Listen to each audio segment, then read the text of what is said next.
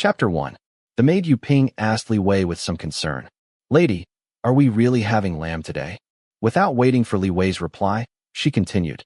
What if the fourth prince comes? In this weather, it's better to eat some light vegetables. Lamb is too heating, and you insist on grilled skewers. Wouldn't it be better to have melon soup with black fungus? It's refreshing and appetizing. Li Wei put down the embroidery pattern book in her hand. Finding it difficult to explain, she simply said, I want to eat it. Go tell the kitchen. Add plenty of chili powder and cumin. Cut the meat into fingertip-sized pieces, half lean and half fat, and grill it until the oil drips, salty, fragrant, and spicy. No Sichuan peppercorns. Also prepare a pot of lamb broth soup with vermicelli, noodles, fried tofu, and daylily flowers. Let them decide on the rest. For the staple food, sesame flatbread is enough. Yu Ping left for the kitchen with a pained expression, carrying this street food menu with her. Along the way, she happened to meet Shirlu, a maid from Fujin's quarters, who was also heading there to place an order. The two walked together. Although the kitchen was still within the prince's residence, leaving the fourth prince's courtyard was considered going outside. The two young maids were still somewhat timid. Shirlu was older than Yu Ping. At 16 years old, she was considered one of the more prominent maids in Fujin's quarters, though with so many capable people serving Fujin, she was not particularly outstanding. The two arrived at the kitchen one after another. Yu Ping stepped aside to let Shirlu speak first. Shirlu ordered 2 cold dishes, 4 hot dishes, 2 soups, and 4 types of pastries before stepping back. Instead of leaving immediately, she waited nearby for Yu Ping. Yu Ping carefully repeated Li Wei's street food order. The kitchen eunuch listened attentively. Over the past 2 years, Li Wei had frequently ordered these same dishes, so the kitchen had specially assigned a young eunuch to learn how to make them. By now, his skills had only improved. Young lady, don't worry. Little Li is very experienced at preparing these dishes. Does the lady wish to order anything else? The old eunuch asked with a smile. Yu Ping still felt disappointed that she had failed to persuade Li Wei to change the menu. You can decide the rest yourselves. The lady especially likes the sour plum soup. Let me take a jar back. The old eunuch turned and waved. A middle-aged eunuch with a pale, beardless face accepted a small purplish-red clay jar from another young eunuch, but did not hand it directly to Yu Ping. Instead, the old eunuch took it himself and gave it to a boy of about 11 or 12 years old. Why should the young lady carry it herself? Let this child accompany you. Yu Ping did not refuse. Among the maids, she held a respectable position. Carrying a clay jar herself would indeed seem improper. It was much better to have someone else do it. She gave the old eunuch a slight bow. Thank you, grandfather. The old eunuch accepted the courtesy with a smile and accompanied them a few steps, watching as Yu Ping and Shirlu departed together. Once they entered the fourth prince's courtyard, they parted ways. Shirlu headed toward the main courtyard. Yu Ping took a side path. At present, many princes lived in the prince's residence. Only the first prince had already moved out to establish his own residence. The third prince through the 8th prince all still lived here. As for the 9th prince and 10th prince, they were still young and remained in the imperial harem with their mothers, though they would likely move here next year. Because so many princes lived close together, the courtyards differed considerably. Some were large, some small. Some occupied favorable locations, while others did not. The scenery also varied greatly. The 4th prince had been raised since childhood by his adoptive mother, Empress Xiaoran. After her passing, his position remained favorable. His birth mother, Lady Waya, had already risen to the rank of consort da and had borne 2 sons and 2 daughters. No one dared underestimate her. Thus, although the 4th prince's courtyard was not the largest, it possessed the best scenery and the finest location.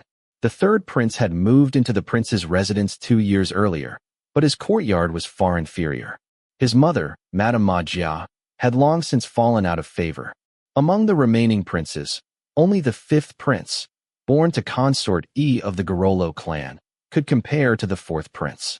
The 7th prince and 8th prince were much less remarkable. Therefore, the main courtyard where Fujin resided occupied 2 sections and contained 18 rooms. A broad path stretched inward from the entrance. On either side grew carefully cultivated flowers and trees. At the corners stood 8 large water vats. Their surfaces were dotted with bowl lotuses, while prized goldfish swam beneath. Shirlu entered through the corridor on the right, softening her footsteps as she approached the main room. A young eunuch and a palace maid stood guard at the door. Seeing her, they bowed slightly but remained silent. Servants were forbidden to speak in the presence of their masters unless spoken to. Shirlu gestured casually and lifted the curtain. Inside the central hall stood two palace maids. They offered half curtsies. Shirlu dismissed them and headed toward the study on the left. Before leaving earlier, Fujin had been copying scriptures there. Before entering, Shirlu glanced at the large Western-style clock standing in the hall. It was just 11 o'clock in the morning. The clock's chime had long ago been silenced. Although useful for telling time, it was enormous, and its hourly chime was unbearably loud. Inside the study, besides Fujin standing before the desk copying scriptures, two senior maids and a matron attended her. Shirlu intended to report concubine Li's meal request, so she stood quietly beside the desk. Fujin belonged to the Ulanara clan and was only 14 years old. Though she was nearly as tall as the maids around her, traces of childish innocence still lingered on her face. She wore a deep date red robe trimmed with sky blue. Her figure had yet to develop mature curves. On her feet were half-inch flowerpot shoes. Instead of a formal Manchu headdress, her hair was gathered into a simple bun at the nape of her neck, while the hair along her forehead and temples was smoothed meticulously, with not a single strand out of place. Her expression was solemn. Despite her youth, no one dared underestimate her. She had already noticed Shiryu's arrival. After finishing the section she was copying, she set down her brush. Turning around, she sat upon the daybed, sipped some tea, and looked toward Shirlu. Shirlu stepped forward and gave a deep curtsy. She approached 2 steps closer and softly repeated the menu Yu Ping had ordered. She offered no additional comments. After another curtsy, she returned to stand beside the other maids. Fujin listened as if she had heard nothing at all. She placed down her teacup and resumed copying scriptures. Only after completing the scroll did she let out a long sigh. Immediately, the attendants sprang into action. Shirlu and another senior maid, Pu Tao, went out to summon young maids to bring hot water. Inside, Nanny Fu helped Fujin sit properly upon the daybed. The remaining senior maid, Pu Lu, knelt to remove Fujin's flowerpot shoes and gently massage her feet. Fujin rested with her eyes closed for a while. Nanny Fu watched her affectionately. Only after Fujin opened her eyes did she ask, "Will Fujin rise now, or would you like to rest a little longer?" "Rise. Have them serve the meal. I still need to copy another volume after eating." Fujin wiped her face with a hot towel. After refreshing herself, she summoned Hulu to put her shoes back on. Nanny Fu said worriedly, "Fujin, perhaps you should rest a little after eating. Copying scriptures while standing is exhausting for the back and legs. After 2 volumes a day, your legs swell every evening." "Nanny." Fujin shook her head. "This is an expression of filial piety. How can I complain of hardship? Besides, if I already feel tired, what about those who are even more devout? Those truly devout copied scriptures while kneeling." It was not that Fujin could not kneel. She simply feared others would accuse her of using filial piety to seek fame. Among the women in the palace, her efforts were considered appropriate, neither exceptional nor inadequate. Some people copied no scriptures at all. Copying something was still better than copying nothing. Nanny Fu clasped her hands together. "Amitabha, Buddha forgive me." She dared not persuade further. If she continued, Fujin might truly begin kneeling to copy scriptures. If that happened, her legs would eventually be ruined. Soon, the kitchen servants arrived in a continuous procession carrying dishes. 3 tables were soon covered with bowls, plates, and cups. The 4th prince would not return at noon. Fujin therefore did not set up a large dining table. She sat upon the Kong couch. Her favorite dishes were placed before her on a small Kong table. 2 smaller tables beneath the couch were also loaded with food. Yet she would barely touch any of it. After tasting 2 dishes, finishing a bowl of rice, and drinking a bowl of soup, she ordered the meal removed. Nanny Fu stepped forward. "Fujin, you've worked hard all morning. Why not eat a little more?" Fujin waved her hand. "Take it away. You should all eat as well. These dishes are untouched. Divide them among yourselves." Pu Tao and Shirlu carried the small tables outside. The palace maids in the outer room naturally set aside the best dishes for them. After helping Fujin rinse her mouth, Nanny Fu brought over 2 large cushions and placed them behind her back. The Kong table was also moved away. Fujin, rest for a while. You can continue copying later. After eating, Fujin felt both physically and mentally exhausted. Yet she had always preferred completing her tasks before resting. Otherwise, she could never truly relax. She stood up. No need. Resting before or after copying makes little difference. Nanny Fu wished desperately to persuade her. But knowing Fujin's temperament, she could only spread out the paper and call Hulu to grind the ink. She knew that by the time the scriptures were finished, the fourth prince would be returning from the imperial study. There would be even less opportunity to rest then. But she also understood Fujin's intentions. She deliberately timed the completion of her copying so that the fourth prince would see her diligence upon returning. If she copied only 1 volume a day, others would consider her lazy and negligent. As Fujin copied the Lotus Sutra, which she had already copied nearly 100 times, her thoughts drifted toward the spicy roasted lamb that concubine Li had specifically requested for lunch. Since entering the palace, she had interacted with the women in the fourth prince's rear courtyard for more than half a year. Gij Song was gentle to the point of dullness. The fourth prince treated her indifferently. Concubine Li, however, was different. She never sought prominence. She never fought for attention. She never flaunted her achievements before the fourth prince. Nor did she deliberately curry favor with Fujin. Yet somehow she had caught the fourth prince's eye. At first, Fujin had not taken her seriously. Now, however, she realized that concubine Li was quite clever. And not only had she noticed it, the fourth prince had noticed it long ago. Precisely because he understood her cleverness, he had taken her to heart. And now that Fujin herself understood it, she found herself uncertain how to deal with her. If concubine Li were slightly more intelligent, she would become cunning, and the fourth prince would naturally dislike her. If she were slightly more foolish, her cleverness would be misplaced, and Fujin would have many ways to deal with her. But as she was now, she truly posed a dilemma. Concubine Li genuinely knew her place. She respected Fujin.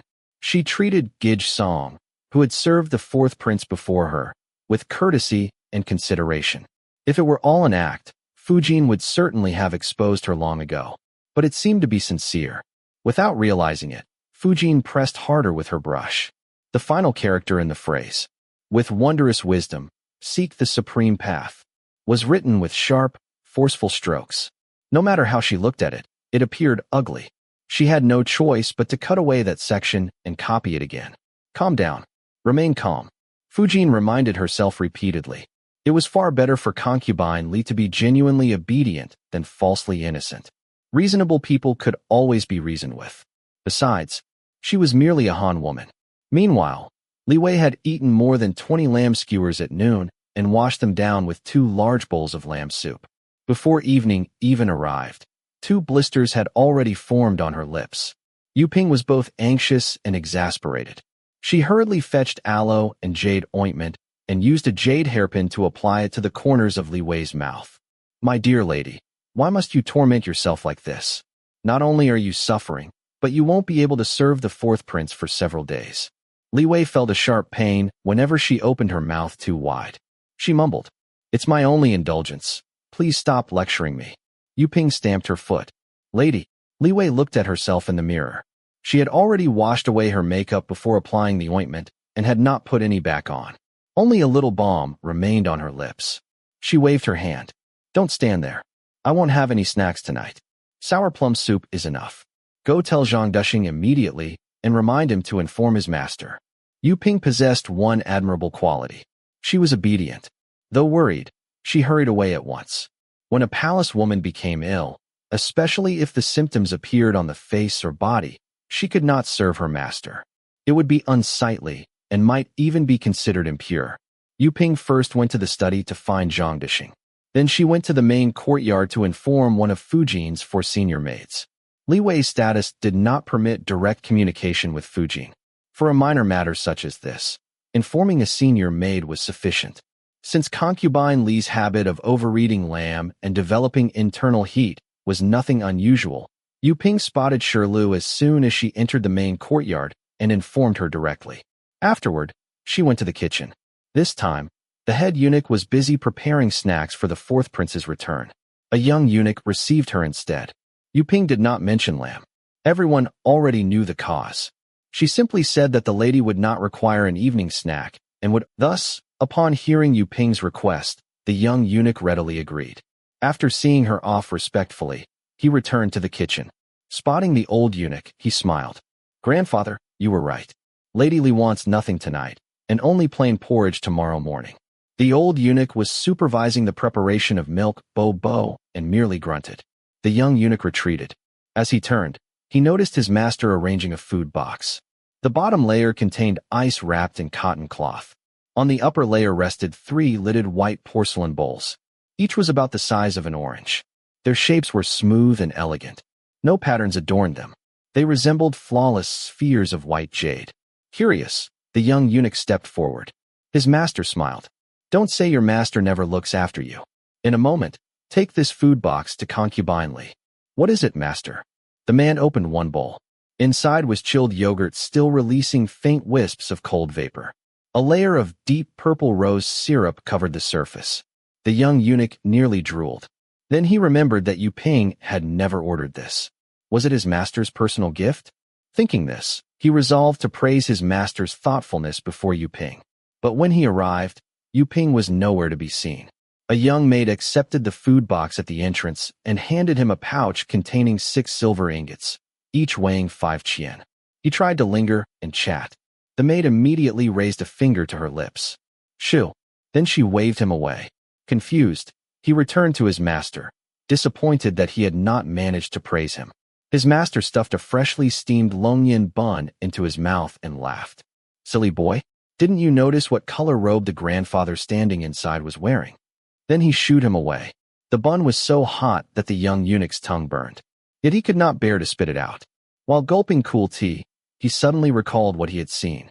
Earlier, through the curtain, he had only glimpsed the hem of a robe and a pair of boots. The robe's color had been difficult to distinguish, but the soles of those boots had been 2.5 inches thick. The young eunuch nearly choked. He looked at his own boots. Then he thought about the footwear worn by the senior eunuchs in the kitchen. At last, realization dawned on him. No wonder his master had told him to wait a moment before delivering the food. Only the chief eunuch serving the prince wore boot soles of that height in the entire courtyard. Chapter 2. Fourth prince strode swiftly beneath the blazing sun. Su Peixing followed closely behind like a gust of wind, while the young eunuch trailing at the rear practically had to jog to keep up. Only after entering the courtyard did fourth prince slow his pace. He first went to the study. The young eunuchs guarding the entrance spotted him from afar and immediately knelt to greet him. At the center of the study stood a bronze tripod as tall as half a person, prepared in advance and filled with a mountain of ice that released waves of cool air. Su Peixing accepted the books, brushes, ink, and other items from the young eunuch, arranging the day's assignments neatly on the table. Turning around, he saw fourth prince behind the screen relieving himself while being attended by a young eunuch. Su Peixing stepped outside to call for water so the prince could wash. Unexpectedly, the moment he emerged, he noticed Zhang Dushing standing beneath the corridor, signaling at him with his eyes. Su Peixing instructed the young eunuchs to bring in the copper basin, kettle, towels, fragrant balm, soap pods, and other necessities. Then he walked a few steps farther beneath the corridor and beckoned Zhang Dushing over. "Did something happen in the residence today?" Zhang Dushing recounted how concubine Li had eaten too much lamb, developed internal heat, and gotten blisters on her lips. Yu Ping had come to ask for leave on her behalf, saying that she would not be able to attend fourth prince for the next few days. After finishing, Zhang Dushing carefully observed Su Peixing's expression. Yesterday, Fujin had accompanied consort Da. Su Peixing had already guessed that concubine Li would ask for leave today. After hearing the report, he lightly smacked Zhang Dushing and told him to scram before straightening his robes and returning to the study. Fourth prince tossed the towel back onto the tray carried by the young eunuch, adjusted his sleeves, and frowned. "What is it?" Su Peixing reported exactly what he had heard, neither adding nor omitting anything. Zhang Dushing reported that Lady Li ate lamb, developed excessive internal heat, and now has blisters on her lips. She fears they may appear unsightly before you, and therefore cannot attend to you for the next few days. Fourth prince narrowed his sharp eyes and gave a low hum. He glanced at the western clock in the study. It was only a little after 4 o'clock. There was still enough time to visit her before going to the main courtyard for dinner. Without hesitation, he strode out of the study and headed directly toward Li Wei's courtyard. A young maid caught sight of fourth prince sweeping in like a gust of wind. She immediately knelt and offered greetings before scrambling up to lift the curtain. Fourth prince entered without pause. Yu Ping was already kneeling in the hall, kowtowing. Without telling her to rise, he lifted the curtain himself and entered the inner room. There he found Li Wei bowing in the middle of the room. He glanced her over. Her shoes had only been slipped on halfway, the bag still folded beneath her heels, revealing her white socks. Rise. He sat upon the couch, reached out to help her up, and pulled her to sit beside him. Raise your face and let me see. Li Wei lifted her head slightly. Before she could force a smile, fourth prince reached out and tilted her chin upward. Immediately, he saw the 3 large blisters at the corner of her mouth. The edges had already turned yellow. The centers were pale white. Covered in ointment and lip balm, they glistened with a greasy sheen, looking as if they might burst at any moment. They were truly unpleasant to look at. Li Wei immediately covered her mouth with her hand. Although she intended to pretend illness, she had never intended to disgust fourth prince. Unfortunately, the room was dimly lit. The window was small, and she had been standing with her back toward the light. Unable to see clearly, fourth prince frowned, pulled away her hand, and examined the blisters carefully. Only then did he release her and allow her to sit an arm's length away. Serves her right, fourth prince thought bitterly. Seeing her embarrassed expression and noticing how she secretly dabbed the corner of her mouth with her handkerchief, he knew she feared he would find her repulsive. Serves her right. He sat there with a stern face, refusing to speak. Li Wei also could not remain silent. She wanted to find something to say, but what could she possibly talk about? She couldn't suddenly ask, "The weather is terribly hot today, isn't it?" That would sound ridiculous. This master disliked constant apologies. Otherwise, she could simply kneel and apologize for offending his noble eyes with her ugly appearance. That might at least ease the awkwardness. As for showing concern, she had already noticed that he was still wearing his study clothes. Clearly, he had come directly from the study and intended to change in the main courtyard. Even though she saw the sweat soaking his collar and even had spare clothing prepared here, she could not suggest he change inside her quarters. That would be disrespectful to Fujin. No matter how important Fujin was, fourth prince remained the foremost master of the courtyard. Once she realized he intended to change at the main courtyard, she could not invite him to do so here. Even seeing him endure the heat, she could say nothing. Thoughts flashed through Li Wei's mind in an instant. Normally, when fourth prince entered her room, there were only a few things she needed to do. Help him change. Serve tea. Prepare snacks. Massage his shoulders. Massage his feet. And eventually retire with him. These things usually followed a familiar order. Changing clothes was impossible. At least she could serve tea. But it was unbearably hot. He was drenched in sweat and obviously in a foul mood. How could she offer hot tea? Wouldn't that simply add more heat? That would only make him more uncomfortable. Yet she could not serve cold tea either. Fourth prince was exceptionally rigid about rules. He believed cold tea damaged the stomach and body, so he never drank it. Li Wei secretly felt cold tea in summer was quite refreshing. Among all the princes residing in the prince's residence, she had never heard of another man refusing cold tea. As for sour plum soup, fourth prince disliked that as well. He considered such sweet and sour beverages frivolous drinks meant for women. Li Wei was completely at a loss. At that critical moment, Yu Ping came to the rescue. She quietly pushed open the curtain and slipped inside carrying a tray. On it rested 2 round white porcelain bowls with lids. They contained chilled yogurt. Li Wei's eyes lit up. She hurried over and accepted them. Placing one bowl in front of fourth prince, she said, "Fourth master, please try this. The yogurt is very mild. I didn't order it. The kitchen probably sent it over because they thought you might visit." With that single sentence, she avoided taking credit for the gesture. After speaking, she lowered her head and said nothing more. She simply opened her own bowl and began eating. At last, she had something to keep her mouth occupied. Fourth prince would stay at most a quarter of an hour. Her habit of eating lamb until she developed blisters was an old trick he had long seen through. Anything she said would only make matters worse. Better to say nothing at all. Yongzheng watched her eat contentedly. The porcelain bowl before him was covered in droplets of condensation. He lifted the lid. Inside was yogurt as white as snow, soft as tofu, releasing a refreshing chill. The rose syrup on top had already begun to melt into it. He picked up the small silver spoon and tasted it. The sweetness was subtle. The richness was gentle. The tartness was perfectly balanced. Before he realized it, he had finished the entire bowl. Half the irritation and heat within him seemed to melt away. Judging the time, he stood up. Li Wei secretly breathed a sigh of relief. She followed him toward the door. Before leaving, Fourth Prince glanced again at the corner of her mouth. Though still annoyed, he felt somewhat helpless. Rest for a few days. I'll come see you again later. While he was angry, Li Wei always felt as though a mountain pressed down upon her chest. The anxiety was overwhelming. Yet now that he had softened, a wave of emotion suddenly rose within her. Her nose felt sour. Bitterness spread through her heart. For a brief moment, they looked at one another. Then Fourth Prince turned and left. Li Wei returned to her room. She sat quietly for a long time before finally releasing a deep sigh. Meanwhile, in the main courtyard, Fujin had been waiting ever since hearing that Fourth Prince had returned. Young eunuchs and maids constantly hurried back and forth with updates. Fourth Master has entered the study. Fourth Master has gone to concubine Li's quarters. Fourth Master has come out. Fourth Master is coming to the main courtyard. Hearing the sounds of servants outside kneeling and offering greetings one after another, Fujin could not help stepping forward to receive him. The curtain lifted. Fourth Prince entered. Fujin offered a shallow curtsy. Then she smiled and accompanied him into the inner room to change. Four senior maids stood nearby holding clothing, shoes, socks, and grooming items. Fujin personally helped him change. Seeing that even his undergarments were soaked through with sweat, she sighed softly.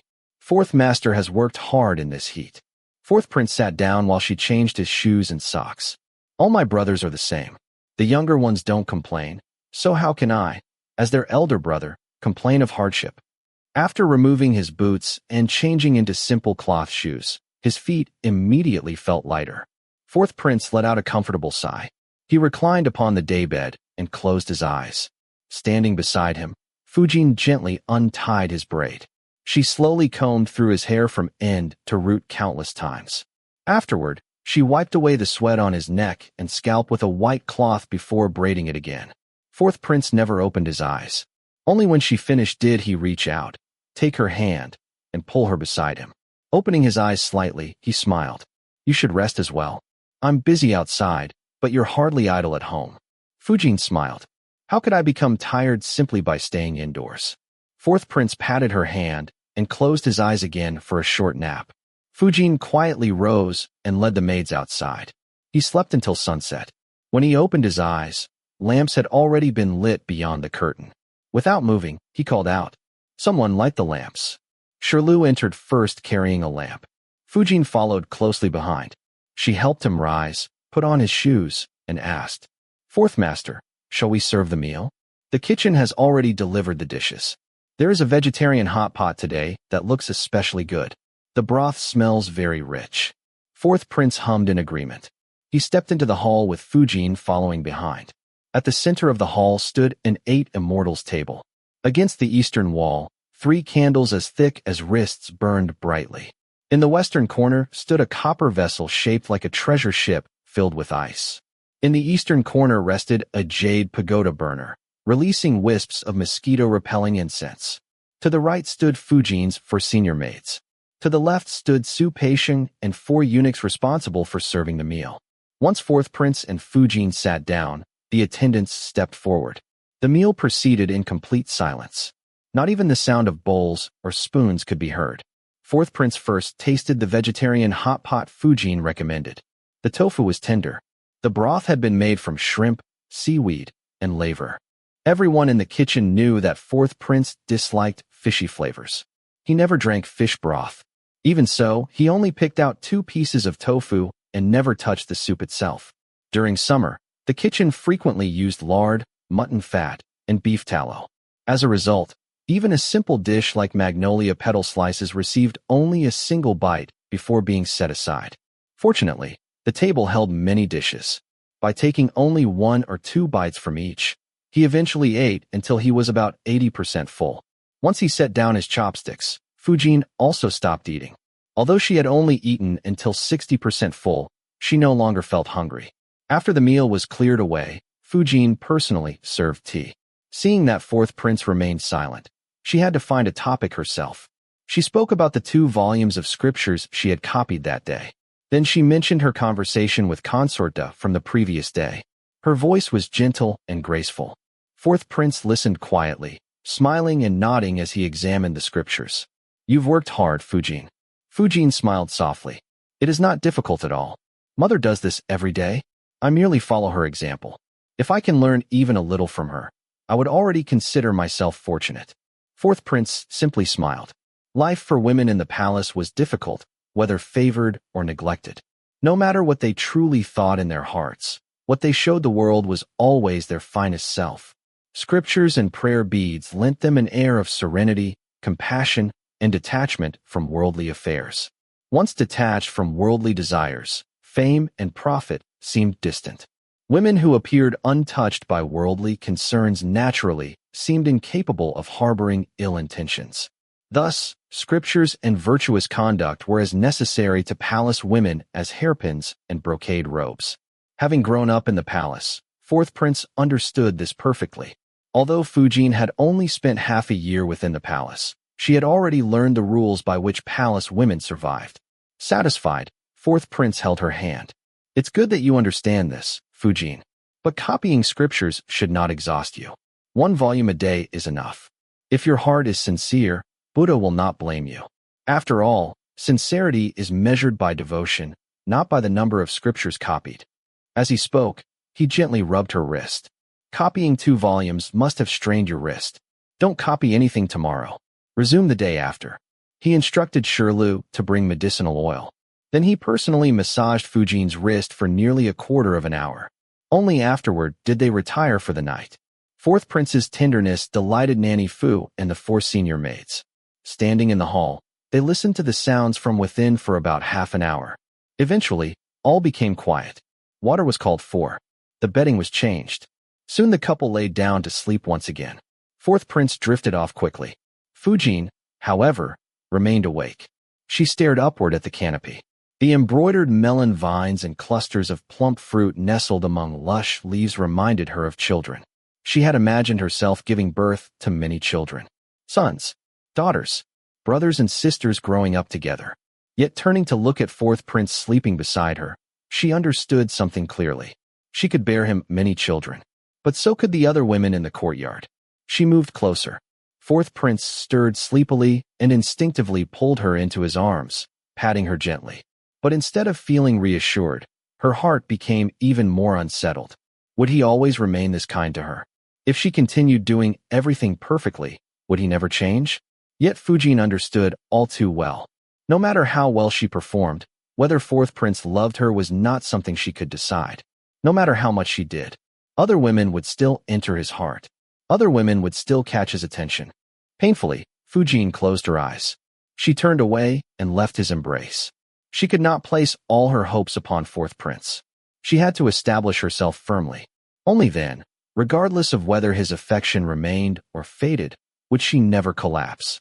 Outside, the 2 maids and 2 eunuchs on night duty stayed alert.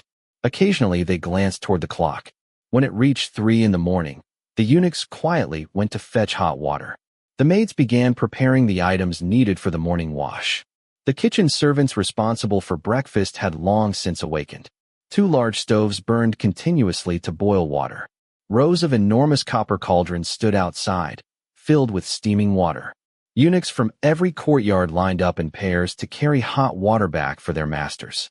Breakfast consisted mainly of porridge and pastries. The porridge had been simmering since the previous afternoon until the grains burst open and released their rich fragrance. The pastries came in countless varieties. Bobo, steamed buns, savory buns, sweet pastries, 5-spice cakes, sesame cakes. Vegetarian fillings included tofu, greens, mushrooms, and eggs. Meat fillings included pork, lamb, beef, and shrimp. Some were steamed, some boiled, some baked, some fried. Side dishes from every region accompanied the porridge. Fragrant, spicy, sweet, salty. Everything imaginable was prepared. Every master's favorite dishes had been remembered. The head eunuch overseeing the kitchen was surnamed Lu. Under him served Eunuch Niu and Eunuch Ma. Eunuch Lu controlled everything. Eunuch Niu managed livestock and fish. Eunuch Ma oversaw grains and beverages.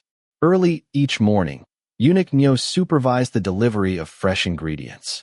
Today, only Eunuch Lu remained in charge while Eunuch Ma stood closely behind him. Although breakfast seemed simple, it was the most important meal of the day. After all, once breakfast ended, the princes would leave for their studies. After most of the hot water had been distributed, Eunuch Lu stepped outside and waited for servants to arrive for breakfast orders. Eunuch Ma followed behind, eyes fixed upon the gate. Who knew who would inherit Eunuch Lu's position one day?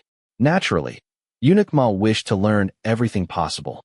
Truthfully, he wished he could strip Eunuch Lu's experience from him and wear it himself.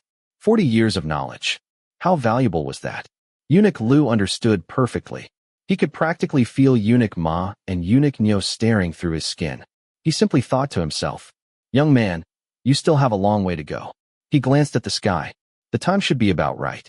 As expected, the first person to arrive was Zhang Dishing. Fourth prince always came first. Third prince followed. Fifth prince arrived shortly afterward. Seventh prince and eighth prince usually appeared together. Zhang Dishing hurried in.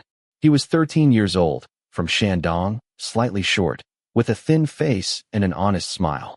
Without his constant bowing, he might have resembled a scholar. Su Peixing certainly knew how to choose apprentices. Eunuch Lu smiled broadly. "Why are you the one who came today?" Zhang Dishing stopped 3 paces away and knelt respectfully. "Greetings, Grandpa Lu. My master sent me to inquire after your health." By seniority, calling him Grandpa Lu was entirely appropriate. Had Su Peixing not become fourth prince's attendant, he too would probably call him Grandpa. Thinking this, Eunuch Lu sighed inwardly. People truly had their own destinies. Even eunuchs possessed fortune.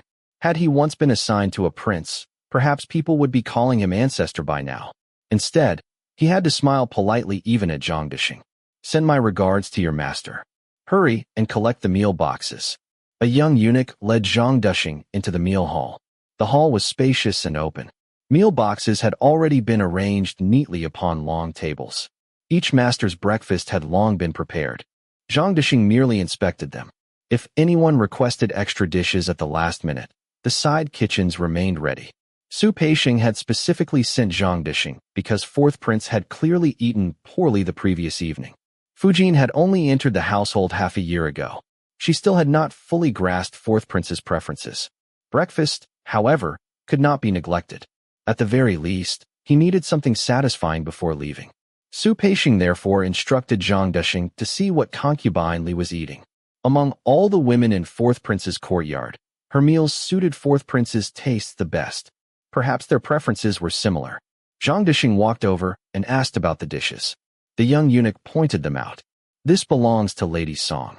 These belong to concubine Li." "Oh." Zhang Dishing pointed at a plate of salted duck egg yolks glistening with oil. "This looks good." Without hesitation, the young eunuch transferred the dish into fourth prince's meal box. He even added a basket of steamed buns. Lady Li likes wrapping salted duck egg yolks inside these buns. Zhang Dishing smiled. Then he pointed at several bright green dishes. "What about these?" Internally cursing his ignorance, the young eunuch still smiled politely. "Stir-fried cucumber with eggs.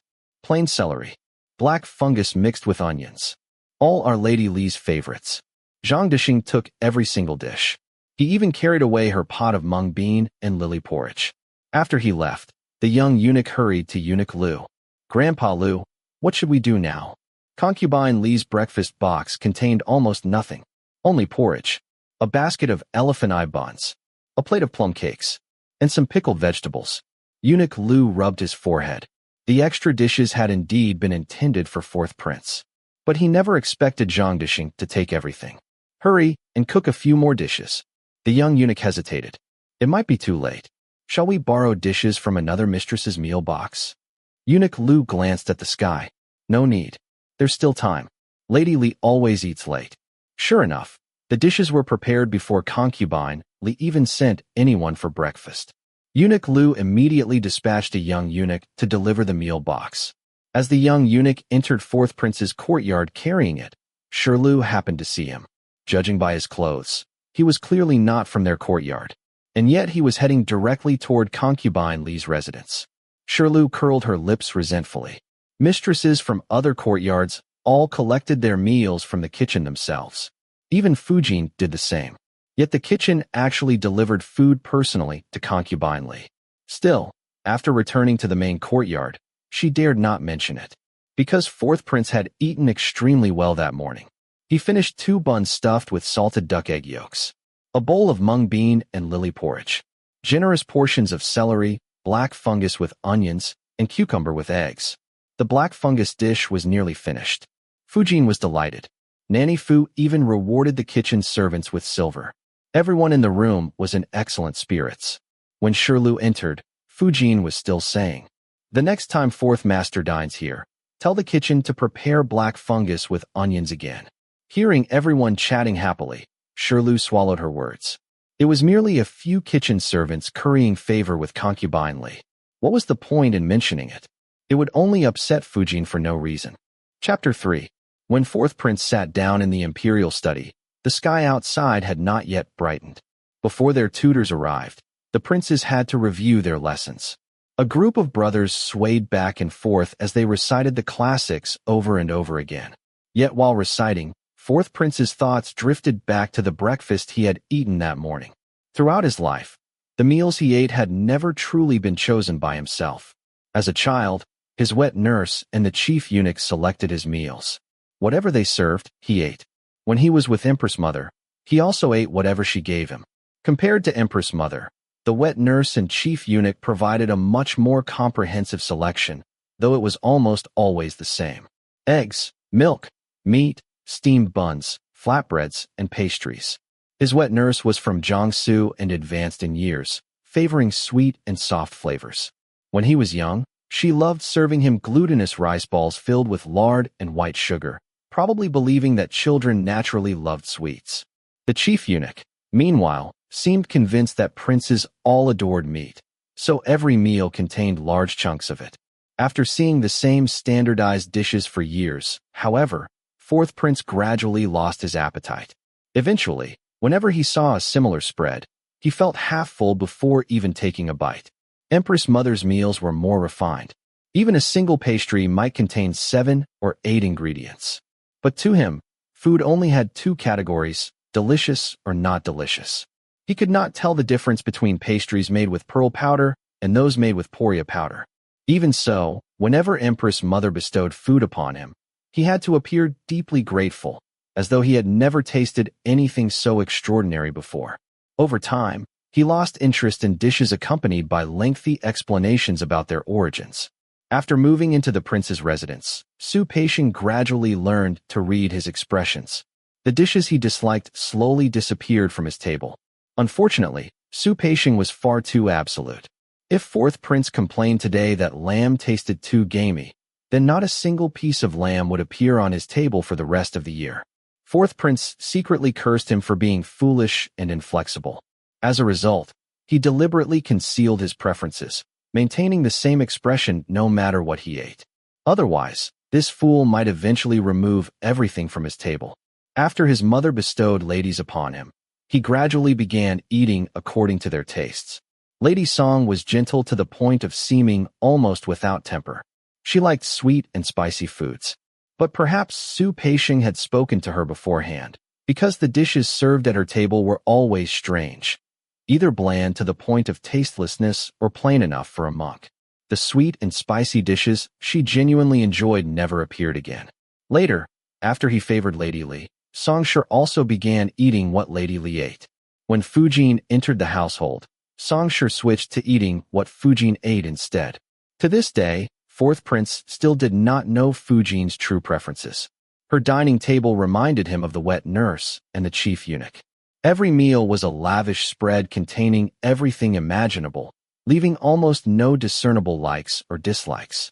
Therefore, when he saw stir-fried cucumbers with eggs, stir-fried celery, black fungus with onions, salted duck eggs, and steamed flatbread on the table that morning, he immediately knew it was not Fujin's meal. He glanced at Su Peixing. The eunuch's head was nearly bowed into his chest. This was most likely Lady Li's food. Was it her tribute? No. She would not dare challenge Fujin so openly. Then it had to be Su Peixing acting on his own initiative. Though slightly displeased, fourth prince had to admit that the meal was much more satisfying. Otherwise, if he had been forced to face Fujin's enormous spread first thing in the morning, he would have lost his appetite entirely and struggled to endure the day's lessons. At first, Lady Li's service had not particularly suited his tastes either. Only one incident changed his opinion. She had secretly eaten grilled lamb chops behind his back, causing severe internal heat and leaving her mouth covered in ulcers so painful that she could barely drink water. It took half a month for her to recover. Fourth prince disliked lamb and beef because he found their flavors too strong. Everyone in the courtyard knew this. Su Peixing had certainly reminded all the women serving him long ago. For years, there had not been even the faintest smell of lamb within the residence. No one dared eat it. After Lady Li suffered for half a month because of lamb, fourth prince also stayed away from her for more than half a month. At that time, Fujin had not yet entered the household. Only Lady Li and Song Gij lived in the courtyard. Song Gij gradually gained more favor. Yet fourth prince slowly realized that Lady Li had never truly given up the foods he disliked. There were many things he did not eat. Beef, lamb, duck. He generally avoided them. He considered pork unclean and found fish too fishy. But he was not entirely strict. During winter, for example, he especially enjoyed wolfberry lamb soup. Unfortunately, those serving him interpreted his preferences too rigidly. Not only did such dishes never appear on his table, but even the servants in the courtyard avoided eating them, fearing the lingering aroma might offend him. Lady Li, however, never cared about such things. Only in her company could fourth prince occasionally indulge his own cravings. Last year's Lantern Festival was a perfect example. At her residence, he ate a small bowl of glutinous rice balls stuffed with lard and white sugar. Su Peixing nearly fainted from shock. His personal eunuch probably assumed fourth prince had eaten them merely to avoid appearing partial. Only fourth prince himself understood the truth. After tasting that familiar sweetness once more, he realized he did not dislike it nearly as much as he had imagined. Instead, the bowl reminded him of his wet nurse, who had already passed away after leaving the palace. He knew many people speculated about why he favored Lady Li. To him, however, her greatest virtue was her ease and naturalness. She followed the rules.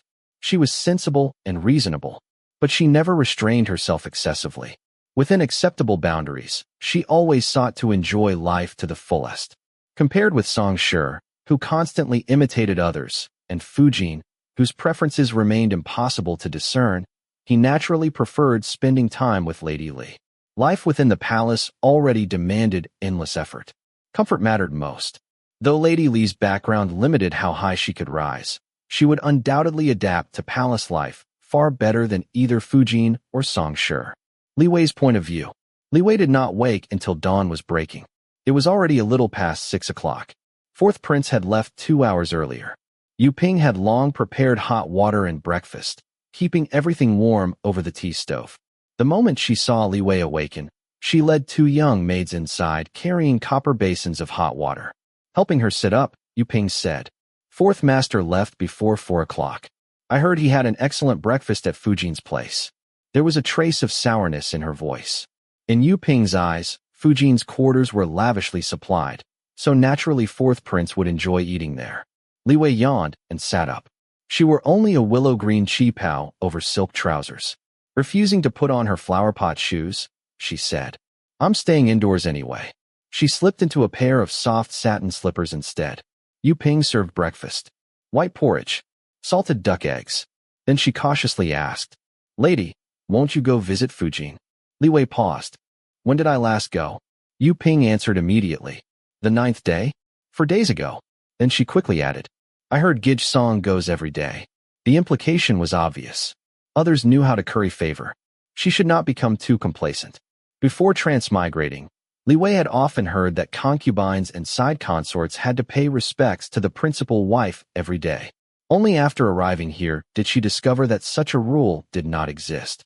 Or rather, it once existed. When she was young in the Li family, etiquette instructors had taught her that women should pay daily respects to the empress. Ordinary noble ladies did not even possess such qualifications. One had to be at least a consort. However, during the palace selection, the matrons taught something entirely different. There was no empress in the palace. Naturally, there was no one to pay respects to. High-ranking consorts visited the Empress Dowager daily, but that was filial devotion, not an established rule. Only the most favored women were allowed such an honor. Because palace customs were like this, Li Wei had never witnessed how noble households in the capital operated. Yet after entering the prince's residence, she learned that neither the crown prince's household nor the third prince's household required daily greetings from their ladies. Naturally, Fujin had not introduced such a practice either. Li Wei understood why. Even the crown prince's consort dared not behave like a future empress. The palace consorts watched her every move. Since she refrained from displaying such authority, how could the wives of lower-ranking princes impose stricter rules than the imperial harem itself? That said, lower-ranking women still sought favor from higher-ranking women. Within the palace, the four consorts received visitors every day. Those who aligned themselves with powerful women lived more comfortably and gained greater opportunities to see the emperor. The same principle applied within the prince's residence. Song Gij visited Fujin every day to demonstrate her loyalty. At first, Li Wei followed her example, but Fujin merely had them sit in the side hall for tea. Out of 7 or 8 visits, she might appear once. Most of the time, they received only a cold reception. Li Wei wanted to learn the art of enduring humiliation. Unfortunately, she simply could not get used to it. Since Fujin wished to appear gracious and unconcerned with status, Li Wei was happy to cooperate. Wouldn't everyone be happier that way? As for whether Fujin resented her, Li Wei honestly no longer cared. Since entering the prince's residence, she had learned many things. One of them was that Manchu Fujins possessed far less authority than Han Chinese principal wives. Ever since Emperor Taizong established the system of great consorts, regardless of his original intentions, the outcome had been clear. The Fujin's authority weakened considerably. Side consorts and concubines might seem inferior in title. Yet in the eyes of princes, the distinction was often minimal. For example, the ladies serving the fifth prince openly challenged his Fujin. She could do absolutely nothing about it. Li Wei also finally understood why. Historically, fourth prince's Fujin could neither suppress Lady Li nor later control Nianshi. Among Han Chinese families, such a situation would be unimaginable. Among the Manchus, however, it was entirely normal. Only slaves and ordinary Han Chinese were truly considered inferior. Everyone else was more or less equal. Li Wei herself belonged to the Han army banner.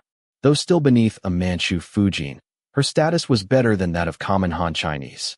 If fourth prince never ascended the throne, and she eventually became a side consort, Fujin truly would not be able to do much against her. At that point, they would simply compete over whose son inherited the title. No one could predict the outcome.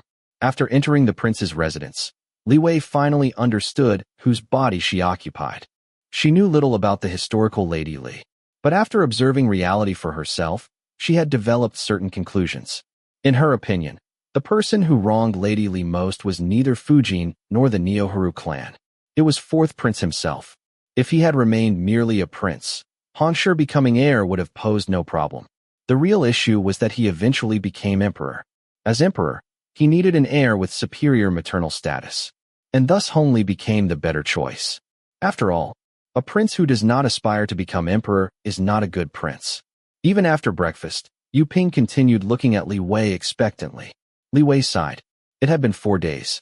Perhaps she should go sit on the cold bench again. After changing clothes and redoing her hair, she checked the time. Only 7:15. With another sigh, she headed toward the main courtyard. Gij Song had already arrived. A maid ushered Li Wei inside and served tea. She explained that Fujin was currently copying scriptures and would not receive visitors. Li Wei bowed respectfully. This humble servant merely came to pay her respects and dares not disturb Fujin. Then she sat opposite Song Gij and quietly drank tea. Song Gij possessed a gentle and graceful beauty. Her eyes resembled autumn waters. She disliked speaking, yet whenever someone addressed her, she always responded appropriately. During their years together in fourth prince's residence, they had never argued once. Li Wei knew it was not because she herself had suddenly become magnanimous. Rather, Song Gij possessed an extraordinary ability to dissolve conflict. She simply could not stay angry with anyone. Truthfully, Li Wei quite liked her. Before Fujin entered the household, Li Wei often visited her to pass the time. After Fujin arrived, however, the competition for favors suddenly became real. The fragile harmony between them evaporated like dew under the morning sun. Now, seated together, they could only exchange glances. Speaking freely was impossible in Fujin's territory. Yet these silent exchanges somehow felt even more intimate. After several shared looks, both women smiled at the same time. They remained until nearly 11 o'clock. Finally, Nanny Fu personally escorted them out. She explained that Fujin was still copying scriptures and genuinely lacked the time to see them. Li Wei and Song Gij repeatedly expressed understanding and gratitude. Then they departed. After all, who would remain long enough to expect lunch? Once outside the main courtyard, they exchanged farewells. One headed south, the other north. Upon returning to her residence, Li Wei was greeted immediately by Yu Ping. After changing clothes, Yu Ping proudly presented a white porcelain pumpkin-shaped tureen with double handles. Li Wei leaned forward curiously. What treasure is this? Yu Ping lifted the lid. Steam rose upward. Inside was fresh tofu pudding. Li Wei's eyes brightened. Such a rare treat. Yu Ping smiled. Exactly. People around here don't usually eat it, so they never keep any aside when making tofu. This time they specially saved some for us. There's even soy milk on the tea stove. She asked, "Would you like a bowl now, lady?" Ever since entering the palace, Li Wei had never seen tofu pudding. The kitchens did not usually prepare it. She immediately said, "Bring me a bowl." Yu Ping asked, "Sweet or savory?" For sweet, we have honeyed beans, raisins, and flour syrups. For savory, there's leek flour paste, braised duck, pickled mustard greens, crushed peanuts, chili oil, fried peppercorns, garlic, shrimp paste, shredded scallops. Li Wei nearly drooled. Savory first. After finishing 2 bowls of tofu pudding, she only ate a bowl of duck noodle soup for lunch. Afterward, she applied medicine to the blister at the corner of her mouth again. Looking in the mirror, Yu Ping worried aloud. It still hasn't improved. Should we call an imperial physician? Li Wei frowned. Bring me some coptis root. For reducing internal heat, nothing worked better. Yu Ping stomped her foot. It'll be unbearably bitter. Then brew it as tea. Soon, a pot of intensely bitter coptis tea was steeping. Li Wei sipped it slowly throughout the afternoon. Once she got used to it, it wasn't so bad. Around 4 o'clock, Fourth Prince returned from the imperial study. The moment he smelled it, he said, "Coptis tea again." Li Wei rose to greet him. After helping him change clothes, wash up, and redo his hair, they sat facing each other. Fourth Prince lifted the pot and examined it. Then he handed it back. "Brew a fresh one." Yu Ping quickly complied. Soon, each of them held a steaming cup. Li Wei dismissed Yu Ping. Only Su Peisheng remained standing nearby. Moving closer, she asked, "Fourth Master, are you overheated again? Is your tooth hurting?" She reached out and touched his left cheek. Fourth Prince often suffered from excessive internal heat. His gums swelled frequently, yet he hated summoning imperial physicians. A prince's smallest ailment became everyone's business. The emperor would ask. Consorta would inquire. Everyone serving him would be punished. Most importantly, the physicians would prescribe fasting before medicine. Fourth Prince had spent enough of his childhood hungry. No matter the illness, fasting always came first. Even Li Wei knew that such methods had their merits. But Fourth Prince despised them. Ever since moving into the prince's residence, he refused to mention minor illnesses. Unless he was bedridden, he would not summon an imperial physician. He kept numerous medicinal pills in his room. Unfortunately, none were specifically for toothaches. Fourth Prince allowed Li Wei to touch his cheek. Though not obvious visually, one side was indeed slightly swollen. She was not worried. Suddenly, she remembered the tofu pudding. Easy to swallow. No chewing required. Perfect for Sir Gums. Fourth Master, the kitchen sent over fresh tofu pudding today. Fourth Prince looked interested. I've seen it sold on the streets before while traveling outside the palace, but I've never tasted it. Li Wei smiled. If you enjoy it, the kitchen can make it regularly. Then she asked, "Sweet or savory?" Fourth Prince admitted, "I've never had it before." Li Wei immediately ordered Yu Ping to bring out every topping available. Soon, 2 small tables overflowed with condiments. Because his gums were swollen, spicy ingredients were avoided. He first tried savory tofu pudding with braised duck, then sweet versions flavored with osmanthus syrup and rose syrup. Li Wei found 2 bowls filling enough. Fourth prince, however, finished 3 bowls and felt even hungrier. At 6 o'clock, he asked, "When will dinner be served?" Li Wei was stunned. He had just finished all the tofu pudding an hour ago. Now he was hungry again. At 7 o'clock, fourth prince nodded in satisfaction and returned to reading. Li Wei quietly slipped away and summoned Su Peixing. Since fourth prince's gums hurt, anything requiring heavy chewing was unsuitable. Rice and buns were excluded. Porridge lacked substance. If he only drank porridge, he would be hungry again before 9. This was more of a snack than a formal dinner. Rules were flexible. Li Wei instructed the kitchen to prepare noodles. Soon the kitchens burst into activity. By 6:30, everything was ready. 8 varieties of noodles, more than a dozen sauces, over 40 side dishes. At 10 minutes before 7, the meal arrived. A cool breeze had begun to blow. Fourth prince put down his book immediately. They're quite fast. Outside, the table was only half arranged. He had emerged much earlier than usual. The servants hurried to finish setting it. Fourth prince walked around the table. Most of the dishes appeared to be condiments. This is quite novel. Li Wei smiled. Let's identify everything first. Anything unfamiliar was explained by a young eunuch from the kitchen. The boy was nervous beyond measure. His face was pale. His voice trembled. Yet he explained every item clearly. Fourth prince seemed pleased. Then he said, "You explained everything so well. Mix me a bowl." The young eunuch knelt. "Yes, master." Fourth prince selected egg noodles first. Then he cautiously chose a few condiments. The young eunuch mixed a small bowl. Shredded cucumbers, diced pumpkin, colorful garnishes, bright and appetizing. Fourth prince enjoyed it greatly. He sampled all 8 types of noodles. Each bowl was small, but the portions added up. By the end, he had eaten 8 bowls. Even Su Peixing stepped forward. "Master, perhaps you should stop now." Fourth prince ignored him. His favorite combination turned out to be century eggs, minced garlic, vinegar, soy sauce, cucumber shreds, and perilla leaves. After setting down his chopsticks, he praised Li Wei openly. "This way of eating is excellent. Simple, convenient, inexpensive, and made from common ingredients. You've done well." Essentially, he was praising her frugality. Even Fujin had never received such praise. Li Wei immediately knelt. This servant only wished to please fourth master. The true credit belongs to the kitchen. Fourth prince helped her up. "Enough. Rise." Then he gestured toward the young eunuch. "Reward him." Today's noodles were prepared very well. The little eunuch was overwhelmed. He kowtowed repeatedly. By the time he raised his head, a large bump had already formed on his forehead. Fourth prince laughed softly. Then he tossed him a gold nugget weighing roughly 1 liang. The little eunuch nearly burst into tears. Su Peixing hurriedly escorted him outside. On the way, he advised, "When you return, thank your superiors properly. Without them, you wouldn't have had today's opportunity." The little eunuch nodded frantically. "Yes, thank you for your guidance, Grandpa Su." Su Peixing stopped him from kneeling again. "Enough. What's your name?" "Zhao Erqing." Su Peixing looked puzzled. "Erqing? That's an unusual name." The boy scratched his head awkwardly. "It used to be Zhao Ergu. Later I changed it. I'm illiterate, so I borrowed the second character from someone else's name." Su Peixing chuckled.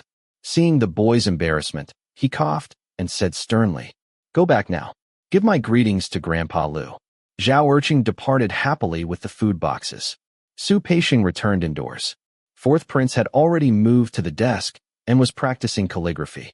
Without looking up, he asked, "What? Was that little eunuch thanking you?" Li Wei also looked over curiously. She had seen Zhao Erqing trying to kneel earlier. It seemed Su Peixing liked the boy. Smiling, Su Peixing recounted the story behind the name change. As expected, it amused fourth prince. A faint smile appeared on his face. Seeing the smile, Su Peixing quietly withdrew. It appeared fourth prince would remain here tonight. Lady Song would not cause trouble, but someone from Fujin's side would undoubtedly come asking questions. Chapter 4. In the evening, fourth prince practiced calligraphy in the study on the eastern side, while Li Wei sat in the bedroom on the western side making gauze flowers. A central hall separated the 2 rooms. As Yu Ping liked to say, she was simply too unambitious. But what exactly counted as ambition? To be honest, She and fourth prince truly had nothing in common to talk about. She spent her days indoors, seeing only palace maids and eunuchs. Fourth prince, meanwhile, went out every day to study and handle official matters. Their worlds barely overlapped. At first, whenever she was with fourth prince, Li Wei worried endlessly about finding topics to discuss. Later, however, she realized that fourth prince had no particular desire to chat with her at all. It reminded her of the caregiver her family had hired in her previous life to look after the elderly. The caregiver loved catching family members and talking about what she bought that day, how much money she spent, or how the Liu family's daughter-in-law in their neighborhood had argued with her mother-in-law. Sometimes she would complain about how cucumbers sold on the east side of the market cost 20 cents more than those on the west side. Listening occasionally was fine. Listening every day? That was another matter entirely. Back then, Li Wei had her own concerns. Classes, homework, CET 4, CET 6, her boyfriend, dormitory gossip. How could she possibly spare the energy to care about such trivial matters? Likewise, fourth prince probably spent his days thinking about whether he understood the tutor's lessons, whether third prince and fifth prince had formed an alliance against him, or how he would deal with tasks entrusted by the emperor. What could she possibly say? That she had sketched 4 new embroidery designs that morning? That they could be used for autumn clothing? Thinking about it this way, Li Wei felt that while she worried about finding conversation topics, fourth prince was probably equally annoyed by her forced attempts at small talk. Only, he would never openly criticize her. He simply would not come to visit. Now she had gotten used to it. If fourth prince needed her attendance, she would go over. If not, she stayed in her own room and occupied herself. That suited her perfectly well. When she had first transmigrated, she knew nothing. Even after entering the palace for the imperial selection, she never imagined she could achieve anything remarkable. After all, her father was merely a Han army banner official. Their family owned some land. Her father studied diligently in hopes of entering officialdom, yet he had not even passed the lowest examination. Among all the selected girls, her background ranked near the bottom. As for appearance, she was ordinary, not ugly, but certainly not breathtaking. Her only advantage was that she was somewhat smaller than most Manchu and Mongol girls. She had a petite figure, fair skin, a small nose, small lips, but among the candidates, there were true beauties everywhere. Women comparable to Brigitte Lin. Women like Rosamund Quan. Even those considered merely attractive resembled Cecilia Chung or Jillian Chung. The mixture of Manchu and Han ancestry often produced extraordinarily beautiful women. Delicate features, graceful figures, snow-white skin. By comparison, Li Wei considered herself entirely unremarkable. She thought that even if she were selected, she would probably be married into some ordinary Joro household. That alone would have been a tremendous blessing for the Li family. So when the eunuch announcing the decree informed her that she had been assigned to fourth prince's residence and would soon be escorted away, she was utterly shocked. Ever since entering the palace of gathered elegance, she had never once been summoned by Consort Da. She had never even laid eyes on her. How had she suddenly been selected for fourth prince? Only after arriving at the prince's residence did she realize she was not the first. Song Gij had entered half a month earlier. With fourth prince's grand wedding scheduled for that year, it seemed that she and Song Gij had been sent ahead to gain experience before the marriage. At that point, looks clearly did not matter much. As long as one was not unpleasant to look at, it was sufficient. Li Wei suspected Consort Da had simply listened to the matron's reports and casually pointed at her. As for why, she still had no idea. Likewise, fifth prince had also received 2 ladies. Both princes were marrying daughters of prominent Manchu noble families. Compared to those noble ladies, Li Wei and the others merely existed to serve beforehand. Logically, she should have felt disheartened. Yet after entering the palace of gathered elegance, she witnessed palace servants being beaten to death in front of her. She saw 1 palace maid and 2 young eunuchs dragged into the square. Rows of tall eunuchs stood holding heavy punishment rods. The victims were only 15 or 16 years old. Within moments, they were beaten to death. Li Wei witnessed 3 executions in total. Her courage, already modest, shrank even further. She heard that those beaten to death had their insides crushed into pulp. This world was terrifying. There was simply no room for sentimentality. Thus, when she was assigned as a lady to serve a prince, she felt nothing but shock and honor. It was not because she possessed a servile disposition. Rather, it was like suddenly being chosen by the family of a national leader in modern society. Even knowing the chances of success were slim, one would still feel a little vanity. After indulging in that vanity, Li Wei remembered that history recorded a favored consort, Li of Yongzheng. Unfortunately, she had no confidence that she was truly destined to become that woman. So when fourth prince returned to favoring her after spending time with Song Gij, and after Fujin entered the household, his preference for her became even more obvious. Li Wei wanted to cry. She genuinely did not understand why. What exactly did fourth prince like about her? Did she really possess some extraordinary quality? After much reflection, she reached only one conclusion. It must be true love. Although she had never experienced love herself, she had seen it. Back in university, there had been a campus heartthrob. From freshman through sophomore year, countless girls admired him. Yet he dated no one. By junior year, however, he began pursuing an entirely ordinary girl. She was not especially pretty, not tall, a little chubby. Her grades were average. Her family background was ordinary. Even her personality was ordinary. Li Wei knew her personally. There was nothing remarkable about her. Yet whenever the campus heartthrob saw her, his eyes sparkled. He pursued her tirelessly. At first, she hesitated. Then, encouraged by friends, she agreed. Soon afterward, perhaps overwhelmed by the pressure, she sincerely proposed breaking up. Not as a test, not as a game. She truly wanted to separate. Yet the young man continued pursuing her until graduation. At their farewell banquet, when classmates discussed future plans, he said seriously, "I want to marry her." At that moment, Li Wei sighed inwardly. That had to be true love. After graduation, the pressure eased. The two reunited. Later, Li Wei received news that they were getting married. She intended to attend. After all, true love was probably something a person witnessed only once in a lifetime. Unfortunately, before the wedding took place, she transmigrated. Now she had transmigrated. She had married fourth prince. And somehow, fourth prince appeared to have fallen in love with her. Li Wei felt tremendous pressure. She was also deeply moved. To repay his favor, she decided she would serve him well, get along peacefully with everyone else in the courtyard, and never deliberately stir up trouble. Of course, if trouble came looking for her, she would not fear it. To be honest, she finally understood why that university girl had broken up with the campus heartthrob. Ever since suspecting fourth prince had fallen in love with her, Li Wei found herself unable to develop romantic feelings in return.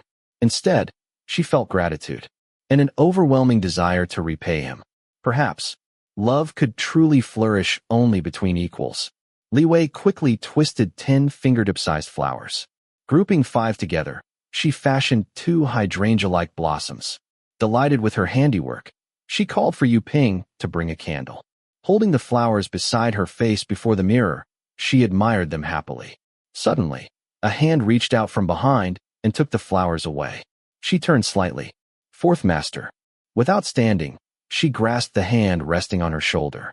Fourth prince examined the flowers with interest. Then he carefully tucked them into her hair. After studying the effect, he nodded with satisfaction. Playing dress-up was indeed an enjoyable pastime. Picking up another flower, he turned it over in his hand. A little crude, he commented, but it has its own charm. Touching the petals, he asked, "Did you starch this gauze first?" Li Wei eagerly explained. "It has to be stiffened. Otherwise it won't hold its shape." The two sat together beside the Kong table. Scissors and copper wires still lay scattered across it. Fourth prince picked up an unused strip of gauze. "What material is this?" Li Wei answered honestly. It was leftover gauze from the window coverings. They were only scraps, and it seemed wasteful to throw them away. Before she finished speaking, she noticed fourth prince's expression darken. She immediately fell silent. Fourth prince was frugal, but he also had standards. The flower he had praised moments ago was tossed back onto the table. "You made hair ornaments from window gauze? Do you think your fourth master is that poor?" Then he called, "Su Peisheng, open the storeroom.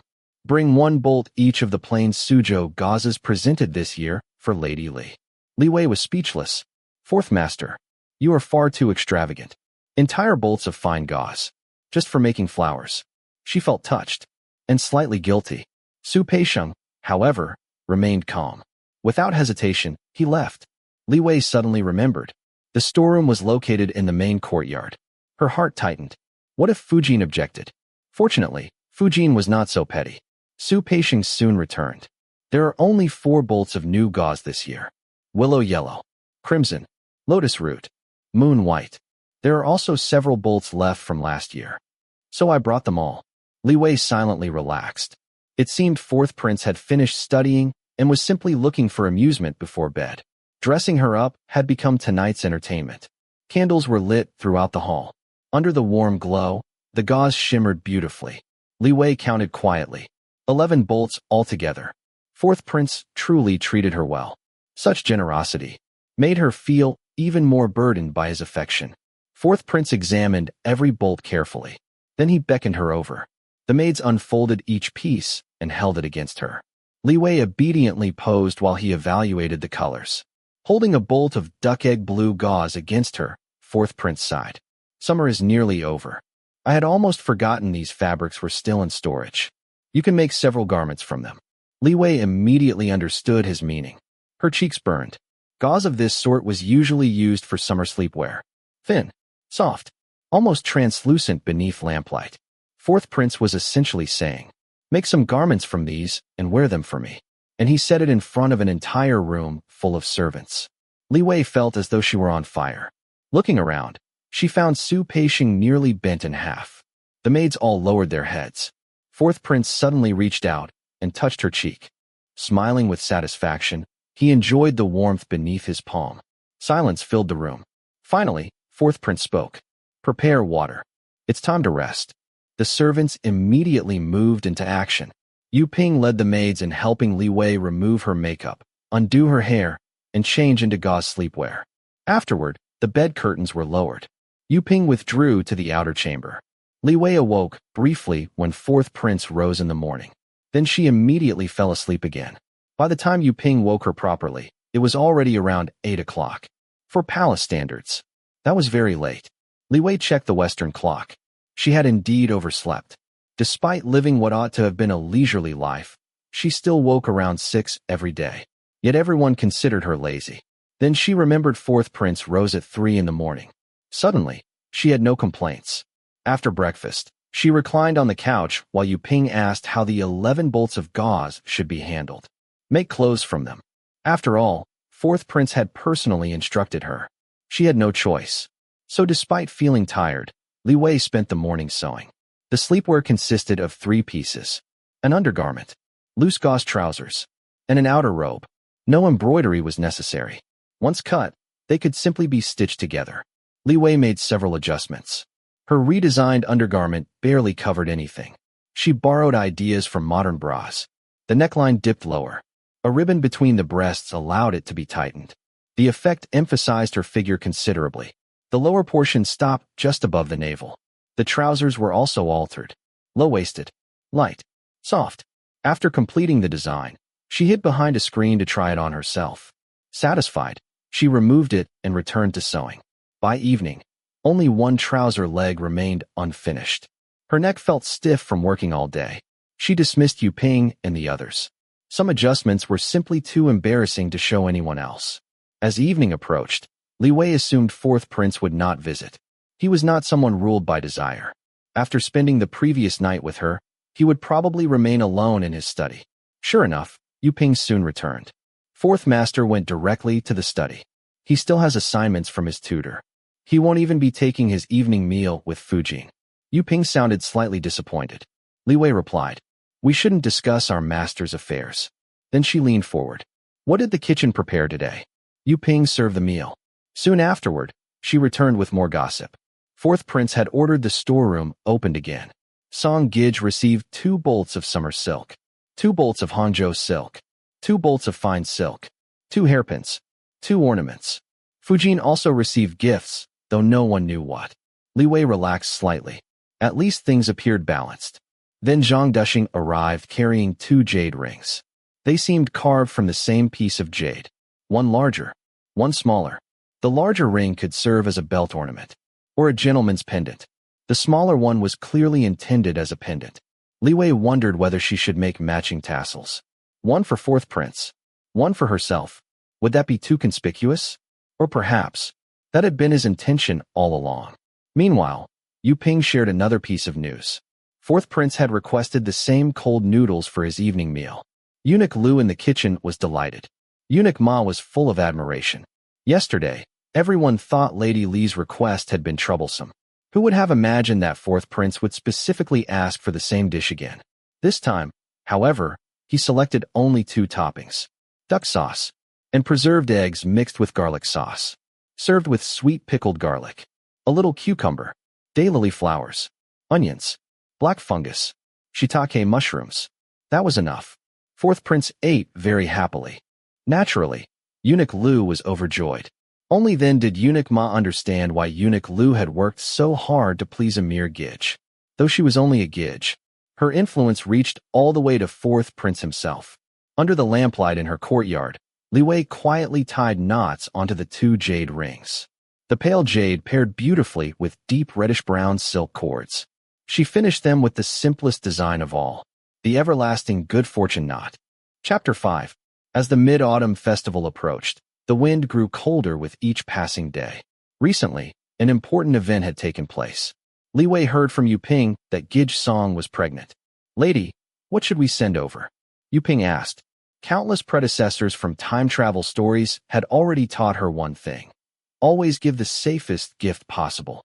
Li Wei said, "Take 2 5-tail silver ingots and have someone make a pair of solid children's bracelets. No elaborate designs are necessary. Just engrave something auspicious, like 100 sons and 1,000 grandsons." 2 days later, Yu Ping brought the bracelets back. Silver was heavy, and although the solid bracelets were only as thick as a little finger, they felt weighty in the hand. For characters were engraved upon them: 100 sons and 1,000 grandsons, surrounded by drifting cloud motifs. Li Wei looked them over and instructed Yu Ping to deliver them. The bracelets were not expensive, but they perfectly suited her status as a little Gidge. In the main courtyard, Fujin was copying scriptures as usual. Today, however, her brushwork lacked its usual calm and smoothness. Again and again, she had to discard what she had written and begin anew. Looking at the pile of ruined pages, Nanny Fu felt a pang of sorrow.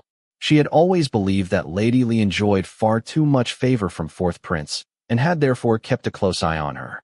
Yet Fujin had remarked some time ago that Gidge Song had been unusually quiet. Although she came every day to pay her respects in the main courtyard, she never tried to seek out Fourth Prince, which seemed rather strange. Fujin had mentioned Gidge Song to Fourth Prince several times during his visits, subtly suggesting that he had neglected her. Then, after Fourth Prince spent a few nights with Gidge Song, news spread the very next morning that she was already 4 months pregnant. Fourth Prince immediately summoned an imperial physician.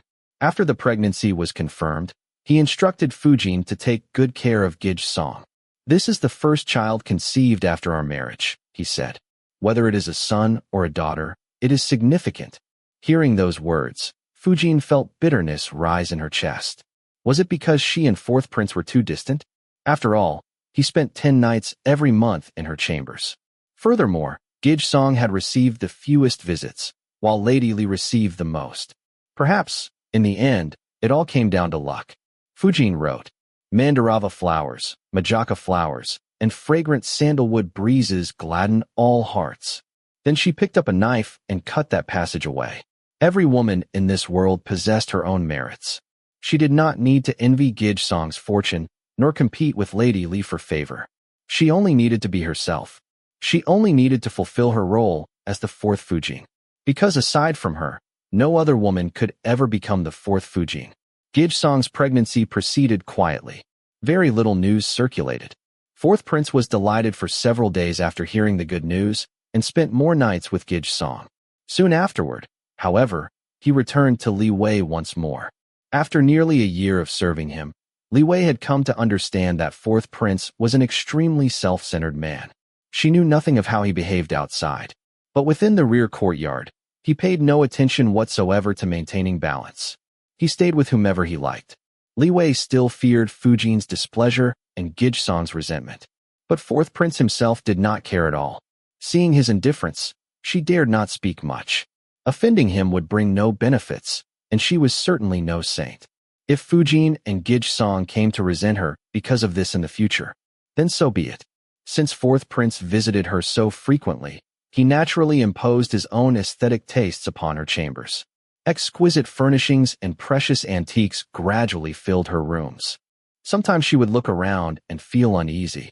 If Fujin stepped inside now, the word extravagant would probably be stamped directly onto her forehead. Fourth prince came almost every day, and he seemed very satisfied with how she had arranged her rooms. After dinner today, he said he still had unfinished studies to attend to in the study and would return later to rest. Not long after he departed, Su Peixing arrived with servants carrying a 4-panel Kong screen. It is for the west room where lady usually embroiders, he explained. Once the screen was set in place, it perfectly blocked the view from the doorway, dividing the room into 2 separate spaces. It truly made the room look much more elegant. After Su Peixing departed, Li Wei remained behind, admiring the screen while feeling somewhat anxious. The screen, along with all the objects fourth prince had added to her room, and even fourth prince himself, they were all sweet burdens. She liked them, but she dared not truly reach for them. Even the things already placed within her chambers made her uneasy. Perhaps it was a modern woman's habit of thinking. Whenever she faced fourth prince, she always felt as though she were stealing another woman's husband. If she had truly been born an ancient woman, she probably would never have entertained the idea that fourth prince did not belong to her. Just like the 2 ladies in fifth prince's household. The moment they entered the residence, their only thought was, drive away all the other women, and the prince will belong to me alone. If Li Wei ever told them, the prince and Fujin are the rightful couple. We concubines should know our place, reflect upon ourselves, and be content with obediently bearing children. They would probably think she had gone insane. And if she added, those with a stronger sense of morality should simply commit suicide, or at least remain pure in body and heart, living as nuns within the rear courtyard. If you seek love, then you should marry an unmarried man instead. Assuming you can leave the prince's residence safely. That would simply be absurd. Even Li Wei felt that the first argument sounded like a severe case of servile thinking. Had she really adapted so quickly, treating being a qualified concubine as her lifelong career? As for the second idea, no matter how foolish she might be, she would never choose that path. That was outright madness. Back at university, one of her professors often said, a person's position is determined by their circumstances and environment. Put simply, when you stand upon a mountain, you sing the songs of that mountain. Li Wei decided to learn from fifth prince's ladies. Life without competition was meaningless. Whether to compete or not was no longer the issue. The real question was, how much should she compete? After the first batch of autumn chives was harvested, Li Wei instructed the kitchen that she wanted pork and chive dumplings. The first harvest of chives. They were wonderfully tender. She only realized they were available when she saw pickled young chives among the side dishes served with porridge. She absolutely had to eat dumplings. After Yu Ping delivered the request, Eunuch Ma sighed helplessly. Lady Li may be young, but she certainly knows how to make requests. Who eats dumplings at this time of year? If she wants that filling so badly, couldn't she just eat steamed buns? Eunuch Lu scolded him. What nonsense are you spouting? Does the master's request require your approval?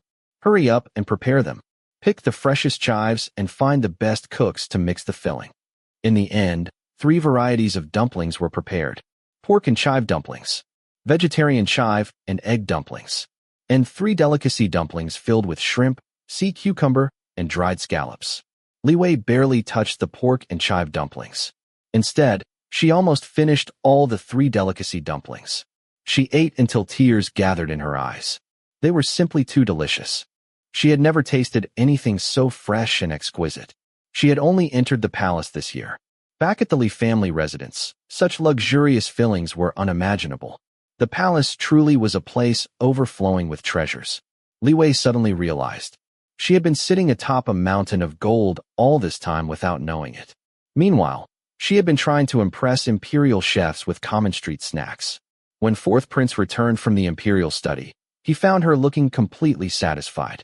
What has made you so happy? He asked with a smile, taking her hand and sitting beside her.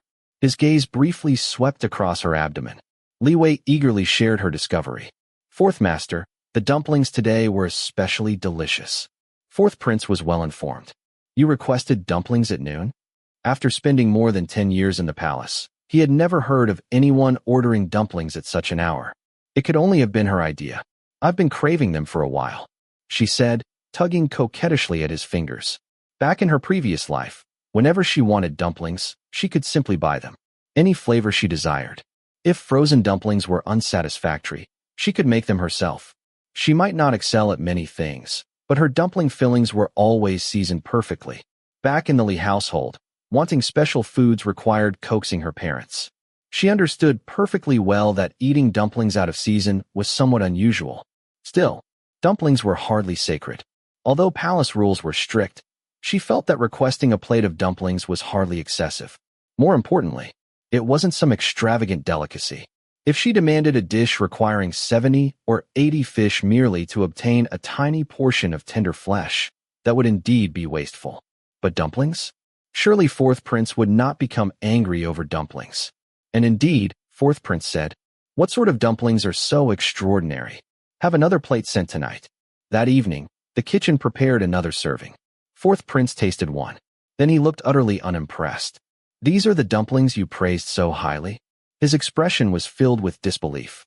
Li Wei immediately stole one from his plate. The sweet freshness burst upon her tongue.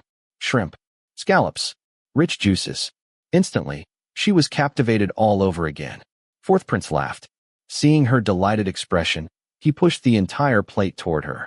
"If you like them so much, then eat them all. It truly shows you've never experienced many fine things." Later, he watched in amusement as she finished the entire plate by herself. That evening, he took her for a walk to aid digestion. Back inside the bedchamber, they sat facing one another. She perched upon his lap, arms wrapped around his neck. His hands rested upon her waist as he guided her movements. Soon, her legs became so weak that she could no longer hold herself upright. She could only cling to him while crying softly and begging for mercy. Fourth Master, sob, please spare me." She buried herself against his neck and finally bit down lightly upon his shoulder. The next morning, when Fourth Prince rose, Lady Li remained deeply asleep. She knew nothing at all. Su Peixing supervised the servants as they dressed Fourth Prince. From behind the screen came Lady Li's soft breathing, occasionally interrupted by faint, uncomfortable whimpers. Fourth Prince wore a rather smug expression. Even as he headed toward the imperial study beneath the stars, the corners of his lips remained slightly raised. Though he was a eunuch, Su Peixing understood perfectly well why Fourth Prince was pleased, making a favored little beauty too sore to rise from bed. Indeed, that was something a man could take pride in. At noon, Fourth Prince ate in the imperial study. He sampled only a few light dishes and drank 2 bowls of rice soup. As the eunuchs cleared the table away, his gaze lingered several times upon a bowl of shark fin and crab soup. Su Peixing was puzzled. Then Fourth Prince quietly instructed him, "Have the kitchen prepare this dish again. I will need it tonight while studying." Su Peixing nearly laughed. What nonsense. He had served Fourth Prince for 10 years. His master disliked these watery soups. He frowned every time he encountered them. Naturally, Su Peixing understood who the soup was really intended for. He quietly went to issue the order. Preparing such a dish required advance arrangements. Crabs needed to be procured. Shark fin had to be retrieved from storage. That evening, Fourth Prince remained in his study. When the late-night meal arrived, he bestowed 4 dishes upon Fujin. 1 dish was sent to Gij Song, and 1 bowl of soup was sent to Lady Li. Zhang Duxing carefully carried the shark fin and crab soup to Lady Li's residence. He waited outside until she finished eating before returning to report. Someone had already informed Fourth Prince that Fujin greatly appreciated the 4 dishes. She particularly praised the deer tendon dish. Fourth Prince merely nodded. Once everyone else departed, Zhang Duxing stepped forward and bowed. Lady Li knelt to thank Your Highness for the soup. She said she had never tasted anything like it before. After hesitating briefly, he glanced toward Su Peixing and added, "Lady Li ate it with rice." Fourth Prince instantly imagined her pouring the famous soup directly over a bowl of rice. The image alone ruined his appetite. Seeing Fourth Prince's expression darken, Zhang Duxing nearly collapsed in fear. Su Peixing silently cursed his foolish apprentice and hurried him away. After replacing Fourth Prince's tea, he waited quietly. After some time, Fourth prince finally returned to himself and took a sip. Looking at him absent-mindedly gazing at the moonlight beyond the window, Su Peixing suspected that fourth prince wished to visit Lady Li tonight. But if he went, he would inevitably end up doing that again. Why trouble himself? Young men enjoying women was hardly a flaw. The emperor summoned consorts every evening, sometimes even 2 or 3 in a single night. Such vigor was considered admirable. Besides, fourth prince was still young. What harm was there in favoring Lady Li every day? Lady Li herself might even be delighted. Yet fourth prince insisted upon restraint. If he indulged himself today, he forced himself to abstain for 2 days afterward. He never appeared tired. Instead, he merely sat quietly brooding. Su Peixing truly could not understand him. Meanwhile, in Lady Li's chambers, after finishing 2 bowls of rice, Li Wei felt somewhat bloated. She stood and practiced calligraphy while savoring the lingering taste of the crab soup. Yu Ping sat nearby embroidering the collar of a new robe. The two chatted idly. Suddenly Li Wei said, "It's crab season now." Without lifting her head, Yu Ping replied, "Crab is too cooling. You shouldn't eat much of it. Your monthly cycle is nearly here. If you eat it now, you'll definitely get a stomachache." Li Wei sighed regretfully. Gij Song was still pregnant. Although Fujin did not directly control their meals, there were still limitations. The mutton Li Wei requested regularly was acceptable. Manchus had eaten beef and mutton far longer than pork. But crabs, that was another matter. They were not considered ordinary provisions. If fourth prince had not sent the soup today, she would have forgotten entirely. Thinking back to her days in the Li household, river crabs had been cheap. She could eat as many as she liked. Yet after entering the palace, she no longer had that freedom. As a result, that night, Li Wei dreamed about crabs. Tiny river crabs. Thin legs. Tender shells.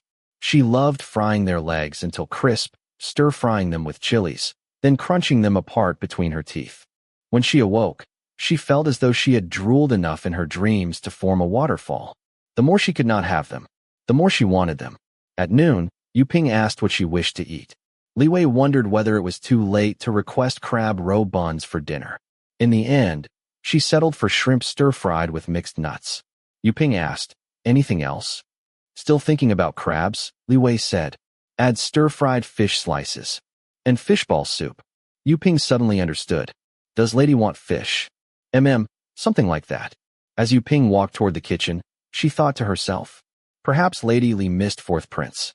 Fourth prince would surely come today, and then lady would be happy again. Thinking of fourth prince's affection for her mistress, Yu Ping felt pleased as well. Meanwhile, upon hearing the menu, Eunuch Lu immediately understood. Eunuch Ma remarked casually, "So Lady Li likes fish." Eunuch Nio hurried to flatter them. "I'll personally choose 2 plump fish for Lady Li." Eunuch Lu chuckled.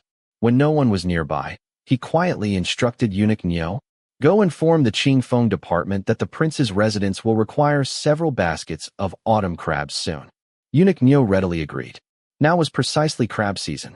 He had seen them at the Qing Feng department 2 days ago. Each weighed 7 or 8 taels. If one of the princes took a liking to them, there would certainly be opportunities for reward.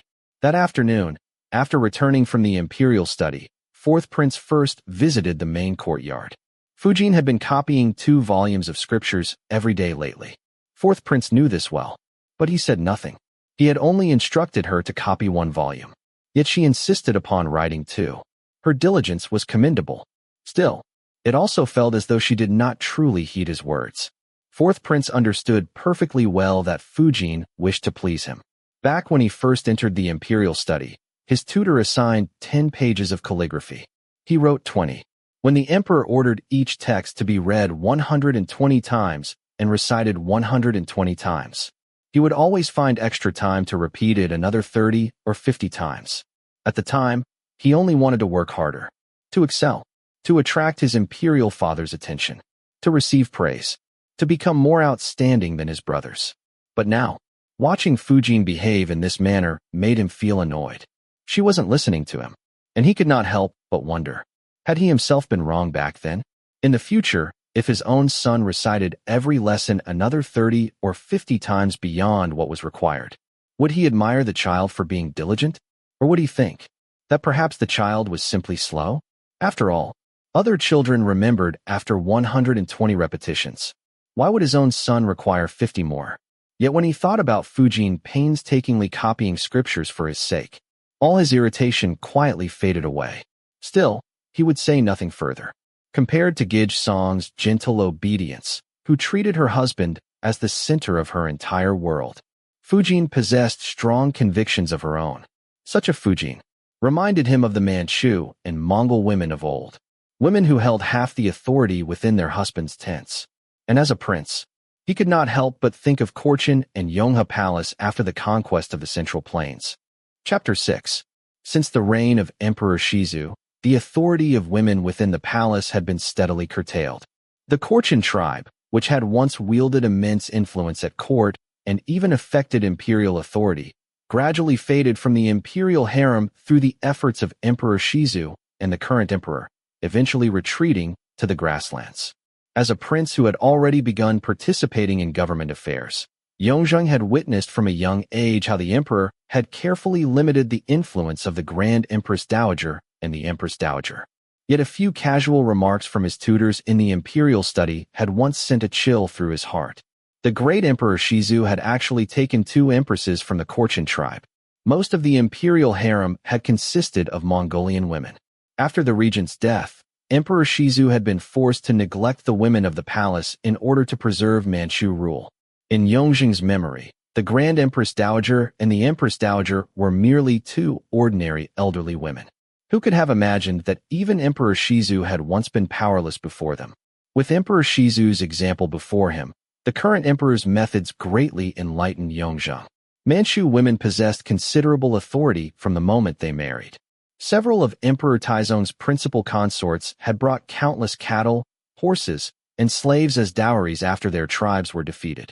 Unlike the gentle and submissive Han women, they were born with ambition and possessed the ability to become their husbands' allies, or even seize their authority. Yet Yongzheng had no intention of granting such power to his Fujin. Times had changed. The Manchus had crossed the pass. They no longer needed to herd horses and sheep or follow the grasslands. They had conquered the Central Plains and claimed this beautiful land.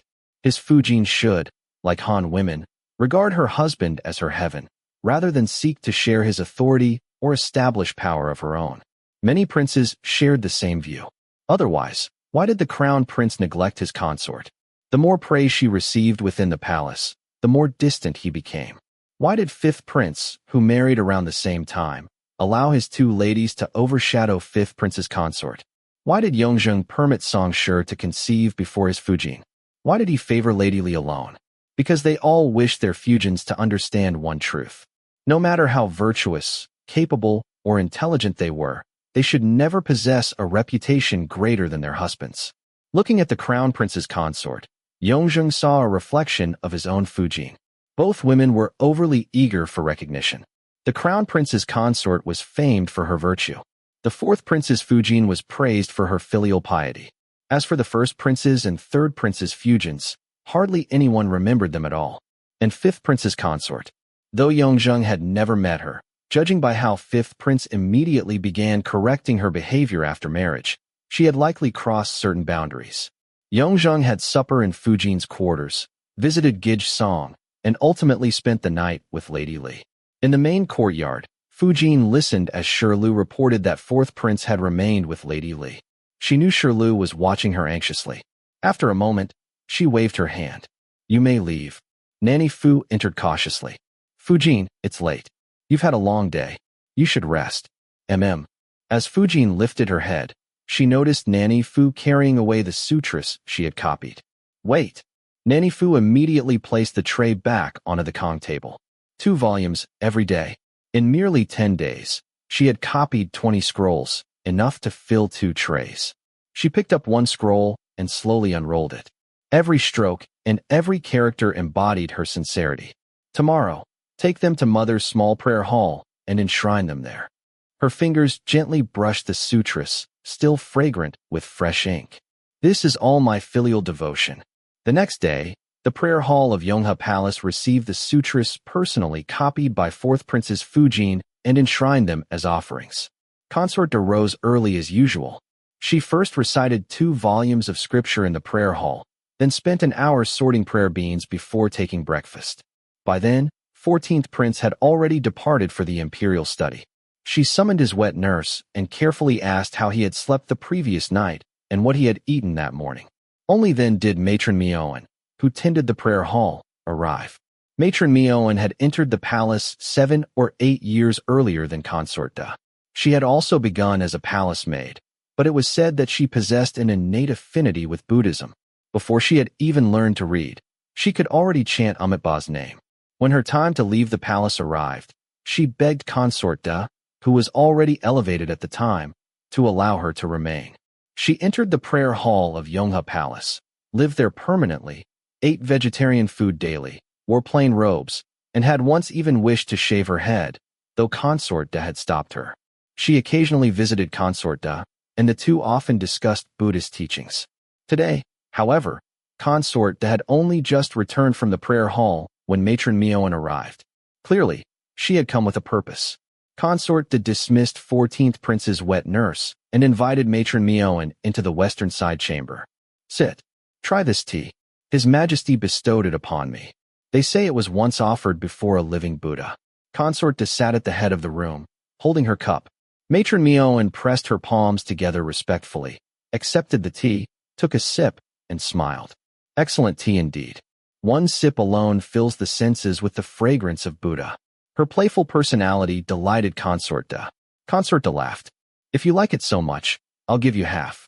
She instructed a palace maid to fetch some tea leaves. After everyone withdrew, Matron Mioan casually remarked, when it comes to devotion, no one surpasses 4th Princess Fujin. She has been presenting 20 volumes of copied sutras every 10 days lately. Oh, Consort Da smiled. That child understands Buddhism as well. Matron Mioan joined her palms together again and smiled. The two then moved on to other topics. By then, the palace maid returned with the tea leaves. Matron Mioan accepted them and took her leave. After seeing her off, Aunt Fong, whom Consort Da trusted most, spoke. Has Mioan grown tired of staying in the prayer hall? Why did she suddenly come here just to praise 4th Princess Fujin? Consort Da laughed and lightly tapped her. Aunt Fong covered her mouth and chuckled. After laughing, Consort Da said softly, just another fool. Aunt Fong discreetly raised 2 fingers. The 2 women exchanged knowing smiles and said no more. For women, all glory and wealth depended upon a man. What was the use of thinking only about establishing oneself without considering how to rely upon him? No matter how high one stood, without a man's support, it was merely an illusion. At 4th Prince's residence, it was already lunchtime. In the main courtyard, Fujin pointed at a plate of crab roe lionhead meatballs. Was this presented today? Nanny Fu quickly served one onto a small dish and placed it before her. The kitchen specially prepared these. They have excellent fat crabs available. Would Fujin like a few later? Fujin took small bites and ate only half before setting it down. It was delicious, but her left hand unconsciously rested upon her abdomen. Ever since Gij Song's pregnancy had been confirmed, she had been eagerly hoping for her own good news. Although she had loved crab since childhood, crab was considered cooling in nature. Nanny Fu felt distressed for her. If Fujin likes them, why not have a few sent over tonight? You enjoyed them often at home. When 4th Prince returns, warm a pot of yellow wine. The 2 of you can drink together and relax. Back at home, things had not seemed so obvious. But after nearly a year in the palace, Nanny Fu had watched Fujin become increasingly solemn and exhausted. She had only turned 15 after the new year. She was still so young, yet the burden she carried had grown heavier each day. Perhaps 4th Prince's lack of closeness stemmed partly from this. Nanny Fu dared not say too much. She could only pity Fujin inwardly. The title of 4th Fujin weighed heavily upon her slender shoulders. Originally intending to decline, Fujin reconsidered after hearing Nanny Fu's words. She nodded. Very well. Have them choose some good crabs and steam them for tonight. Nanny Fu brightened immediately. Fujin added, send word to the study as well. When 4th Master returns, tell him I have prepared fresh crabs and ask him to honor me with his presence. Good. Good. Nanny Fu was overjoyed. She personally sent Pu Tao to deliver the message and supervise the kitchen arrangements. When they were alone, she finally spoke honestly. Fujin, when you see 4th Prince tonight, be softer. Men prefer gentle women. She wanted to say that Fujin needn't always carry herself as fourth Fujin. He was her husband. Acting coquettishly before one's own husband was nothing shameful. Fujin blushed. Nanny, I know. Yet every time she stood before fourth prince, she only remembered her responsibilities as fourth Fujin. She knew how to be fourth Fujin, but not how to be a woman. After returning from the imperial study, fourth prince had been considering visiting the crown prince. The new year was approaching, and he wished to request assignments. Perhaps the emperor would soon allow the older princes to establish their own residences. Third prince through seventh prince were all growing older. Even if their residences were not established simultaneously, the interval between them would probably be no more than a year or two. If matters progressed swiftly, construction might begin this year or the next. To leave a favorable impression, he intended to distinguish himself over the coming years. After setting aside his books, he picked up the latest court gazette. At that moment, Su Peixing entered. Fourth prince suddenly remembered something. Go inform Lady Li that I shall sleep in the study tonight. Have her send supper over. Whenever fourth prince was unwilling to choose dishes himself, he often let Li Wei decide for him. Su Peixing hesitated briefly before bowing. Fourth master, Fujin has sent word that she has prepared autumn crabs and requests the honor of your presence. Fourth prince paused. After a moment, he set down the gazette and rose. He still needed to give Fujin some face. Besides, there were matters regarding New Year gifts for Consort Da and fifth princess that needed discussing. In the main courtyard, Fujin had already made preparations. Unfortunately, fourth prince arrived early, before the crabs had been delivered. She hurried forward to greet him. Fourth prince took her hand, and they sat together. Fortunately, he brought up the matter of gifts. The new year was important. Though he and Consort Da shared the same mother, the eyes of the palace were always upon Yonghe Palace. Even the slightest display of closeness could quickly become gossip. Fourth prince was no longer a child. In earlier years, he had thought only of repaying the debt of life he owed Consort Da. Although Empress Xiaoyi had raised him, Consort Da remained his birth mother. He had once longed desperately to be close to her. He had even felt hurt by her indifference. But as he matured, he gradually realized the truth. Among the current four consorts, only Consort Da and Consort he had successfully raised more than one prince. Consort he had almost completely abandoned fifth prince after he was sent to the Empress Dowager. Whether his Manchu was poor or his studies lacking, she seemed unconcerned. Consort Da, meanwhile, had become increasingly distant after Empress Xiaoyi adopted him. Even after Empress Xiaoyi's death, she never displayed any warmth. There was no need to analyze further. The outcome spoke for itself. Both women had successfully raised two imperial sons. No other consort had achieved the same. At most, others had only one surviving son. Once fourth prince vaguely understood this, he gradually distanced himself from Consort Da. Still, he hoped his mother, younger brothers, and sisters would remember him as family. Thus he continued making efforts whenever possible. Ever since 14th prince was born, Consort Da had grown even colder toward him. He had once comforted himself by thinking that when he matured, their relationship would improve. Once he established his own residence, once he became a Baal, no one would dare belittle him. Yet after 14th prince's birth, Consort Da's influence increased while her treatment of him became ever more perfunctory.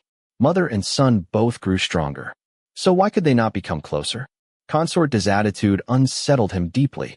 He simply could not believe that his own mother truly regarded him as a stranger. Flipping through the gift ledger, he quickly selected something suitable for fifth princess. Yet for Consort Da, nothing seemed satisfactory. Fujin gently advised, Fourth master, there are still 2 months before the new year. Even if we send someone to Jiangnan now, there will still be time. Why don't we eat first? The crabs had already arrived. Fourth prince set down the ledger. Fujin is right. Let us eat. They entered the hall together. 2 large platters of steamed crabs sat upon the 8 immortals' table, each one plump and fragrant. Servants stood nearby holding crab tools. Fourth prince suddenly said, having others serve us spoils the fun. Let's dismiss them and do it ourselves. Fujin smiled. Fourth master is right. Crab tastes best when eaten by one's own hands. Her answer delighted him. Since childhood, he had always been fed whatever servants chose for him. He hated being told what he could or could not eat. Exactly. Laughing, he dismissed everyone. Only 2 maids remained to tend the lamps. The rest waited outside. Fujin washed her hands and selected a crab for 4th prince, then one for herself. Although 4th prince had been served by eunuchs all his life, he knew how to use the crab tools elegantly. Fujin was somewhat surprised. During her own etiquette training, she had been taught the same skills. Seeing her deft movements, 4th prince laughed. It seems Fujin truly enjoys crab. They had been married nearly a year. Yet 4th prince seldom joked with her. She always treated him with such solemn respect that intimacy never had room to grow. Hearing his teasing, Fujin blushed. Remembering Nanny Fu's advice, she tried to relax. When I was home, I could only eat crab in autumn. Every year, I begged mother for them. She always said crab was too cooling for women, but she could never refuse me. As she spoke, she dismantled another crab. Yet every piece of meat she extracted went onto 4th prince's plate. She felt it improper to eat greedily before him. And more importantly, Songshur was pregnant. Crab was cooling. She could not help worrying. At home, 1 crab was never enough for me. Mother and father always gave me theirs. She smiled softly. Mother would insist I drink ginger tea afterward, afraid it might harm my health. Her mother had always worried about her. Now, after marrying 4th prince, bearing a son had become her greatest security. Her mother's repeated warnings still echoed in her ears. 4th prince had been enjoying himself immensely. For the first time, he truly felt close to Fujin. Yet then he realized. She had opened 2 crabs and eaten none. Everything had been placed before him. Didn't she say she loved crab? Thinking she was merely being courteous, 4th prince selected another crab and placed it before her. Fujin, eat. There is no need to keep serving me. He had already eaten 4 crabs. Fujin smiled. She accepted it. 4th prince sipped warmed Shaoxing wine. But when he glanced over again, he discovered she had only eaten 2 crab legs. Then she stopped. She was finished? 4th prince frowned. Hadn't she just spoken so passionately about loving crab? Was it all merely an act to please him? He slowly put down his cup. Fujin, aren't you eating anymore? Fujin smiled gently. Crabs shouldn't be eaten in excess. Let's have them cleared away. If 4th master is still hungry, we can order something else. 4th prince suddenly stood. Fujin is right. I'm full as well. Rest early. I'll return to the study. Without another word, he turned and left. Fujin hurried after him, but he never once looked back. Nanny Fu stepped forward anxiously. Fujin, did you offend 4th prince? Fujin shook her head. Everything had seemed fine. Perhaps something urgent came up. 4th master was discussing New Year gifts with me earlier. Nanny Fu helped her inside. The servants were already clearing away the dishes. Fujin glanced at the 5 untouched crabs. 4th prince had eaten quite a lot. Surely everything was fine. He must truly have urgent business. Back in her room, she rinsed her mouth and drank ginger tea. Then she remembered his worries about Consort Da's gift. Nanny Fu, help me think of something suitable. Nanny Fu replied, we don't have abundant income yet. Expensive gifts are unnecessary. Something heartfelt would mean more. Fujin nodded. I think so too. We are still young. In mother's eyes, we are merely children. She recalled how great Consort had once prepared simple homemade dishes for Consort Hui. Consort Hui had been delighted for half a month. Nanny Fu smiled. After 20 years in the palace, tasting food from home would naturally bring joy. Even now, I still remember my mother's sweet potato balls. Her words reminded Fujin of the sheep's milk pastries made by her wet nurse. Later, she had preferred those from Tongfu Zhai outside the palace. Ever since entering the palace, she had forgotten their taste entirely. Looking at the milk pastries prepared by the imperial kitchen now, she only remembered the ones made by her wet nurse. Seeing Fujin grow quiet, Nanny Fu carefully changed the subject. Fujin, was 4th master really not angry? Fujin herself had been uneasy. Now she felt even less certain. Nanny Fu lowered her voice. He left far too abruptly. If there had truly been urgent business, why come so quickly in the first place? The atmosphere seemed good. So why leave without another word? Fujin began feeling anxious. Seeing this, Nanny Fu suggested, perhaps send someone to the study? Meanwhile, 4th prince sat in the study. He had gone happily, eaten happily, and returned in anger. Su Peisheng had sensed something wrong earlier. Everything outside the door had sounded pleasant. Then suddenly 4th prince became furious. He had no idea what Fujin had said. At moments like these, Su Peixing wished he could disappear into the wall itself. Just then, a young eunuch arrived carrying a food box. Su Peixing assumed it had come from Lady Li. He inwardly sighed. This mistress had truly chosen a poor time. To his surprise, it had come from Fujin.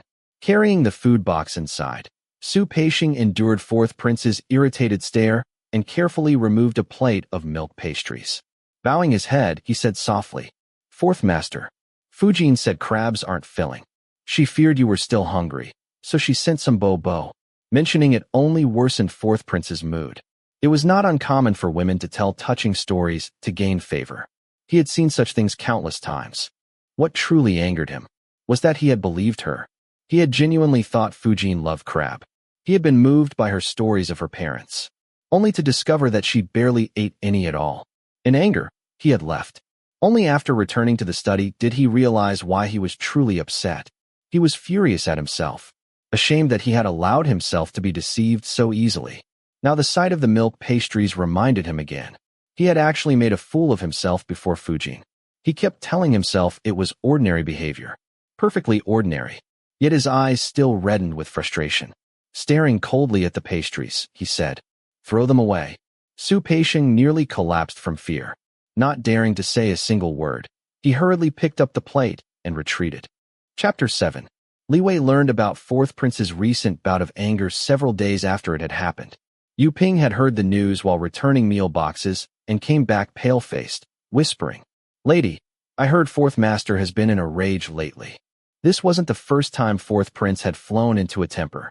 This master had a habit of bottling up his anger.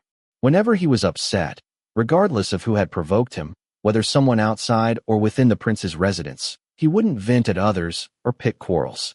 Instead, he would lock himself away in his study. During such times, the atmosphere throughout the residence became particularly oppressive.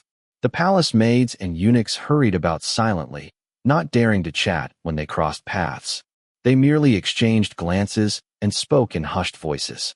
Because he preferred to brood in solitude rather than seek comfort from a flower of understanding, Li Wei and the other women in the rear courtyard usually received the news a day or two later. By the time everyone in the rear courtyard knew, she would know as well. Yu Ping normally hoped fourth prince would visit concubine Li more often, but now she dreaded the possibility that he might suddenly remember her mistress. Li Wei even saw her secretly praying to the Bodhisattva, begging fourth prince not to come. Li Wei understood her completely. Even she herself was afraid of fourth prince in his current state. The reason was simple.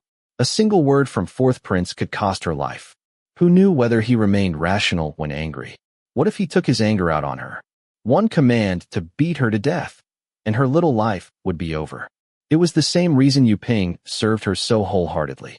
When Li Wei entered the palace, she hadn't brought any maids from home, arriving at the prince's residence completely alone.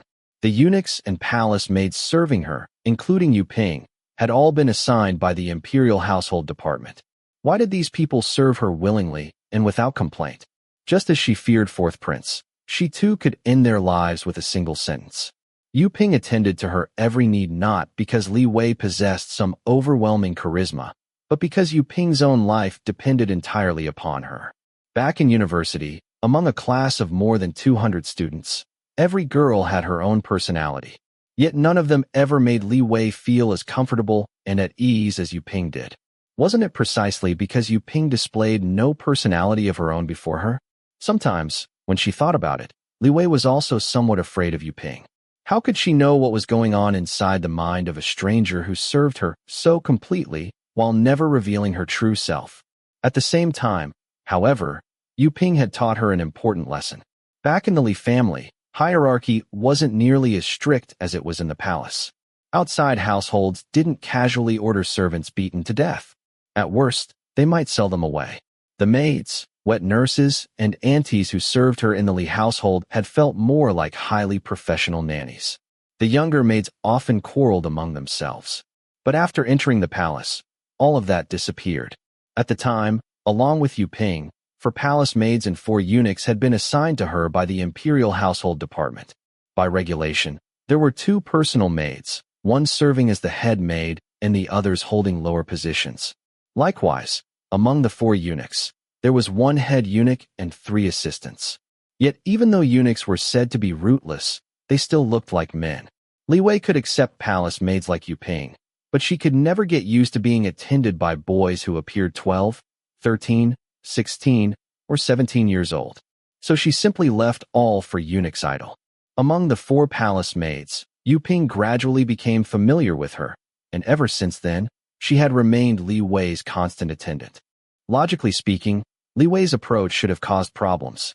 Palace intrigues were always full of stories about neglected servants turning against their masters. To her surprise, however, the remaining 7 servants became even more attentive. Occasionally, when she asked someone to deliver a message or handle a task, that person would become so excited that their eyes practically shone. Li Wei felt somewhat guilty about neglecting them, but this wasn't something she could discuss with Yu Ping. Although Yu Ping appeared soft and accommodating in front of her, the fact that no one had managed to surpass Yu Ping and approach Li Wei directly after such a long time proved that Yu Ping was quite capable in her own right. Once, Li Wei quietly asked 4th Prince whether the palace maids and eunuchs she didn't use should be sent back to the Imperial Household Department for reassignment. 4th Prince asked, "Why? Are they not serving you well?" Li Wei explained everything honestly. "I keep neglecting them. They have no chance to advance here. Won't that cause trouble eventually? Besides, everyone wants to improve their position. I don't need so many people. If they're sent elsewhere, perhaps they'll have a better opportunity." 4th Prince looked at her as though asking whether she was joking. Only after realizing she was serious did he snort. "How do you know serving you isn't already a good position?" Then he taught her a lesson. "Everything you just said is meaningless. If servants dare to be disloyal, beat them to death. If you can't make use of them, it simply means they lack ability. Otherwise, how did your current maid rise to her position? Since she can secure a place at your side, then the others are incompetent. If they want to serve you well, they'll naturally strive harder. You don't need to worry on their behalf." Then, lying beneath the bed curtains with her in his arms, he added, "But in your case, it's actually a fortunate mistake. Just sit back and watch how they try to pledge their loyalty to you. Right now, you're not the one who should be anxious. They are." Only then did Li Wei understand. At this moment, she held their lives in her hands. Therefore, these palace maids and eunuchs assigned by the Imperial Household Department had already pledged themselves to her the moment they entered her service. Just like the women in 4th Prince's rear courtyard, those who were neglected never thought about finding another prince to rely on. They only thought about how to gain 4th Prince's favor. Before death, all threats and temptations became paper tigers. That was why someone like her could so easily gain the loyalty of an entire courtyard. And the reason 4th Prince's moods kept everyone on edge wasn't because of some personal charm. It was simply because of his status. Li Wei certainly didn't flatter herself into believing that 4th Prince's special treatment meant she could approach him while he was angry. She was still very afraid of dying. So lately, Li Wei had been especially obedient. She stopped requesting special dishes and simply ate whatever the kitchen sent. Meanwhile, Eunuch Lu of the kitchen was reviewing the meal registers from the past 10 days. Each courtyard in the Forbidden City maintained its own kitchen under the Imperial Kitchen Directorate. The Directorate conducted annual inventories, while individual kitchens were managed by head eunuchs. Eunuch Lu preferred doing a minor settlement every month, a major review every 3 months, and a complete accounting every 6 months. The prince's residence was one of the least troublesome places in the palace, and the kitchen staff didn't have to serve in constant fear like those assigned to the consorts. Thus, Eunuch Lu often sighed that this was an excellent place to retire peacefully. Still, even peaceful places had their concerns. He examined the meal slips carefully, mentally tallying the various princes' courtyards. Then he summoned his apprentice. "Next month, pay special attention to the meal orders from 4th Prince and 5th Prince's residences. No matter how carefully you serve them, it won't be excessive." Though puzzled, the apprentice respectfully agreed. Eunuch Lu then flipped through concubine Li's meal orders from the past 10 days and thought to himself. The winds had begun to shift. Although there were still 2 months until the new year, preparations had already started. With so many people and affairs involved, everything had to begin early. The prince's residence was also swept up in this atmosphere. 4th Prince had begun leaving early and returning late. The imperial study had not yet closed, and it was said he had recently been visiting Crown Prince frequently. Among all the princes, Crown Prince's influence was the greatest, and fourth prince had managed to gain his favor. Before Li Wei could react, Yu Ping and the others were already speaking about it proudly. According to Yu Ping, the palace servants had recently begun discussing the 4 great bales of Emperor Taizong's era, as well as Prince Yu and Prince Gong. What they truly hoped was that fourth prince would become a banner lord, then a bale, and eventually a prince. Li Wei's feelings were rather complicated. Dear friends, your ambitions are far too small. In the future, our master here is going to become emperor. Thinking about it, even she felt somewhat excited. Because fourth prince was Yongzheng, she didn't find it particularly thrilling that he was currently serving crown prince. On the contrary, fourth prince's growing busyness greatly relieved the atmosphere in the rear courtyard. He often rested in his study and seldom returned. Even Li Wei, who was considered deeply favored, calculated somewhat heartlessly that he would probably remain busy until after the Lantern Festival. By then, whatever anger he carried should have dissipated. No need to be afraid these days. Oh yes. Relaxing at last, Li Wei realized she had practically become invisible. Fujin had become increasingly busy. If she wasn't visiting consort daily, she was going every 3 or 5 days. She also often accompanied third prince's consort and fifth prince's consort, likely occupied with New Year preparations. Gij Song was pregnant. Not only had fourth prince ordered that she receive excellent care, but Fujin also checked on her every day. Although Gij Song remained quiet as always, her residence had become lively. Only Li Wei remained untouched by all this. When fourth prince stayed in the rear courtyard, she enjoyed favor and naturally attracted attention. Now that he was absent, she seemed particularly forgotten.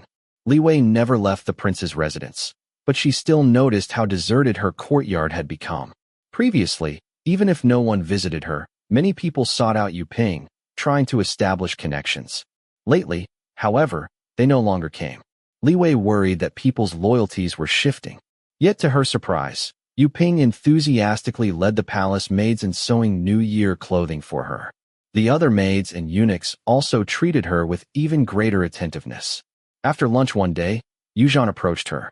Back when Li Wei named everyone, she had given them all the surname Yu, feeling that the character immediately added elegance. Yu Ping, Yuzhan, Yu Yan, and Yu Shui. The names did sound rather refined. Yu Ping was slender and graceful, her waist delicate and elegant. Yuzhan, meanwhile, was plump with a pear-shaped figure. Whenever she wore a straight-cut robe, she looked almost 5 months pregnant. Li Wei had originally considered names like Yu Bei, Yu Wan, and Yu Li before finally settling on Yuzhan. Since Yu Ping became her personal maid, the other 3 maids rarely appeared before Li Wei. Yet today, Yuzhan unexpectedly stepped forward. She suggested that one of the young eunuchs, Zhao Quanbao, was exceptionally skilled at imitating bird calls. Li Wei looked at her encouragingly. How bold. Still, since everyone was trying to demonstrate their loyalty, she couldn't simply refuse. Smiling, she said, "Then bring him here." Zhao Quanbao appeared to be 12 or 13, though he was probably older. His clothes were obviously new, brightly colored, and still stiff from never having been washed. Even his boots looked freshly worn. Li Wei could smell soap lingering on him from several steps away. He had clearly bathed specially for this occasion. For palace servants, bathing was troublesome and often required additional expense.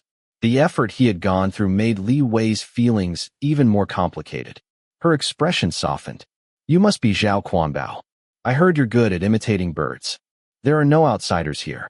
Give us a demonstration." Then she added, "Choose a small bird. Don't make it too loud. It's fine for us to entertain ourselves inside the courtyard, but we shouldn't attract attention." Zhao Qianbao's face flushed red. He took several deep breaths. "Mistress, please watch."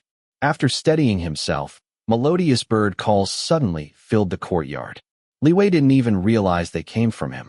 She instinctively looked up into the trees and toward the sky.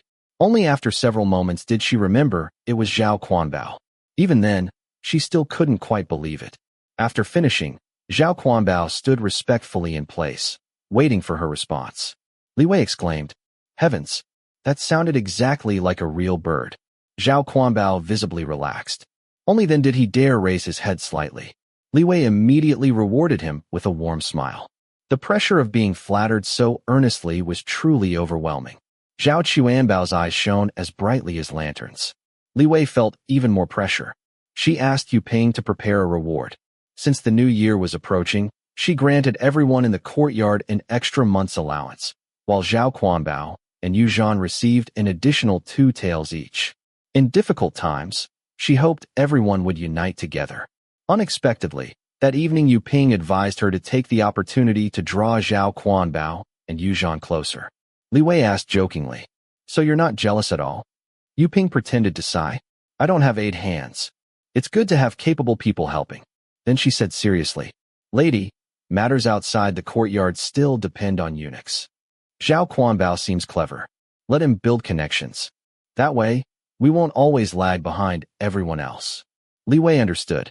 The last time 4th Prince had become angry, they had learned about it rather late. She had worried about similar matters before, but she didn't know where to inquire, nor dared investigate 4th Prince's affairs. What if she accidentally offended him?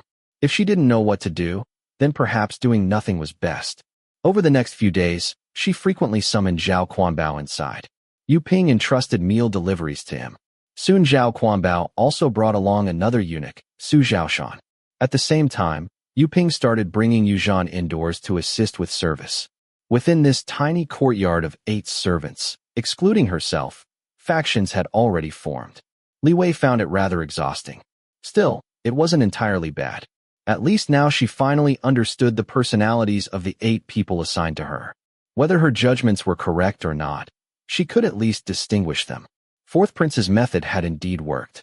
She didn't need to investigate anyone. They would reveal themselves. As for those who never stepped forward, she didn't need to care. Zhao Quanbao was clever. Su Zhaoshan was smooth-tongued. After only a few trips to the kitchen, they became familiar faces there.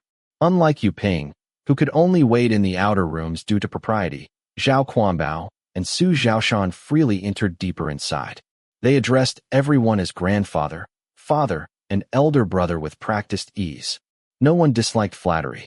Eunuchs, having no descendants, desired little beyond status and wealth. Since Zhao Quanbao and Su Zhaoshan weren't competing with the kitchen eunuchs, everyone was happy to befriend them. Within only a few days, Li Wei once again received little tributes. Previously, when 4th Prince visited often, the kitchen would occasionally send her special treats. It had been a long time since she'd seen such things. Yet now, Zhao Quanbao had managed to secure them even without 4th Prince's presence. Sometimes it wasn't about the food itself. It was about dignity. Being treated specially meant people still respected you. When nobody paid attention to you anymore, that usually meant trouble had already arrived. This time, Zhao Quanbao brought back 2 plates of candy. One contained golden malt candy, mixed with pine nuts and walnuts. The other held creamy peanut nougat. Each piece was wrapped in rice paper. Scratching his head, Zhao Quanbao said, "The kitchen is making New Year's sweets. These are defective pieces. I borrowed Lady's name to bring them back. If Lady rewards me with just a few pieces, I'll already be satisfied." When Li Wei saw the candy, she felt a sense of comfort she hadn't realized she was missing. Zhao Quanbao was quite eloquent as well. She asked Yu Ping to wrap half of each variety for him. "Take these back and share them with your brothers. Let everyone enjoy something sweet." Zhao Quanbao departed happily. Sugar within the palace was rationed. Such fine sweets were usually reserved for masters. Servants only tasted them when rewarded. From then onward, Zhao Quanbao occasionally brought back more delicacies. Even before the new year arrived, Li Wei had sampled nearly every sweet made by the kitchen. She even cleared out a shelf in her tea cabinet specifically for storing candy. Sesame candy, lobster crisps, almond sweets, yocon, Mongolian cheeses, milk curds. With nothing to do all day, Li Wei gradually gained weight. While helping her try on her new clothes, Yu Ping wore an unusually serious expression. Li Wei asked nervously, "Is the size wrong?" Yu Ping carefully measured her. "It is a little off." Li Wei immediately straightened her back and sucked in her stomach. Sure enough, the chest area felt somewhat tight. Yu Ping said, "Lady has grown taller. The sleeves and hem should be let out another 2 inches." Li Wei gestured toward her waist. "What about here? I've practically grown a double chin from eating." Yu Ping stepped back, examined her carefully, then shook her head. No need. A tighter fit makes the waist look slimmer. After changing clothes, Li Wei sat back down on the Kong and absent-mindedly picked up a piece of milk curd. Then another. Then another. Before she realized it, all 8 pieces had disappeared into her stomach. The rich, milky fragrance was impossible to resist. Besides, what else was there to do if she didn't eat? Yuping didn't seem to think anything was wrong. She carried away the empty plate and asked, "Would lady like some tea?" With tea beside her, Li Wei continued eating almond crisps, walnut pastries, and beanflour cakes. Finally restraining herself, she held her teacup and sighed. Autumn was the season for putting on weight. There was no need to fight nature. By spring, she would naturally slim down again. Besides, she was still growing. Chapter 8. Li Wei was still in her growing years, so she happily put on weight, her belly band growing tighter day by day. When fourth prince came to see her, little Gija's rosy cheeks had become even rounder, and her complexion looked exceptionally healthy. She greeted him with a bright smile, radiating happiness from head to toe. This immediately put fourth prince in an excellent mood. For once, he smiled the moment he stepped inside, helped her up with one hand, and led her inside to sit down together. Once they were seated, Li Wei's recent weight gain became more obvious. Her Chong Sam had grown tight, accentuating her soft curves and fuller figure. Even fourth prince was momentarily caught off guard. After staring for half a second, he turned towards Su Peixing and instructed, "Have them serve the meal here at Lady Li's place. I'll rest here tonight." Li Wei blinked in surprise. Su Peixing quickly acknowledged the order, though inwardly he was confused. Earlier in the study, fourth prince had been deeply engrossed in drafting a memorial intended for Crown Prince. Who would have expected him to suddenly abandon his work? Fourth prince felt he had worked hard these past few days and deserved a chance to relax. Without ceremony, he had someone bring out a tea brick he had specially saved for Li Wei. "This is Tibetan tea," he said. "It was presented as tribute some time ago. Remembering how much you enjoy eating and drinking, I had 2 bricks set aside for you." Li Wei immediately urged Yuzhan to take it away and brew a pot at once. These days, Yuping only handled major matters around the courtyard, while personal tasks had gradually been entrusted to Yuzhan. Everyone had expected her to struggle at first, but she adapted astonishingly quickly, as though she had been doing this for years. She remembered all of Li Wei's habits and preferences perfectly and attended to her even more meticulously than Yuping. Li Wei sighed inwardly. No one around her was simple. Soon, Yuzhan returned carrying a large teacup Li Wei had grown fond of lately, one that held at least 400 milliliters. She also brought over an 8 immortals plate filled with the assorted candies Zhao Quanbao had gathered over the past few days. Fourth prince laughed when he saw the abundance of sweets. "Already eating candy now?" he teased. "Ha ha ha." He also found himself wondering why she needed such a large teacup. Li Wei smiled and used silver chopsticks to pick up a piece of malt candy studded with pine nuts, the kind she liked best because it wasn't overly sticky. "Fourth master, try this," she said. "It's very fragrant." She picked up a piece for herself as well. Fourth master probably doesn't know this, but tea and sweets go perfectly together. It doesn't feel greasy at all. Fourth prince elegantly took a piece and tasted it. "How could I not know?" he said. "Silly girl. When it comes to tea, you've drunk far less than I have." Only then did Li Wei suddenly remember that the Manchus and Mongols relied heavily on beef and mutton in their diet, eating comparatively few vegetables. Tea was practically their daily necessity, consumed with every meal. She laughed sheepishly and hurriedly began recommending the other candies. To her, every single one tasted delicious. After a while, fourth prince stopped her. "Enough. If you keep eating, will you still have room for dinner later? Take these away." Yuzhan immediately stepped forward to remove the plate, which was already half empty. With no one else nearby, fourth prince reached over and stroked Li Wei's cheek. His long fingers slid from her earlobe down toward her collar. Instantly, half her body turned hot and numb. Her eyes became moist. Fourth prince had abstained for nearly half a month already. Merely touching her earlier had been enough to satisfy a craving. Now, seeing her reaction, he lowered his voice. "I think you've become sweet all over from eating so much sugar." His gaze lingered meaningfully over her chest. Li Wei's chest trembled slightly, though honestly, she was merely squirming from being teased. Fourth prince immediately shot her a look. Li Wei felt aggrieved. It wasn't as though she were deliberately trying to seduce him. Clearly, someone with a dirty mind only saw dirty thoughts everywhere. As a result, Li Wei remembered very little about dinner. Because fourth prince had come, the kitchen enthusiastically prepared a magnificent hot pot. Thin slices of beef and lamb, delicate as cicada wings, were arranged beautifully. Yet she only managed a few bites. After the meal, Li Wei noticed it was only around 8 o'clock, but fourth prince was already impatiently calling for water to wash up. Once they were in bed, fourth prince wrapped her in his arms.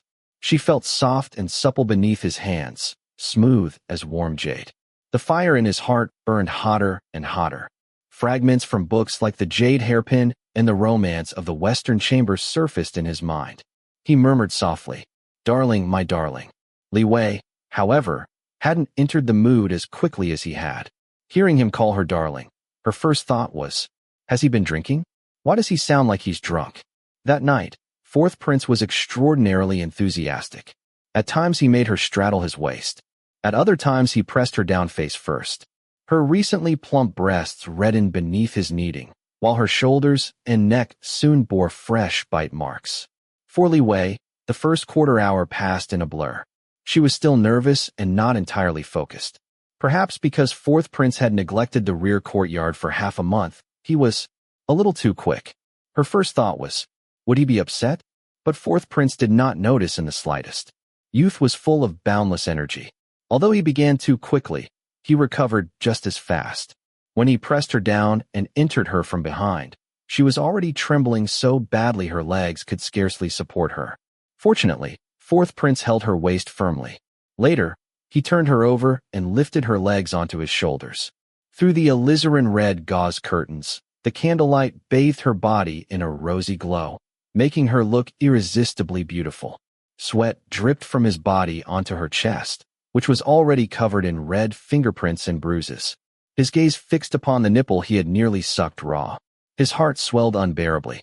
After a rapid series of thrusts, he buried himself deeply inside her and released. When it was over, fourth prince's mind went blank. His whole body trembled. Exhausted, he collapsed onto her, then continued kissing her ears and lips as though still unsatisfied. After rolling aside, he was too tired to move, yet his lingering desire had not faded. His fingers continued teasing her.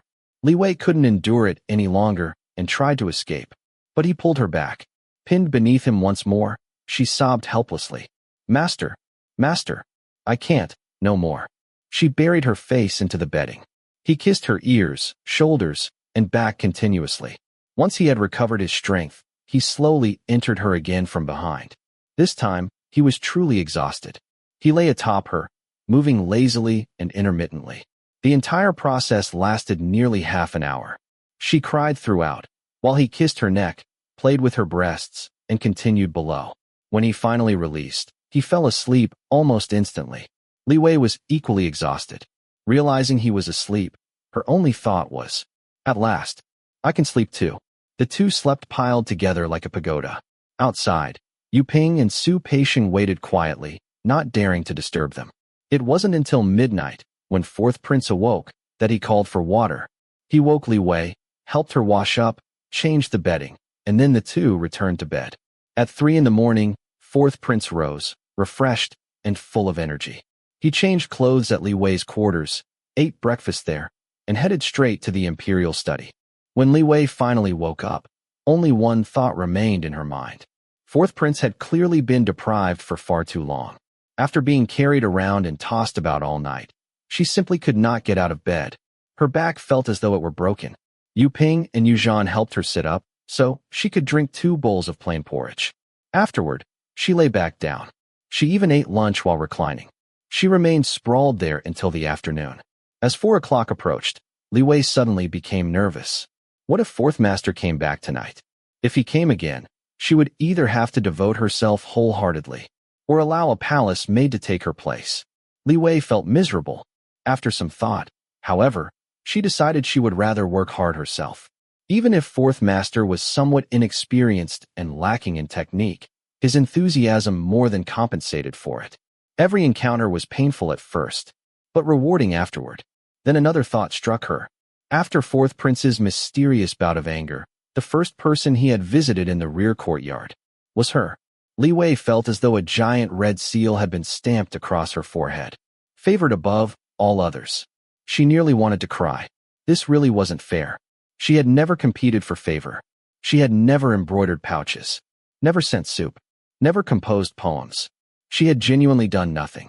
Sometimes she wished she could pry open fourth prince's skull just to see what exactly he liked about her. She wouldn't change herself. She merely wished she could be a little less conspicuous. Fortunately, Zhao Quanbao remained extremely well informed. He soon brought news that fourth prince had returned and gone straight to his study. Li Wei was somewhat disappointed, but she also felt relieved. Unfortunately, before she could relax for long, Zhao Quanbao hurried back. Fourth master has left the study and is heading here. Moments later, fourth prince entered. Li Wei had already changed clothes and gotten up. She curtsied, but her back suddenly gave way, causing her body to sway. Fourth prince narrowed his eyes, looking extremely pleased. He reached out and supported her. For the first time, he held her directly around the waist and guided her to sit beside him. Zhao Quanbao immediately removed the Kong table that stood in the way. Li Wei ended up sitting directly on one of fourth prince's thighs. She still couldn't bend her waist properly. She suspected she had strained a muscle.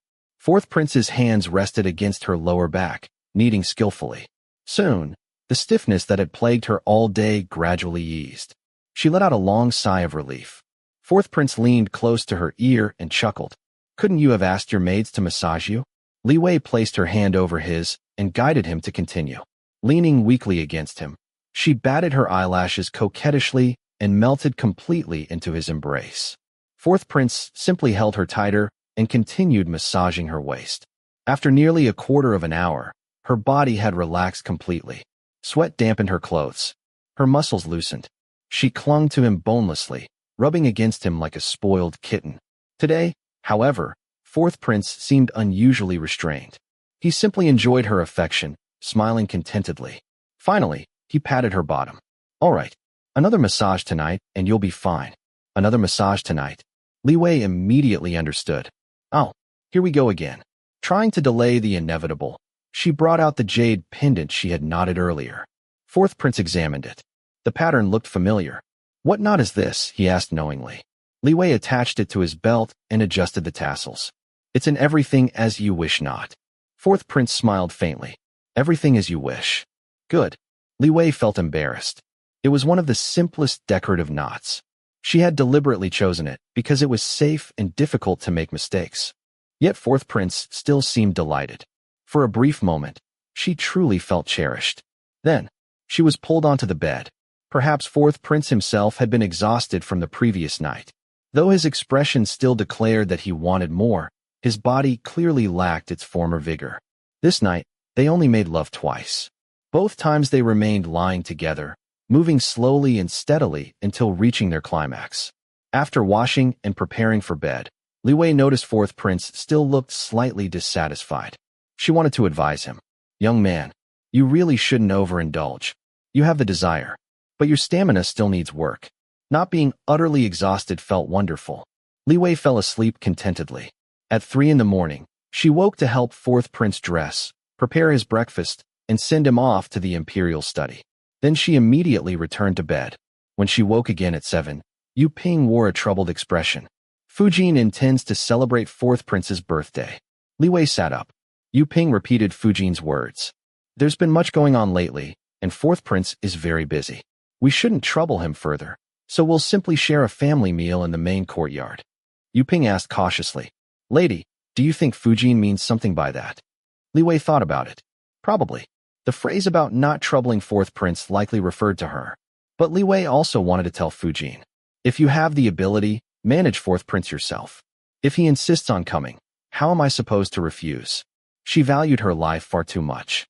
Fortunately, compared to fourth prince, Fujin wielded much less power over her. At the very least, Fujin couldn't casually order someone to beat her to death. Still, fourth prince remained uncooperative. After resting in the rear courtyard for only 2 days, he threw himself back into serving crown prince again. By the time he finally found time to attend the birthday banquet, 10 days had already passed. Late autumn had arrived. The banquet was scheduled for the evening. Li Wei added an extra vest and brought Yuzhan with her to the main courtyard. When she arrived, Fujin had not yet appeared. A servant led her to the West Wing reception room, where she usually waited during morning greetings. Lady Song was already there. Li Wei hadn't seen her in nearly 2 months. She knew Lady Song had been resting during her pregnancy and rarely left her quarters.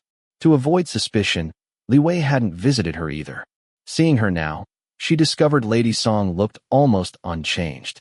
She had not gained any weight at all. Li Wei was astonished. By her calculations, Lady Song should already be 6 months pregnant. Shouldn't she have gained at least a little weight? Lady Song smiled faintly. After Li Wei sat down, she whispered, "Why are you still so thin? Didn't they assign a matron to oversee your meals?" Lady Song covered her mouth with a handkerchief. "They're afraid the delivery will be difficult," she whispered bitterly. "They don't dare let me eat too much." Li Wei's expression changed. That sounded ominous. Is there some problem?" she asked softly, gesturing toward Lady Song's stomach.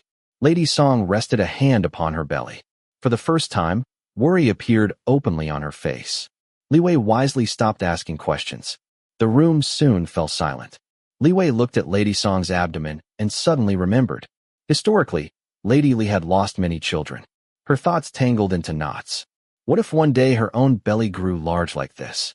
What would she do then? By nearly 7 o'clock, darkness had already fallen. Yet Fourth Prince still had not emerged from his study. Fujin finally appeared and invited both women into the main hall. Li Wei felt even more unfamiliar with Fujin than she did with Lady Song.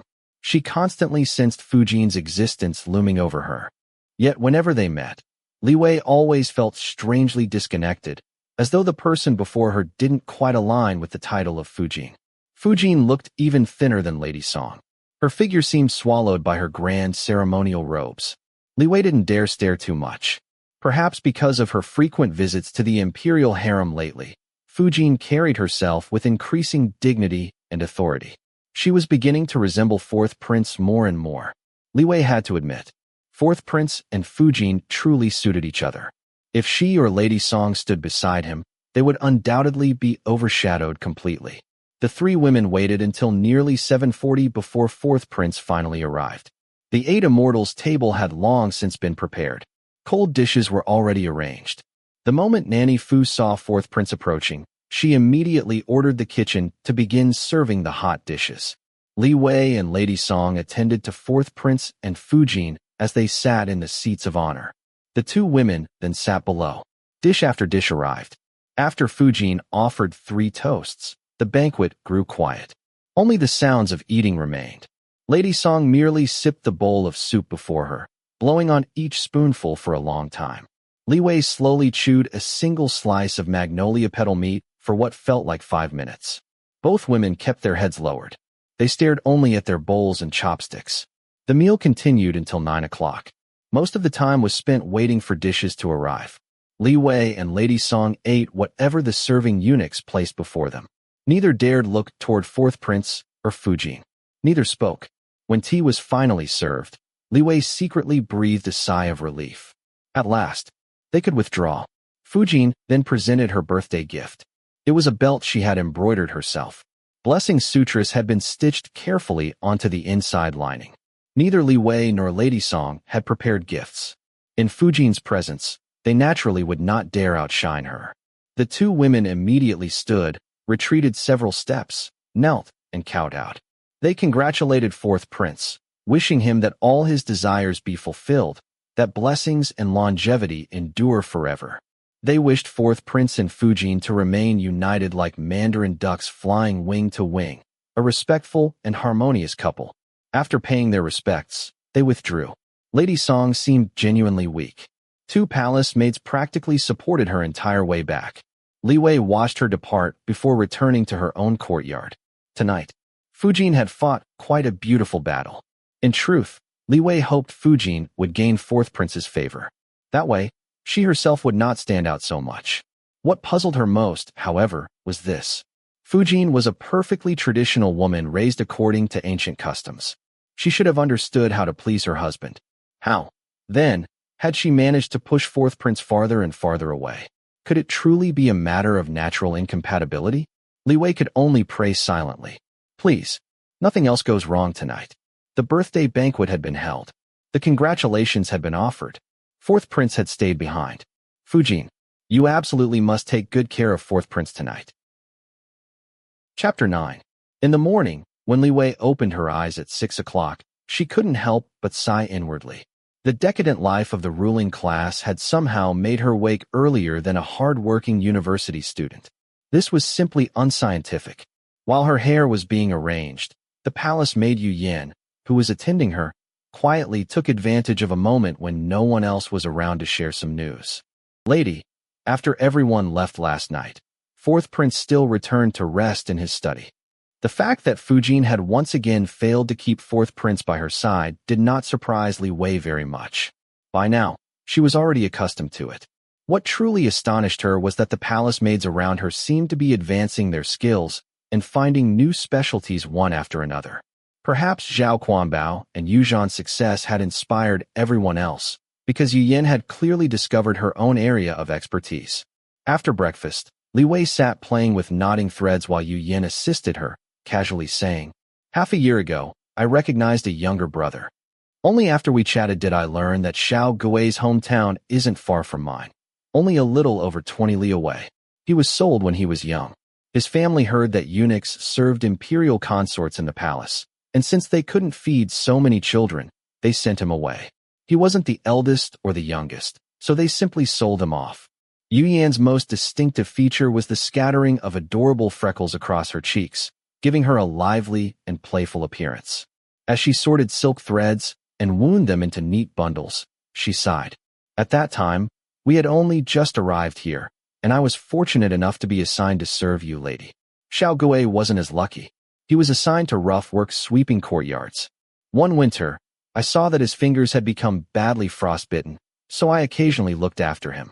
Later, when we talked about our hometowns, I discovered we came from the same area. Then she quickly explained, "I also have no parents. Since we had that connection, I recognized him as my younger brother.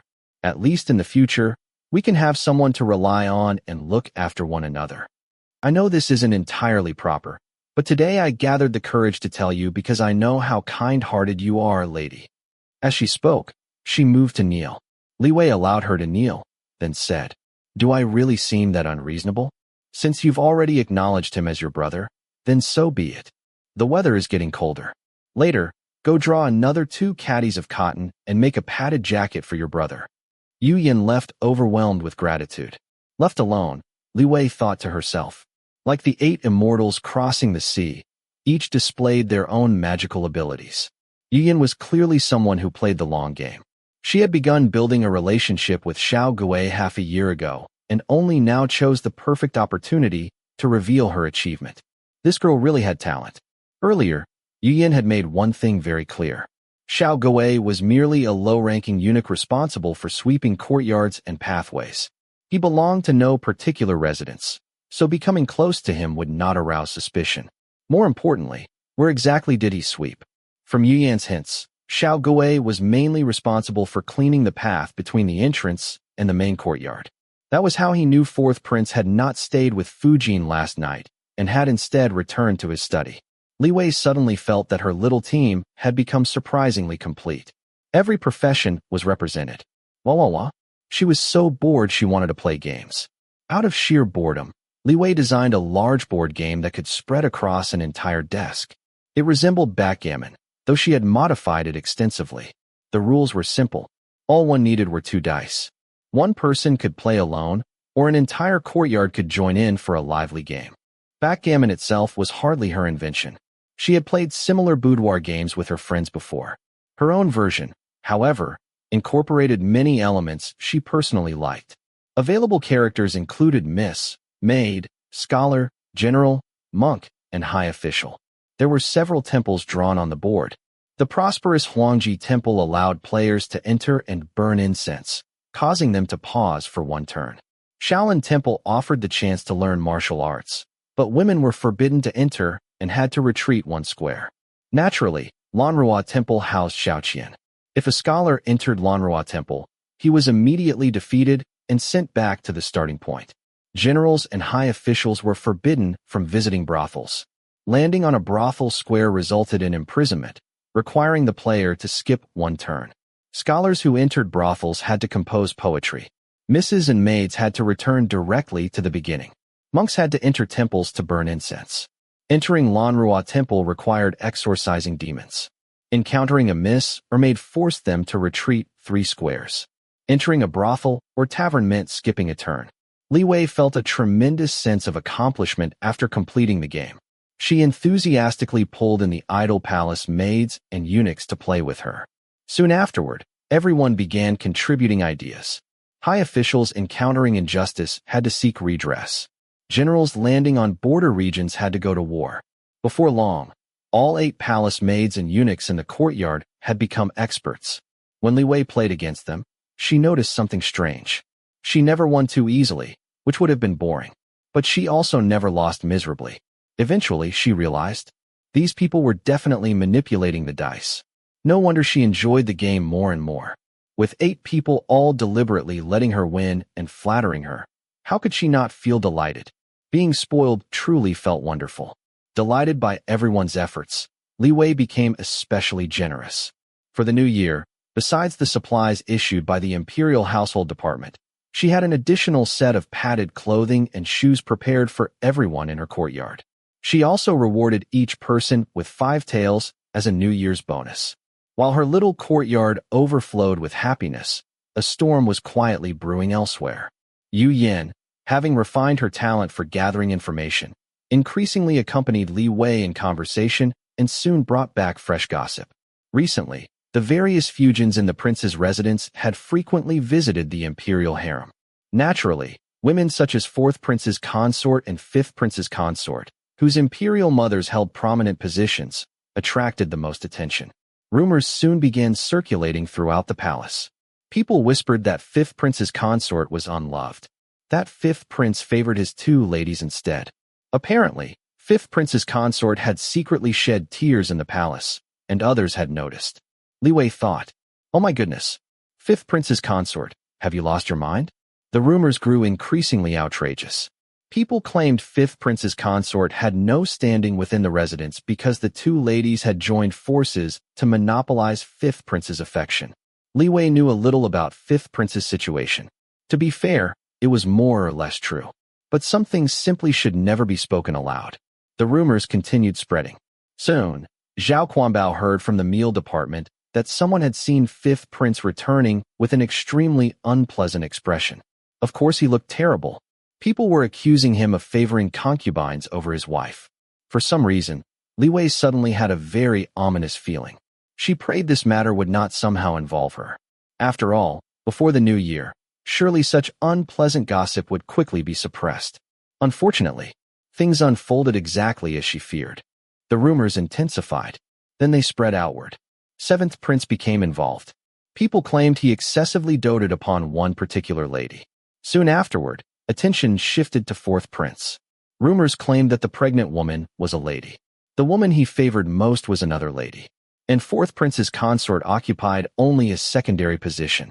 When Li Wei finally heard her own name entangled in the rumors, she became so frightened that she developed a fever that very night and suffered diarrhea. Within less than a week, she had lost enough weight that her newly tailored clothes hung loosely from her body. At night, whenever she closed her eyes, she saw again the young palace maid beaten to death in the palace of gathered elegance. Even then, she had understood that the girl had been deliberately chosen as a warning to intimidate the selected ladies. Had the girl truly committed an offense deserving death? Or had someone disliked her and deliberately framed her? Li Wei still remembered that the maid seemed to have been drugged. When she was dragged away, she couldn't even cry out. During the day, Li Wei hid inside her room and cursed 5th prince's consort endlessly. Served her right. She deserved to be neglected forever. She had spread these rumors only to pressure 5th prince, or perhaps use consort Yi's influence against the 2 favored ladies. Now the rumors had expanded further. Whoever pushed them outward was likely either consort Yi or 5th prince himself. If 5th prince alone was accused of favoring concubines over his wife, the criticism would be severe. But if 3 princes were implicated together, his own case became far less noticeable. Moreover, the earlier accusations lost credibility. Li Wei's mind spun furiously, but she could not think of any way to save herself. Seeking help from fourth prince was obviously impossible. For some reason, even though she was certain he favored her the most among the women in his rear courtyard, she firmly believed that if she approached him now, he would probably kill her first. Soon, the rumors changed direction. After fourth prince's consort visited Yonghe Palace several times, palace gossip began praising her virtue, generosity, and lack of jealousy. The pregnant woman in fourth prince's household was a lady. Yet fourth prince's consort wholeheartedly cared for her and hoped she would bear a son for fourth prince. If even a pregnant woman inspired no jealousy, then what jealousy could there be? Attention quickly shifted. Now fifth prince's consort became the villain. Stories emerged claiming she forced fifth prince's favored women to kneel beneath the scorching sun, or stand beside her all day fanning her. Fifth prince dared not confront her directly. Therefore, he protected his two ladies more closely to prevent deaths from occurring. Yet fifth prince's consort remained unrepentant and deliberately spread malicious rumors whenever she met outsiders. With attention focused entirely on her, everyone else escaped danger. One sacrifice had saved the rest. When Li Wei heard the rumors had shifted away, she finally relaxed. Unfortunately, her health did not improve. She continued suffering from fever and diarrhea. Yu Ping suggested summoning an imperial physician. Li Wei refused.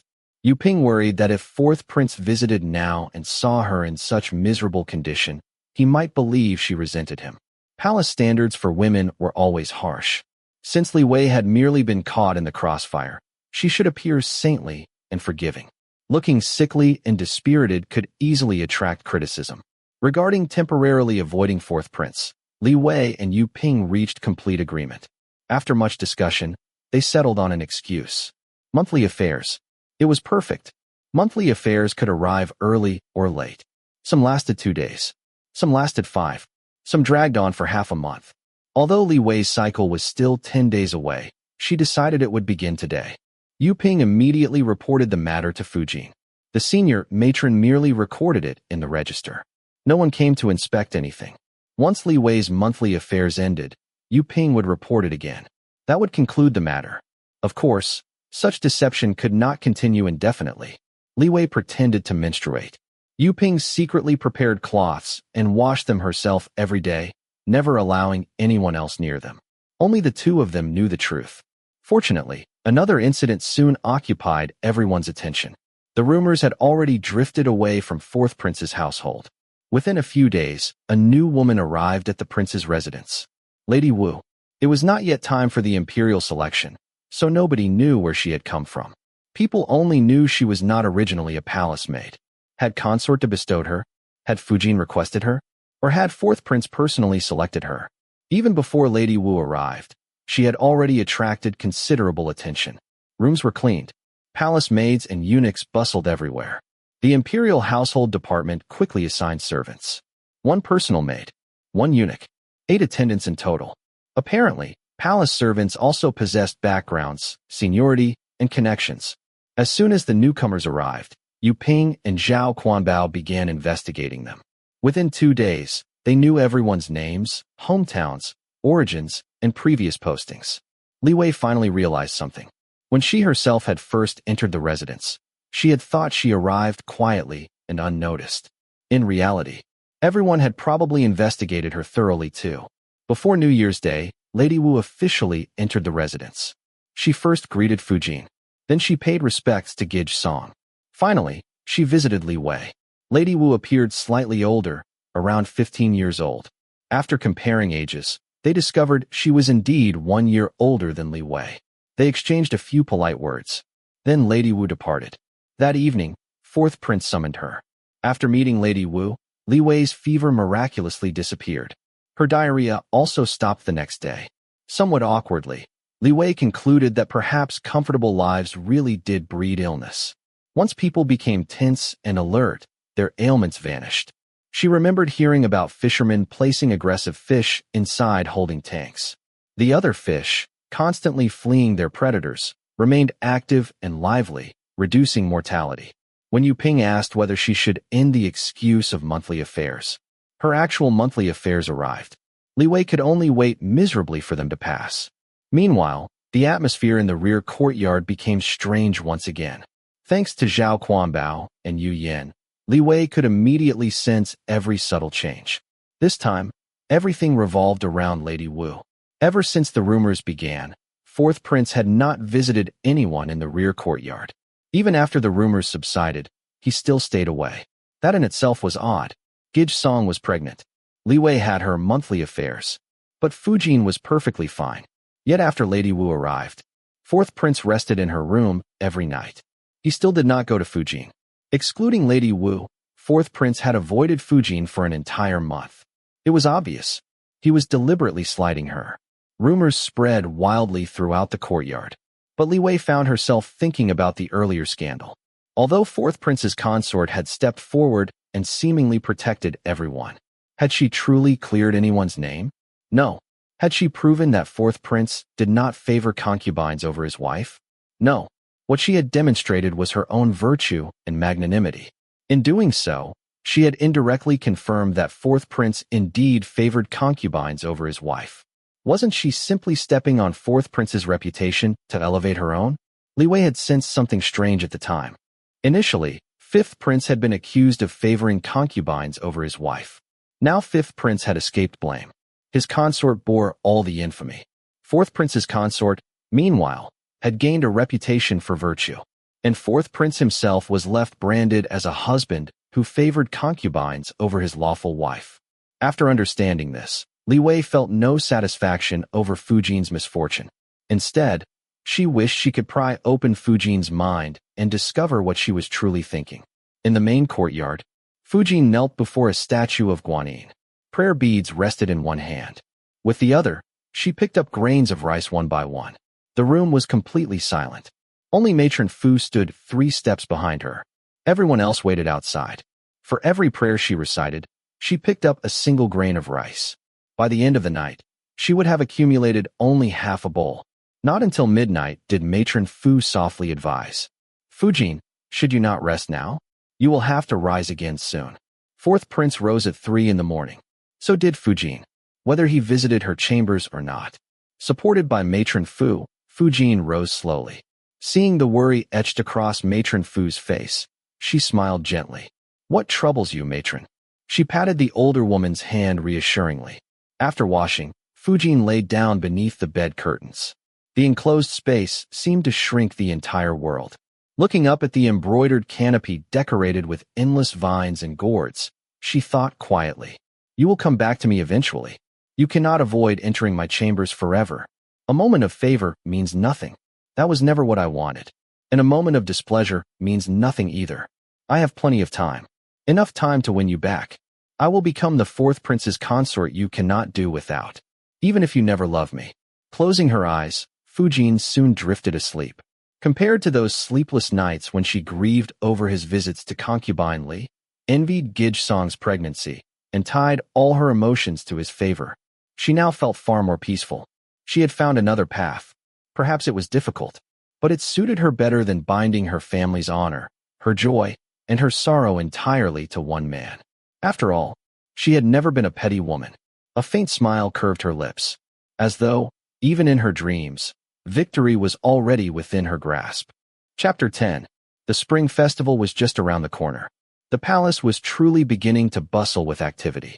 The Fujin went to Yonghe Palace every day, yet even though she was absent from the prince's residence, her authority had not diminished in the slightest. The saying, when the tiger is away, the monkey reigns as king, simply did not apply here. By now, even Li Wei could see the situation clearly. The Fourth Prince was deliberately giving the Fujin a hard time, but the Fujin refused to back down. Instead, she went straight to Consort Da and made her presence known. Li Wei couldn't help giving the Fujin a mental thumbs up. Fujin, you are truly formidable. It was clear that whether a woman belonged to ancient times or modern times didn't matter. What mattered was courage. The bolder a person was, the greater the rewards. Perhaps the wording wasn't perfect, but the idea was right. The Fujin had already surpassed ordinary women of her era. She was someone who dared to think and dared to act. While maintaining her presence before Consort Da, the other four consorts, and the other Fujins, she also boldly established new rules within the residence. Even the fourth prince's study was brought under her regulations. First, the three-courtyard prince's residence was divided into 3 sections. The first section was the fourth prince's study, known as the outer courtyard. No one from the inner courtyard or the servants' quarters was permitted to enter the outer courtyard without their master's permission, nor was anyone allowed to linger nearby. 2 side gates connected the outer and inner courtyards, and guards were assigned in 3 shifts day and night. Anyone abandoning their post without reason would receive 80 strokes of the cane. The second section was the inner courtyard, including the Fujin's main courtyard and the residences of the 3 ladies. Any eunuchs or palace maids entering or leaving had to move in pairs and were forbidden from wandering about alone. The third section housed the lower-ranking servants. These servants were responsible for cleaning and maintenance. They were not allowed to leave except while carrying out assigned duties. Violators would receive 40 strokes of the cane. Furthermore, the duties and authority of every palace maid and eunuch were clearly defined. After the Fujin sent word about the new regulations, Li Wei found herself worrying about the 8 people serving in her courtyard. According to the new rules, every servant needed a specific position. Anyone without an assigned role would be returned to the imperial household department. Since they had no work to do, there was no point in keeping them. This policy existed to prevent idle people from wandering around all day and causing trouble. Only now did Li Wei realize how frightened the servants were at the prospect of being sent back to the imperial household department. Everyone scrambled to secure a place. Yu Ping and Zhao Quanbao had received countless gifts and requests these past few days. No one wanted to leave. Li Wei herself became anxious. She had to figure out suitable positions for all 8 servants. Naturally, those who had already shown loyalty to her would receive the more important roles. As for those who hadn't yet demonstrated anything, she had no intention of sending them away. Sending someone back was easy. Requesting replacements from the imperial household department later would be incredibly difficult. Even as reserve manpower, it was better to keep everyone. Yu Ping remained her personal maid. Zhao Quanbao remained her head eunuch. Their responsibilities needed no further explanation. Yu Zhan didn't appear especially clever, but she was like a teapot boiling dumplings, wisdom hidden within. Li Wei assigned her responsibility for jewelry and clothing. Yu Yin had proven useful by gathering information. Li Wei entrusted her with managing the small storeroom. Bolts of cloth, gauze, silk, satin, fur, embroidery threads, and various materials all fell under her care. Yu Shui was the only one who had yet to actively present herself. Li Wei couldn't tell whether she was exceptionally calm or simply intended to drift through life comfortably. If she truly wanted to leave, why had she spent the 40 taels of silver she had painstakingly saved since entering the palace, bribing Yu Ping just to avoid being sent back? After some thought, Li Wei assigned her responsibility for decorative furnishings. Vases, paintings, calligraphy scrolls, cabinets, tables, stools. If lacquer chipped or furniture legs loosened, it would all be her responsibility. Li Wei thought to herself. Even if Yu Shui harbored bad intentions, the things she managed were all large objects. They couldn't simply disappear. And if some cursed doll were hidden somewhere, she alone would bear responsibility. As for the eunuchs, Zhao Quanbao had already secured his position and wasn't in a hurry to promote his friends. Su Zhaoshan, who often accompanied Zhao Quanbao to curry favor with Li Wei, received endless praise from him.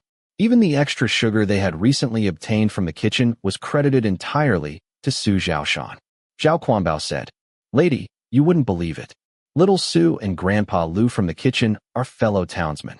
They might even come from the same village. Grandpa Lu treats him like a grandson and stuffs food into his hands whenever he sees him. Little Su also knows food well. Being from Shandong, he's practically half an expert when it comes to eating and drinking." Su Zhaoshan was the shortest among the 4 eunuchs, though he was already 17 years old. He claimed he hadn't eaten enough as a child and had stopped growing before reaching full height. Standing beside Zhao Quanbao, he smiled brightly the moment Li Wei looked at him. His grin was infectious.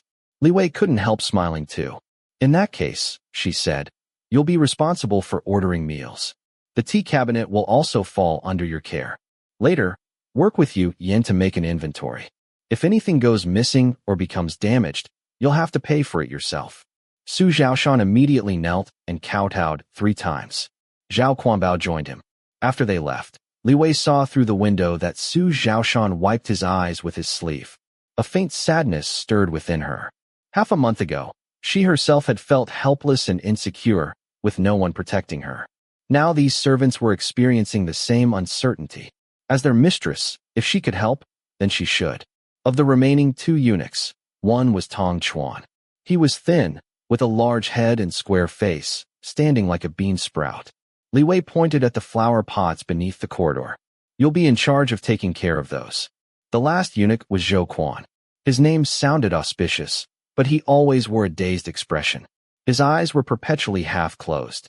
Apparently aware of this weakness, he deliberately widened them whenever he stood before Li Wei, holding them open until they became red.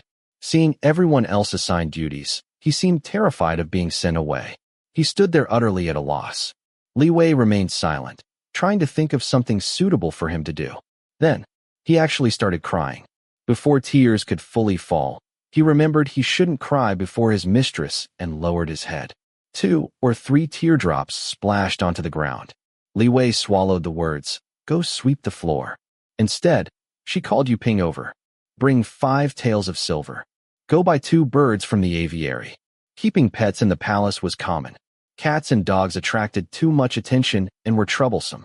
But birds and fish could be purchased quietly from the aviary or aquarium eunuchs without requiring special permission. "Any birds will do," Li Wei said. "Quanbao, from now on, you'll be responsible for raising birds. Even if they died. 2 birds bought for 5 taels shouldn't be too difficult to replace." When Yu Ping went to fetch the silver, Zhou Quan's face immediately turned pale. But after hearing Li Wei's arrangement, he experienced a journey from hell to heaven in an instant. His legs nearly gave out beneath him. He forgot to thank her. It was Zhao Quanbao who hurriedly dragged him away and expressed gratitude on his behalf. Before dusk, the birds arrived. Along with them came an elegant birdcage. Inside were 2 tiny yellow orioles. Small enough to fit in one's palm, they hopped merrily along a slanted perch. Zhou Quan circled around the cage happily. Afraid the birds might be frightened by their new surroundings, he even begged Yu Yin to sew a cloth cover for it. At last, all 8 servants in Li Wei's courtyard had found their place. Perhaps it was a sense of belonging. Whatever the reason, everyone appeared more energetic. That evening, Yu Yin brought back information from the other courtyards. Lady Song's residence had assigned 2 people to each task. 2 maids attended her personally. 2 cleaned the rooms. 2 eunuchs collected meals. 2 more maintained the courtyard. Lady Wu retained all 4 of her maids, but only kept 2 eunuchs, returning the other 2. As for the Fujin, no one knew. The entire residence had become like an iron fortress. Servants now clearly distinguished themselves. People spoke of those from the outer courtyard, those from the inner courtyard, those from the third courtyard. Before, servants living together often visited each other. Now, they had become 3 separate factions. Those from the outer courtyard rarely associated with those from the inner courtyard. The inner courtyard largely ignored the servants' quarters. Some even mockingly referred to it as the servants' side or the rough-work courtyard. Yu Yan's sworn brother, Xiao Gui, had fallen on especially hard times. Previously, those doing rough labor had at least received a measure of respect. After all, everyone served within the palace. That was how Yu Yin and Xiao Gui had become sworn siblings. But now, with all rough-work servants gathered together, those from the outer and inner courtyards suddenly felt superior. They looked down upon them in every way. At first, Yu Yin had only intended to make use of Xiao Gui, but people were made of flesh and blood. After half a year together, genuine affection had developed. Hearing that Xiao Gui often struggled to eat properly and suffered frequent beatings and humiliation made Yu Yin secretly cry several times. Li Wei only learned about it through Yu Ping, yet her own courtyard was already full. She couldn't bring Xiao Gui in. At the same time, she couldn't bear to watch him suffer. Given her position, helping him wouldn't require much effort. After thinking it over, Li Wei decided to support Xiao Gui this once. Yu Yin openly visited Xiao Gui several times together with Yu Shui. They brought gifts each time. After 4 or 5 visits, word spread. Everyone learned that Xiao Gui had a sworn sister serving as a trusted maid under concubine Li. After that, anyone looking for someone to bully deliberately avoided Xiao Gui. Upon hearing this result, Li Wei didn't feel the satisfaction she had imagined. As Yuping had said, they still want someone to vent their anger on. They just can't target our Xiao Gui anymore. Which meant someone else would suffer instead. Xiao Gui was simply luckier. Li Wei wasn't a saint. She couldn't help everyone. It was like feeding stray cats back at school. She had trapped them, neutered them, and helped find adopters. But at home, she only ever kept 2 cats. She couldn't bring every pitiful animal home. Sometimes cats she cared for disappeared. No matter how worried she became, if she couldn't find them, all she could do was comfort herself. Perhaps someone else had taken them in. She couldn't save the entire world. She could only do what lay within her power. I don't care what happens in other courtyards, Li Wei said sternly to the 8 servants gathered before her. But in our courtyard, no one is allowed to bully lower-ranking servants. If I discover such behavior, I won't let it pass lightly. When the 4th prince heard about the Fujin's methods, he silently nodded. She was still capable. However, the tension between husband and wife remained unresolved. After Li Wei's monthly cycle finally ended, the 4th prince began visiting her again. Perhaps Lady Wu's arrival had given Li Wei a sense of urgency. This time, seeing the 4th prince again made her genuinely happy. That night, beneath the blankets, the two embraced intimately. Li Wei kissed him passionately, unwilling to stop once she began. The 4th prince was left thoroughly disoriented, nearly unable to breathe. At 3 in the morning, after rising from bed, the 4th prince took a sip of porridge and hissed softly. Licking his tongue, he discovered that Li Wei had bitten its tip the previous night. He sighed inwardly, yet he also felt a little pleased. After swallowing 2 mouthfuls of porridge, he ordered Su Peisheng. Open the storeroom and send that peach blossom hairpin recently delivered by the Imperial Household Department to Li Wei. He hadn't visited her for several days. She must have missed him terribly. A hairpin should comfort her. Moved by Li Wei's affection, the 4th prince headed toward the imperial study. Before leaving, Su Peisheng hurriedly instructed his apprentice, Zhang Desheng, to retrieve the hairpin and deliver it to concubine Li. Zhang Desheng listened carefully while following behind. After seeing Su Peisheng off at the gate, he immediately turned toward the main courtyard. The Fujin had already risen. Lights illuminated every section of the courtyard. Zhang Desheng went directly to the head matron. The head matron was a little over 40, though she looked barely 30. She wasn't the 4th prince's wet nurse, but she had served him since childhood. Before the Fujin entered the household, she had overseen all of his affairs. Everyone respectfully addressed her as head matron. After the Fujin married into the residence, the storeroom records had been handed over to her. However, the head matron still retained one of the keys. Whenever the 4th prince wished to retrieve something, he preferred going through the head matron rather than the Fujin. The head matron had long since risen. For more than 10 years, she had awakened before 3 every morning to attend the 4th prince. Though she no longer needed to serve him personally, she could never break the habit. Seeing Zhang Desheng arrive, she smiled. You little rascal. What brings you here so early? Are you here to see? She tilted her chin toward the Fujin's chambers. Zhang Desheng grinned. Not at all. I'm here specifically to pay my respects to the head matron. May the head matron enjoy endless blessings and good fortune. As he spoke, he bowed deeply twice. You mischievous child, the head matron laughed. But has His Highness given any instructions? Zhang Desheng smiled. Last night, His Highness stayed at concubine Li's residence. After getting up this morning, he ordered that the peach blossom hairpin from the treasury be bestowed upon concubine Li. Master Su sent me to find you. The head matron nodded knowingly. So, it's for that one. Exactly, Zhang Desheng replied. The very one. Taking the treasury key, the two headed toward the storeroom. Servants along the way quietly stepped aside. Once the storeroom door opened, Zhang Desheng waited outside while the head matron entered alone. Moments later, she emerged carrying a tray. Upon it rested a Nama box, 10 inches long, 3 inches wide, less than an inch thick. She opened it. Under the pale moonlight, the peach blossom hairpin emitted a dreamy radiance. At its center bloomed a 5-petaled peach blossom, nearly half a palm in size. Its petals were carved from pale pink jade, translucent and luminous. Tiny yellow pearls formed the flower's stamens. 3 jadeite leaves adorned one side, 1 large, 2 small. Beside them rested 2 unopened buds no larger than fingertips. The flower backing and hairpin shaft were fashioned from gold alloyed with copper. It gleamed brilliantly. Zhang Dishing stared blankly. Speechless, the head matron closed the box. Shocked, aren't you? Only then did Zhang Dishing gasp. My goodness, truly. He almost said, truly worthy of that mistress. But he swallowed the words. Carrying the tray carefully, he departed.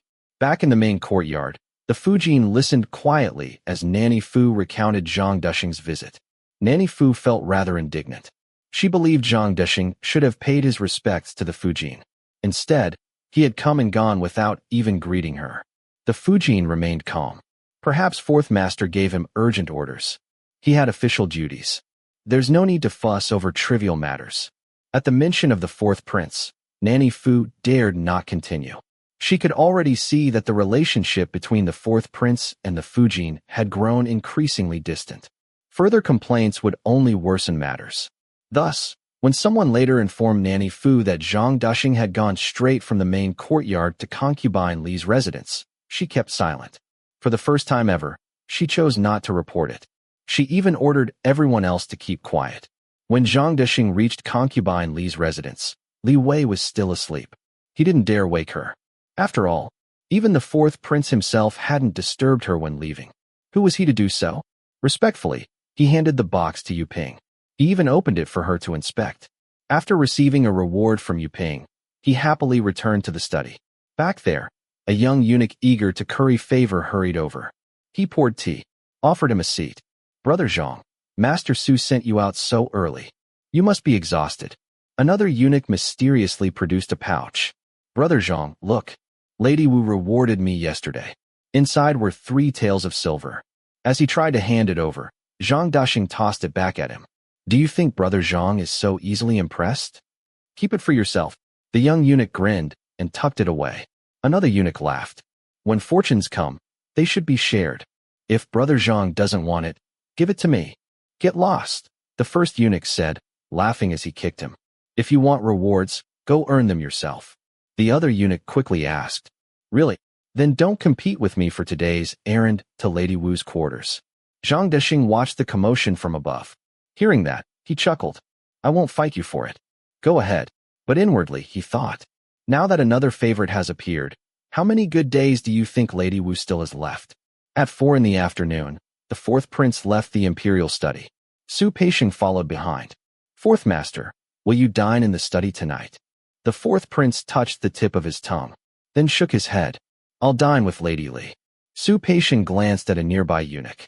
The boy immediately ran back toward the residence. Panting heavily, he returned to the study. Fourth Master will dine at Lady Li's place tonight. Hurry and pass along the message. Zhang Dishing stood up smiling. Everyone stay here. I'll go myself. Chapter 11. Upon receiving the fourth prince's message, filled with domineering confidence and a hint of wicked charm, Li Wei wasn't moved. Instead, tears almost welled up in her eyes. Last night, under the guise of intimacy, she had finally vented all the fear, anxiety, and suffocating emotions she had been bottling up these past days. Ever since she had nearly become collateral damage and come frighteningly close to death, the image of that little palace made beaten to death had repeatedly merged with her own face in her imagination. She had truly been under immense pressure. Yet even in front of her personal maids, she had never dared reveal a single trace of weakness. Her fever and stomach troubles were merely physical reactions. Aside from becoming quieter and more withdrawn, she had not shed a single tear before anyone. At times like that, her greatest wish was simply to throw herself into her mother's arms and cry her heart out. But now, apart from a few palace maids and eunuchs, the only person she had was the fourth prince. A man passionately devoted in bed, yet someone she feared so much that she didn't even dare act spoiled around him outside the bedroom. Utterly alone. Never before had Li Wei understood those words so deeply. Last night, in the midst of her fear, there had truly been a moment when she thought, who cares? I'll go all out just this once. But when facing the fourth prince, she still lost her nerve at the last second. She only dared call out his name. The words she truly wanted to say remained buried inside her heart. Yongzheng, I hate you. Yongzheng, your entire family is full of scoundrels. In the end, she had merely treated the fourth prince as an emotional punching bag. After all, once they were under the covers, they could behave however they liked. Originally, Li Wei had thought the fourth prince would definitely be angry upon waking up. If not furious, then at least annoyed. But now, looking at the newly delivered fabrics piled upon the couch and listening to Yu Ping relay his message, carefully considering the meaning behind it, it seemed, not only was the fourth prince not angry, he was actually rather pleased. Li Wei nearly burst into tears. Fourth prince, no wonder people say you're secretly passionate. Judging from your reactions, you really do enjoy this sort of thing. Unfortunately, last night's wildness came from special circumstances. She probably wouldn't be able to indulge him like that very often. Still, after venting all her frustrations without suffering any consequences, Li Wei felt as if a halo of good fortune had descended upon her. The gloom that had accumulated over recent days vanished completely. The fourth prince's favor restored her confidence. She immediately recovered to full health. Revived on the spot. No levels lost. Feeling cheerful again, Li Wei suddenly remembered a famous pastry from the novel Dream of the Red Chamber. Juju paste yam cakes. At last, she had the appetite to appreciate fine food again. She summoned Su Zhaoshan. Taking out some silver, she instructed him to go to the imperial kitchen and request the ingredients. Holding the silver, Su Zhaoshan hurried to the kitchen. The young eunuch who had received 2 taels of silver from him yesterday complained inwardly that money was difficult to earn. Yet silver was silver. The moment he saw Su Zhaoshan, he immediately approached with a broad smile. Brother Su, you've worked hard. What does your mistress wish to eat? Just say the word. I'll make sure it's arranged perfectly. When Su Zhaoshan had first begun following Zhao Quanbao to collect meals, it had coincided with Li Wei's suspected loss of favor. Truthfully, he had never experienced the treatment Yu Ping used to receive when Li Wei was favored, nor had the kitchen eunuchs ever fawned over him. So he honestly explained his request. Juju paste yam cakes. The little eunuch rolled his eyes and put on a troubled expression. Master Liang is best at making those. But he's currently busy preparing festival pastries. He probably doesn't have time. How about you come back this afternoon? That wouldn't do. Su Zhaoshan already understood Li Wei's habits. If she wanted something now, it needed to arrive before noon. After lunch was precisely when she would want to eat it. Yu Ping had always managed to bring things back. Now that it was his responsibility, how could he perform worse? He immediately began calling the eunuch, good brother, and dear brother. At the same time, he slipped 5 fun of silver into his hand. The larger amount still had to be reserved for Master Liang. The 5 fun wasn't much, but it wasn't insignificant either. The little eunuch had merely wanted a token gesture, not to deliberately make things difficult. After receiving the silver, he cheerfully led Su Zhaoshan inside. He told him to wait outside while he spoke with Master Liang. Master Liang listened quietly. After hearing the request, he nodded without asking questions. Only then was Su Zhaoshan invited inside. Master Liang accepted the silver. Su Zhaoshan thanked him repeatedly. After confirming that the pastries would be ready by lunchtime, he finally left with peace of mind. Once he departed, Master Liang ordered assistants to select fresh yams. Peel them, cut them, steam them. He also requested half a jean of red dates. These were peeled, pitted, and prepared into paste. Then he asked someone to fetch white sugar from the storeroom. After writing a requisition slip, the same little eunuch carried it to Eunuch Ma. Eunuch Ma glanced at the paper. Unlocking the storeroom, he ordered someone to weigh out the sugar. Casually, he asked, which master's residence requested this? The little eunuch smiled. It's for Su Zhaoshan from 4th Prince's residence. He recently entered concubine Li's service. He begged Master Liang repeatedly. He says it has to be ready before lunch. So Master Liang wrote the requisition first and plans to make it during his free time. Eunuch Ma froze slightly. He sat there silently for a while. Then he picked up the slip. Come with me. Together, they went to Eunuch Lu's room. The little eunuch was utterly confused. Does measuring 2 liang of sugar require Grandpa Lu's approval? Could it be because concubine Li's rank isn't high enough? Eunuch Lu glanced at the requisition. Go supervise personally. Make sure the sugar is sifted twice. After Eunuch Ma departed, Eunuch Lu questioned the little eunuch thoroughly. Only after receiving satisfactory answers did he dismiss him. The young eunuch was completely baffled. Not long afterward, he saw Eunuch Lu personally head to the kitchen. He even gave Master Liang instructions. Afterward, Master Liang immediately set aside the pastries he had been making. He handed them to his apprentice, washed his hands, and personally began making yam cakes. The little eunuch was stunned. Could Su Zhaoshan be related to Grandpa Lu? Why was he receiving such treatment? Because of that thought, when Su Zhaoshan returned, the little eunuch practically hovered around him. Not only did he return the 2 taels and 5 fin previously given to him, he also added a plate of 2 colored lotus pastries. Calling him Brother Su repeatedly, he insisted it was simply a token of goodwill. Su Zhaoshan was so overwhelmed he nearly floated away. Returning home, he delivered the food box to Yu Ping and Yu Zhan. Watching them set the meal table, he remained puzzled. So he asked Yu Ping for advice.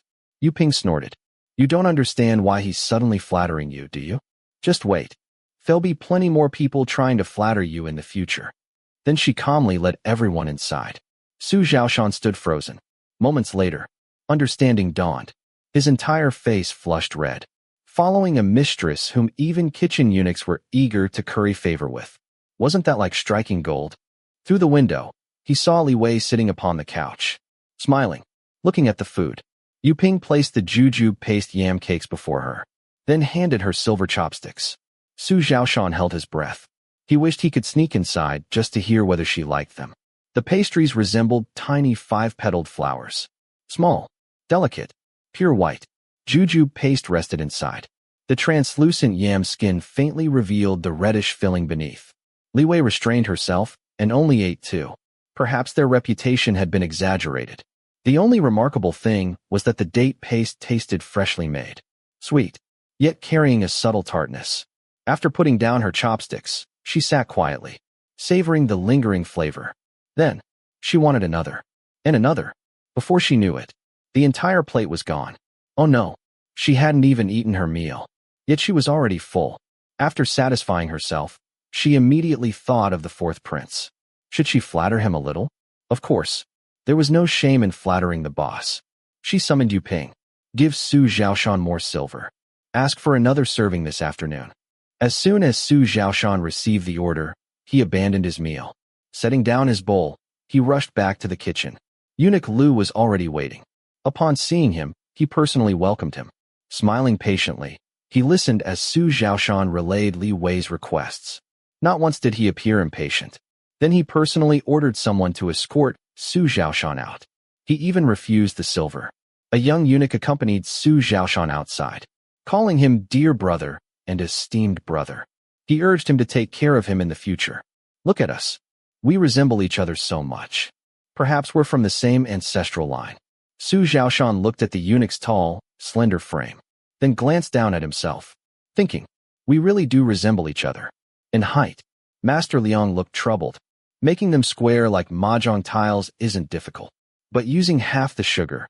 Grandpa Lu, how can yam cakes be eaten without sweetness? If the pastries taste awful, will my head still remain attached? Eunuch Lu remained calm. Perhaps the mistress simply dislikes overly sweet food. Make several versions. We'll taste them all. Master Liang wiped his face. Calling over assistants, he prepared more yams and dates. Eunuch Ma fetched sugar again. Master Liang divided the sugar into 7 or 8 portions. Each portion contained slightly less than the previous. As sugar decreased, additional glutinous rice flour was added. Without sugar, something had to compensate for the texture. Idle young eunuchs were called over for tasting. Everyone declared them delicious. Asked which tasted best. Nearly all pointed toward the sweetest version. Master Liang almost cried. Eventually, Eunuch Lu gathered the head chefs. After tasting, they selected 2 versions. One contained 70% sugar, the other only 30%.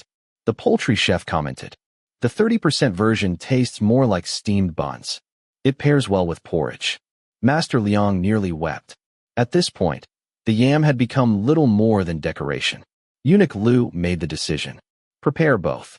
Thus, Master Liang spent the entire afternoon making pastries. Fearing further complications, he personally sent them over. 2 trays, each labeled carefully. The low-sugar version was eventually renamed glutinous rice and jujube cake. Calling it yam cake felt dishonest. Li Wei assumed the extra plate was a gift. As afternoon approached, She waited for the fourth prince's return. If he didn't come, she intended to send the pastries to the study. Though he had promised to come this morning, what if he changed his mind? She couldn't help feeling anxious, repeatedly taking out the pocket watch he had gifted her years ago, checking the time, then staring blankly at it. Yu Ping quietly slipped outside. Yu Zhan continued shelling pine nuts. Outside, Yu Yin exchanged meaningful glances with Yu Ping. The two whispered while sorting silk thread. Yu Ping sighed. Seeing Our Lady like this truly breaks my heart. She glanced toward Lady Wu's residence. Yu Yin smiled. Who could compare with Our Lady? Can those people even match one of her fingers? Li Wei's maids possessed absolute confidence in her. They had watched Lady Song lose favor. They had witnessed even the Fujin encounter setbacks. In their eyes, the fourth prince simply adored their mistress. Lady Wu merely benefited from good timing. She was new. Novelty naturally attracted attention. Their mistress had happened to be ill. Now that she had recovered, the fourth prince had visited 2 nights in a row. Rewards and gifts continued arriving. Yu Yin lowered her voice. Just watch. I don't think it'll be long before she comes to seek Our Lady out. She winked toward Lady Wu's residence. The two quietly giggled. After leaving the imperial study, however, the fourth prince did not return home. Instead, he went to visit the crown prince. Later, Su Peixing sent word back. The crown prince had invited the fourth prince to stay for dinner. He would not return that evening. Li Wei immediately wanted to send the pastries to his study, but Yu Ping stopped her. The fourth prince never said he wouldn't come. These pastries won't keep overnight. What if he returns and rests here? Wouldn't your thoughtfulness be wasted? Li Wei hesitated, then decided to wait. By the time the palace gates were nearly closing, the fourth prince finally returned. Just as Yu Ping predicted, he came directly to Li Wei's courtyard. Servants bustled about, preparing hot water, fetching fresh clothing, arranging everything for washing. Li Wei offered him hot tea. He accepted it, blew gently across the surface, then asked, "Do you still have any pastries?" "Bring some." At the crown prince's residence, he had barely eaten. He hadn't gone there for food. Afterward, he had spent hours assisting the crown prince with memorials. He had survived on little more than tea. "Yes. I requested 2 plates this afternoon. They're untouched." Li Wei hurried away. The fourth prince paused. Untouched. She had ordered them this afternoon, and saved them until now. When she returned carrying the pastries, he smiled. The plain, square cakes without decoration were clearly intended for him. After an exhausting day, seeing those pastries warmed his heart. He slowly ate piece after piece. Soon, both plates were gone. Only then did Li Wei ask, "Fourth master, were you hungry? The kitchens should still be open. Should I have them prepare something?" "It won't take long." "No need." The fourth prince sighed contentedly. His stomach was already 70 or 80% full. If he returned from the crown prince's residence and immediately ordered food, wouldn't it reveal how poorly he had eaten there? After washing, the two retired together. Beneath the bed curtains, they shared the same quilt. Holding her gently, the fourth prince stroked her hair. "I won't trouble you tonight. Rest. If you still want it tomorrow, I'll satisfy you then." Li Wei's face reddened instantly. She understood he was teasing her for her enthusiasm the previous night. "Fourth master." She lifted her face. Leaning closer, the two kissed slowly, lingering, tenderly. She seemed unable to get enough of him. The fourth prince had no choice but to grip her waist firmly and pull her back. Finally released, he breathed heavily. "You little fox spirit. You almost sucked my soul away." Then he lowered his head, capturing her lips, kissing her until she, too, became breathless. Afterward, he patted her back soothingly. "Sleep. Your master has had a tiring day. Be good." Silence settled over the room. Yu Ping and Yu Zhan left a lamp burning outside before withdrawing. They waited in the cold until 3 in the morning. Only after Su Peixing arrived did they return briefly for hot tea before hurrying back to serve the fourth prince. Li Wei rose as well. The fourth prince motioned everyone aside, allowing her to help dress him. As she tied his belt, he leaned close. "Why aren't you sleeping in today?"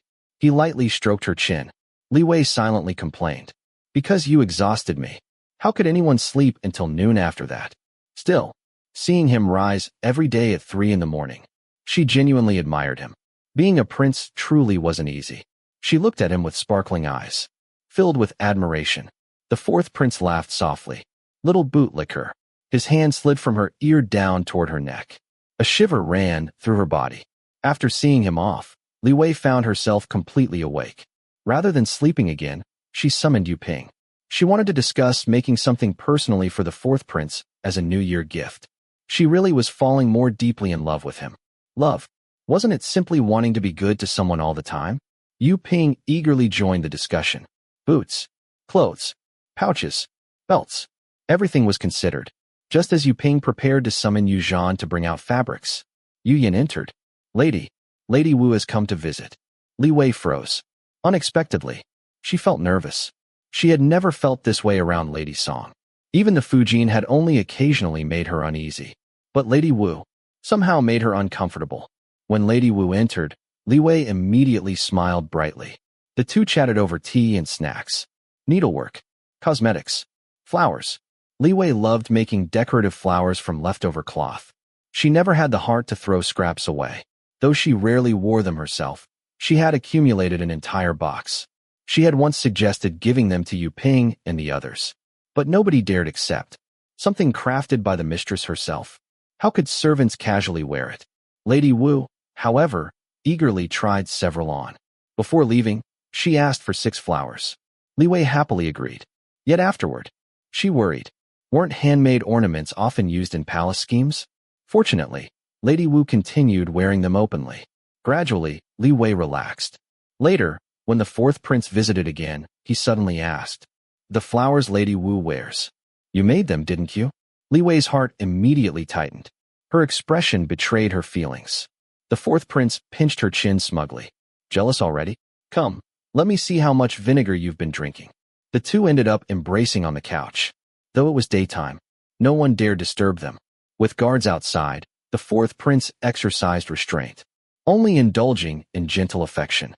Afterward, slightly breathless, he said, "The biggest flaw in your temperament is your jealousy. I indulge your boldness because I cherish you. But you must improve. What if you reveal it in front of others?" Li Wei became silent. The fourth prince rolled aside. "See, you're showing it again. Learn from others. Otherwise people will discover your weakness. And you'll always suffer." Li Wei nestled closer. He naturally drew her into his arms. Seeing her unhappy expression, he softened. "Fine. If you can't learn, then go out less. Meet fewer people. That way you'll offend fewer people. And fewer people will dislike you." Li Wei blinked. Dislike her? She hadn't noticed anyone harboring resentment. Even the Fujin hadn't openly targeted her. She immediately sat upright. "My lord, who dislikes me?" The fourth prince looked at her, inwardly lamenting her foolishness. "Everyone in this residence dislikes you. I stay with you almost every night. Who would feel happy about that?" He hugged her. "It's good that you've grown close to Lady Wu. She has no foundation here, so she'll naturally attach herself to you. Just like the servants in your courtyard. There are things she'll do for you, without you ever needing to ask." Li Wei was stunned. These words sounded completely unlike the fourth prince she knew. Seeing her confused expression again, he felt helpless. He had favored her above everyone else. Why had she never realized it? Lady Wu had only recently arrived. He hadn't even looked at her properly yet. How could he possibly abandon Li Wei because of someone new? Did his affection truly mean so little in her eyes? The fourth prince sighed, then quietly said, "Set your heart at ease. Your lord remembers old affections. It's not as though anyone who appears can replace you. Your lord is not someone who favors the new and neglects the old." Chapter 12. For fourth prince, everyone in the courtyard, whether high or low in status, was his servant.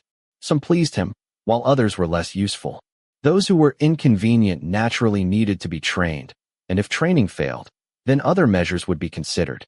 Those who pleased him could be tolerated, even with minor flaws.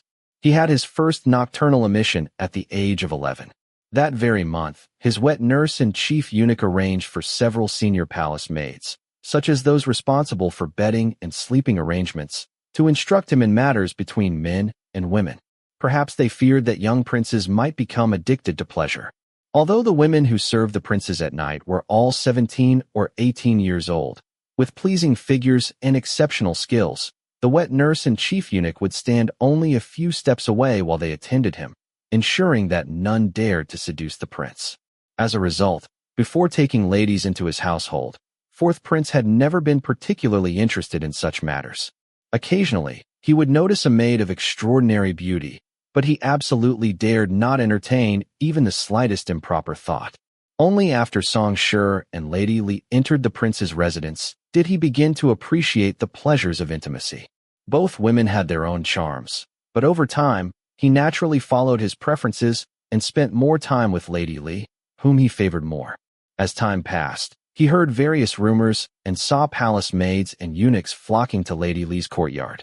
What surprised him most was that Lady Li seemed astonishingly foolish.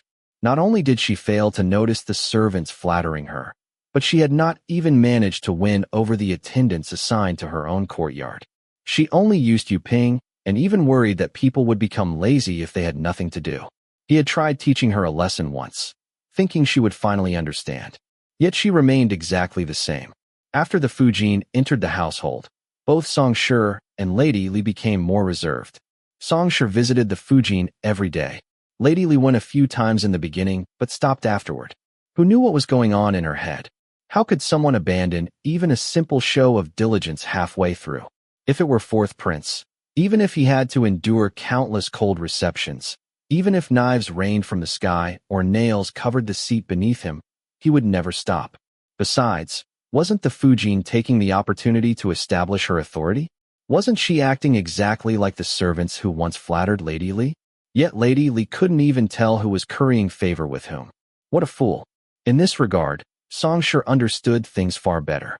When Song Shi became pregnant, even the Fujin became anxious, trying every possible method to win his favor. He deliberately kept the Fujin waiting while occasionally visiting Lady Li. Yet whenever he saw her, she seemed to be living in some secluded paradise, utterly unconcerned with worldly affairs.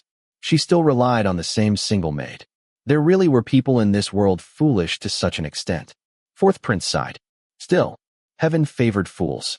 Lady Li was slow-witted and muddle-headed, but because she enjoyed favor, there would naturally be people willing to build a ladder to heaven for her. After all, if one person ascended, even their chickens and dogs might rise alongside them. Fortunately, there were not many people like her, especially in the palace. At least among those around her, there were still a few capable individuals. Gradually, they began handling matters on her behalf. But Fourth Prince knew it wasn't enough.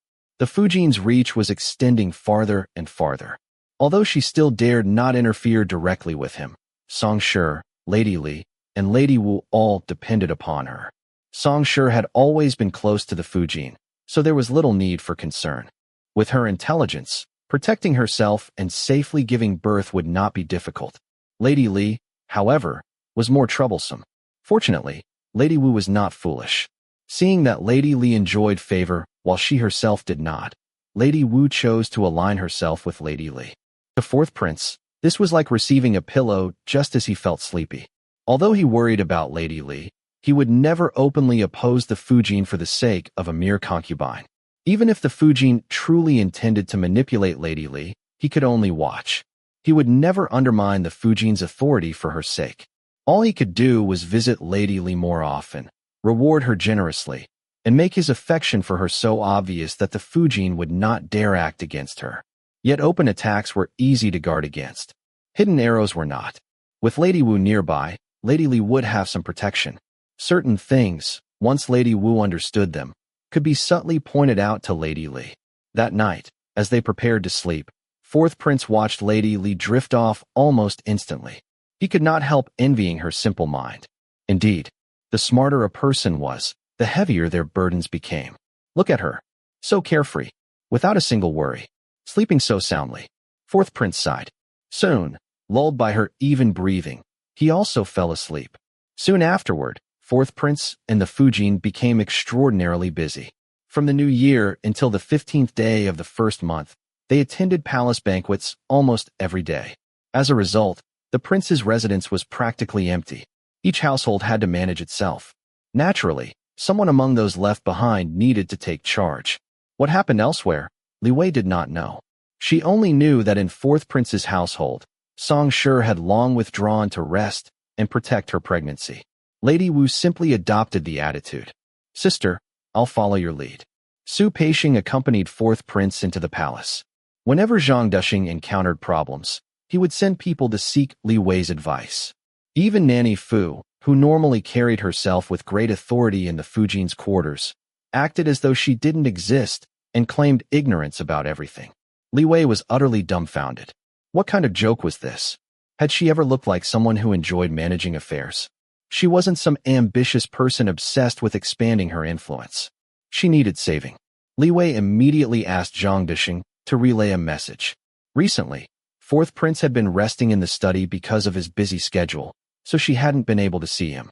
However, Zhang Duxing returned with Fourth Prince's reply. Manage what she could. If anything exceeded her abilities, she could consult the head matron. Li Wei felt as though she had been granted an imperial sword. That very day, she solemnly invited the head matron over. When conveying the message, she deliberately omitted the first half. Instead, she said, Fourth Master instructed that during this period, the head matron should oversee household matters. We are all young and inexperienced, so we humbly ask you to bear this responsibility. Once this busy period passes, everything can return to normal. The head matron had raised Fourth Prince since childhood. How could she fail to understand him? When had he ever bypassed the three women of the household to place authority directly into a servant's hands? Song Shi was pregnant. Lady Wu had just arrived. Looking at Lady Li seated before her, the head matron understood that Fourth Prince probably intended for her to take charge. Yet, judging from her expression, she simply wanted someone else to shoulder the burden. The head matron tactfully replied, My lady, what are you saying? You are the master. We merely follow your instructions. If you tell this servant to catch a chicken, I wouldn't dare bring back a duck. Li Wei laughed. The head matron continued, If your ladyship has any need of this servant, I will gladly devote my life without hesitation. She waited for Li Wei to establish her authority. Instead, Li Wei cheerfully handed over every responsibility. She clearly instructed Zhang Duxing that any matters should be reported directly to the head matron. All the supervisors and attendants within the three courtyards should also consult her. The head matron exchanged glances with Zhang Duxing. After a moment of silence, she said, Since your ladyship trusts this servant so much, I shall temporarily take charge. Zhang Duxing could barely suppress his laughter. The moment he stepped outside, he hunched over, covering his mouth. The head matron followed and smacked the back of his neck. Ouch! Head matron! He immediately straightened up and escorted her away like a dutiful grandson. The head matron wasted no time. She gathered all the supervisors and issued orders. The masters were away attending banquets. Those remaining behind needed to be even more vigilant. She reminded everyone that although they had relatives and friends elsewhere and naturally wished to exchange New Year's greetings, they should restrain themselves. If anyone offended a noble lady while the masters were absent, disaster would follow. After offering reassurance, she established strict rules. Aside from attendants from the three ladies' courtyards fetching meals, no one could leave. Meal deliveries were limited to twice daily. Any additional requests had to be reported first. She added, It is understandable if Song Gij, being pregnant, occasionally craves something. We will certainly not deny her. If any lady wants something, simply inform me. Privately, however, she was most wary of Lady Li. Ever since entering the residence, Lady Li had constantly ordered snacks and pastries. The head matron considered such behavior frivolous. Still, she knew Lady Li was merely carefree and somewhat immature. Though not particularly steady, she had clearly captured Fourth Prince's attention. The Fujin, by contrast, carried herself properly. Unfortunately, Fourth Prince disliked being controlled. The head matron then declared that all matters concerning the outer courtyard would go through Zhang Duxing. Internal matters belonged to her. Aside from the two of them, no one else's authority would be recognized. She looked directly at Nanny Fu as she spoke. The Fujin had taken her personal attendants into the palace. Nanny Fu remained behind, perhaps because of her age, or perhaps because the Fujin intended for her to seize this opportunity. The head matron believed the latter. Yet Lady Li had immediately passed responsibility onto her. As a result, the Fujin's plans came to nothing.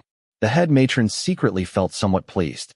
Since the Fujin refused to rely on her, she had happily retired and guarded the prince's storeroom keys. Thinking of the Fujin, she sighed. The Fujin possessed capability, ambition, and dignity. Yet her mindset was flawed. She didn't understand that to stand higher, one sometimes had to bow lower.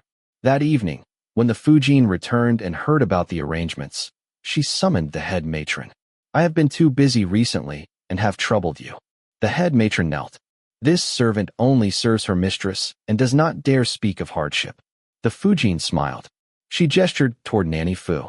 Everything in my courtyard is managed by Nanny Fu. If there is anything you do not understand, you may consult her. The head matron smiled politely. Yes. The Fujin continued. Zhang Dushing oversees the study. Concubine Li and Lady Wu are both sensible.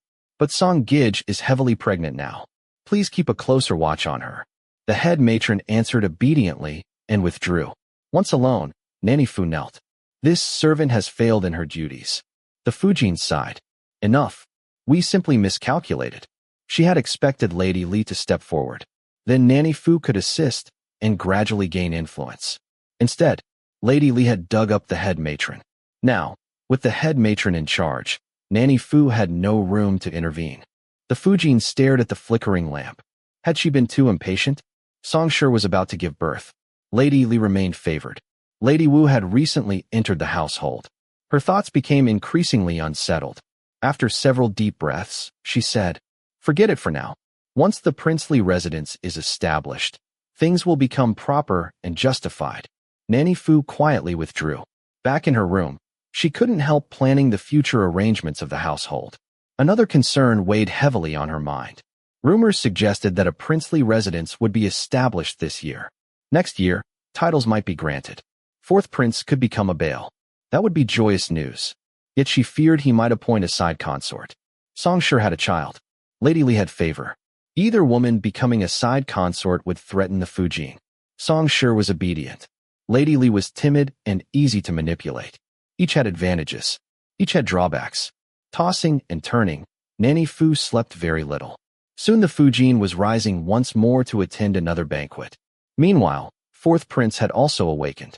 Su Peishing served jujube paste yam cakes and glutinous rice jujube cakes. Ever since eating them at Lady Li's place, they had become regular fixtures in the study. To avoid embarrassment at palace banquets, fourth prince barely drank anything in the mornings. He swallowed both plates of pastries dry and only took a few sips of tea afterward. Su Peishing quietly reported that the Fujin had summoned the head matron. Fourth prince acted indifferent. She is the Fujin. Giving a few instructions is only natural. The room instantly became silent.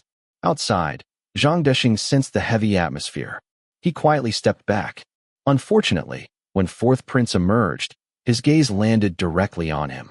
Without stopping, fourth prince instructed Su Peishing. See whether your disciple has anything to report. Su Peishing gestured for Zhang Deshing to speak quickly. Zhang Deshing reported two matters. A eunuch serving Songshur had developed diarrhea. Should he be sent away? If removed, he likely could not return. Songshur would probably not plead for him. Still, Zhang Deshing hoped some leniency could be shown. The second matter concerned Lady Li. Recently, she had stopped requesting snacks. She only ate 2 meals a day. Could something be troubling her? Su Peishing frowned. Move the eunuch out immediately. Lady Song is carrying a child. Even the prince himself must keep some distance. Remove him at once. As for Lady Li, Su Peishing hesitated. He merely instructed Zhang Deshing to keep watching. If anyone dares mistreat Lady Li, deal with them first. Zhang Deshing obeyed. The eunuch from Songshur's quarters cried softly as he was escorted away. Songshur remained silent. She merely sent out 2 taels of silver. Zhang Deshing personally delivered the man to the imperial household department and even spent his own money bribing officials there. The eunuch clung desperately to his hand. Please mention me to the mistress. Zhang Deshing sighed inwardly. If Songshur couldn't even protect herself, how could she protect a servant?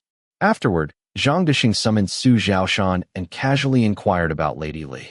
Was she eating well? Sleeping well? Feeling unwell? Su Zhaoshan happily answered every question. He thought proudly that even people from the study were currying favor with Lady Li. What good fortune! Still, Zhang Deshing remained uneasy. He eventually sought out the head matron. He mentioned the eunuch from Songshur's quarters.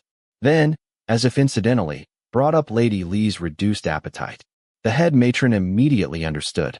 She asked quietly, "What exactly happened with that one?" After hearing everything, A thought suddenly struck her. Could Lady Li be pregnant? Considering how often fourth prince visited her, it wasn't impossible. That would explain the reduced appetite. Cold sweat broke out on her back. She immediately decided to investigate. First, she visited Song Shi. Then she went directly to Lady Li. The moment she saw her, she carefully observed her complexion and appearance. Yet nothing obvious could be discerned. If Lady Li truly had conceived, it would still be less than 2 months. The head matron cautiously asked about her meals. Li Wei smiled brightly. Everything's fine. It's just that most of the cooks have been called away for palace banquets. The few remaining chefs only know the same old recipes. So, that was why she had stopped ordering snacks. Afterward, the head matron also visited Lady Wu before leaving. But the more she thought about it, the more uneasy she became. Even if she was mistaken, extra caution would do no harm. If she was right, it could save many lives. Using Song Shi's pregnancy as an excuse, she sent over Matron Lu. Her nickname was Willow Stump. The head matron said, "Stump, I'm entrusting these 2 mistresses to you." Matron Lu smiled. "Which one is the important one?" She raised her thumb. The head matron laughed. "Do I really need to tell you?" Matron Lu understood immediately. By evening, fourth prince finally returned to the study. While soaking his feet, he asked about the morning's matters. Su Peixing reported everything. Fourth prince closed his eyes. Zhang Dushing handled things well. Reward him later. Have the head matron watch Song Shi carefully. Then, he said nothing about Lady Li. Instead, he changed clothes. Su Peixing immediately prepared a lantern. Without saying a word, fourth prince headed straight for Li Wei's courtyard. Li Wei had not yet fallen asleep. She lay on the kong, staring at the canopy overhead, counting how many more days remained before fourth prince would stop being so busy. Suddenly, noise came from outside. She hastily threw on a fur robe. "Yu Ping, what's happening?" Before she finished speaking, the curtain lifted. Fourth prince walked in. Li Wei's eyes lit up instantly. She jumped off the kong without even putting on her shoes. Just as she was about to kneel, fourth prince grabbed her and pushed her back onto the bed. Yu Ping and Yu Zhan helped him change clothes. Soon the bed curtains were lowered. The maids quietly withdrew. Fourth prince lay flat and let out a long sigh.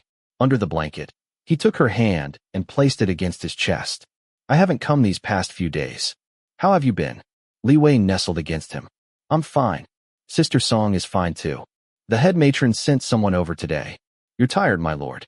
You should rest." Fourth prince hummed softly. He reached out to embrace her, then paused.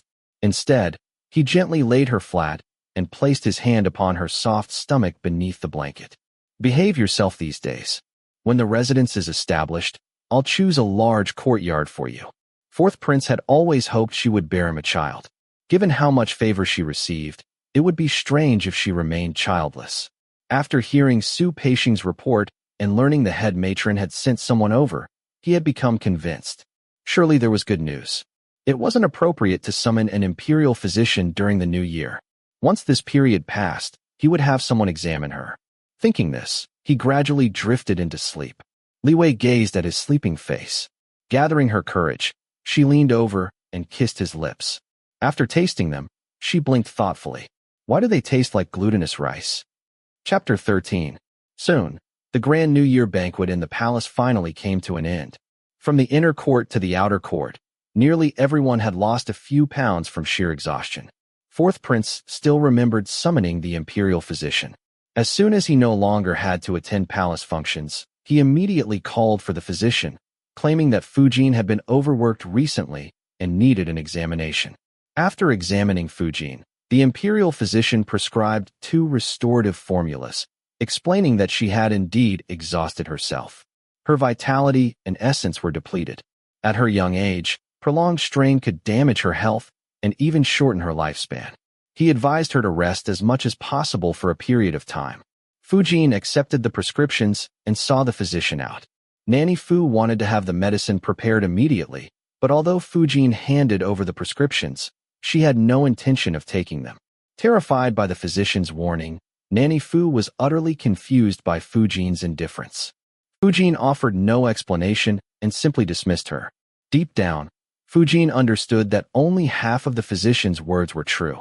More importantly, this was Fourth Prince's way of warning her. She thought to herself, if she did not fight now, when would she? Should she wait until the other ladies had raised their children? Or wait until fourth prince was granted the title of Baal?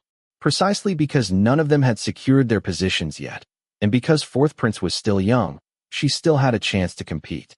After leaving the main courtyard, the imperial physician was escorted by Zhang Dushing to Songshi's residence. After taking her pulse, he prescribed no medicine. Then they proceeded to concubine Li's quarters. While the physician checked her pulse, Zhang Dushing stood outside straining to listen. After a while, he heard the physician laugh softly. Lady is in excellent health. Her vitality is abundant, and her constitution is strong. There is no need for medicine. Zhang Dushing's heart sank. It's over. No good news. How was he supposed to explain this to fourth prince later? Just thinking about it made his legs feel weak. After examining Lady Wu as well, Zhang Dushing escorted the physician back to the study. Fourth prince had been waiting ever since the physician was summoned. By now, he had already finished 2 cups of tea. As soon as the physician entered, he knelt and kowtowed. Fourth prince ordered him to rise and sit. The physician carefully lowered himself into his seat and delivered a string of unpleasant news. Fujin's vitality was depleted. Songshi's pregnancy was somewhat unstable. The other 2 ladies were healthy, but there was still no good news.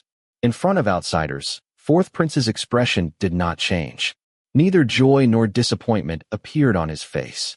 After the physician finished speaking, fourth prince ordered that he be rewarded and had Su Peixing escort him out. Taking the opportunity, Su Peixing slipped away. Zhang Dushing wished he could disappear into the wall. Fourth prince clasped his hands behind his back and paced around the study. Stopping before a bookshelf, he picked up a book and flipped through it.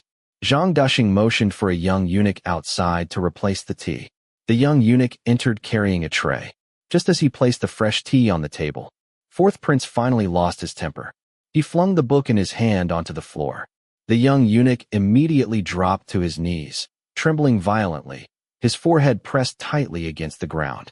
Utter nonsense, fourth prince snapped. Zhang Dushing maintained a blank expression while silently praying to every bodhisattva and deity he could think of. After venting his anger, fourth prince strode out of the study. Zhang Dushing breathed a sigh of relief. At least he wasn't the target. Before leaving, he kicked the young eunuch lightly. Get up. Go. Then he hurried after fourth prince.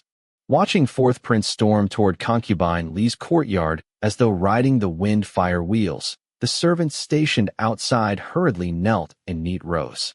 Fourth prince ignored them. Zhang Dushing didn't dare interfere. Who knew what kind of storm was about to descend upon their mistress? He stayed outside. Only a fool would walk in now. Through the thick cotton curtain, he heard concubine Li greet fourth prince. But he never heard fourth prince tell her to rise. Zhang Dushing thought, here it comes. Soon afterward came the rustling sounds of changing clothes. Then concubine Li spoke again. Master, please try this tea. It's Western tea that Fujin gave me. Zhang Dushing almost slapped himself. Serves him right for wanting to watch a spectacle. If concubine Li couldn't soothe fourth prince's temper, she would never have remained his favorite for over a year. Seeing the servants outside still kneeling, he motioned for them to get up. As long as concubine Li remained favored, they would remain safe. Inside the room, Li Wei said, I never knew people in the West drank tea too. She wondered whether the British had already begun cultivating tea in India by this time. Before she finished speaking, fourth prince set down the cup after only a sip. It wasn't steeped long enough. Make another pot. Oh, Li Wei quickly carried it away and told Yu Ping to brew another properly. For fourth prince to complain about tea. That was truly embarrassing. Yu Ping rushed back as if the house were on fire. A new pot was brewed and brought forward. Li Wei smiled brightly and presented it once again. This time, fourth prince merely touched the cup. The water boiled too long. It's too hot. Then he frowned at Li Wei as if asking, how could someone be this foolish? Li Wei nearly blushed. Why was every cup of tea wrong today? She hurriedly sent it away again. This time, make it perfect. 7 parts hot. Just right for drinking. For people gathered around the tea stove. Yu Ping, Yu Zhan, Zhao Quanbao, and Su Zhaoshan. Yu Ping carefully measured the tea leaves, poured in the water, waited for the proper amount of time, filtered the tea, and covered the cup. Afterward, no one dared deliver it. Su Zhaoshan swallowed nervously. Should I go borrow someone from the kitchen who's good at brewing Western tea? Zhao Quanbao exchanged a glance with Yu Ping. Everyone understood.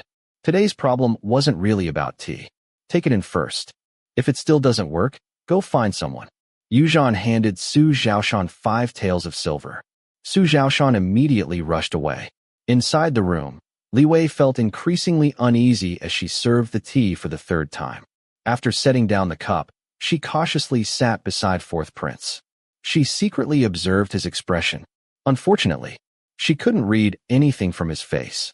Gathering her courage, she asked, "Master, are you unhappy?" 4th Prince immediately shot her a fierce glare. His eyes seemed to say, "You dare ask?" Li Wei shrank back. But after thinking about it carefully, she truly couldn't figure out what she had done wrong. Could it be because she had pushed household affairs onto the head matron? Once she concluded she was indeed the source of his anger, she relaxed slightly. She slowly moved closer, reached out a finger, hooked his sleeve. 4th Prince raised his arm, refusing to let her catch it. She moved even closer. Half her body leaned against him. She wrapped herself around his arm, pressed close against him, and softly nuzzled him. "Master." 4th Prince lowered his head and leisurely sipped his tea. Li Wei hugged his shoulders. Not satisfied, she grabbed his hand and shook it gently. "Master, master, my master, I was wrong." 4th Prince put down the teacup. Where were you wrong? Most of his frustration had already faded on the way here. But seeing her completely clueless expression made his irritation rise again. In his eyes, her situation was already dangerous. Enemies surrounded her. Pitfalls lurked everywhere. He had worried for her, planned for her, thought of everything for her. Yet she herself remained utterly oblivious. Song sure had conceived after only a few visits. Why was she so hopeless? Li Wei blinked. She was about to say that classic apology. "Making you angry is my fault." But 4th Prince suddenly reached out and undid the fastening at her collar. Li Wei froze. Wasn't this progressing a little too quickly? There hadn't been any atmosphere for this at all. No flirting, no teasing. Had she seduced him? When he arrived, he clearly hadn't looked interested in that. Was 4th Prince simply venting his frustration? When she was pressed down and he reached beneath her robes, she finally understood. Oh, so this really was stress relief. Li Wei obediently relaxed beneath his hands. Even when it hurt a little, she didn't resist. She merely arched slightly. 4th Prince immediately seized upon the movement. "4th Master, I really like." She silently mouthed the final words. "You." Then she showered him with gentle kisses. At the same time, she imagined him as a pitiful little cabbage. Perhaps he had suffered some grievance at the palace banquet. Maybe Kangxi favored others again. Maybe Consorte showed bias. Maybe 14th Prince received too much affection. Maybe 4th Prince simply felt unloved. The more she imagined it, the more her heart ached. She wrapped her arms tightly around his neck and kissed him tenderly. 4th Prince's breathing gradually became uneven. Soon, sweat covered his forehead. He buried his face against her shoulder and finally released all the pent-up frustration weighing on his heart. Afterward, he lay quietly beside her. The anger that had brought him here had completely disappeared. Outside, Su Zhaoshan returned with a borrowed young eunuch. Before he could enter, Zhao Quanbao stopped him. The eunuch was sent away. Su Zhaoshan followed Zhao Quanbao back to the tea room. As he passed by, he saw Yu Ping and Yu Zhan standing outside like sentries. Immediately understanding what was happening inside, he finally relaxed. Inside the room, 4th Prince eventually called for hot water. After washing up and eating together, he returned to his study. The strange quarrel had begun suddenly, and it ended just as strangely. In the study, the survey map of the future Bale residence lay spread across the desk. Originally, it had belonged to an official of the previous dynasty. It was vast, with towering halls and broad courtyards. As a newly appointed Bale, he could not occupy a residence exceeding regulations. Thus, the imperial household department had begun renovations. Ever since receiving the blueprint, 4th Prince had spent much of his spare time imagining the future estate. Every tree, every courtyard, every pavilion, everything had already begun taking shape in his mind. The residence followed a north-south layout. The front section would naturally house the study and outer courtyard. Nearby spaces would eventually belong to his sons. Thinking about Fujin, 4th Prince decided that all princes would move into the outer courtyard after reaching 3 years of age. The foremost rear courtyard would belong to Fujin. As for Lady Li, originally, He had intended to place her in the courtyard adjoining his study. Only a wall would separate them. Convenient. Close. Easy for him to visit. Unfortunately, a pond occupied that courtyard. According to Lady Li's birth chart, she should avoid being too close to water. Before today, he had still been hesitating about relocating her elsewhere. Now, he picked up his brush and wrote decisively. Fill in the pond. Move it into the center of the garden. Make it larger. Raise fish. Plant lotus roots. It would become a pleasant summer retreat. As for Lady Li's courtyard, in place of the pond, a flourishing tree would be planted to improve her prospects for children. Thinking of Lady Li naturally led him to thoughts of children, and then to Song Shi. Song Shi's temperament was too weak. After she gave birth, whether it was a son or a daughter, the child would be entrusted to Fujin for raising. Although Fujin's domineering personality often displeased him, at least she possessed strength. He wanted his children to have backbone. If Fujin raised the child well, perhaps she could have one of her own in another couple of years. If she failed, fourth prince sighed. As for Lady Wu, he still could not see through her. Among the three women, Fujin was too rigid. Song Shi was too meek. Lady Li was too foolish. If only they could combine their strengths. If Fujin learned some gentleness from Song Shi, and Lady Li learned some capability from Fujin, then he would have no worries at all. After entertaining these thoughts for a while, fourth prince reluctantly set down his cold teacup. Enough. Thinking too much was useless. Besides, if Lady Li really possessed half of Fujin's temperament, the rear courtyard would probably become much livelier. After considering it carefully, he realized her current disposition was actually quite good, which only made his feelings even more complicated. As dusk settled, Su Peixing entered quietly. Master, where will you rest tonight? Fourth prince stood. Go to Lady Li's place. At Li Wei's residence, she had just taken advantage of the kitchen fire to heat some water for a bath. Now she sat beside the incense burner while Yu Ping dried her hair. Seeing her relaxed expression, fourth prince felt the last trace of reluctance disappear. She wasn't worried. She wasn't sad. Perhaps. Being like this was perfectly fine. After dinner, they sat together on the calm.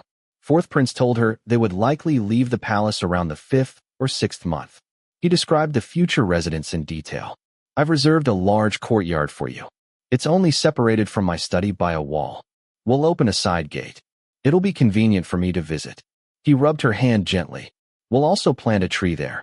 What kind of tree do you like? Rarely did fourth prince wish to share his excitement with anyone. Li Wei's rebellious streak surfaced unexpectedly. A cherry tree? Fourth prince paused. Was she planning to pick cherries herself? He genuinely began considering where he might find a mature cherry tree, and whether it could survive transplantation. Seeing his expression, Li Wei realized she had said something silly. She quickly corrected herself. A peach tree would be nice too. Fourth prince understood immediately. She wanted fruit. Very well. A pomegranate tree, then. We'll also plant grapevines. In the future, when you want grapes, you can pick them yourself. He gently pinched her soft chin. Oh, she had grown a second chin. Li Wei's eyes sparkled. Grapevines. Moving out of the palace really was wonderful. Then curiosity overcame her.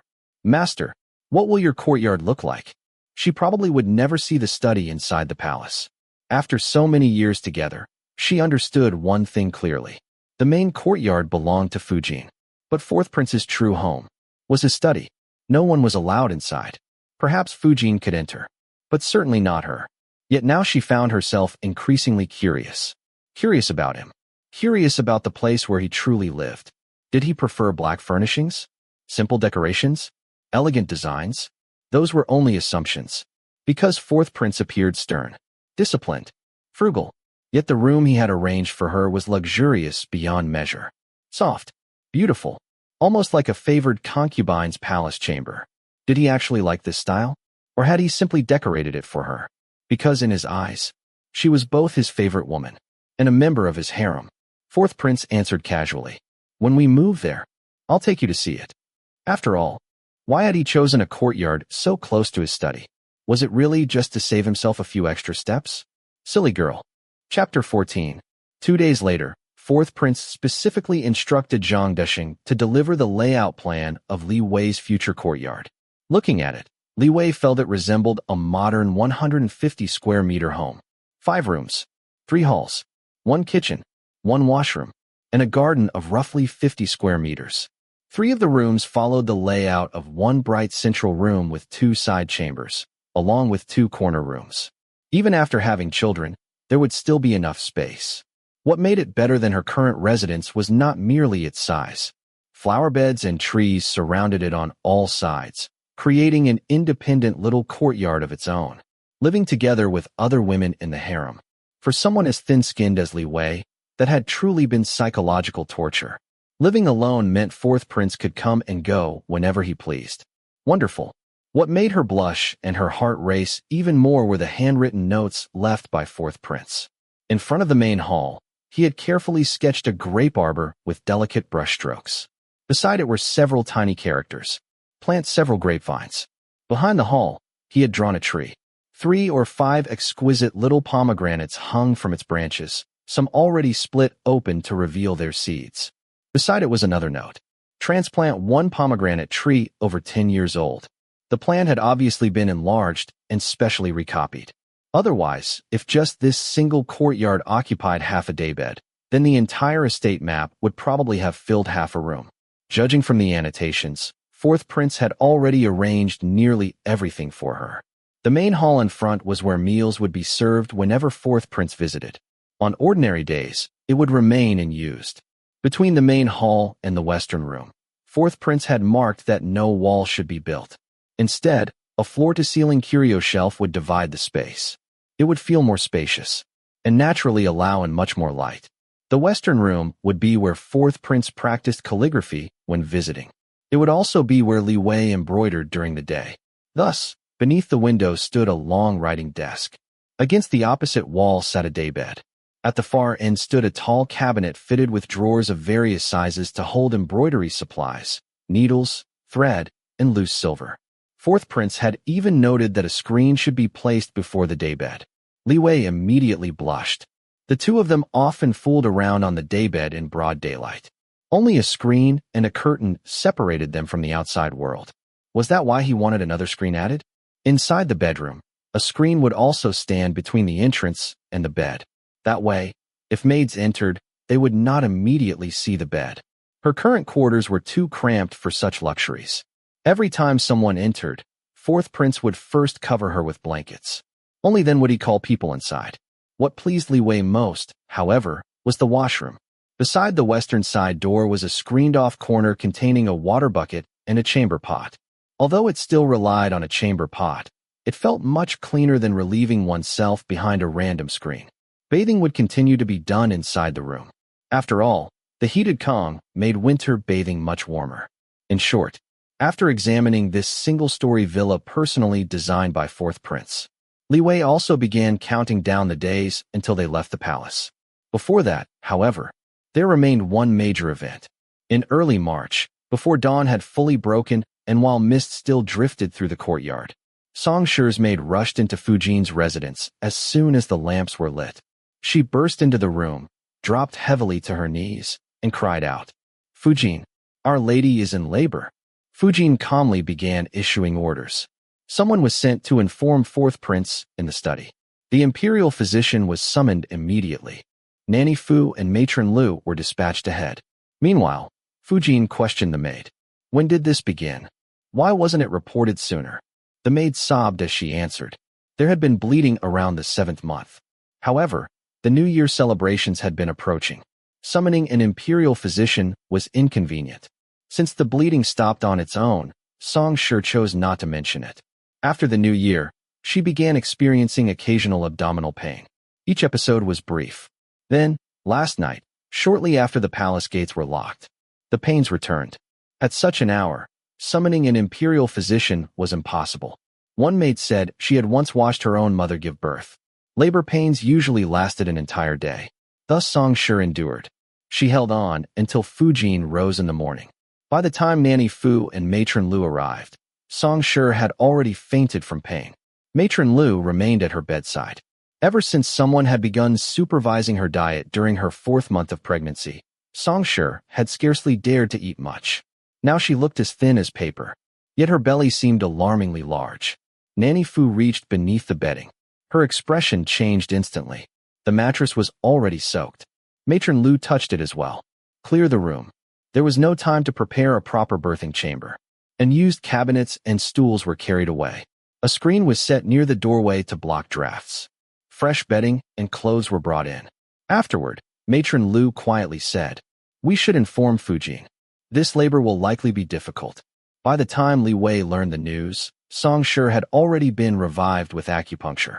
She was biting on a padded wooden block while struggling through labor. Fujin ordered everyone to remain in their own quarters to avoid unnecessary commotion. Hearing that Song Shi had endured pain from the previous night until 3 in the morning without asking for help, Li Wei did not know whether to pity her or scold her. She was simply too capable of enduring hardship. Li Wei felt restless inside her own room. Fourth Prince had originally planned to inspect the new residence today. Instead, he returned after completing his duties and waited inside the study for news. Only after 7 in the evening did the child finally arrive. A daughter. The infant's cries sounded healthy enough. But after examination, the imperial physician announced that the child had been born with a congenital weakness. If she survived her first month, her chances would improve considerably. After waiting an entire day in the study, Fourth Prince showed no disappointment upon hearing it was a girl. He merely instructed everyone to care well for Song Shi. He assigned wet nurses and attendants to watch over the little Gidge. Yet caring for her became a constant source of anxiety. 2 wet nurses, 2 matrons, watching day and night. Even so, the imperial physician had to examine her daily. Unfortunately, she was too small even for medicine. Finally, Fourth Prince ordered the physician to stop coming. Whether she lived or died would depend upon fate. Song Shi remained bedridden for 2 days. The difficult labor had left her extremely weak. Fortunately, both Fujin and Fourth Prince spared no expense. Within 10 days, her complexion gradually recovered. Only then did she learn the truth. Her daughter had congenital weakness. Even the imperial physician could do nothing. Though timid by nature and rarely outspoken, Song Shi still wept bitterly. Li Wei lived nearby. Sometimes, late at night, she could hear the little Gidge's faint cries. Thin, weak, pitiful. Fourth Prince's expression had also remained gloomy. Apart from the brief joy he displayed on the day she was born, his face had darkened from the next morning onward. He resembled a stern teacher. That night, beneath the curtains, Li Wei and Fourth Prince lay close together. Neither had any interest in intimacy. After hesitating for a long time, Li Wei finally spoke. "I once heard my wet nurse mention a folk remedy." Fourth Prince turned toward her. "What remedy? Tell me." Li Wei fabricated confidently. "My wet nurse said that if a child is weak at birth, it means they lacked nourishment in the womb. In that case, the child should drink the birth mother's milk for a full year. It may help them recover." In truth, she was relying on modern knowledge. The little Gidge's immune system was likely weak. Breast milk could at least provide additional protection. At this point, trying anything seemed worthwhile. After speaking, Li Wei carefully observed Fourth Prince's reaction. He thought silently for some time, then suddenly sat upright. He put on his robe, walked into the outer room, and summoned Su Peixiang. Su Peixiang was surprised. This was the first time Fourth Prince had left Lady Li's room in the middle of the night. He hurried inside. Fourth Prince ordered, "Go to Song Shi. Ask whether she has milk. If not, summon the imperial physician tomorrow morning. Have medicine prescribed to induce lactation." Su Peixiang was utterly bewildered. Braving the cold night wind, he rushed to Song Shi's residence. He summoned Matron Lu. One stood outside the window. The other remained inside. Together they questioned Song Shi. Song Shi herself was confused. But since Fourth Prince had sent someone personally, she answered honestly. She had no milk. Matron Lu apologized, then slipped beneath the curtains and examined her. Her breasts had enlarged. Milk production seemed possible. She reported to Su Peixiang, "Let's wait for the physician tomorrow. Medicine should help." The following morning, the imperial physician prescribed a lactation formula. Only then did Song Shi learn that Fourth Prince had discovered a folk remedy. A weak child must drink its birth mother's milk. After taking medicine for 2 days, her chest began aching. Matron Lu examined her. Milk had finally come in. The little Gidge was brought over, but she was too weak to suckle. Matron Lu expressed the milk by hand, then fed it to her. Gradually, Song Shi's supply increased. Eventually, the little Gidge could nurse directly. Whether it was coincidence or genuine improvement, the child slowly grew stronger. By the time the physician visited before her full-month celebration, he announced, "Her lungs and heart remain weak. She still cannot tolerate cold, nor can she afford illness. But she has survived her first month." The physician had previously said things would improve after that. Thus, fourth prince was overjoyed. His rewards exceeded even those given on her birthday. That evening, after visiting the little Gidge, he went directly to Li Wei's residence. He specifically told her, "I didn't reward you because I had forgotten.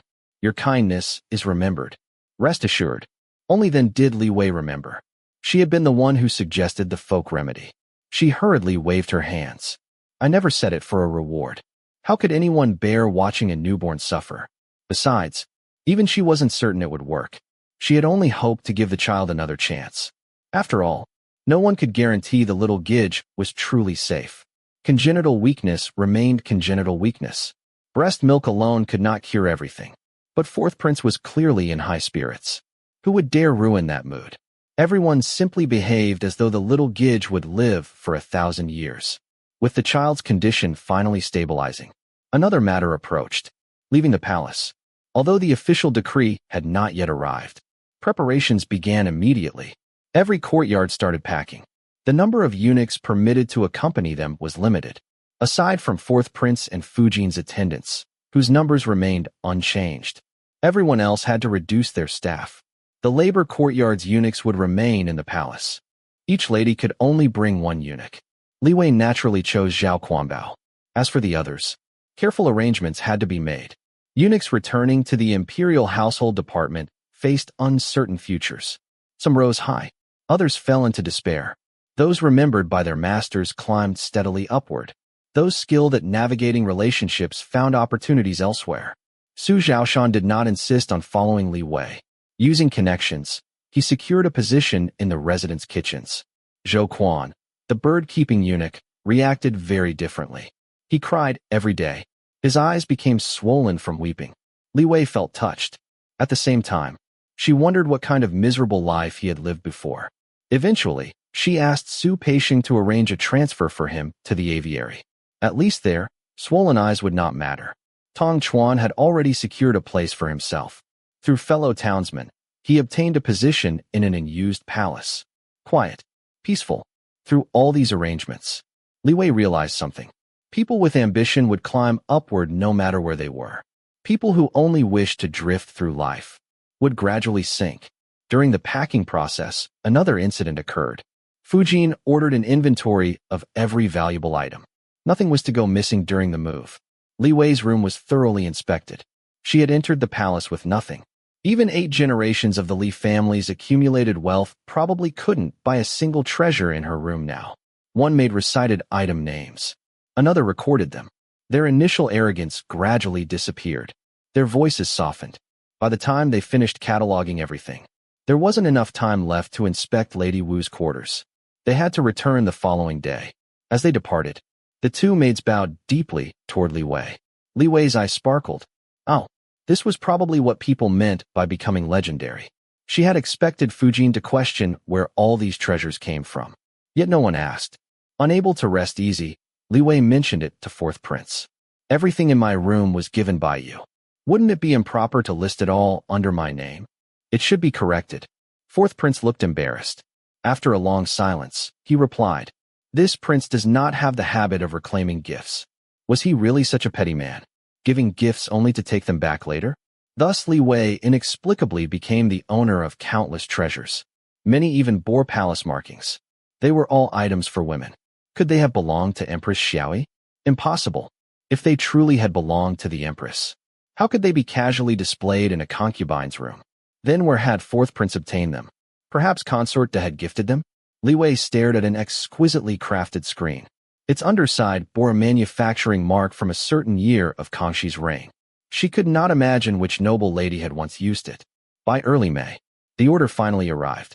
They could leave the palace. Third prince, fourth prince, fifth prince, all began moving their belongings out. The imperial household department dispatched hundreds of strong eunuchs. Large furniture and stored items moved first. Then the women followed. Li Wei left with her maids. Song sure traveled together with Fujin because she had the little gidge. Truthfully, Li Wei had wanted to leave earlier. The palace had become increasingly chaotic. The first time she entered the Forbidden City, she arrived in a mule cart. After entering, she never left. Now, she was leaving again in a mule cart. The next time she returned, perhaps fourth prince would already be emperor. As the sounds of the city drifted through the carriage, Li Wei suddenly felt as though she had descended from a mountain into the mortal world. Inside the palace, she saw only masters, palace maids, eunuchs. Outside, she finally remembered how many ordinary people existed. After years of confinement, returning to the bustling world filled her with joy. Compared to palace delicacies, she missed common stir-fried dishes far more. Yu Ping sat beside her. "What are you looking at, lady?" Li Wei pointed outside. Yu Ping smiled. "Chinese tune. It's probably old by now. It's best eaten when tender." Li Wei swallowed. "It's still edible." She suddenly missed dumplings stuffed with tender Chinese tune leaves. Something impossible to find inside the palace. Yu Ping comforted her. "Once we've settled in, we'll have someone buy some." Li Wei hesitated. "Can we really?" After all, the kitchen in the new residence would likely belong entirely to Fujin. Yu Ping laughed confidently. "Why wouldn't we? Lady still doesn't understand. With your current standing, forget Chinese tune. Even if you wanted dragon's gall or phoenix's marrow, the kitchen staff of the Bale residence wouldn't dare refuse." Chapter 15. The street in front of the Bale's residence had already been cleared. Officers from the infantry command had driven away the pedestrians and street vendors, though a few bold onlookers still lingered by the roadside, pointing and whispering as they watched the long procession of mule-drawn carriages winding forward like a dragon. "Which true dragon has descended into the mortal world?" a Manchu man in a sheepskin robe asked, his hands tucked into his sleeves. "I heard it's the fourth prince," replied a man in a long gown beside him. The man in the sheepskin robe shot him a disdainful sidelong glance. The other man immediately hunched his shoulders and slipped back into the crowd. Li Wei's mule-drawn carriage entered through a side gate. After passing through two more gates, it stopped in a long, narrow passageway where she was to transfer to a sedan chair. Yu Ping helped her down from the carriage and whispered, "Lady, watch your step." But Li Wei turned her head to look at the towering walls around her. The passageway was enclosed by high walls that blocked out the sunlight entirely. She could only see a narrow strip of sky above and a few small birds hopping cheerfully along the roof tiles. So it was simply moving from one walled city to another. A strange sense of delight washed over Li Wei. It was the feeling of being treasured and hidden away. Once she sat inside the sedan chair, the journey seemed even longer than entering the residence.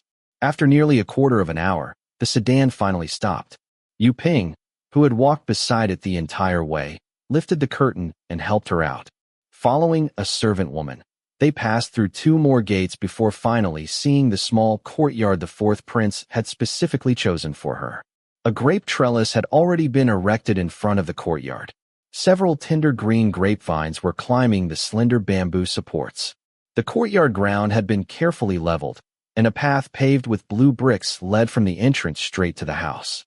The servant woman bowed and withdrew.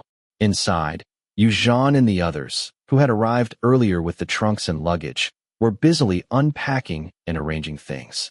Back in the palace, it had always felt as though there were too many people in her quarters. Now, outside the palace, it suddenly seemed as if there were too few. Yu Yin, Yu Zhan, and Yu Shui were all drenched in sweat from working. Zhao Quanbao had been left alone to guard the large trunks, and was so exhausted his legs were trembling. Since Li Wei's belongings contained countless precious items, most of them gifts from the fourth prince, they did not dare bring in outsiders to help. They could only do everything themselves. Seeing this, Li Wei said to Yu Ping, "Go help them. There's no need to unpack everything immediately. Just find the bedding for tonight first. We can sort out the rest slowly." After Yu Ping joined the others, Li Wei began exploring her new territory. The first thing she wanted to see was the pomegranate tree marked on the courtyard map. As soon as she entered through the small side path, she saw it. In the eastern corner of the rear garden stood a huge pomegranate tree, its canopy spreading wide like a cloud and shading nearly a third of the garden. It had not yet borne fruit, but red buds already dotted the branches. Some had begun to bloom, with tender scarlet petals peeking eagerly outward. By noon, the western wing had finally been tidied. The bedroom and main hall, however, were still in complete disarray. The courtyard was even more complete than the original plan. There was a small storeroom at the back. Yu Ping had already led the others there to stack the unused trunks. Only the bedroom remained unfinished. The clothing chests and other personal belongings would have to wait until tomorrow. In the new residence, Li Wei and her 4 maids were practically unfamiliar with everything. By lunchtime, they did not even know where to fetch food. Just then, a servant woman entered through the small side gate the 4th prince had mentioned. Standing somewhat awkwardly in the main hall, she asked Yu Ping what dishes Lady Li wished to have for lunch. Yu Ping placed the order, then sent Yu Shui to follow the servant woman and familiarize herself with the routes. At least next time they needed hot water, they would know where to go. When Yu Shui returned, she brought surprising news. The servant woman actually worked in the kitchen attached to the 4th prince's study in the front courtyard. She explained that the 4th prince had ordered Lady Li's meals to be prepared there because it was closer. Not only the kitchen, but even cleaning, gardening, and miscellaneous chores for Li Wei's courtyard were all assigned to the study staff. Again, because it was nearby. After lunch, an elderly matron with an imposing presence arrived. She introduced herself as the supervisor responsible for all servants in this courtyard. She had come specifically to explain the household rules. Li Wei invited her to sit, served tea, and asked her to explain in detail. She had a feeling these rules would not be simple. The new Bale's residence was divided into inner and outer courtyards. The outer courtyard was headed by the 4th prince's study. The inner courtyard belonged to the Fujin. However, besides the Fujin herself, 4 senior matrons shared authority in the inner courtyard. The matron before her was Granny Zhuang. She managed all the servants. Everyone serving in the inner courtyard, including the Fujin's personal maids, was recorded in her register. Contracts, monthly stipends, years of service, and marriage arrangements all passed through her hands. Another matron, Matron Na, managed matters concerning the women serving the prince. This included monthly cycles, records of favored nights, pregnancies, childbirth, and postpartum care. The head matron who had followed them out of the palace still oversaw the storerooms. But now there were inner and outer storerooms. The outer storeroom belonged to the study. Its keys remained with the study attendants. The inner storeroom belonged to the Fujin. She and the head matron each held a key. Another matron, Matron Bai, supervised the kitchen and miscellaneous affairs. Everything from plants, ponds, and courtyard maintenance to lamps, candles, and charcoal fell under her authority. Li Wei had no right to know about outer courtyard affairs. Yet hearing only about the inner courtyard already left her stunned. Didn't these 4 matrons effectively divide up the Fujin's authority?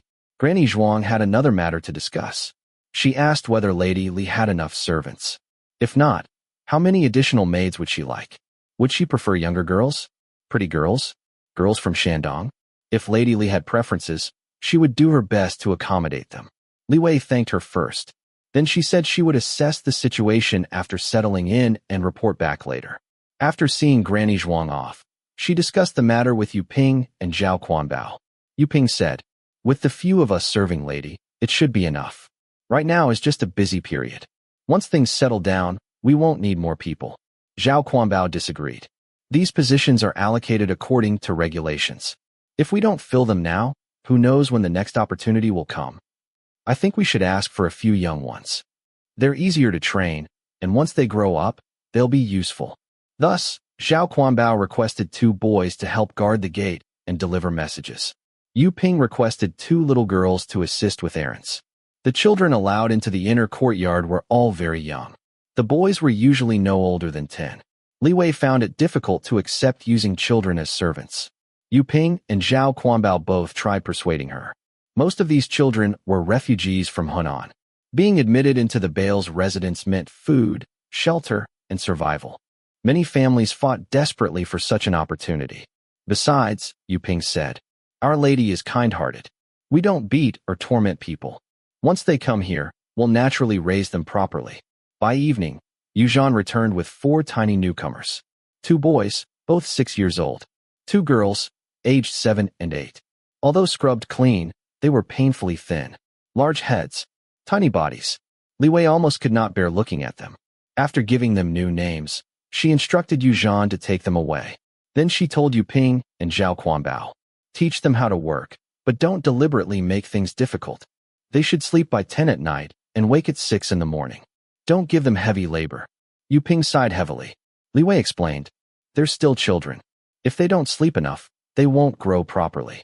Look at their arms. They're thinner than broomsticks. Would you really ask them to carry water or move boxes? Let them do what they can for now. When they're older, we'll assign other duties. After leaving, Zhao Quanbao laughed. We've really brought back for little ancestors. He patted the heads of the two boys. Both had shaved heads except for 2 tufts of hair above their ears. Li Wei had followed Zhao Chuanbao's naming style. One was called Chuanfu. The other was Quangui. Yu Ping snorted. You were the one who insisted on 2 boys. I think they're just right. Zhao Quanbao retorted. Then don't complain either. When they're free, let them run around the courtyard. At least they'll entertain lady. Get lost. Yu Ping scolded. She led the 2 girls away. Our lady pities you because you're young. So you don't have to do heavy work. Take some rags and dust instead. Don't touch anything else. And watch where you're walking. The girls, named Yuchen and Yuxia, exchanged glances. Then they fetched rags and buckets and went to draw water. At the well, they found Chuanfu and Quangui struggling with the rope. Even working together, the boys could barely pull the bucket up. Yuchen and Yuxiao immediately stepped forward to help. The 4 children finally managed to draw a bucket of water. Chuanfu asked, did your older sisters tell you to clean too? Yuxiao, being older, answered, our mistress just moved in. Everything is dusty. We may not be able to do heavy work, but we can at least wipe things clean. Yuchen quietly asked Quangui, the one leading you, is he a eunuch? Quangui jumped in fright. He pulled Chuanfu away, grabbed the bucket, and fled. Yuxiao slapped Yuchen lightly. If you want to die, don't drag others down with you. Yuchen was so frightened she dared not speak again all day. In the following days, the 4 children carried buckets and rags everywhere, wiping dust. They were frequently scolded by Yu Ping. Sometimes they had to stand facing the wall with bowls balanced on their heads. They have to learn the rules, Yu Ping said. Li Wei did not stop her. After all, this was ancient times. She herself could avoid beating or scolding them, but she could not stop them from learning proper discipline. Otherwise, it would not be kindness. It would harm them. Only after several days did Yu Ping finally allow them to go outside and learn the routes around the estate. They're finally useful, she declared. The Fujian's arrival was naturally a grand occasion. Li Wei and Lady Wu were summoned early to welcome her. They stood waiting for more than an hour. First came the sounds of horses, carts, and wheels. Then countless footsteps. Finally, the head matron called out, kneel. Everyone immediately knelt. Li Wei and Lady Wu at least had cushions beneath their knees. The others did not. Aside from the long kneeling during the selection process years ago, Li Wei had never endured such hardship. Within moments, her knees already ached terribly, yet she could not show it. They knelt for nearly 10 minutes. Only then did the Fujian finally enter. She was accompanied by little Gij Song's daughter. Upon entering, she immediately had Nanny Fu help the head matron up. You've worked hard, matron, she said. The head matron bowed. This servant dares not claim hardship. Only then did the Fujian have Li Wei and Lady Wu rise as well. Everyone accompanied her into the main courtyard. The Fujian said, today is chaotic. You may all return and rest. I'll invite you over for conversation another day. Li Wei and Lady Wu finally took their leave. On the way back, Li Wei felt certain her knees would be bruised. After they left, the Fujian retained Gij Song. Your quarters are likely still in disarray. Send someone back to check. When everything is arranged, you can return with the child. The 4th prince had moved out of the palace together with the Fujian. The study had already been organized by Su Peixing and the others. Establishing a new residence naturally required a celebration. After drafting a guest list in the study, he brought it to the main courtyard to discuss with the Fujian. As a prince, he could not freely associate with outside officials. Therefore, the banquet would only invite family. For the 4th prince, family meant 3 clans. The Waya clan, the Tongjia clan, and the Fujian's own Olinara clan. Since they had finally established a residence outside the palace, he also wished to allow the ladies' families to visit. Gij Song had given birth to his first child. Naturally, her family should come. If Songshi's family was invited, it would be unfair to exclude the others. So everyone would be invited. The Fujin agreed.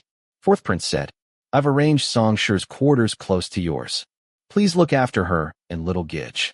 The Fujin understood immediately. She had long suspected he intended to entrust the child to her care. At first, she had been genuinely moved.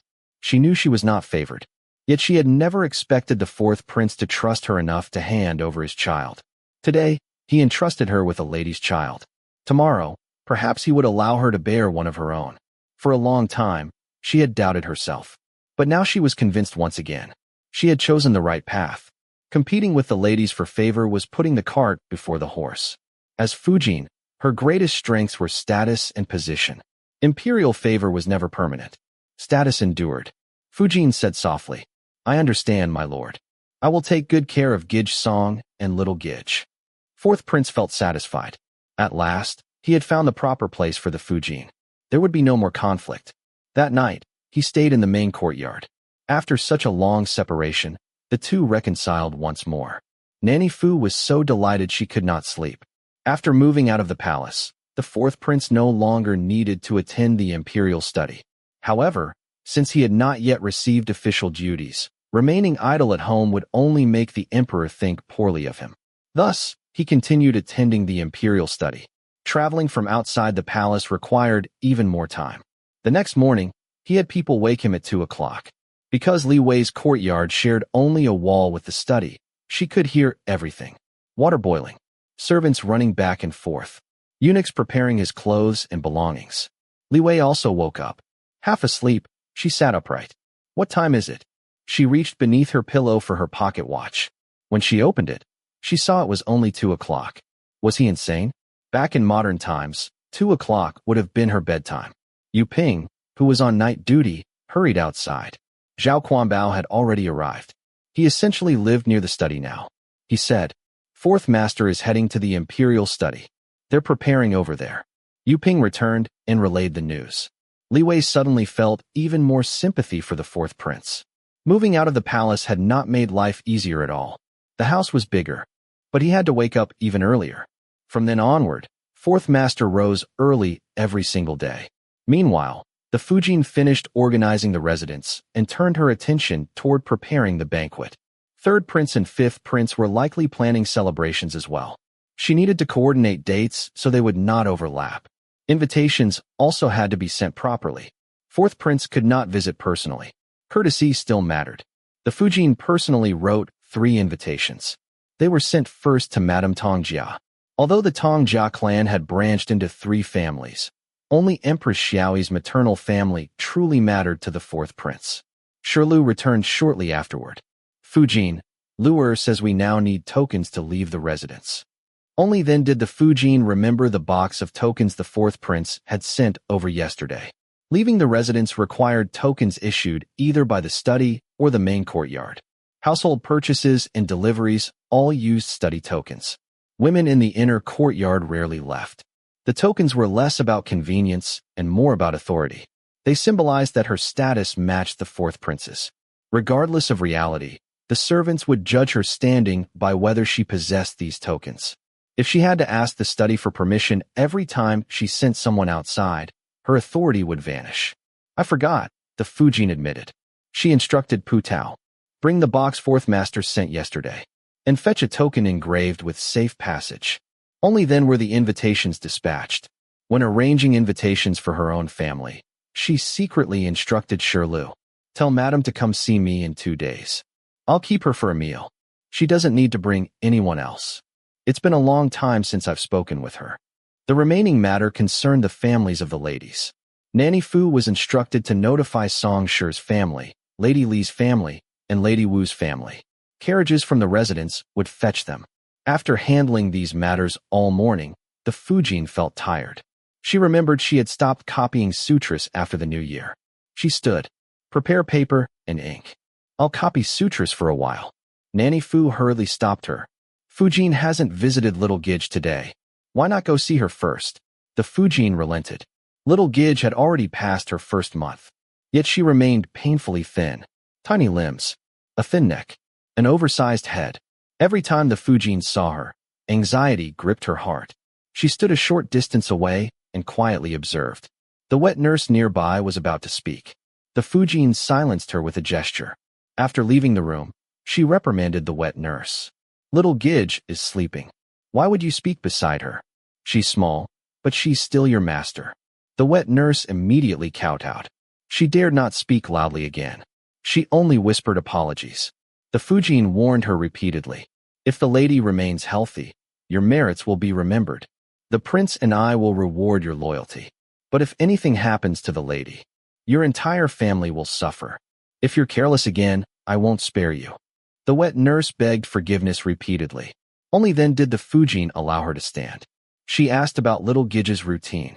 She had nursed twice from Gidge's song, once from the wet nurse. She had drunk water twice. She had urinated and defecated normally. Seeing the Fujin's expression soften, the wet nurse hurried to flatter her.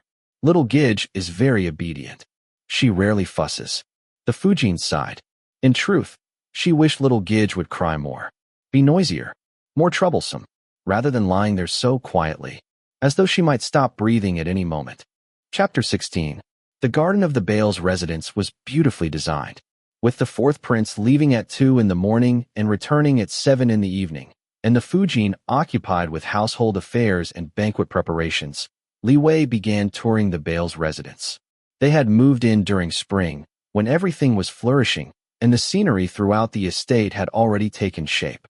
Flowers, trees, and greenery thrived everywhere in splendid abundance. The garden occupied the rear half of the residence and covered a considerable area. At its center lay a large lake, its surface shimmering with rippling waves. At the western end stood a pavilion connected to the shore by a small arched bridge. Around the pavilion grew several varieties of lotus flowers, some pink, some white, some with exceptionally large blooms, and others layered with countless petals. Koi swam beneath the surface, and the lake bed was paved with pebbles, making the water so clear that one could see straight to the bottom. 2 sturdy maidservants stood watch by the lakeside. As soon as they saw Li Wei approaching, they hurried over. If lady wishes to pick lotus flowers, we have poles prepared, one said. If lady wants to feed the fish or enjoy the view, it would be better to sit in the pavilion. There are no trees here for shade, and we fear you might become dizzy if you stay in the sun too long. Li Wei wanted to swim. The water looked so inviting. She had swum when she lived with the Li family, but after turning 10, her mother had forbidden it. After sitting in the pavilion for a while, the maidservants brought over 2 plates of fish food. Li Wei fed the fish, picked a few pink lotus buds, and returned to her courtyard. Back in her little courtyard, Yu Ping found a large vase and arranged the lotus flowers inside. The maidservants had said that if the buds were kept in water for a few days, they would bloom, and these were already close to opening.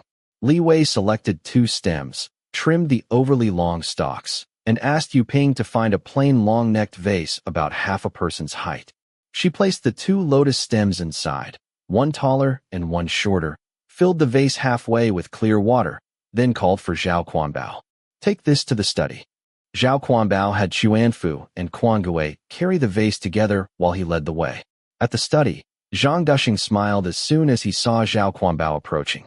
Ever since moving into the Bale's residence, everyone in the study had noticed just how close concubine Li's courtyard was to the fourth prince's study. Zhao Quanbao hurried forward, bowed respectfully, and said with a broad grin, "Greetings, Brother Zhang. Are you busy? Our lady asked us to bring this over." Zhang Duxing had already noticed the vase. 2 fragrant lotus buds rested inside, still carrying droplets of lake water. Concubine Li's methods of seeking favor were certainly seasoned. It didn't matter whether they were old tricks or not. The important thing was whether they worked. The fourth prince had been leaving before dawn and returning late every day, so busy that he scarcely had a moment to breathe. He had looked rather weary recently. These flowers might appear simple, but what if they happened to please the prince? Why should he stand in her way? Zhang Duxing accepted the vase without hesitation. Not daring to place it casually, he set it atop a narrow table near the entrance to the study, where it would immediately catch the eye. The fourth prince would surely notice it as soon as he returned. That evening, the fourth prince came back close to 8 o'clock. After dismounting at the gate and tossing the reins to the attendant, he strode directly toward the study. Just as he was about to order hot water and soak his feet, his gaze landed upon the plain long-necked vase sitting atop the narrow table. Such a large vase, with such tall stems, placed upon such a narrow table. The entire arrangement looked dangerously top-heavy, making him uncomfortable at first glance. Frowning, he pointed toward it. "Take it away." Zhang Dishing's heart lurched.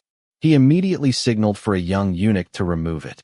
Meanwhile, the fourth prince entered the inner room to wash up. At that moment, Su Peixing arrived. Seeing Zhang Dishing's troubled expression, he beckoned him outside. "What happened today?" Before Zhang Dishing could answer, a young eunuch emerged from inside. "Brother Zhang, fourth master is asking about the vase." Zhang Dishing's face immediately fell. As soon as he entered, he dropped to his knees, pressing his forehead to the floor. The fourth prince was changing clothes with a young eunuch's assistance. He merely glanced at Zhang Dishing. Zhang Dishing immediately poured everything out. Afternoon, Zhao Quanbao from Lady Li's courtyard brought it over and said. Before he could finish, the fourth prince waved a hand. Zhang Dishing hurriedly stood and backed out of the room, not daring to straighten his spine. Moments later, a young eunuch emerged carrying the vase back inside. Zhang Dishing stared in astonishment. He had thought the prince would be displeased. Was he actually going to admire the flowers? Inside the room, the fourth prince sat upon the couch. A young eunuch stood before him holding the vase. He examined the 2 lotus buds. The flowers themselves were lovely, but with only 2 stems and no leaves, no supporting arrangement, and no sense of balance or hierarchy. They looked sparse and bare. A complete waste of such precious, early-blooming lotus buds. At least they had been trimmed to different heights. That was something. He pulled out one stem. If both had been exactly the same height, he truly would not have known what to say. Some things depended on talent. As for Lady Li, he put the flower back, smiling faintly. There is a certain rustic charm to it, at least. It really did resemble flowers casually plucked and arranged by an ignorant village girl. Outside, Zhang Dishing watched the vase disappear into the inner room. Yet no sound came from within for a long while. Just as he began to wonder, the fourth prince emerged. Without pausing, he headed outside. Su Peixing hurried after him, while Zhang Dishing urged the lantern-bearing eunuch to catch up. Leaving the study, they followed a small path toward the rear. Passing through 2 gates, they reached the wall surrounding concubine Li's courtyard. The lock was on this side. The gatekeeper eunuch had already unlocked it and knelt respectfully to welcome them. The fourth prince entered through the small gate. Su Peixing followed but gestured for the lantern-bearing eunuch to remain outside. Within the courtyard, Li Wei had already bathed and changed into her sleeping clothes. She lay beneath the bed curtains, flipping through an embroidery pattern book. Summer garments would soon be needed. Now that they had moved into the Bale's residence, the rules were less restrictive. She wanted to try wearing Han-style skirts. The current Manchu robes were truly unattractive. From top to bottom, they formed a straight tube. Bright colors and heavy embroidery were fashionable, but the thick fabric combined with dense stitching made them unbearably hot in summer. As long as she wore them only within her own courtyard, it should be acceptable. She had worn Han clothing as a child, but as she grew older, her mother had forbidden it and once punished her severely for trying. As she turned another page, the fourth prince entered quietly. Why hadn't Yu Ping announced him? Even back in the palace, they had never been this careless. Had everyone relaxed after moving out of the Forbidden City? Seeing him enter silently, Li Wei merely knelt upon the bed and performed a curtsy. He seemed to be smiling, though it looked suspiciously like a mocking smile. He picked up the pattern book beside her pillow and flipped through it under the lamplight. You want these made? Remembering both his Manchu heritage and her mother's bamboo paddle, Li Wei immediately tugged at his sleeve. I'll only wear them in the courtyard, not outside. Unexpectedly, he showed no anger. Instead, he carefully examined the book. Finally, he folded several pages. These are good. I'll assign 2 embroidery matrons to you later and have them make them. Li Wei nearly burst with delight. Not only had she escaped punishment, but she had also gained 2 professional seamstresses. Yet the fourth prince soon changed the subject. Seeing the flowers you sent me made me wonder whether the woman who entered this residence was truly selected through the palace examinations, or if some village girl from a riverside town snuck in instead. Smiling, he lifted her chin. Li Wei suddenly felt playful. Covering half her face with a handkerchief, she said in an affected voice. Please spare me, young master. It was my cruel parents who sold me for 2 taels of silver and a peck of rice. She expected him to laugh. Instead, he actually played along. What a pitiful creature, he said. Since you've entered this household, serve your master obediently. If you bear a child, I'll host a banquet and formally present you to the mistress.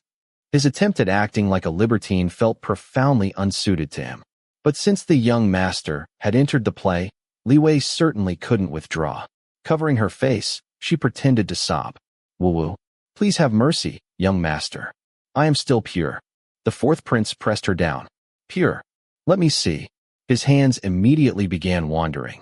Li Wei twisted and struggled, kicking lightly. No. Someone save me. Help. She was thoroughly enjoying herself.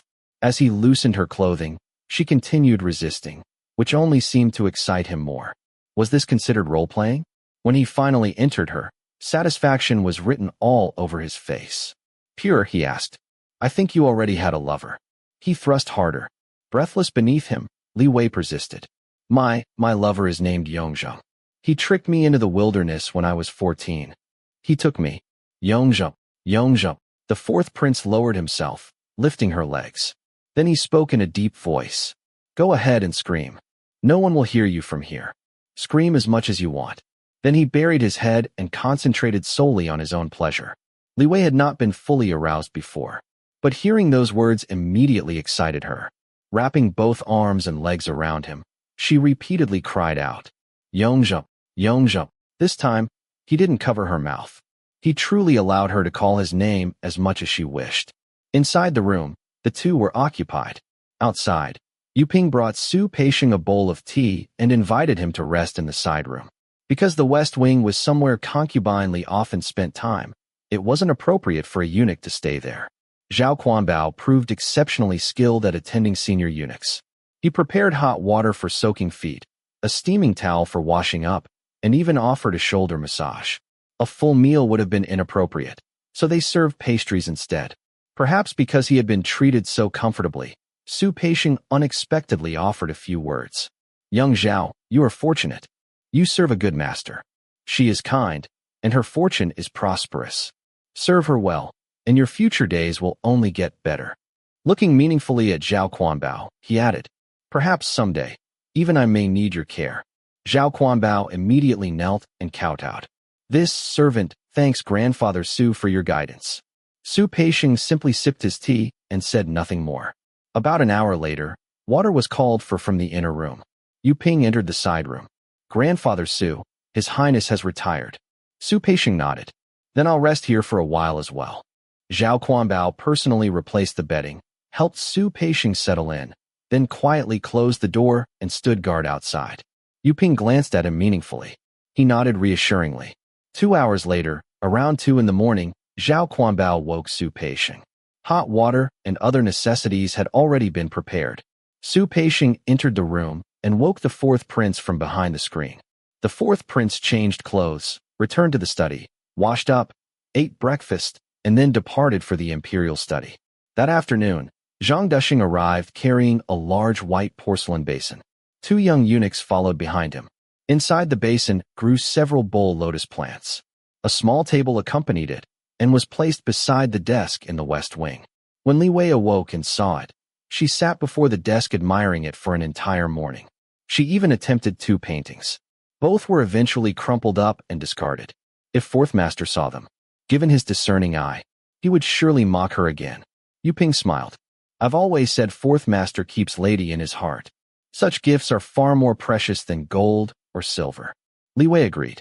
Everything the 4th prince gave her, hairpins, fabrics, embroidery matrons, had always been chosen specifically with her in mind. Festival rewards were merely household distributions. These things were different. Resting her chin upon her hand, she gazed at the bowl lotus. The more she thought about it, the more touched she felt. This represented 4th prince's feelings toward her. She had to treasure it properly. Then a whimsical idea struck her. She asked Zhao Quanbao whether he could obtain a few goldfish. With water, lotus blossoms, and fish, wouldn't it resemble a miniature lotus pond? The Bale's residence had no fish room, but the gardeners kept some young koi. Zhao Quanbao returned with more than a dozen without even spending silver. Li Wei happily released them into the basin. The tiny koi darted swiftly among the lotus stems. They swim so fast. She spent the entire day beside the basin, breaking pastries into crumbs and feeding them. At night, after she slept, Yu Ping and Yu Zhan painstakingly changed the murky water. Several days passed. The fourth prince remained busy with banquet preparations and did not visit again. Li Wei entertained herself solely with the bowl lotus. She painted 7 or 8 lotus paintings. None satisfied her. Each was crumpled up. Looking at the masterpieces created by great painters, she found them deceptively simple. Why did hers always look wrong? Staring at her newest work, she sighed. While painting it, she had been rather pleased. Now, she could only describe it as first prize in an elementary school art competition. This really had to be a matter of talent. After acknowledging her lack of artistic ability, Li Wei felt no discouragement. She carefully kept all the failed paintings. This was simply her level. As long as she enjoyed painting them, that was enough. Meanwhile, Yu Ping and Yu Zhan discovered that one of the lotus leaves had begun withering around the edges. It was like a bolt from the blue. This had been a gift from the fourth prince. Li Wei knew nothing about it, but the other 5 members of the courtyard secretly held several meetings. Zhao Quanbao stared at Yu Ping. Did you fail to care for it properly? Were you changing the water often enough? Yu Ping was sweating anxiously. Our lady admires it every day. How could I neglect changing the water? Yu Zhan testified. Once every day. Yu Yin was more optimistic. Could the flowering season simply be ending? Zhao Quanbao rolled his eyes. It's only May. Even bowl lotuses are still lotuses. The ones in the garden bloom until August or September. They can't possibly be this delicate. Everyone stared at one another helplessly.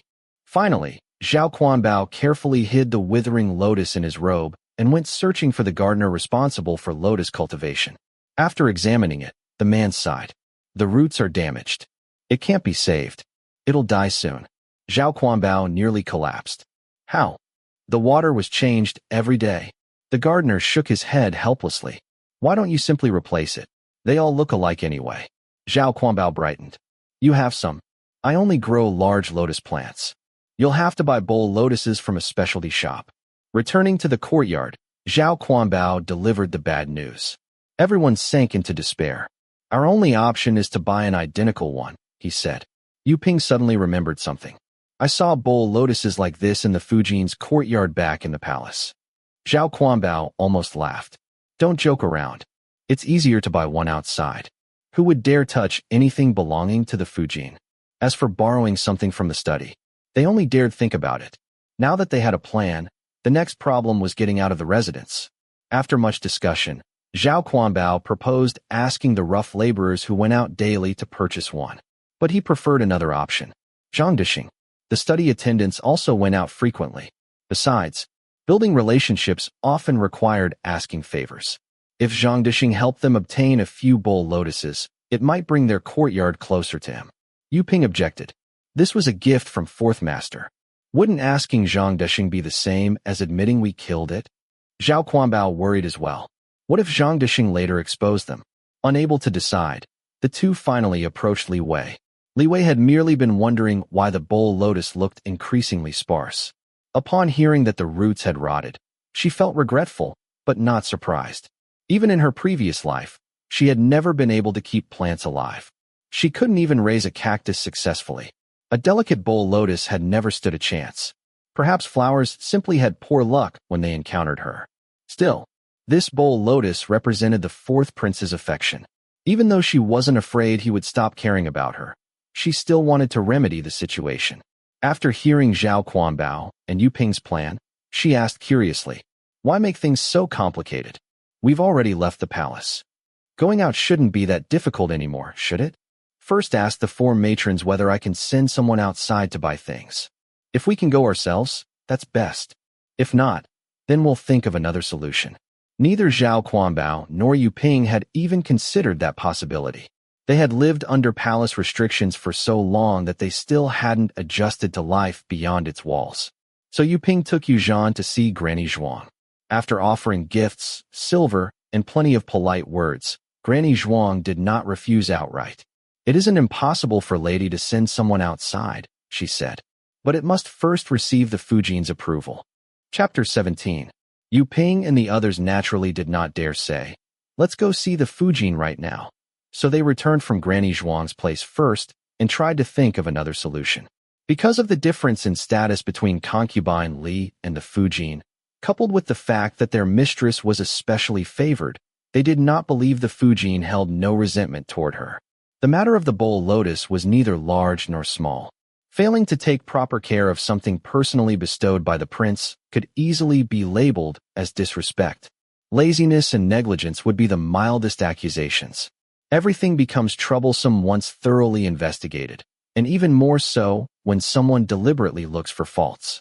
Even if the lady herself escaped punishment, would the servants around her fare any better? Yu Ping's heart remained heavy. After returning to the small courtyard, she asked Li Wei again. Li Wei replied simply, "Then go ask the Fujin." Seeing Yu Ping's troubled expression, she comforted her. "It's a small matter. The Fujin might not even hear about it personally. Most likely a matron or a close attendant will deal with it." Those words did little to reassure Yu Ping, but the bowl lotus could not be cured by waiting. Gathering her courage, she still went to the main courtyard.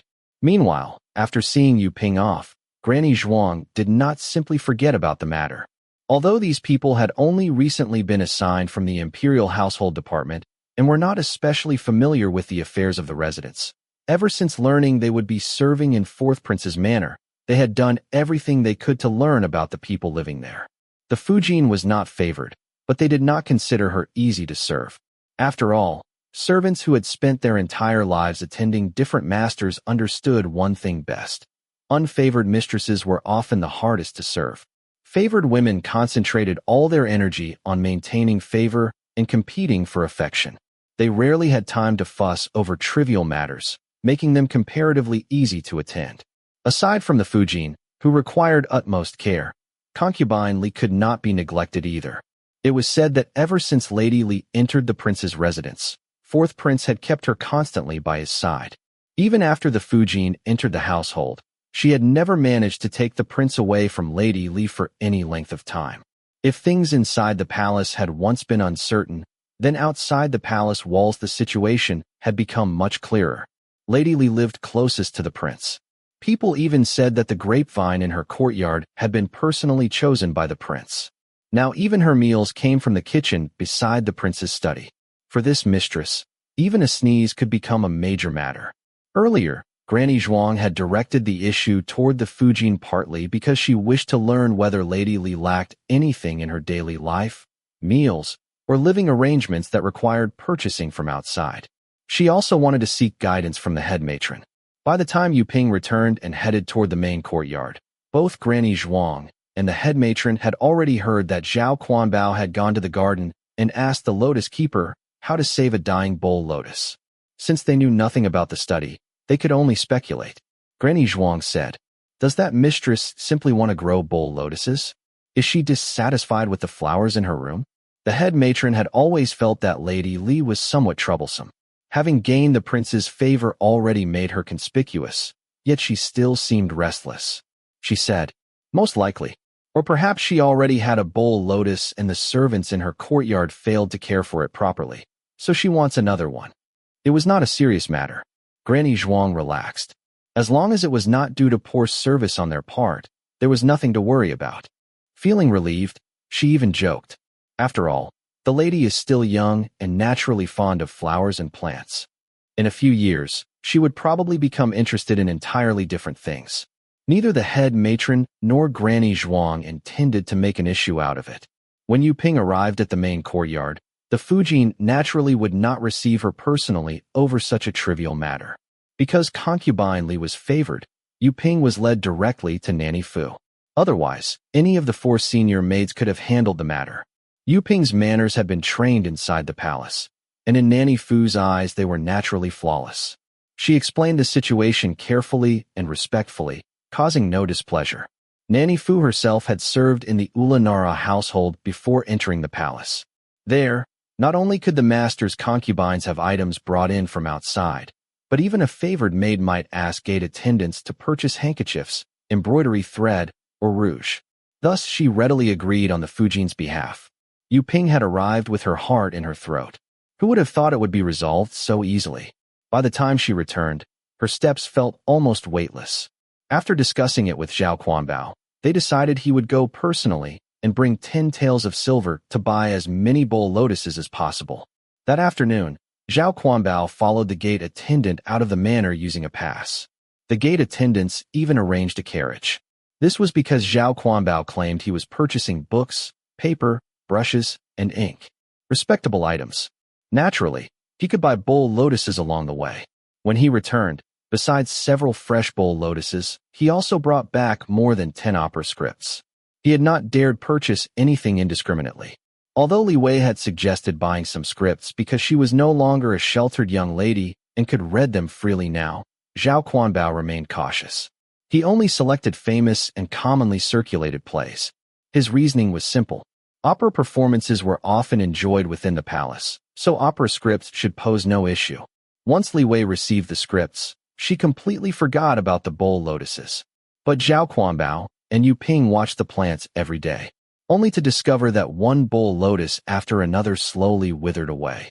After this happened repeatedly, the two began suspecting there was something wrong. Perhaps it was the feng shui, or perhaps something else. The water could not be blamed. There were fish living inside the basin as well, yet not a single one had died. On the contrary, they had grown plumper and more energetic. Yu Ping had even transferred several fish into another container. I heard this house has existed for over 100 years. Yu Ping whispered nervously. Zhao Quanbao also began feeling uneasy. The two discussed the matter secretly. First, they did not wish to alarm the lady. Second, they had heard that plants could ward off evil. Perhaps the bull lotuses were absorbing misfortune on behalf of their mistress. That's true, Yu Ping said softly. The things bestowed by Fourth Master are meant to protect Our Lady. She clasped her hands and silently offered a prayer. Thus they continued growing bull lotuses. Whenever one withered, they immediately replaced it. After some time, Zhao Quanbao had to find another excuse to leave the manor. Using the lady's name repeatedly was inappropriate. This time he claimed Yu Ping needed to send a message home. Should we say your mother is ill? Zhao Quanbao asked. Yu Ping replied coldly. Say my father is ill. So ill he's about to die. That scoundrel deserves to die 10,000 times over. So Zhao Quanbao approached Granny Zhuang again. He explained that during his last outing, he had learned news about Yu Ping's family. After informing her, Yu Ping wished to send a message home. Servants who had left the palace often wished to reconnect with their families. Granny Zhuang agreed readily. However, they could not leave immediately. They had to wait until the 15th day of the month, when servants were allowed to send messages home. There were quotas, naturally. Allowing 40 or 50 servants out at once would leave the manor understaffed. But with concubine Li's influence, Zhao Quanbao easily secured a place. All they had to do now was wait. Meanwhile, Zhang Duxing from the study had already noticed that concubine Li's chief eunuch had gone out twice in such a short period. He promptly reported it to Su Peixing. Su Peixing did not dare dismiss the matter. There were two possibilities. First, Zhao Quanbao had grown ambitious after leaving the palace and was secretly using his mistress's name for personal gain. Considering concubine Li's loose way of managing her servants, this possibility could not be ignored. If she had not been favored, perhaps her servants would already have become unruly. Yet eunuchs had no roots. Following concubine Li still offered Zhao Quanbao a future. Why would he scheme against her? He did not seem that foolish. The second possibility was that something had genuinely happened in concubine Li's courtyard. But the servants dared not speak openly and were handling matters privately. Either way, Zhao Quanbao was involved. So Su Peixing had him seized without ceremony. He was tied up in the woodshed behind the study kitchens. After a few strokes of the rod to enlighten him, Zhang Duxing was sent to interrogate him. At first, Zhao Quanbao insisted he only wanted to deliver a message for Yu Ping and visit his own family. Su Peixing then stationed watchers around concubine Li's courtyard at night and also brought Yu Ping in. The two were questioned separately. Both insisted they merely wished to contact Yu Ping's family. Yu Ping tearfully begged for mercy. She admitted missing her family and breaking the rules. She pleaded for Grandpa Su to spare Zhao Quanbao and punish only her. Unable to uncover the truth, Su Peixing continued the interrogation while he personally reported the matter to Fourth Prince. Fourth prince had already intended to visit Lady Li soon. Hearing the report, his brows furrowed. He tossed aside the hand towel he had been using. Have they confessed? Su Peixing shook his head. Neither is especially tough, but their mouths are surprisingly tight. Humph. Fourth prince sat down and lifted his teacup. Bring them here. Sun Yuping and Zhao Quanbao were escorted in. Since they might still return to serve their mistress afterward, the beatings had been administered in places that would not show. They looked pale, but not disheveled. At the sight of fourth prince, both collapsed to their knees. Yuping was especially frightened. She pressed her forehead against the floor. Tears and mucus covered her face, yet she dared not wipe them away. She feared her master might find her disgusting. Su Peixing scolded them. You still dare conceal things in front of fourth master? Do you not value your lives? Fourth prince paused. Seeing how thoroughly terrified they were, he set down his teacup. Who will speak first? Yuping and Zhao Quanbao exchanged glances. Yuping kowtowed heavily. She took a deep breath and spoke clearly. The bowl lotus bestowed by fourth master. Our Lady treasured it greatly. She admired it every day and painted many pictures of it. Those she disliked, she crumpled up and threw away. She painted for many days. Yuping deliberately mentioned Li Wei, hoping fourth prince would soften for her mistress's sake. Zhao Quanbao added. The lady loved the bowl lotus very much. She even had this servant bring fish for her enjoyment. Fish. Fourth prince thought silently that the porcelain basin was far too shallow. How could fish survive inside it? Wouldn't it become filthy? If she wanted fish, she should have used a deeper vat. Yuping continued. But after only a few days, the lotus leaves began to wither. Zhao Quanbao hurriedly said. I even asked the lotus keepers in the garden. They said the roots had been damaged and could not be saved. Fourth prince already understood the reason. Su Peixing understood. Even Zhang Dushing, standing outside the curtain, understood. Fourth prince lifted his teacup. Truly, Su Peixing stepped forward to refill it. Now that suspicion had vanished, he almost pitied Zhao Quanbao. Who would have imagined such a tiny matter could lead to this? Yuping and Zhao Quanbao then recounted everything. How they had struggled to purchase replacement lotuses. How every new bowl lotus eventually withered as well. Neither dared mention their suspicions about bad feng shui or hidden evil spirits. Had they spoken such nonsense, they really might not have survived. Yuping wept. That bowl lotus was bestowed by fourth master. The lady cherished it deeply. We didn't dare tell her. So we kept finding ways to buy new ones.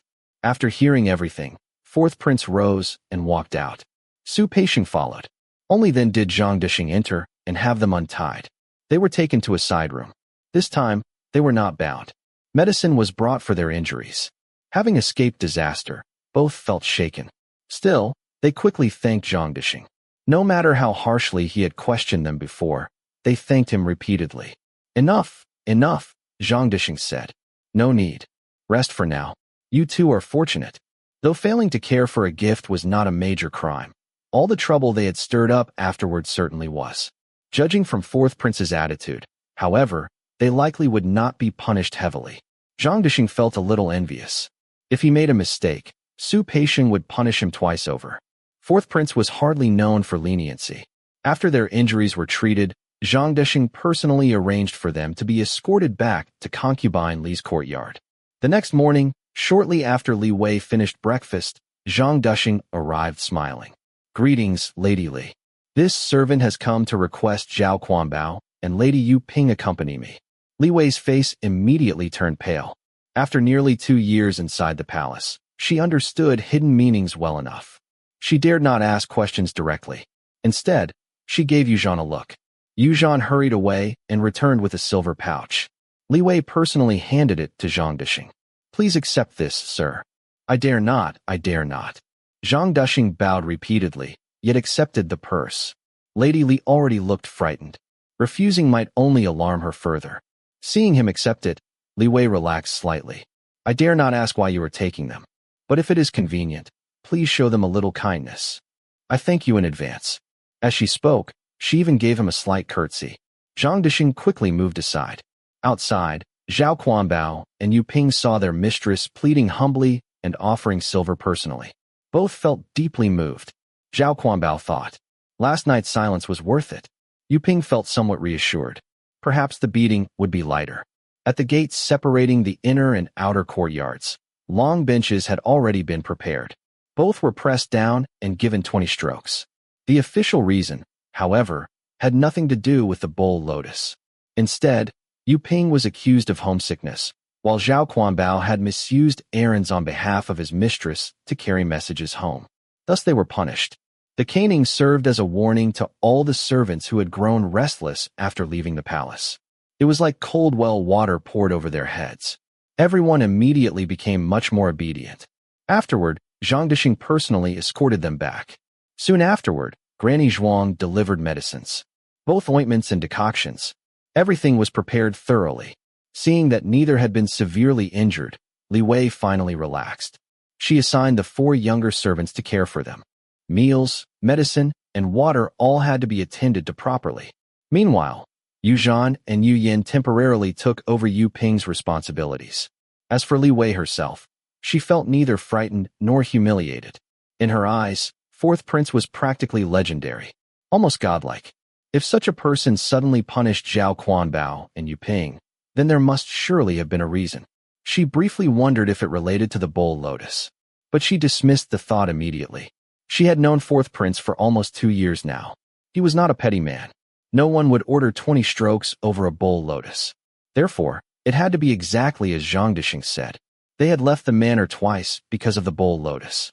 Strict discipline regarding the estate's gates was entirely reasonable. That indeed sounded like something that would anger 4th Prince. Having convinced herself, Li Wei personally comforted them. It was my oversight. I never imagined such a small matter would cause you to suffer punishment.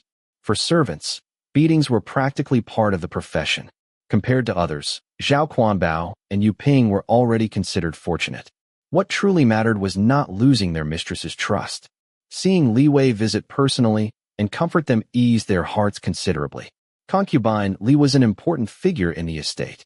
News that 2 of her servants had been punished spread everywhere before nightfall.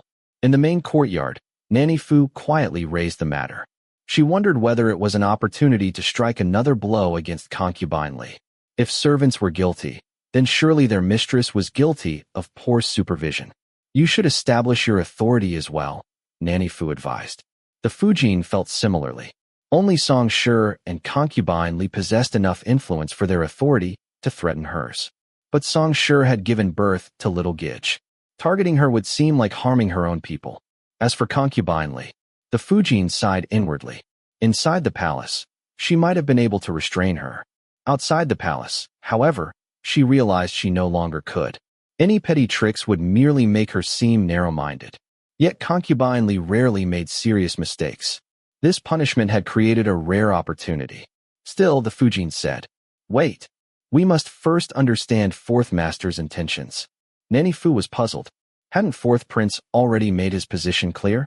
Only later that evening, when she learned 4th Prince had gone directly to Concubine Li's courtyard after returning home, did she finally understand. Inside the small courtyard, Li Wei was surprised. She had expected 4th Prince to deliberately ignore her for several days. Instead, as soon as he entered, he helped her up before she could finish bowing. Taking her hand, he led her to the couch. "How was your day?" he asked gently. "Very well," Li Wei replied. "Would Master like to change clothes?" He led her directly into the inner room. "Good. Help me." How affectionate. Li Wei had not expected this at all. Shouldn't he at least have looked coldly at her and demanded an apology? As she helped him change, 4th Prince dismissed everyone else.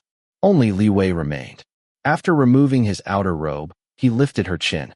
"You've suffered an injustice." He sighed softly and drew her into his embrace. Sitting down, he stroked her hair. "We only recently moved out of the palace.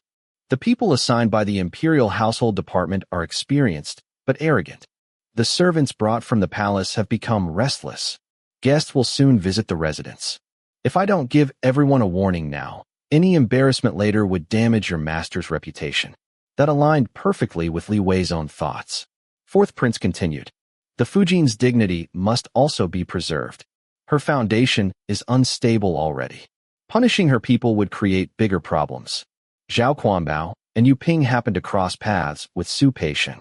I had already intended to tighten their reins." His hand moved slowly from her shoulder to her cheek. "You've never been good at asserting authority. These two manage the courtyard for you. If they become too bold, they will eventually bring trouble upon you. This punishment was meant as a warning, but also to curb their ambitions. Li Wei felt touched and slightly embarrassed.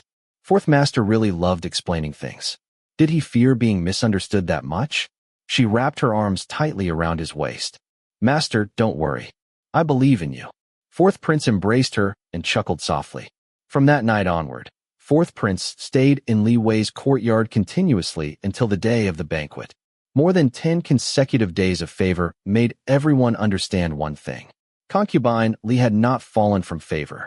Nanny Fu also finally understood what the Fujin had meant. Fourth Prince might punish Concubine Li, but he would never allow anyone to belittle or neglect her because of it. Inside the study, the porcelain basin and low stand that once held the bowl lotus disappeared. In their place stood a water vat nearly as tall as the writing desk. Clear water filled the vat. Bowl lotuses floated upon the surface. Specially selected goldfish swam beneath. The lotus roots were carefully protected. At last, Li Wei's dream of admiring water, lotus flowers, and fish together had come true. To avoid future disasters, Yu Chun and Yu Xia were sent to learn how to care for fish and lotuses properly. All of this had been arranged personally by Zhang Dishing, the same Zhang Dishing who had dragged Zhao Quanbao and Yu Ping away for punishment before carrying them back. Su Peisheng had deliberately entrusted the task to him, so he might earn some goodwill from Concubine Li. After 10 days in bed, Zhao Quanbao and Yu Ping finally recovered. With enough silver spent in the right places, 20 strokes had not caused lasting harm. Once healed, both knelt before Li Wei. They confessed their mistakes. They swore they would serve more carefully from now on. They would never again offer reckless advice. Both Su Peisheng and Granny Zhuang had instructed them separately. The message was the same. Concubine Li was favored now, but who could predict the future? Their mistress was gentle, kind, and soft-hearted. If they themselves failed to remain vigilant, what would become of this courtyard? Steadier still. No amount of caution was excessive. After this punishment, Zhao Quanbao and Yu Ping truly matured. Watching Li Wei toss fish food into the water vat and tease the fish, they recalled those words. Zhao Quanbao thought, I need to build even stronger ties with those fellows in the study. This beating cannot be wasted. If our mistress won't worry, then I must become 17 or 18 times more clever. We cannot make the same mistake again. Who knows whether next time we'll be so fortunate? Yu Ping thought, it would be best if the lady became pregnant soon. Even a little gidge would do. Then even if the prince stopped visiting someday, the lady would still have someone to rely upon and would never be mistreated. Chapter 18. Ever since they had first moved out of the palace, Fourth Prince had mentioned to the Fujin that he wanted to host a banquet for his brothers and relatives. However, with so many matters to handle after establishing the prince's residence, she had been overwhelmed. Now that things were finally mostly settled, and Third Prince had already held his banquet, the Fujin hurried to choose a date for their own feast. Fourth Prince had also been busy arranging the guest list, and during this period, the two met and spoke more frequently than usual. Over time, the Fujin had gradually come to understand his temperament. Moreover, she vaguely began to realize why Fourth Prince had neglected her for so long. She had married Fourth Prince, and how she should fulfill her role as his Fujin depended entirely on his expectations. If he disapproved of something, then even if she believed she had done her utmost, he would neither appreciate it nor feel grateful. The Fujin felt troubled. To realize she had been walking the wrong path after a year of marriage was hardly good news. At present, Fourth Prince treated her well whenever they discussed official matters, but in private, he showed no affection toward her. Previously, she had sent word back to the Ulanara clan, hoping to speak with her mother about how she might regain Fourth Prince's favor.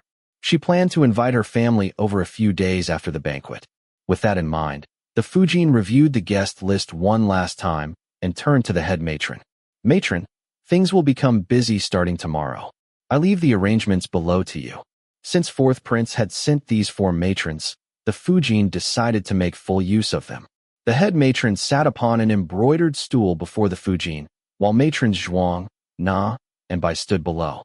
For tomorrow's banquet, the Fujin would spend the entire day receiving female guests, so all matters concerning the feast would be entrusted to the 4 matrons. Should any unexpected problems arise, She naturally could not abandon a room full of guests to deal with them herself, so she delegated the authority to the head matron. At the same time, the Fujin summoned the three ladies. Little Gige was still too young and frail, and fourth prince had ordered that she not be brought out to meet guests. Among the visitors, those of high enough status would be personally received by the Fujin, but many others would be uninvited guests with insufficient rank. Such guests could not simply be left to the matrons, so the three ladies were brought out to assist. After all, they had all passed the grand selection and entered fourth prince's residence. While this status might not mean much within the palace, outside it was enough to impress quite a number of people. Moreover, Gige Song currently had fourth prince's only child, while concubine Li's favored status was likely known throughout the capital. Some families would surely regard being received by these two as an honor. Tomorrow, at least 5 locations within the residence would host feasts. Fourth prince would receive male guests in the front courtyard, where 2 banquet tables would be prepared, with an extra table set aside in case more guests arrived. The Fujin would entertain female guests in the main courtyard and the garden, with 5 tables tentatively arranged. Since some families might bring daughters or young ladies along, additional seating had been anticipated. Gige Song and concubine Li would receive guests together in a small courtyard east of the garden, where 3 tables had been prepared. These were merely the banquet arrangements. The carriages, horses, and sedan chair-bearers had yet to be considered. For the women, there would be flower viewing and strolls through the garden. The front courtyard lacked such attractions, so 2 opera performers had been specially invited. They dared not hire entire troops, so only the leading performers from the capital's Sanfanjuan and Wufu troops were invited to perform 2 acts. The women would also have operas to enjoy, though not by famous performers, merely by 2 respectable troops. Even into the evening, the Fujin's thoughts remained occupied with the banquet arrangements. Every entrance had to be strictly guarded, especially the passage connecting the front and rear courtyards. After drinking and watching the operas, some male guests might become unruly and pretend to be drunk to create trouble. If anyone wandered into the rear courtyard, it would become a great disgrace. Fortunately, fourth prince had previously ordered that only eunuchs serve in the front courtyard, preventing maids from being harassed or entangled in scandal. Besides, the sight of eunuchs alone should discourage certain individuals. The Fujin decided to deploy all 10 of her eunuchs to guard the gates between the inner and outer courtyards. If anyone truly became drunk and tried to force their way through, they would simply be given 2 bowls of sobering soup and sent off to sleep. Meanwhile, in her small courtyard, Li Wei was thinking about the opera she would listen to tomorrow. Hosting guests was always the same routine, wasn't it? How is your family? How are your parents? How are your children? In this ancient version, there were 2 additional topics. Your hairpin is truly exquisite. The embroidery on your clothes is so delicate. Besides that, there was also Lady Song. Li Wei decided that whatever Lady Song did tomorrow, she would simply follow along. Apart from that, what truly interested her was the opera and the wine. She had heard that famous troupes would send their leading performers, and there would even be clown acts with acrobatics. It had been a long time since she had last watched an opera. In this era devoid of entertainment, listening to all sorts of strange and dramatic plays had become her greatest pleasure. In truth, only the most famous operas were passed down to later generations, much like the 4 great classical novels. But in reality, just as only a few authors win prestigious awards today, and only a handful of books achieve widespread popularity, countless books are published every year, and online literature is vast as the sea. Thus, opera scripts were plentiful. They simply had not all survived. Moreover, many scripts were commissioned directly by opera troupes, much like hiring ghostwriters in later times. Pay a poor scholar enough silver, and an opera script would soon emerge. Quite a few resembled the equivalent of cheap station novels. The similarity between the 2 was simple. Fast production. Sensational content. The last opera Li Wei watched had been during her grandmother's birthday celebration. An entire opera had been performed over 2 days. The story could be summarized quite simply. A young lady was beautiful and intelligent from childhood and praised by everyone. Then her entire family died. Li Wei's thought, what terrible luck. While traveling to offer incense, her tattered clothing and exceptional beauty attracted the attention of an elderly lady. Li Wei's thought, Why couldn't it have been a handsome young master? How disappointing. The elderly lady declared that a girl so beautiful, yet dressed so poorly, must surely be extraordinary. So she adopted her. Li Wei's thought. Old lady, what kind of logic is that? The elderly lady happened to be the mother of a minister. The adopted daughter was extraordinarily filial. Every morning before dawn, she would tuck the old lady's shoes into her bosom to warm them, fearing her feet would be cold when she put them on. Li Wei's thought. Isn't this just a maid? Her reputation for filial piety spread far and wide. About 100 miles away lived a poor scholar whose entire family had died, leaving him homeless. Upon hearing of her virtue, he exclaimed, Heavens! Such a woman is worthy to become my wife.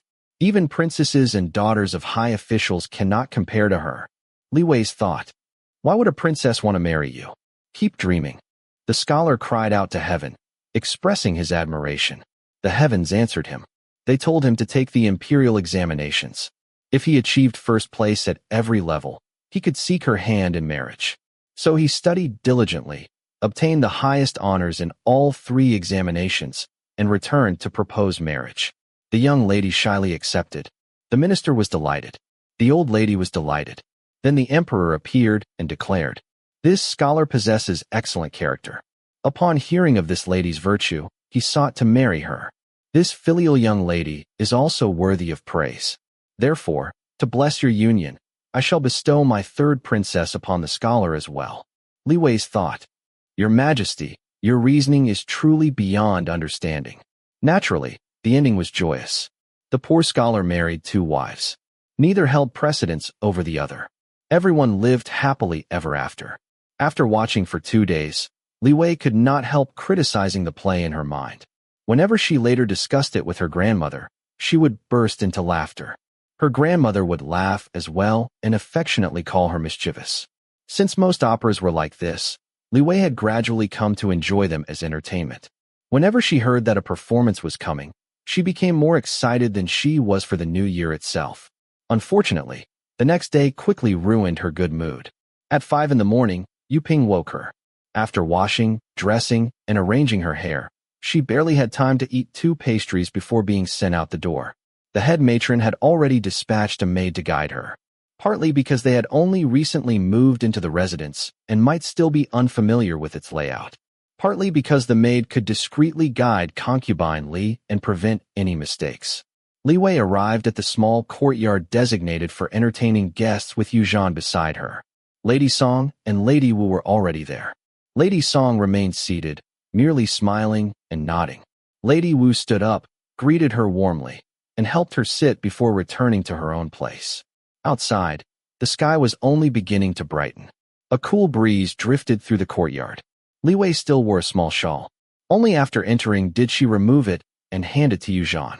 Looking around, she saw servants bustling about in every direction. Hosting guests truly was exhausting. Breakfast soon arrived. To avoid embarrassment when guests appeared, all 3 ladies ate only pastries and dared not drink much tea. It was a habit formed during palace selection. Li Wei picked up a piece of glutinous rice cake filled with red dates. After taking 1 bite, she paused. Having eaten countless pastries, she could easily distinguish the styles of different kitchens. Even ordinary bread tastes different from bakery to bakery. Some use more milk, others use more sugar. This glutinous rice cake tasted exactly like those from the prince's residence kitchen. Since moving here, she had ordered it twice, but it had never tasted quite the same. She sampled several more pastries. Almost all carried the unmistakable flavor of the prince's residence kitchen. Smiling, she remarked, Today's guests are truly fortunate. The taste of the palace was not easily enjoyed. Lady Wu did not fully understand, but nodded along. Indeed. Lady Song smiled, but said little. She had always been like this. Li Wei paid it no mind. Looking closely, she noticed Lady Song's cheeks had become rosier, and she seemed more mature than before. Even the way she held her teacup had become especially graceful. Noticing her gaze, Lady Song smiled. Try these 2 colored lotus pastries. They're very good while still warm. The maid beside the table immediately used silver chopsticks to place one into Li Wei's dish. The pastry resembled the flower-shaped red bean buns from Li Wei's childhood. The outer layers consisted of flaky pastry wrapped around a brick red bean filling. They were deep-fried. Each was bite-sized to prevent crumbs from scattering everywhere and inconveniencing the masters. The three chatted while eating. After half an hour, a maid hurried into the corridor, whispered a few words, and quickly left. All three ladies immediately put down their chopsticks. The dishes were cleared away. Yuzhan quietly approached Li Wei. "Lady, would you like to stroll outside?"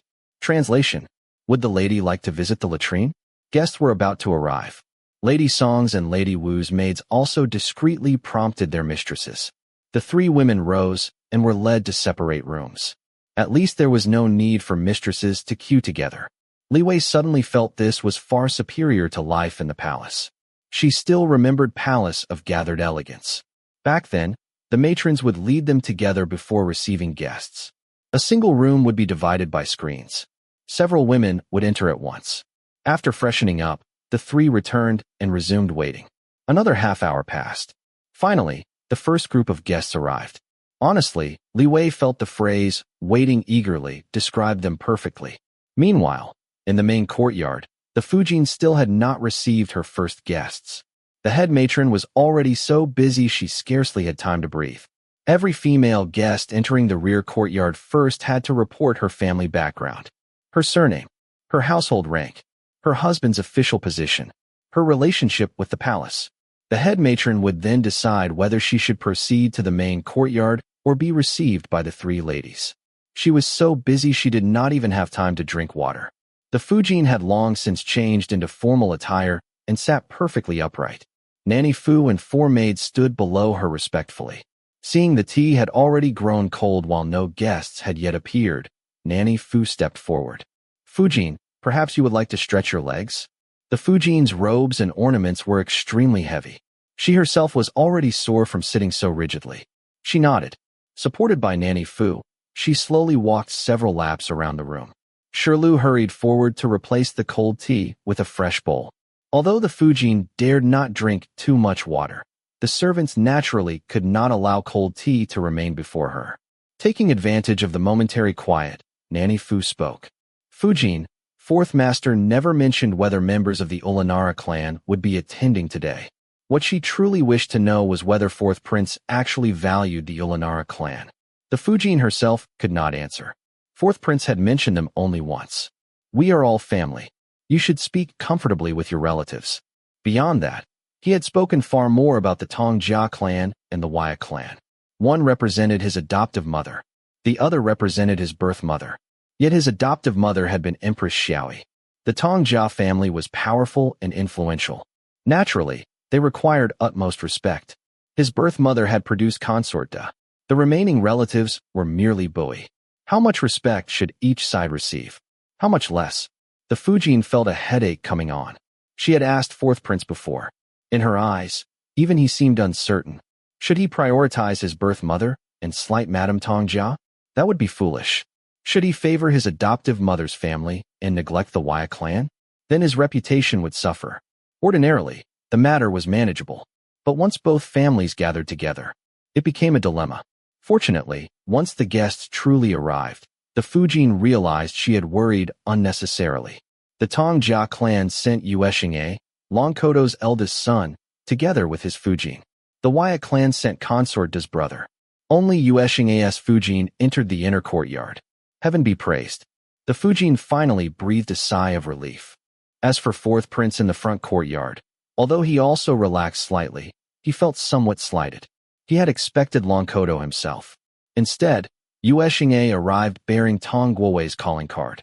Fourth prince accepted it with apparent delight and personally led Yueshingye to his seat. "We brothers must have a proper conversation later." Yueshingye, it differed greatly from most Tongjia clansmen. He resembled his mother and grandmother more. He possessed a square face and an unremarkable build. At first glance, he seemed honest and straightforward. Indeed, he spoke very little. Compared to him, fourth prince appeared positively talkative. Even while being treated with such enthusiasm, Yueshingye merely smiled happily. "You're too kind. I dare not accept such honor." Rather than feeling annoyed, fourth prince found him quite likable. Though Yueshingye spoke little, his expression revealed genuine gratitude. Fearing he might feel awkward sitting alone, fourth prince looked around and pulled over someone from the Ulanara clan. The Ulanara clan had sent two of the Fujin's cousins. One was named Baturu. The other was Bakshi.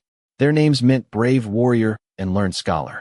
Ironically, their appearances were the complete opposite. Bakshi sported a thick beard. Baturu reportedly could not even ride a horse. Thinking Bakshi looked more sociable, fourth prince seated him beside Yuexingye. Do not stand on ceremony. Who would have imagined they would take his words so literally? When fourth prince returned later, Bakshi and Yuexingye were already competing in a drinking contest. Bakshi was not especially talkative either. After being dragged over, his brother Baturu became extremely anxious.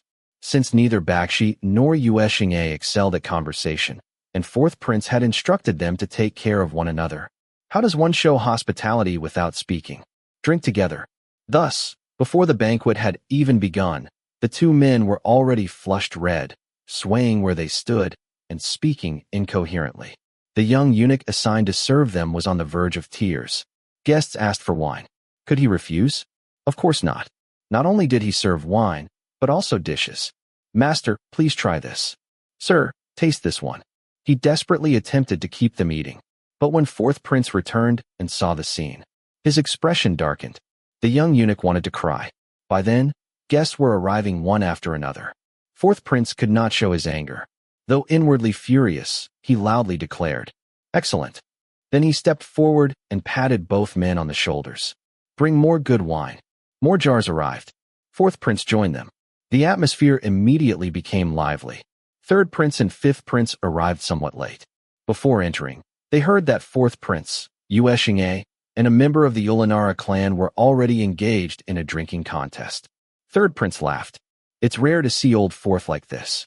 He hurried inside. Fifth prince followed curiously. By the time they reached the courtyard, a crowd had gathered around the central table. Cheers erupted continuously. Bakshi had already been defeated. Now three others challenged fourth prince and Yuexingye. Fourth prince was nearly at his limit. His face had become pale from drinking. Yet for the dignity of a prince, he refused to retreat. Su Peixing stood nearby, extremely anxious. Third prince frowned. I think old fourth is about to collapse. He pushed through the crowd. Old fourth, move aside. Let your elder brother handle this. He snatched away fourth prince's bowl and drained it in one gulp. Su Peixing quickly supported fourth prince, whose eyes had already become unfocused. He escorted him away. Fifth prince watched for a moment. Then he realized third prince was swaying as well. Without hesitation, he stepped forward. My turn. Three bowls disappeared in rapid succession. The crowd cheered loudly. News of the pre-banquet drinking contest quickly spread into the inner courtyard. The head matron remained calm. Hearing fourth prince had collapsed as well, she merely said, "Prepare an emetic and send it over. Let him throw up first." Fourth prince was escorted away by Su Peixing. The kitchen hurriedly prepared the medicine. Su Peixing accepted it. What is this? It certainly did not smell like a hangover remedy.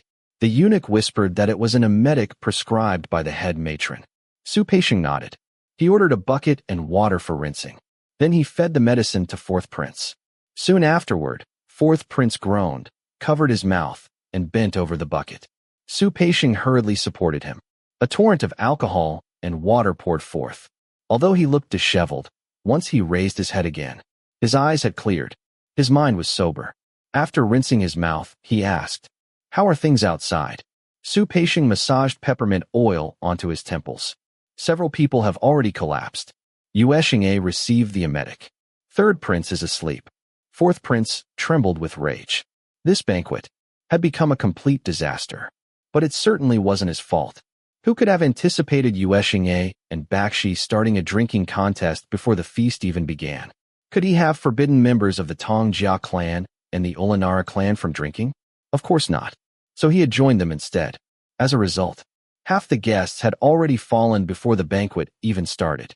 Su Peixing lowered his head until it nearly touched the floor. After so many days of preparation by the prince and the Fujin, it had all ended in chaos. Yet even so, the banquet had to continue. Fourth prince changed his clothes and returned. Those who had passed out were sent away to rest or sober up. The opera continued. Soon, the sounds of drums and gongs echoed through the courtyard. An actor with flowing sleeves stepped onto the stage and began singing in a long, lingering voice. Fourth prince sat there smiling. He appeared completely engrossed in the performance. Inwardly, however, he was cursing nonstop. Of the 3 banquet tables before him, nearly half the seats were empty.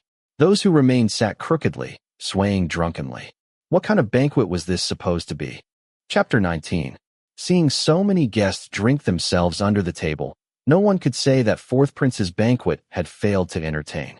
So when the guests began taking their leave around 4 in the afternoon, Fujin and the 3 ladies all agreed that the day had been a complete success. Li Wei was pleased that the banquet had been prepared by the master chefs from the prince's residence kitchen, allowing her to enjoy her favorite flavors once more. Yet she was also disappointed not to have heard any opera performances. It turned out that the opera troupes performed only in the front courtyard for fourth prince and Fujin, while their side was entertained by 2 clowns. Although she laughed until her stomach hurt, after the banquet ended, she still felt something was missing. As for fourth prince, he had retreated to his study to sulk in private. None of the others knew what had happened in the front courtyard. Even Fujin had only heard that her cousin Bakshi had drunk himself unconscious, so she instructed Nanny Fu to tell her family to take good care of him. Meanwhile, Nanny Fu heard that third prince, fourth prince, and fifth prince had engaged in a spirited drinking contest, and that third prince had been carried back to his residence horizontally. Thus, for several days afterward, they remained unaware that fourth prince was sulking in his study. They simply assumed he was busy and unable to return to the rear courtyard. On the other hand, eunuch Liu, who had been borrowed from the prince's residence kitchen for the banquet, went to great lengths to send gifts to Su Peixing through various connections. Now nearly 60 years old, he felt his taste buds dulling, his eyesight weakening, and his hands beginning to tremble.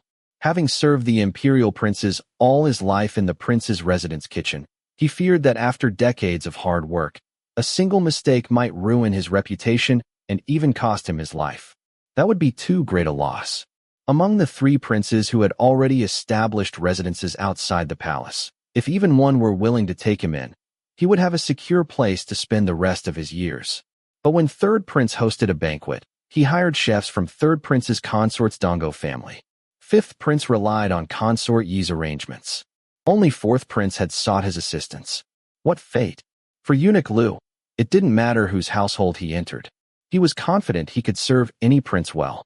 These young masters had been eating his cooking since before they even had a single whisker on their faces. Even now, after marrying and having children, he still knew exactly what dishes would satisfy them without them needing to say a word. But to secure a place in a prince's residence, he needed a suitable opportunity. Only by performing exceptionally at this banquet could he remind fourth prince of their old connection. Otherwise, if he spoke up abruptly, would fourth prince even remember who he was? Eunuch Liu believed he had handled the banquet perfectly. He had even instructed the kitchen to prepare dishes concubine Li usually enjoyed. A few days after the banquet ended, he quietly sent a message to Su Peixing. His words were pitiful. An old man, nearing the end of his life, wished only to return to his hometown before he died. That was why he hoped to leave the palace. Fourth prince was noble-hearted, kind, and valued old relationships, which gave him the courage to humbly offer his services. And so on. Su Peixing accepted the gifts, but inwardly groaned. As fellow eunuchs, and with eunuch Liu being an elder who had never wronged him, Su Peixing would have gladly welcomed such an experienced old hand into the residence. But the timing was truly unfortunate. He had witnessed everything that happened at the banquet. Recently, fourth prince had shut himself inside the study, practicing calligraphy and reading books every day without returning to the rear courtyard. He was obviously still furious. How could Su Peixing dare provoke the tiger at such a moment? Yet refusing eunuch Liu outright was also inappropriate. He could only hint vaguely at the situation and advise him to look elsewhere. Others might not know, but Su Peixing knew very well that eunuch Liu had always taken special care of concubine Li.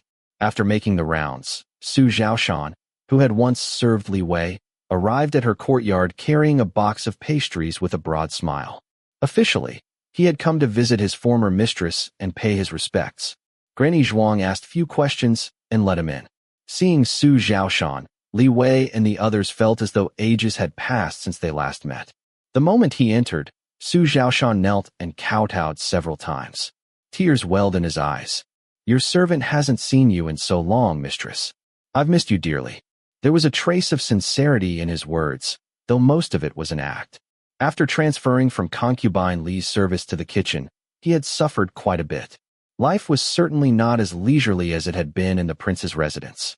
Eunuch Lu had taken good care of him, and Su Zhaoshan was grateful for that kindness. That was why he had agreed to come and speak on Eunuch Lu's behalf. After presenting the crystal 5-nut buns he had learned to make, he quickly revealed Eunuch Lu's intentions. Li Wei was just about to try the pastries. The translucent skin was made from glutinous rice flour, steamed until crystal clear and filled with pine nuts, hazelnuts, walnuts, peanuts, and sesame seeds. Half the nuts were ground into powder, while the other half were coarsely chopped, then mixed with rock sugar and honey. The pastry became more fragrant with every bite. She was eager to taste it as soon as Su Zhaoshan described it.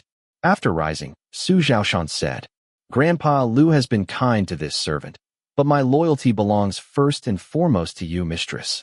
I dare not deceive you. I believe Grandpa Lu wishes to ask for your help in putting in a good word before Fourth Master. He hopes to enter Fourth Master's residence and serve here. Li Wei was startled. After a moment's thought, and seeing only her own people present, she asked directly, We've only been out of the palace for a little over a month. If your Grandpa Lu truly wanted to follow us out, why didn't he come earlier? Su Zhaoshan replied, Mistress, you are wise, and I dare not lie. About 20 days ago, the prince's residence kitchen suddenly announced that 2 people would be assigned there. I suspect that's the reason. The princes had moved out to make room for the younger princes. Renovations and rearrangements were underway.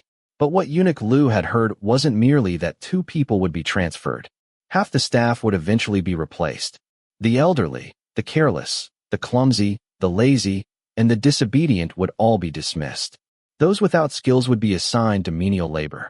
Those with culinary ability might be transferred to the kitchen of the palace eunuch department, where food was prepared for low-ranking palace servants, including those at the storehouse of the humbled. It was truly a devastating fall. Eunuch Lu was getting old. Perhaps another year or 2 remained before he was replaced. But he had once held complete authority in the kitchen. Could he now submit to outsiders? And when he was eventually retired because of age and failing strength, was he supposed to spend his final years cooking steamed buns and pickled vegetables for servants? Was that worthy of his abilities? Fortunately, he had sharp ears and learned of the news early.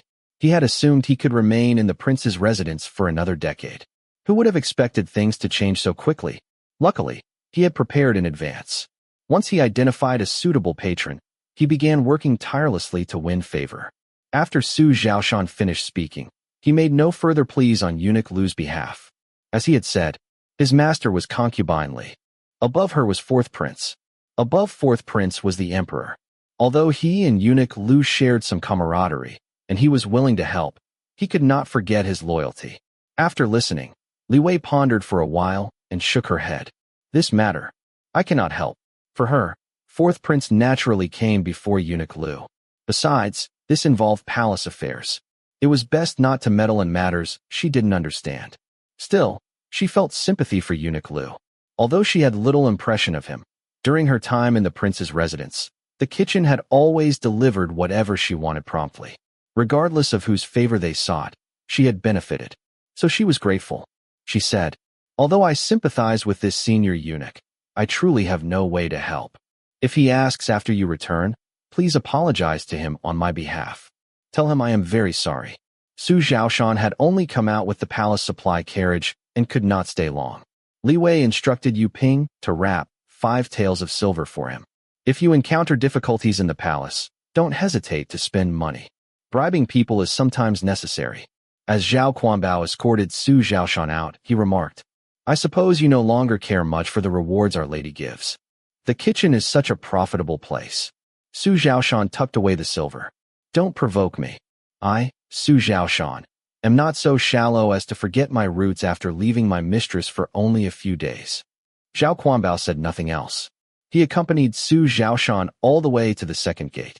Keeping some distance from the entrance, he whispered, The weather has changed these past few days. Our Lady hasn't eaten properly for several days. Although Su Zhaoshan was clever, He didn't immediately understand. He looked Zhao Quanbao up and down. This man had grown thinner. His expression had become unreadable. It was impossible to tell what he was thinking. After only 3 days apart, one must look at a person with fresh eyes. Su Zhaoshan muttered before departing. Zhao Quanbao stood there watching him leave before turning back. As for news from the study, there was likely no one in the rear courtyard better informed than him now. He hadn't deliberately investigated, but the reduced chatter and hurried movements in the study made it obvious. Something was wrong. Only Fourth Prince could alter the atmosphere of the study while keeping the rear courtyard completely in the dark. Thus, although Zhao Quanbao didn't know what had happened, he was certain it wasn't good. He had already hinted to Yu Ping. These days, she deliberately kept the lady occupied so she wouldn't dwell on Fourth Prince. Zhao Quanbao had thought carefully before speaking to Su Zhaoshan. Eunuch Lu was shrewd.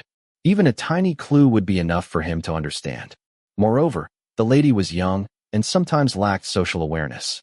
As her servant, Zhao Quanbao had to compensate for those shortcomings.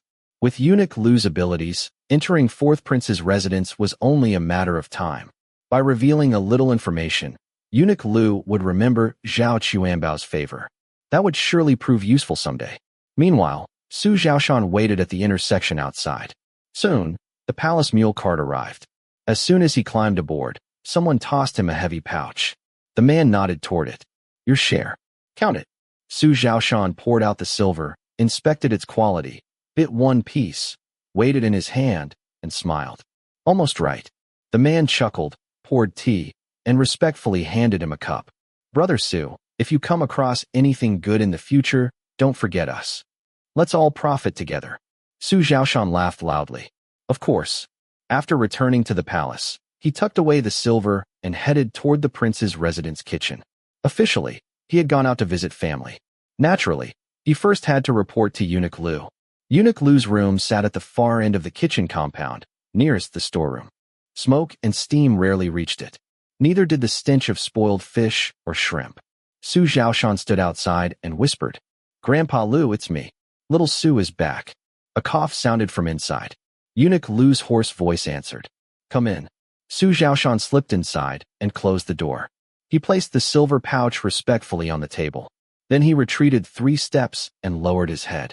Just from Su Zhaoshan's expression, Eunuch Lu already knew things hadn't gone smoothly. He didn't ask further. Seeing that Eunuch Lu wasn't angry, Su Zhaoshan quickly flattered him. Grandpa Lu, your skills are truly extraordinary. Ever since Our Lady left, she hasn't been able to enjoy your cooking. Nothing else tastes good to her anymore. Eunuch Lu chuckled. Really? Su Zhaoshan nodded vigorously. Absolutely. Our Lady hasn't had a proper meal for days. Only then did Eunuch Lu react. A smile spread across his face. Good. I know you're loyal. Go now. Master Liang has been cursing you all day. He says no one sifted the flour while you were gone. He's been rushing about, and says he'll kick your backside when you return. Su Zhaoshan immediately prepared to leave. Then this servant will go now, Grandpa Lu. Wait. Eunuch Lu pointed at the pouch. Take that with you. Such a little thing isn't worth your grandpa's attention. That pouch had originally been the excuse allowing Su Zhaoshan to leave the palace. The kitchen contained many valuable ingredients. How much shark fin went into a soup or how much ginseng into a stew depended entirely on the cook. A little more or less was difficult to detect. As head eunuch, Eunuch Lu had long accepted such practices. That morning, he had given Su Zhaoshan some bird's nest to exchange for silver. A little over 7 taels of bird's nest had become more than 40 taels of silver. Ordinarily, Eunuch Lu would have taken the largest share. But now, he was giving it all to Su Zhaoshan. It was a reward for bringing that message. Seeing this, Su Zhaoshan understood. It was Zhao Quanbao's words that had made the difference. A clever drum needs only a light tap. In less than 2 months outside the palace, Zhao Quanbao had become much wiser. Su Zhaoshan left carrying the silver, emotions mixed. Part of him envied Zhao Quanbao. The other part worried deeply for him. He must have suffered greatly. Su Peixing's refusal, combined with Su Zhaoshan's message, extinguished Eunuch Lu's hopes of relying on Fourth Prince's residence. Instead, he shifted his efforts toward the imperial household department. If those people there hadn't been so greedy and ruthless, he would never have sought another path. Now, however, It seemed unavoidable. Good opportunities had to be seized quickly. Delay too long, and he might miss fourth prince's residence entirely and end up cooking for the servants of the storehouse of the humbled. Yet less than half a month later, good news arrived. Fourth prince's residence wanted a cook from the prince's residence kitchen. Eunuch Lu was overwhelmed with gratitude. Without wasting words, he handed over the storeroom keys and ledgers to the remaining head eunuchs, packed his belongings, and climbed into a mule cart. His haste left Eunuch Nio and Eunuch Ma utterly bewildered. Eunuch Ma asked, "Has old Lu really become so homesick in his old age?" Eunuch Nio was more perceptive. He felt concern more than confusion. If old Lu is fleeing like this, could something major be happening in the prince's residence kitchen? Su Zhaoshan escorted Eunuch Lu beyond the palace gates before returning. Part of him envied Eunuch Lu. After all, fourth prince's residence had once been his own place. The other part thought it better to remain in the palace and climb higher. When he eventually grew old and wished to leave, perhaps he could seek help from the lady then. At fourth prince's residence, Eunuch Lu was led directly to the front courtyard kitchen. Zhang Dishing personally greeted him. "Grandpa Lu, you've finally arrived." Their positions had now reversed. Since Eunuch Lu had arrived in unfamiliar territory, he naturally needed to pay respects to the local authority. He quietly slipped a pouch into Zhang Dishing's hand. Only after Zhang Dishing accepted it did Eunuch Lu ask, "Is there some extraordinary master here? Otherwise, couldn't you have let me wash up first before working?" Zhang Dishing carried his bundle himself and led him toward the kitchen. He whispered, "Extraordinary? You know that person better than anyone." He mouthed the surname, Li. Eunuch Lu suddenly understood. How is that mistress now? Even back in the palace, fourth prince had favored her above all others. Was he still so devoted? Doing wonderfully. No one could be better. Zhang Dishing shook his head helplessly. Now she's become truly precious. Even dragon liver and phoenix marrow have no flavor for her. Otherwise, why would our master specifically request a cook? He says she misses the old tastes. The newly hired cooks aren't satisfactory. But, he laughed awkwardly. Eunuch Lu understood. Truthfully, he had never thought fourth prince himself particularly cared for kitchen matters. Yet even though concubine Li had refused to recommend him, he still owed his arrival at fourth prince's residence to her favor. What a strange twist of fate. Excited, Eunuch Lu rolled up his sleeves. Then let this old Lu show what he can do. Zhang Dishing watched as 4 kinds of pastries and 2 sweet soups were prepared in no time. They didn't appear especially remarkable. But then he remembered. That particular mistress had eaten poorly for barely 10 days. And fourth prince, who had seemed determined to remain buried in his study forever, had rushed to her side. Within half a day, an imperial physician had been summoned. Less than a quarter of an hour later, news spread throughout the residence. The mistress was carrying a precious child. Another 4 or 5 days passed, and her appetite still hadn't improved. That was when fourth prince ordered Eunuch Lu to be brought back. His reasoning was simple. She had eaten happily at the prince's residence. Therefore, the cook there must have been good. So naturally, that cook should be brought back as well. Perhaps then, she would finally eat properly again. Thinking about it carefully, Zhang Dishing personally carried the pastries and sweet soup toward the rear courtyard. Chapter 20. While fourth prince was sulking in his study, Li Wei was kept thoroughly occupied by Yu Ping with various entertainments, reading opera scripts, dyeing fingernails, playing games like zhuaguai, double six, cards, dice, and arrow tossing. Though she found it a little strange that she hadn't seen fourth prince for so long, she assumed he was busy striving for the succession and had little time to linger in the rear courtyard, so she didn't think much about it. After all, fourth prince wasn't like Shimin Qing, sneaking around to seduce other men's wives. Since there was no need to worry about him straying, Li Wei was perfectly content with his daily absence. Yu Ping, however, was uneasy. She and Zhao Quanbao kept one eye on the study and the other firmly on their mistress. As they watched, they realized that she had been eating very little lately. In the past, whenever mealtime approached, Lady Li would come up with all kinds of cravings. She also loved snacks and fruit. Recently, though, whenever anyone asked what she wanted to eat, her answer was always the same. Anything. And when dishes she used to love were prepared for her, she would simply say she had no appetite. Yu Ping worried. Yu Ping's thought, Lady must be missing fourth master. She had assumed her mistress was too busy having fun to notice his absence. But fourth prince had once visited almost every day, and now he had not come for over 10 days. No wonder lady was too lovesick to eat. Zhao Quanbao paid even closer attention to the study, hoping that one day he would arrive and find everyone cheerful, a sign that fourth prince was no longer angry. But more than 10 days passed. The weather gradually warmed. Lady Li ate less and less, leaving her stomach nearly empty. Soon she began suffering from morning nausea, retching dryly without bringing anything up and feeling utterly miserable. Li Wei thought she had pharyngitis, so she drank more water and avoided stir-fried dishes. But since she was already eating so little, eliminating stir-fried food meant she survived each day on only a few pastries and a few mouthfuls of rice. The meal boxes sent back from her courtyard showed barely any reduction in food. Eventually, they returned almost untouched. Su Peixing thought anxiously. Heaven forbid fourth master's anger still hasn't subsided here while something serious is happening over there. Once he knew about it, he couldn't ignore it. That evening, seeing Zhao Quanbao returning to the eunuch's quarters near the study, Su Peixing called him over. Without any pleasantries, he dragged him to a secluded corner of the courtyard and asked directly whether concubine Li had encountered some trouble recently. Is some blind fool not serving properly? If you can't handle it yourself, you useless thing, couldn't you at least tell Zhang Disheng? You come here every day calling everyone brother this and brother that. Why don't you use those connections when it actually matters? Under the moonlight, Zhao Quanbao simply knelt and kowtowed, not daring to ask for mercy. Get up.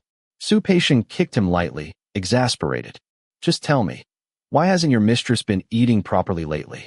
We already have estates outside the palace now. If Lady Li wants something rare, is she too embarrassed to ask? Can't you servants think of a way? Say one word in the kitchen and see how many people rush to flatter her. That was true.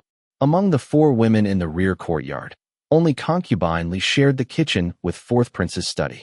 Who couldn't see that? Did Zhao Quanbao really think everyone humored him because of his own prestige? It was obvious whose favor they were trying to curry. Unfortunately, although concubine Li occasionally took small liberties, she only behaved that way in front of fourth prince. After Zhao Quanbao and Yu Ping had been caned, they became much more cautious. Many people had wanted to ingratiate themselves with concubine Li's small courtyard, but failing to do so, they could only lament in frustration. Zhao Quanbao mumbled for a long while before finally recalling what Yu Ping had said. In a tiny voice, he whispered, Lady Li misses fourth master. As soon as those words left his mouth, the lanterns around them suddenly brightened. Fourth prince stood on the stone path with his hands clasped behind his back. 2 lantern bearers stood beside him. Apparently, they had extinguished the candles earlier, which was why the 2 men talking beneath the shadows of the trees had not noticed them approaching. Su Peixing immediately stepped forward, flicked his sleeves aside, and knelt. Had it not been too conspicuous to summon someone indoors, he would never have questioned this fool outside. Now fourth prince had overheard everything. He would certainly be punished for discussing his master behind his back. The moment Zhao Quanbao saw fourth prince, he remembered those 20 lashes. Shivering violently, he knelt and hurried forward. Even the lantern bearers were trembling. Everyone had heard Zhao Quanbao's words. Lady Li misses fourth master. What terrible luck. Fourth prince turned and walked into the room. 10 lashes each. Carry it out in the courtyard. Su Peixing accepted his fate. He summoned the men to administer the punishment. Together with everyone else, he was forced onto a bench and received 10 resounding lashes. Afterward, he crawled down, limped back inside, and thanked fourth prince for his mercy. Then he went out and called Zhao Quanbao in. The moment Zhao Quanbao entered, he saw fourth prince's dark expression. Without anyone saying another word, he collapsed onto the floor and prostrated himself. Fourth prince's anger was genuine. When he heard Zhao Quanbao say that Lady Li missed him, he truly wanted to have the eunuch dragged out and beaten to death. Yet in his eyes, human life was not worthless. Though he despised Zhao Quanbao for casually exposing Lady Li's private affairs, he could not simply kill him. Nor could he punish him too severely, lest others begin asking questions. Thus, he had only given him 10 lashes. But even so, it was still far too lenient. Zhao Quanbao was already terrified out of his wits. He had only wanted to help concubine Li gain favor. Besides, eunuchs often gossiped privately about palace consorts. They were still men, even if they lacked something. So when speaking to Su Peixiang, he had not thought much of it. But now, seeing Fourth Prince's furious gaze, he understood immediately. No more explanation was needed. He was utterly terrified. If there is a next time, Fourth Prince said softly, I won't beat you. It's easy enough to fill a well with 1 or 2 people. Zhao Quanbao kowtowed frantically, unable to utter a single word. Fourth Prince waved dismissively. Get out and kneel. Zhao Quanbao scrambled backward on all fours. Only after kneeling on the bluestone slab outside did he finally dare breathe again, nearly choking on his own breath. Su Peixiang stood guard outside. Although he had been beaten, Fourth Prince had not allowed him to rest, so he continued keeping watch. Besides, how hard would anyone really dare strike? He felt no sympathy for Zhao Quanbao. If the man failed to learn from this, he would eventually lose his life. What was a master? A master was heaven itself. Even if Su Peixiang had 10 times the courage, he would never dare reveal a single word concerning Fourth Prince. Concubine Li might not behave like a proper mistress, but she had Fourth Prince protecting her. Who protected Zhao Quanbao? Was this the conduct expected of a servant? Even if one's master failed to act like a master, a servant should act even more like a servant. If the master did not discipline you, then you should be twice as vigilant, constantly restraining yourself and never crossing boundaries. Zhao Quanbao knelt all night. By dawn, his knees were swollen like steamed buns. His face was pale. His body trembled. Cold sweat soaked his clothes. He looked like a ghost. Su Peixiang allowed no one to care for him. Instead, he entered the room to attend Fourth Prince as he prepared to leave. At 10 in the morning, Zhang Duxing dismissed Xuanfu and Quan Gui, who had come to ask about Zhao Quanbao. Then he returned and ordered Zhao Quanbao, who had knelt until now, to be carried onto the heated brick bed. A brazier burned nearby. Zhang Duxing poured scalding medicine into Zhao Quanbao's mouth and instructed others to soak towels in boiling water and wipe his legs. Zhao Quanbao writhed in agony. Veins bulged on his forehead. 4 or 5 men held him down while they rubbed his legs until they flushed red. Then they replaced the towels with heated salt bags.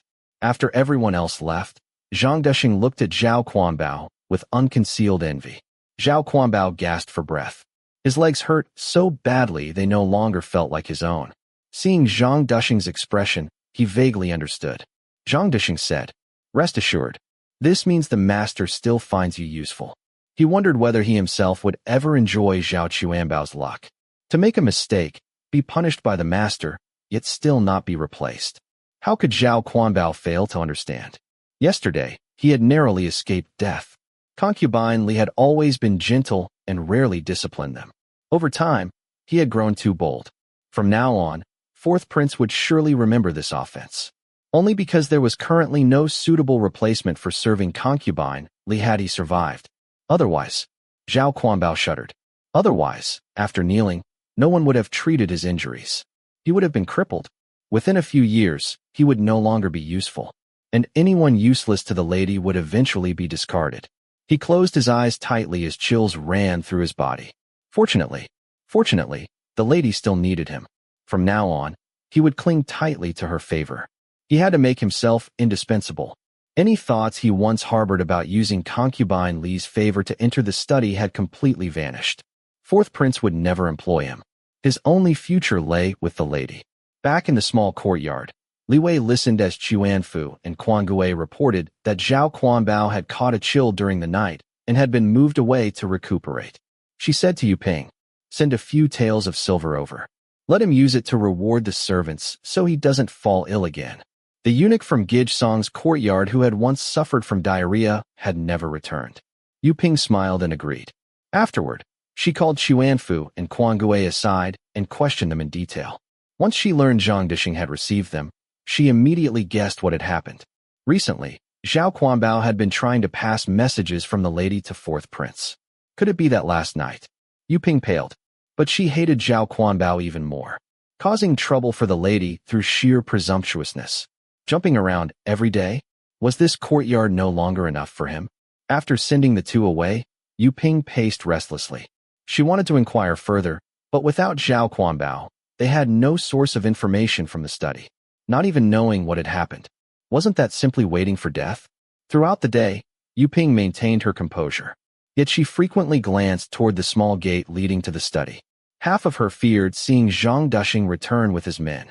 Ever since he had taken her away for punishment, she often dreamed about him. Each time, she woke drenched in cold sweat. The other half of her still held hope. Even if Zhao Quanbao had been punished, perhaps Fourth Prince was not angry with the lady. Perhaps he would come today. She waited anxiously until the sun sank westward. Still no one appeared. Her heart plunged into despair. She nearly wanted to hide beneath her blankets and cry. Returning to the room, she saw Lady Li staring blankly at the dining table. After a long time, Lady Li waved her hand. Clear it away. Gathering her courage, Yu Ping said, Lady, it has been nearly 10 days since you've eaten a proper meal. How can your body endure this? Please eat a little. Back in the palace, Yu Ping would often tease her. But ever since that beating, she had become much more restrained. Rarely did she dare contradict her mistress. Li Wei considered it. Then she decided not to clear the table immediately. Yet after looking at every dish, she still found nothing she wanted to eat. If she didn't want to eat, perhaps her body simply didn't need food. Her mother, a practitioner of traditional Chinese medicine, had often told her that the body craved what it lacked. When Li Wei was in middle school, she once became obsessed with chicken. She ate nearly 10 pounds a week. Breakfast, lunch, dinner, chicken every day. Her mother finally took her to a traditional Chinese medicine doctor. After examining her pulse, tongue, complexion, daily habits, and diet, the doctor explained that she suffered from spleen deficiency and prescribed medicine to strengthen it. Having grown up hearing such teachings, Li Wei firmly believed them, even in another world.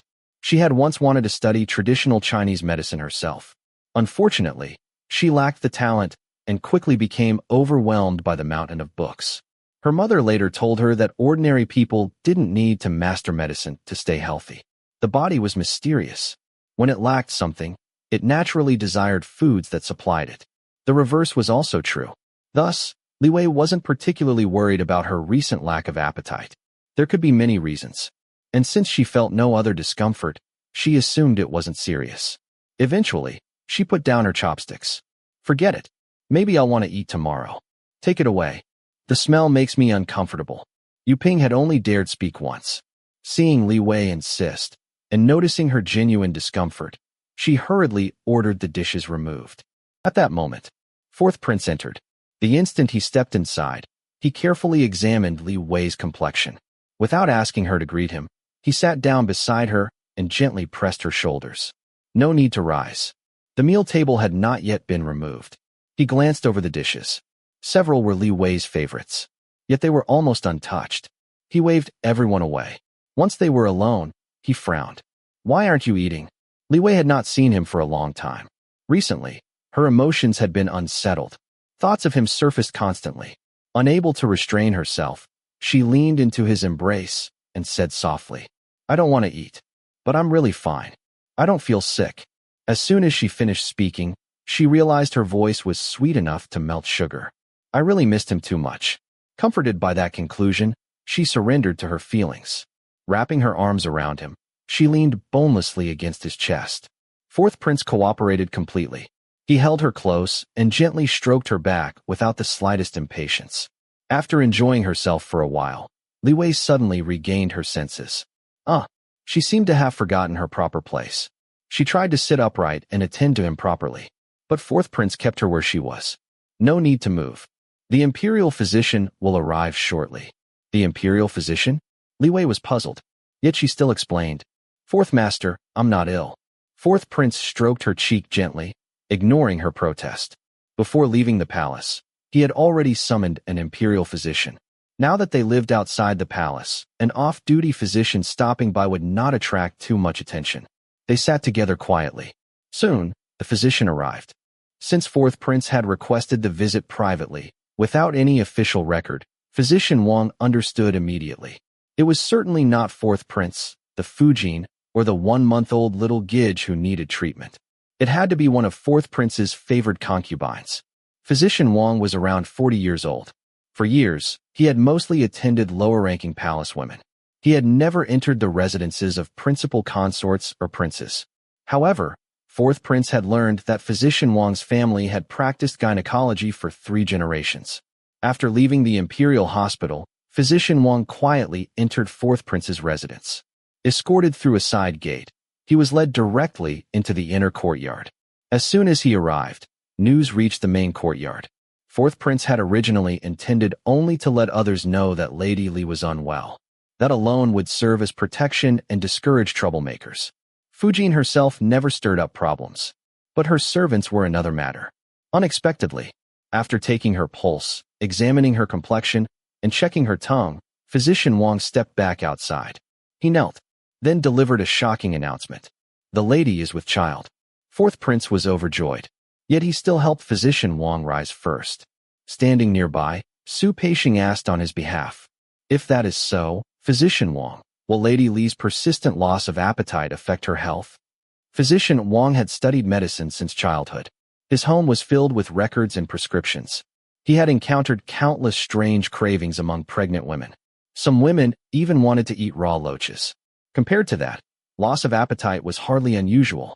But naturally, he couldn't speak so casually. After careful consideration, he replied, "From my observation, the lady's complexion remains healthy. It is not uncommon for the spleen and stomach to become temporarily unbalanced during pregnancy. There is no need for medicine, nor should she be forced to eat." He stole a glance at fourth prince. Unable to read his expression, he added tactfully, "It is best for the lady to eat only when she feels inclined to. In other words, let her eat when she wanted to." Stimulating concubine Li's appetite was not something fourth prince intended to handle personally. He simply gave Su Peixing instructions. Su Peixing passed the task to Zhang Dishing. Zhang Dishing consulted the head matron. "She's pregnant?" Considering how favored concubine Li was, the prince would certainly be anxious. Does she not want to eat? Or does she want something but feel embarrassed to ask? Although the head matron felt concubine Li lacked a bit of composure, she knew her character. She was not the type to pretend to be ill. She was simply timid. Zhang Dishing replied helplessly, "We thought the same. But think about it. The kitchen already serves only the prince's provisions. She can ask for anything she likes. Even when the prince personally orders dishes, she still doesn't touch them." Even fourth prince had suspected she was craving something, but was too shy to say so. Recently, he had ordered several dishes he normally disliked. Yet every plate returned untouched. The head matron finally sent Mama Lu from Gijsong's side. Mama Lu moved directly into the small courtyard. After carefully observing Li Wei through 2 meals, she found no improvement. She asked, "What does it feel like when you can't eat?" Li Wei answered, "It's like I'm already full. Do you ever feel hungry?" No. Truthfully, Li Wei herself was worried. Now that she knew she was pregnant, she understood things couldn't continue this way. She suspected poor digestion. Yet her stomach still gurgled. She tried sour and spicy soups, plum juice, even yogurt. Nothing worked. Fourth prince was impatient by nature. He preferred immediate results. After several days, seeing Zhang Dishing fail, and neither the head matron nor Mama Lu finding a solution, he decided to intervene personally. He borrowed a cook from the Li family. Feeling their household cook might have limited skills, he also requested a cook from the imperial household department under the pretense of improving his own meals. Within 3 days, both cooks arrived. The Li family cook entered the inner courtyard kitchen. Eunuch Lu joined the front courtyard kitchen. That evening, fourth prince arrived just in time for dinner. The moment he entered, he saw Yu Ping holding the curtain aside. She was positively glowing. Apparently, his efforts had worked. Only his personal involvement could solve matters. Lady Li also looked much better today. Her complexion was rosy. Served dinner. The 2 cooks had exerted themselves fully. The 8 immortals table was filled with dishes. Lady Li had regained her cheerful disposition. She smiled brightly. Delicious. Today, her appetite had finally returned. Li Wei felt as though she hadn't eaten in 3 years. While serving fourth prince, she also eagerly filled her own bowl. "These pan-fried soup dumplings are amazing. So fragrant. Fourth master, try one. And this spicy tofu too." These were dishes Li Wei had pestered the Li family cook to make since childhood. The dumplings were her substitute for Shanghai pan-fried buns. The spicy tofu was her own invention, inspired by mapo tofu, yet completely different. Thin slices of pork belly were fried until the fat rendered out. Dried chilies and Sichuan peppercorns flavored the oil. Broth, tofu, and vegetables were added. Finally, green peppers, scallions, and cilantro were sprinkled on top. With rice, she could easily eat 2 big bowls. After dinner, she even finished half a plate of black plum cakes prepared by eunuch Lu. Fourth prince worried she might become ill after suddenly eating so much following days of starvation. Enough. If you still want some, have him make more tomorrow. Li Wei reluctantly picked up her teacup. I finally feel alive again. Thinking back to the past few days, she felt utterly drained. Fourth prince's expression darkened. He set down his cup. What nonsense. Have you forgotten all propriety? Li Wei immediately lowered her teacup and fell silent. Intimidated, Fourth prince sighed. You're carrying a precious burden now. You must take care of yourself. Why are you so frightened? Come here. Li Wei moved closer. He held her hand. Don't you know how I treat you? I say a few words, and you become scared? Wasn't one supposed to look repentant after being scolded by their master? Of course, she couldn't actually say that. So she leaned against him, fiddled with the buttons on his robe, and pretended to act cute. As expected, he laughed. Pulling her into his arms, he said, All right, now you're teasing me again. Because you always fall for it. Li Wei suddenly became worried. If Fourth Prince kept spoiling her like this, would her intelligence keep declining? Chapter 21. Back in the Li family, Li Wei had been known as a child prodigy. She spoke fluently as soon as she learned to talk, and she grasped reading and writing with remarkable ease. She had been clever, hadn't she? Otherwise, why would all the relatives and elders in the Li family have pinned their hopes on her from such a young age? At that time, Li Wei had truly enjoyed the exhilarating feeling of being extraordinary. To avoid becoming arrogant, she always exercised restraint. Whenever she felt herself becoming complacent, she would immediately calm herself down. As a result, she earned endless praise. Steady, dignified, sensible. But ever since entering the prince's residence to serve Fourth Prince, those compliments seemed to be drifting farther and farther away. Because Fourth Prince liked people who were lively and innocent. He appreciated straightforwardness and disliked people who spoke in circles. He preferred those who were obedient, avoided trouble, and did not try to appear clever. Thus, Li Wei's true nature was completely unleashed. Gradually, she began living more and more like a child.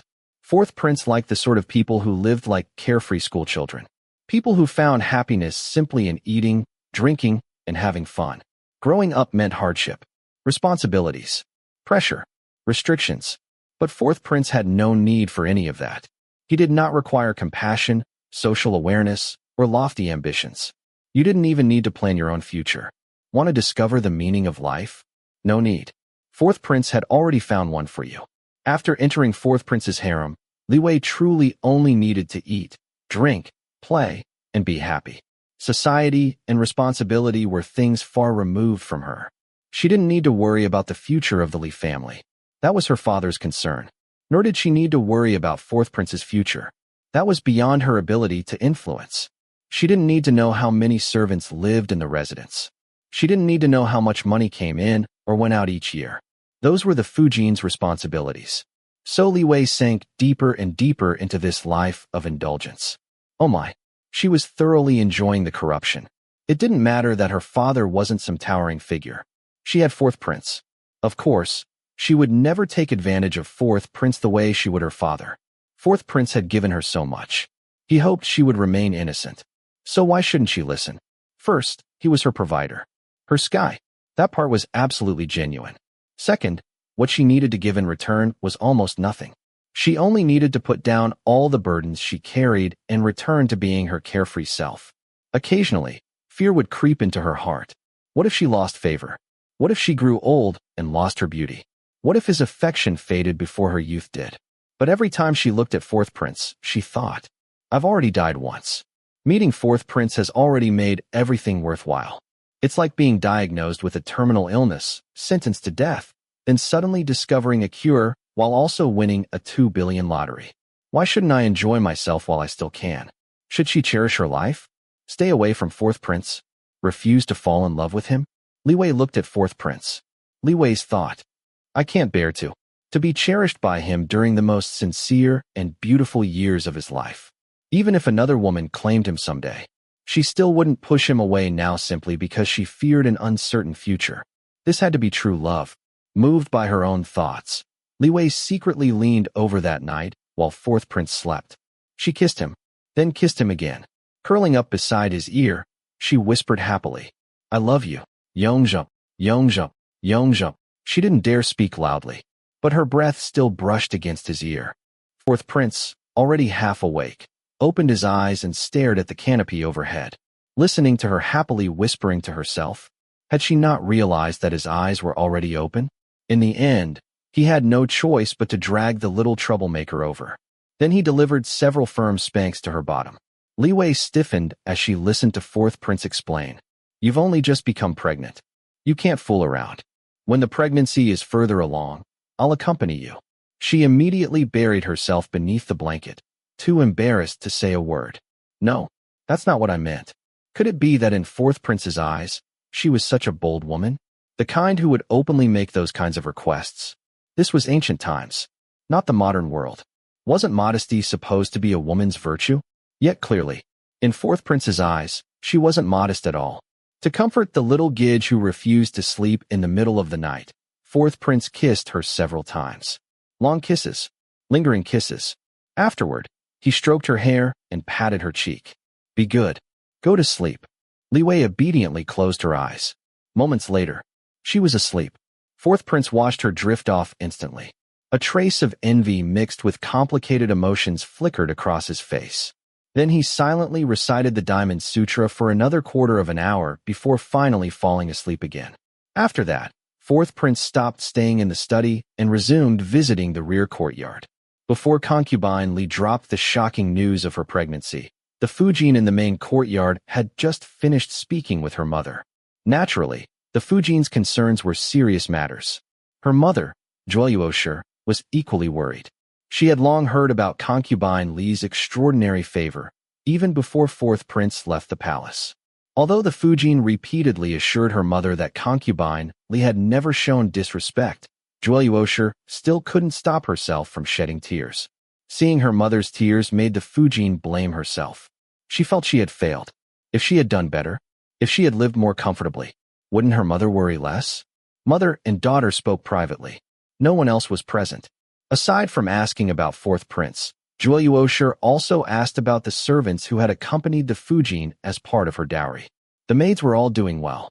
But ever since leaving the family residence, Nanny Fu had constantly encouraged the Fujin to suppress concubine Li, or else win over the matrons arranged by fourth prince.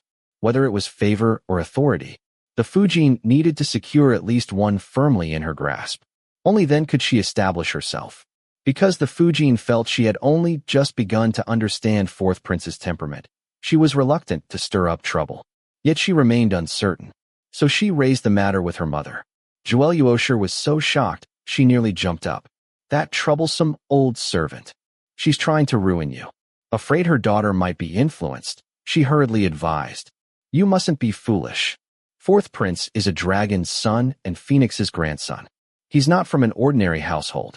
Even in a common family, a new bride must lower her head for 3 years after entering her husband's home. How can you compete with the prince? Remember this. You are a servant. The prince is your master." Yes, she was a servant. The prince was her master. At that moment, the Fujin finally understood. The way she treated fourth prince had always been the way one treated a master. With reverence, with caution. She had never truly been a mistress before. After the imperial marriage was arranged, she had painstakingly learned how to become a Fujin. She had imitated the role so carefully, only to realize that although she was the mistress of the household before outsiders and servants, in fourth prince's eyes, she was still his Fujin servant. But she had never actually been a servant before. Today, her mother's words had sounded an alarm. Previously, she had always tried to act as the household mistress before fourth prince. Yet from beginning to end, she had always been his servant. It was her own ambitions that had first grown larger, and those ambitions had encouraged Nanny Fu's ambitions as well. Even so, she merely transferred Nanny Fu to a less important position. She was still young. Her convictions were not yet firm. If someone whispered in her ear day after day, she feared she might lose sight of her original intentions. Soon afterward, news arrived. Concubine Li was pregnant. Fourth prince had even requested a cook from the Li family to work in the inner courtyard kitchen. For a moment, the Fujin's heart wavered. Then she immediately admonished herself. Only after calming down did she order a separate stove prepared for the Li family cook. She also assigned him an assistant. His sole responsibility would be preparing meals for concubine Li. Because concubine Li was pregnant, fourth prince began frequenting the rear courtyard again. One day, while he visited the main courtyard, the Fujin suddenly realized. It had been a long time since she had last seen him.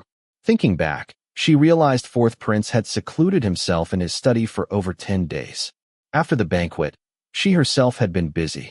She had never paid attention. Now, looking back, had something been wrong then? Had fourth prince been angry? Unfortunately, the matter was already in the past. There was no way to ask. The Fujin silently warned herself. This had been her mistake. She thought about her mother. Whenever something happened with her father, her mother always noticed immediately. Sometimes it was only minor things. Her father scolding a concubine, kicking a servant, refusing tea he had always liked. A single night had passed. Yet the Fujin had already begun learning how to become fourth prince's servant. Fourth prince, however, felt that tonight's Fujin was overly cautious. Was she uneasy because Lady Li was pregnant? Thinking this, he placed a hand on her shoulder. Don't worry. Our child will come soon. The Fujin was improving steadily. As long as she continued this way, within a year or two, perhaps they would finally have legitimate children. Afterward, fourth prince visited the main courtyard frequently. He never visited Lady Song or Wu. While concubine Li was pregnant, the Fujin enjoyed exclusive favor within the rear courtyard. Meanwhile, Yu Ping and the recovered Zhao Quanbao kept the small courtyard tightly sealed. Not a single rumor reached Li Wei's ears. Whenever she asked, they simply answered, "Fourth master is in the study." Although fourth prince spent considerable time in the main courtyard, a subtle awkwardness lingered between him and the Fujin. He used to think she was stubborn, always competing with him. Now she had become obedient. Far too obedient. It was simply one extreme replaced by another. Fourth prince felt rather helpless. Yet he comforted himself. At least this proved the Fujin possessed strong character. She was pure-hearted. Once she decided to do something, she would devote herself entirely to it. What puzzled him most was this. Before, when she was stubborn, had someone taught her that? Or had she figured it out herself? Now that she was excessively obedient, who taught her this? If someone was going to teach her, why not teach her earlier? And if they were going to teach her, why teach her incorrectly? Eventually, fourth prince explained it personally. You and I are husband and wife. We are one body. You don't need to be so restrained. The Fujin respectfully acknowledged his words, then continued behaving exactly as before. Fourth prince. Sometimes, having strong convictions wasn't necessarily a good thing, especially when someone stubbornly insisted on doing the wrong thing. Fourth prince thought to himself. There was still plenty of time. He could teach her little by little. What confused him most was that there was already a perfect example of what he liked. Why didn't the Fujin simply learn from Lady Li? In the rear courtyard, many people wanted to imitate Li Wei. Lady Wu, for instance, had recently learned a few pastry recipes. After making them, she always sent some over for Li Wei to taste first. In palace dramas, pastries were often laced with ingredients to cause miscarriages. Li Wei found it strange. That didn't seem common here. Lady Wu casually sent pastries every day. Yet Yu Ping and Zhao Quanbao never stopped them. They simply brought them over for her to eat. That seemed a little odd, didn't it? Quietly, Li Wei asked Yu Ping about it. What if she added something harmful? Yu Ping answered. Lady Wu makes them in the main kitchen. The flour and ingredients all come from there. Many people are watching. Li Wei asked. What if she secretly brought her own ingredients? Yu Ping replied calmly. Then her entire family and everyone in the kitchen would be dead. Li Wei. That's so extreme. Seeing her astonishment, Yu Ping explained further. When Lady Wu went to make pastries, she didn't actually prepare them herself. Nearly every step was done by others. Lady Wu merely gave instructions. For example, these persimmon cakes. She certainly didn't shape them. The chef did. She didn't brush on the oil. She didn't bake them. She didn't mix the filling. She didn't knead the dough. She didn't stuff them either. Lady Wu absolutely lacks that skill. In Yu Ping's eyes, Lady Wu's contribution amounted to little more than carrying the finished pastries over. Hearing this, all thoughts of conspiracy vanished from Li Wei's mind. Only deliciousness remained. The persimmon cakes were made from dough shaped like persimmons. Their surfaces were brushed with oil and baked golden yellow. Inside was sweet goat's milk filling. To Li Wei, they tasted somewhat like modern custard buns that had been steamed and then lightly toasted. One side crisp, one side soft. A bite released rich milk filling. Thinking of custard buns immediately gave Li Wei cravings. One plate of pastries was nowhere near enough for afternoon tea, so she specifically requested them alongside porridge during dinner. Over the following days, she consumed dairy products in abundance. Several large cups of fresh milk every day. Pastries made with goat's milk. Pastries made with cow's milk. Bobo cakes. All sorts of things. I must be deficient in calcium, Li Wei thought. Otherwise, why would I crave dairy products so much? But aren't leg cramps supposed to happen later in pregnancy? Could I already be experiencing symptoms? Traditional Chinese medicine didn't really have the concept of calcium deficiency, so Li Wei took matters into her own hands. She replaced rice porridge with millet porridge. She ate shrimp at every meal. She chewed and swallowed the shells too. Every day she basked in the sun inside the courtyard. Less than 10 days later, she had become noticeably tanned. When fourth prince came to visit, he was startled. Her complexion had turned a healthy wheat color. Yet she still carried the scent of milk. Yu Ping nearly cried. Since becoming pregnant, Li Wei refused powder. She refused rouge. And she refused to lighten her skin. Objectively speaking, the complexion suited her. It simply wasn't considered fashionable. Fourth prince frowned immediately. How are you serving your mistress? Does your lady have no powder? Yu Ping hurriedly knelt and kowtowed. But she dared not explain. Li Wei quickly intervened. It's my fault. I've been sunbathing. I still have powder. I just don't want to use it. Then she desperately signaled for Yu Ping to leave. Yu Ping hesitated. She didn't want to go. Kneeling there, she secretly observed fourth prince's expression. Perhaps the lady didn't understand. Appearing before one's master barefaced could also be considered disrespectful. If fourth prince became angry, at least she could shield her mistress. Fourth prince raised an eyebrow. Then he reached over and loosened Li Wei's collar. Seeing Yu Ping still kneeling nearby, he shot her a glare. Only then did Yu Ping reluctantly withdraw. Once they were alone, fourth prince examined her carefully. Her face and neck were almost two entirely different colors. The contrast at the collar was especially obvious. Fourth prince knew she must have her reasons. But seeing her like this was still irritating. He sat down. Without helping her up, he asked, "Explain." Li Wei scooted closer. Holding onto his fingers, she said, "It's a folk remedy. My wet nurse told me. She said that spending more time in the sun during pregnancy makes the baby healthier." Fourth prince wasn't fooled. Nonsense. Does your wet nurse spend all day discussing childbirth with you? Last time he had almost believed her. Later he realized she had tricked him. Still, little Gidge really had improved. So he hadn't pursued the matter. And now she was trying again. Li Wei's excuse collapsed immediately. She admitted defeat. Fine. It was just my own guess. Fourth prince darkened his expression, waiting patiently to hear what absurd explanation she would invent next. This time, Li Wei fabricated a story. There was a maid. She liked telling stories from her hometown. She said a local landlord had a newly married concubine who stayed indoors all day. Her child wasn't nearly as healthy as the peasant women's children who worked in the fields. So I thought, I can't exactly farm. But spending time outdoors instead of sitting inside all day shouldn't hurt. After finishing, she blinked pitifully. Please don't expose me again. I've run out of stories. Fourth prince considered it. This story sounds slightly more believable. Li Wei felt depressed. Then he continued. I'll let it go this time. But don't tan yourself this badly again. Whether you wear powder or not is your choice. You're not going anywhere anyway. Fourth master, you're wonderful. Li Wei was filled with gratitude. Just looking at her expression, fourth prince knew exactly what she was thinking. Unable to resist, he tapped her forehead. She had only been pregnant for a short time, yet she was already unable to sit still. There were still 10 months ahead. How would she endure them?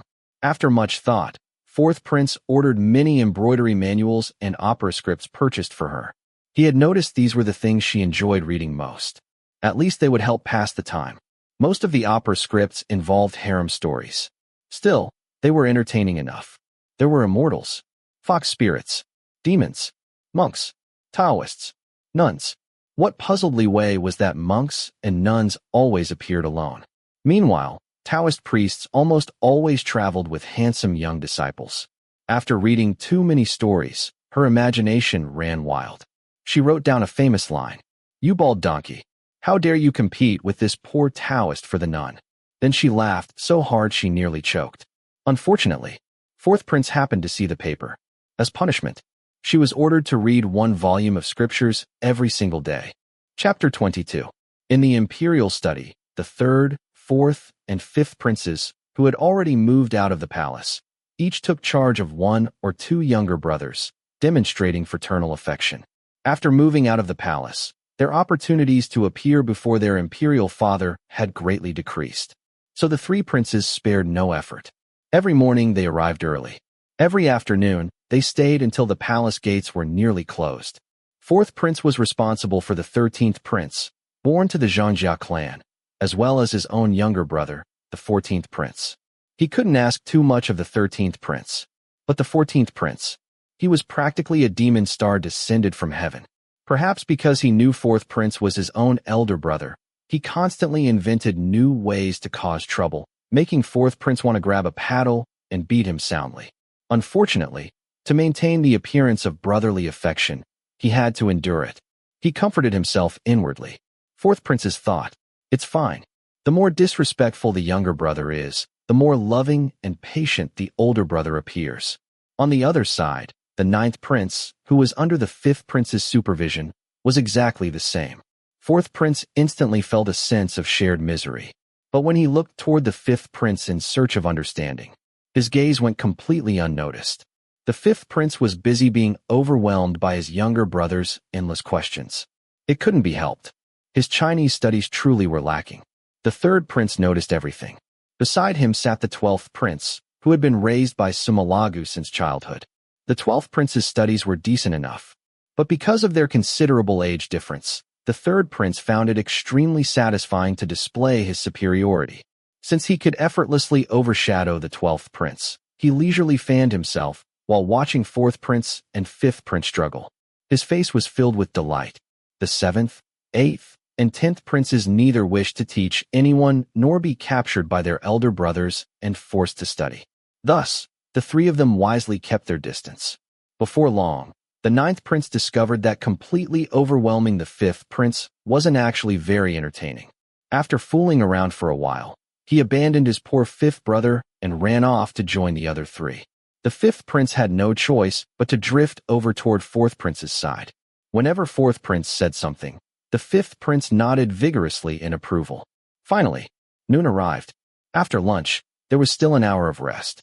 The 5th prince announced, "I'm going to grandmother's place to relax." Because Kangxi could visit Consort Yi's palace at any time, it wasn't convenient for him to disturb his own mother. 3rd prince and 4th prince immediately agreed to accompany him. Upon arriving at Sinang Palace, the faint scent of incense drifted out from the rear hall. Suddenly, 4th prince remembered Lady Li's outrageously disrespectful little essay.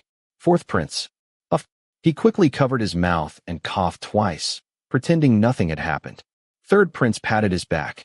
"Old 4th, what's wrong? Did you catch a chill? Drink a few more bowls of soup later. You're just too thin." 5th prince looked at them strangely. "Who catches a chill in June?" 3rd prince replied seriously. "Old 5th, you don't understand. Catching a cold in summer is the most troublesome kind." 4th prince hurriedly interrupted. "3rd brother, 5th brother, I'm fine." But the topic had already changed. 5th prince began pondering whether someone could truly catch a cold during summer. To convince him, 3rd prince even used himself as an example. "Once, I ate too much ice and went swimming in summer. I was sick for more than 20 days afterward." 4th prince remembered that incident. But he wanted to point out, "3rd brother, wasn't that just diarrhea?" Then he remembered diarrhea wasn't exactly an elegant subject, so he wisely kept silent. 5th prince took everything seriously. After their midday rest, the three elder brothers went looking for their younger siblings, only to discover 9th prince and 10th prince dragging 13th prince and 14th prince toward the palace pond for a swim. 5th prince hurriedly stopped them. "Did any of you eat ice after lunch?" The four younger princes nodded. Because the weather was scorching, each of them had eaten a bowl of shaved ice. 5th prince immediately forbade swimming. Instant chaos erupted. 3rd prince covered his face. Fourth prince stepped forward to scold them. He managed to silence the 13th prince. But the other three immediately burst into loud protests. Panicking, fifth prince switched to Mongolian and launched into a long lecture.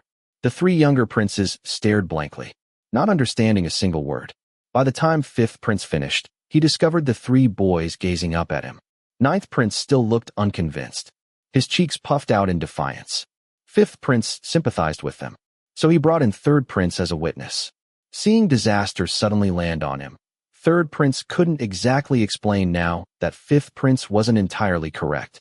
After all, back then, he hadn't merely eaten one bowl of ice. He had eaten 7 or 8 bowls. And afterward, he had suffered repeated bouts of fever and diarrhea before being bedridden for more than 20 days. But there was no way to admit that now. Maintaining the expression of a gentle and benevolent elder brother, third prince nodded solemnly. Yes, everything fifth brother said is true. Thus, fifth prince somehow ended up being the villain. Still earnest and enthusiastic, he said, "Since you want exercise, why don't we play darts?" The 4 younger princes looked utterly miserable. Who wanted to play darts? Couldn't he see how blazing the sun was? There wasn't a tree in sight. It was unbearably hot. But fifth prince had already ordered people to bring out the darts. Seeing his own elder brother so enthusiastic, ninth prince reluctantly stepped forward. He felt obligated to save fifth prince from embarrassment. Holding the darts handed over by his beloved older brother, ninth prince thought silently, "Just wait until we get back. I'm definitely telling mother about this." Surprisingly, once they started playing, it became quite enjoyable. Moreover, darts possessed a certain amount of lethality. Soon third prince, fourth prince, and fifth prince joined in.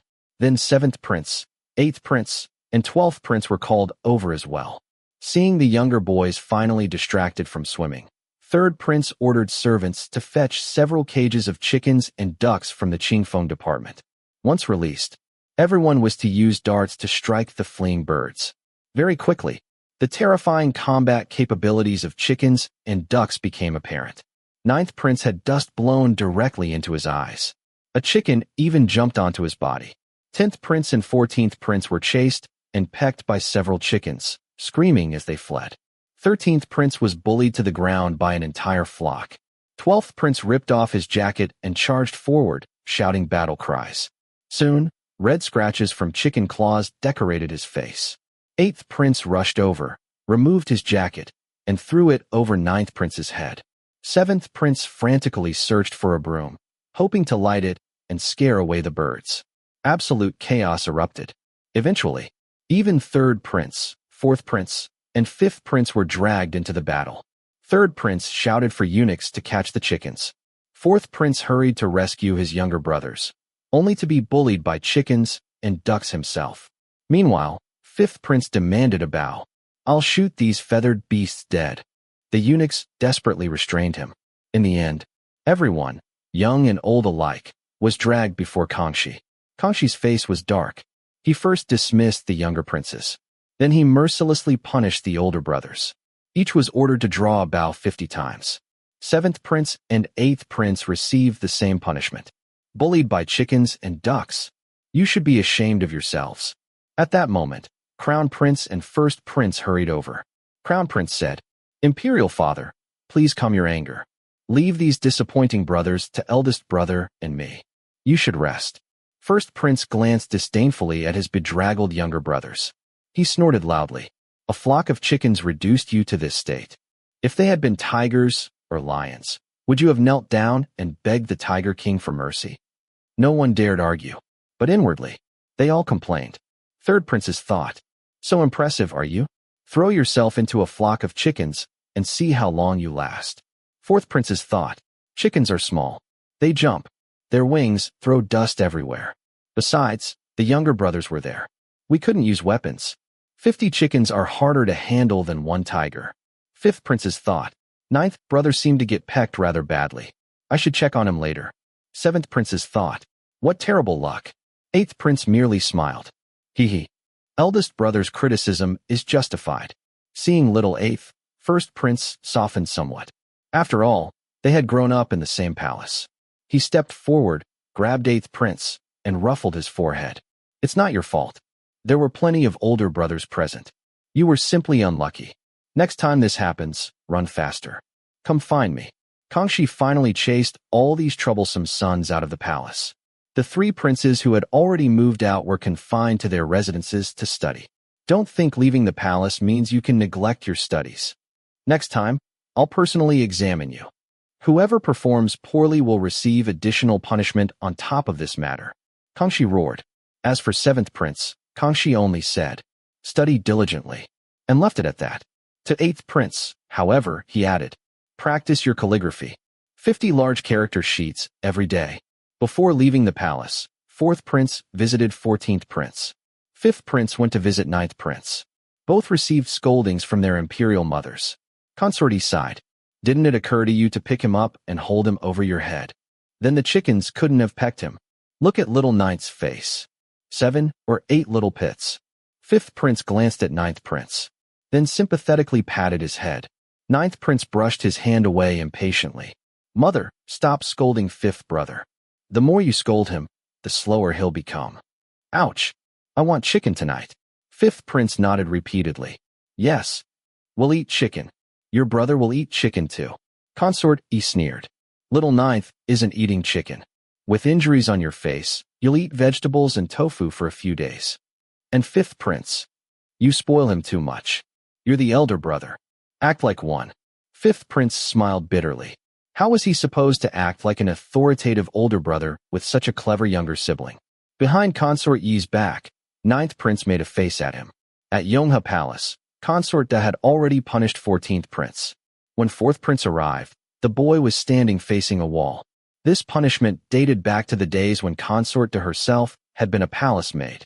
The matrons used it frequently. Little 14th had been spoiled by Kangxi. He had become too mischievous. Consort Da couldn't bear to hit him, so she often punished him by making him stand. Seeing fourth prince arrive, Consort Da didn't mention 14th prince at all. Instead, she invited fourth prince to sit. Tea was served. Then a matron brought over several items. These were recently bestowed by the Empress Dowager and the Emperor. I have little use for them. You've only recently established your residence. You must feel some financial pressure. Take them. Fourth prince replied. Mother, your resources aren't abundant either. Outside the palace, expenses are much lower. It's easier to manage. Consort smiled. Enough. Why be so formal with your own mother? The emperor treats us old people quite well these days. And little 14th is still here with me. I lack nothing. After much persuasion, fourth prince finally accepted. Then he stood. This incident happened because I failed to supervise 14th brother properly. He was injured because of my negligence. Consort Da waved dismissively. No one bears all the responsibility alone. Even if you take responsibility for him now, can you shoulder his burdens for a lifetime? What I say applies equally to both of you. There are things others may do that you cannot. Your mother came from a palace-made background. We started one step below others. So you must be even more cautious. Fourth prince stood respectfully. I understand. After chatting a little longer, Consort Da said, the emperor ordered you to study. Don't linger in the palace. Go back. Fourth prince took his leave. Consort Da then called 14th prince over. Looking at his stubborn little face, she sighed. Do you understand now? Tears welled in 14th prince's eyes. He nodded. I punished you not because you did something wrong. The matter itself was wrong. That's why I punished you. That's also why your imperial father punished your brothers. 14th prince was clever. So if the matter itself is right, it doesn't matter if I make mistakes? Consort Da smiled with satisfaction, but she offered no answer. Instead, she allowed him to ponder it himself. Then she delivered another blow. Until fourth prince could return to the palace, 14th prince was forbidden from going anywhere except the imperial study, Yonghe Palace, and the prince's residence.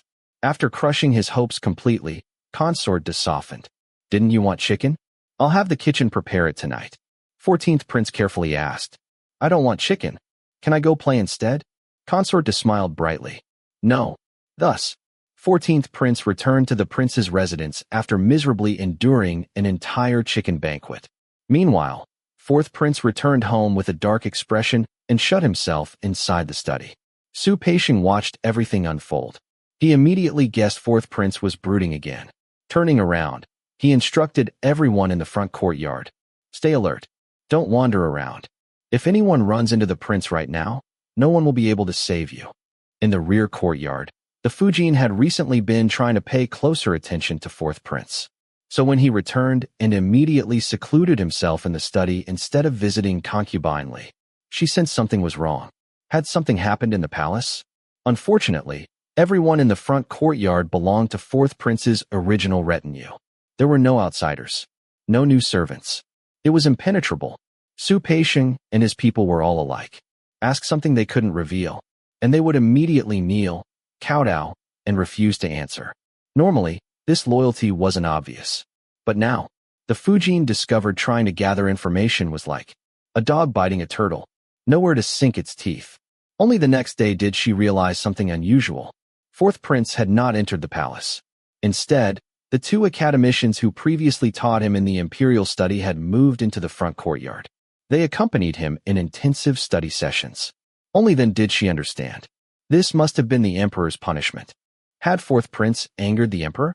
The Fujin sat alone pondering for a long time. Eventually, she requested permission to enter the palace. A sedan chair from Yonghe Palace soon arrived. Yet after meeting Consort Da, the consort merely chatted about household affairs. She asked after little Gidge.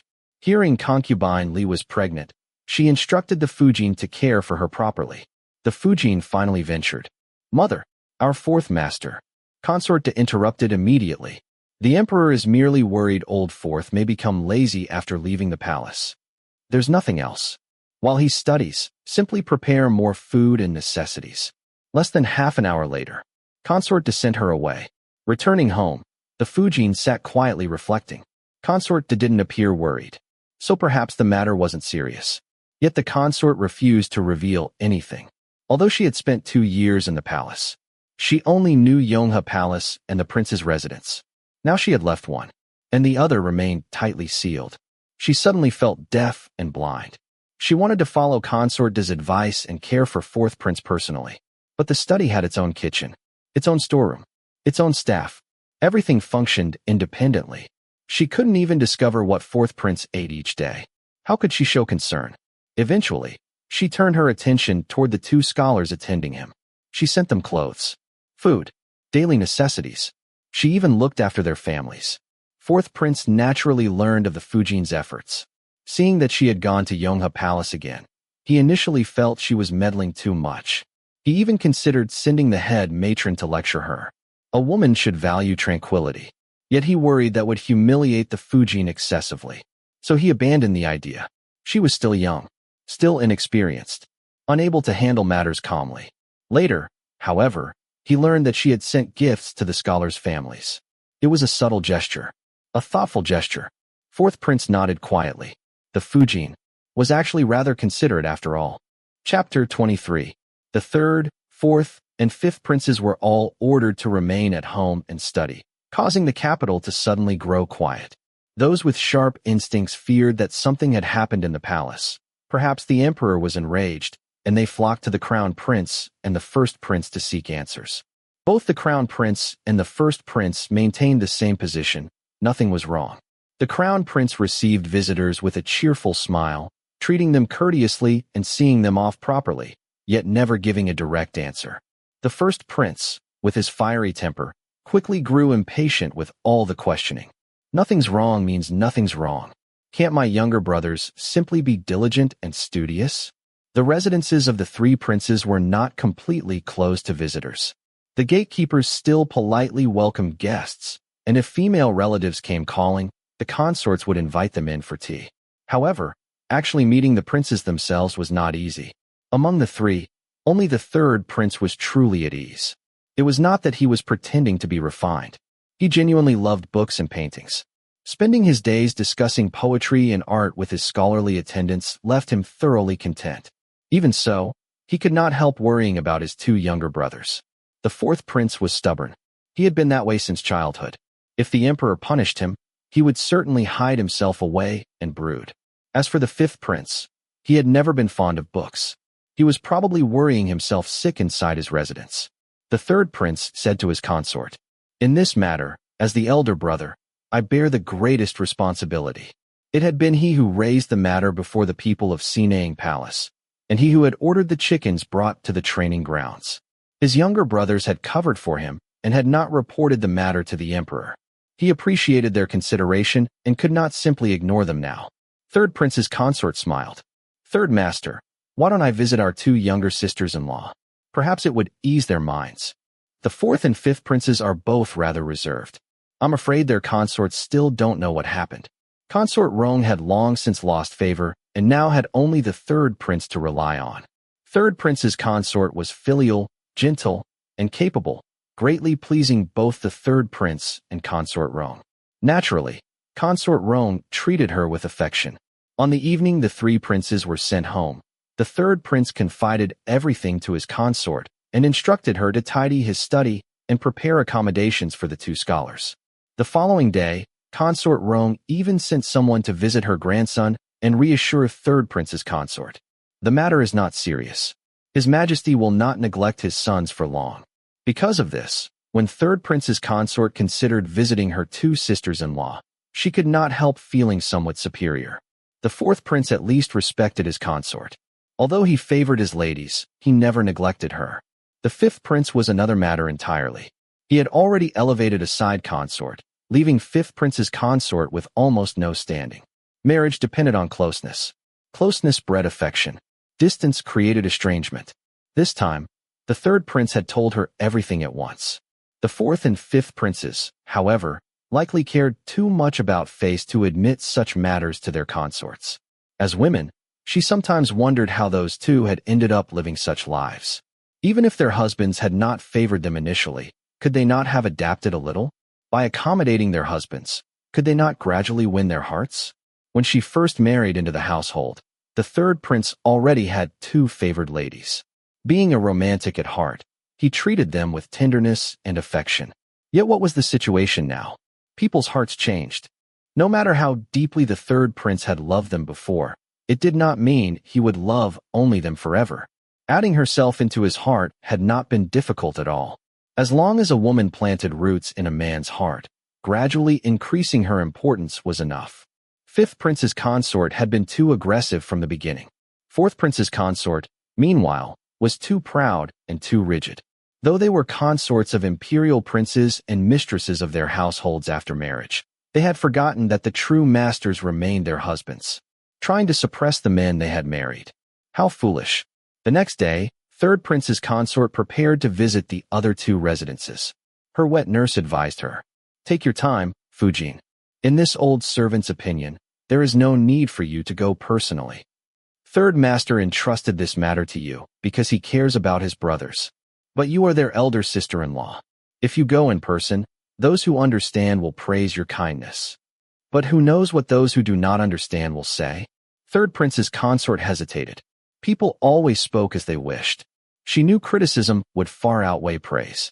Yet sending servants alone would appear too cold. After much consideration, she simply sent invitations to her two younger sisters-in-law, inviting them to enjoy the spring scenery at her residence. Anyone who could read between the lines understood that enjoying the spring scenery was merely an excuse. Fifth prince's consort had been bored to death at home. She arrived almost immediately. Fourth prince's consort hesitated. She worried the fourth prince would dislike her going out for leisure during this time. Yet refusing the invitation of third prince's consort would be inappropriate. In the end, she decided to attend, planning to leave early. After receiving them, third prince's consort seated them in a small hall near the garden. Then she found opportunities to speak with them separately.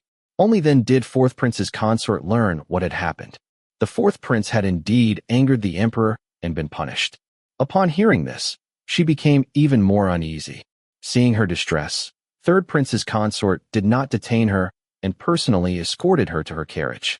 Naturally, fifth prince's consort had received no explanation from the fifth prince either. Yet after learning the truth, she showed little concern. She even stayed for a meal before returning home. Chatting with third prince's consort was far more pleasant than sitting alone in her residence. After seeing her off, third prince's consort sighed softly. Had fifth prince's consort truly given up? Earlier, she had used flowers as a metaphor. Flowers bloom for themselves. They have earth beneath them and sky above them. They live freely and contentedly. Whether people praise them or dislike them makes no difference. Third prince's consort understood and replied, but even the most beautiful flowers need a gardener's care. Wouldn't it be better to have someone who appreciates them? Flowers possess spirits too. When someone cherishes them, they bloom even more beautifully. Fifth prince's consort replied, everyone appreciates flowers. Some love peonies. Others love winter sweets. Those who admire peonies delight in their splendor. Those who love winter sweets cherish their subtle fragrance. Praising peonies before someone who loves only winter sweets will never earn gratitude. Third prince's consort understood. She had already given up. Yet seeing how young she still was, she could not help saying one final thing. No one loves only one flower their entire life. People grow tired. Even if someone loved winter sweets forever, couldn't peonies become winter sweets? After all, they were not truly flowers. Fifth prince's consort fell silent.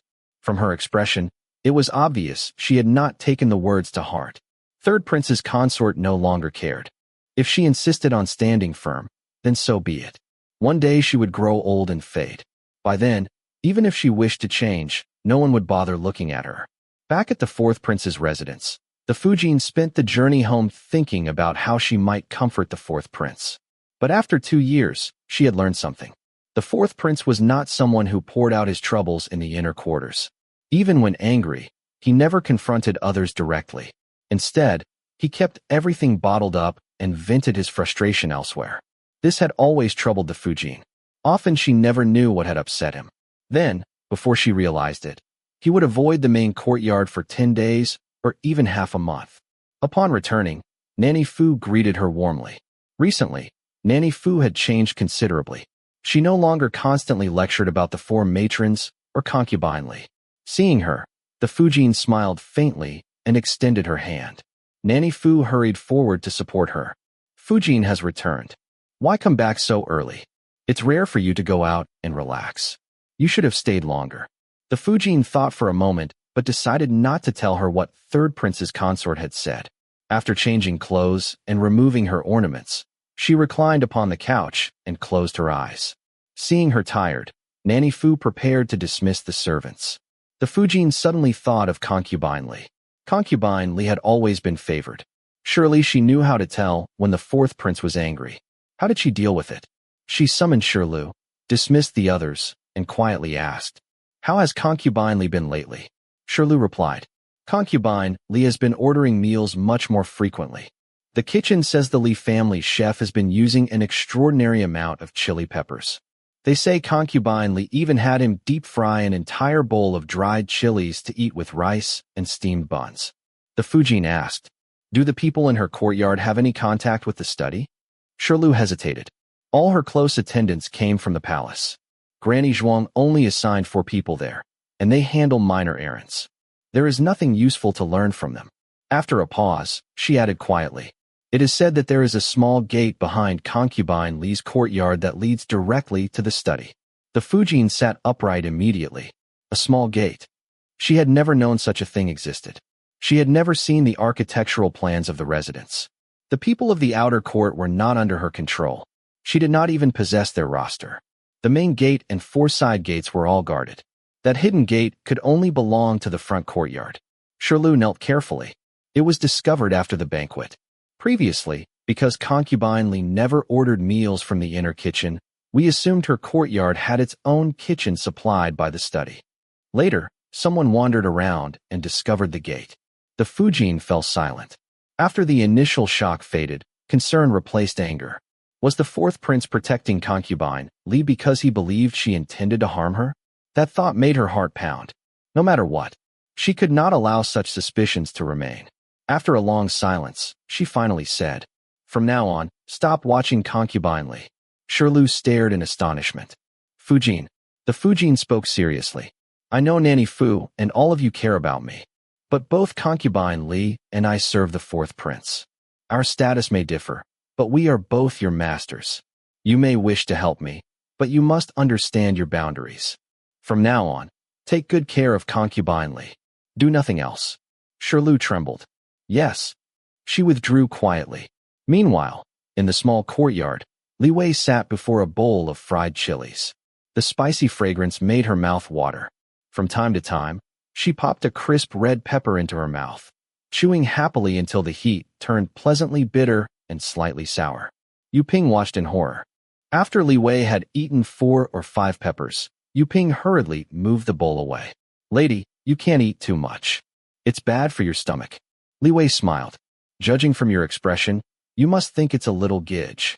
Yu Ping laughed. "I think it's a girl too." Li Wei carefully covered her belly. Though it had not yet begun to show, she was already treating it with utmost caution. To distract her, Yu Ping brought out colorful threads and scraps of fabric. "Why don't we make clothes for the little gidge?" Li Wei shook her head. "Those can wait. I think we should make clothes for when my belly gets bigger." Yu Ping blinked. Then she nodded. "You're right. We should make looser clothes." Soon, summer garments from the previous year were brought out. Mama Lu joined them. Hearing Li Wei wanted maternity clothes, she said, "There is no rush." Holding up a pale yellow qipao, she said, "When the lady reaches 5 months, her belly will probably be about this size. This dress will still fit comfortably." Li Wei looked at the straight-cut qipao. "How depressing." Mama Lu continued. "The lined autumn clothes and winter robes will need remaking. But by then, it will already be time to sew new clothes." Yu Ping quickly added, "It would still be good to make a few. The lady has grown taller over the past 2 years. Even if they're not loose, they may still end up too short." Mama Lu immediately understood. Li Wei was simply bored. Smiling, she said, "Why not make matching clothes? Large and small. When the little gidge is born, mother and daughter can wear the same patterns." Li Wei's eyes instantly brightened. Everyone secretly sighed in relief. No one wished to dampen her enthusiasm. Soon bolts of fabric were brought out. Embroidery pattern books were opened. Everyone happily discussed colors and designs. Suddenly, Li Wei remembered something. She pulled out the album of Han-style clothing patterns and pointed at the folded pages. "Fourth Master said he would have these made for me too." The atmosphere instantly became awkward. Everyone already knew about Fourth Prince's confinement. Only Li Wei remained unaware. Yu Ping realized that pregnancy had occupied Li Wei's attention so completely that she had forgotten about Fourth Prince. Li Wei paused. Then she looked around and dismissed everyone. Only Yu Ping remained. "How many days has it been since Fourth Master came?"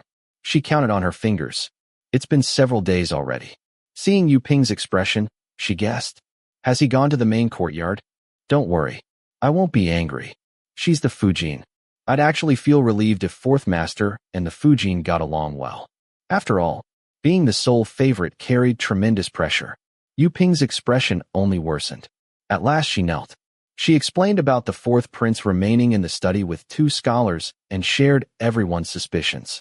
Fourth Prince had likely been punished by the Emperor. She pleaded, "Lady, this is no small matter. Please don't think of going to see Fourth Master." Li Wei almost laughed. Did they truly think she was that foolish?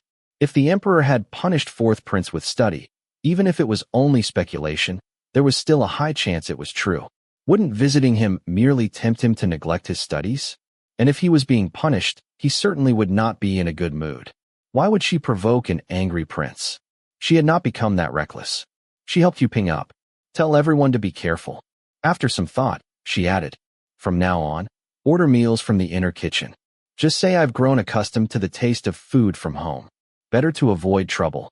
Since Fourth Prince was already upset, she had no intention of drawing attention to herself.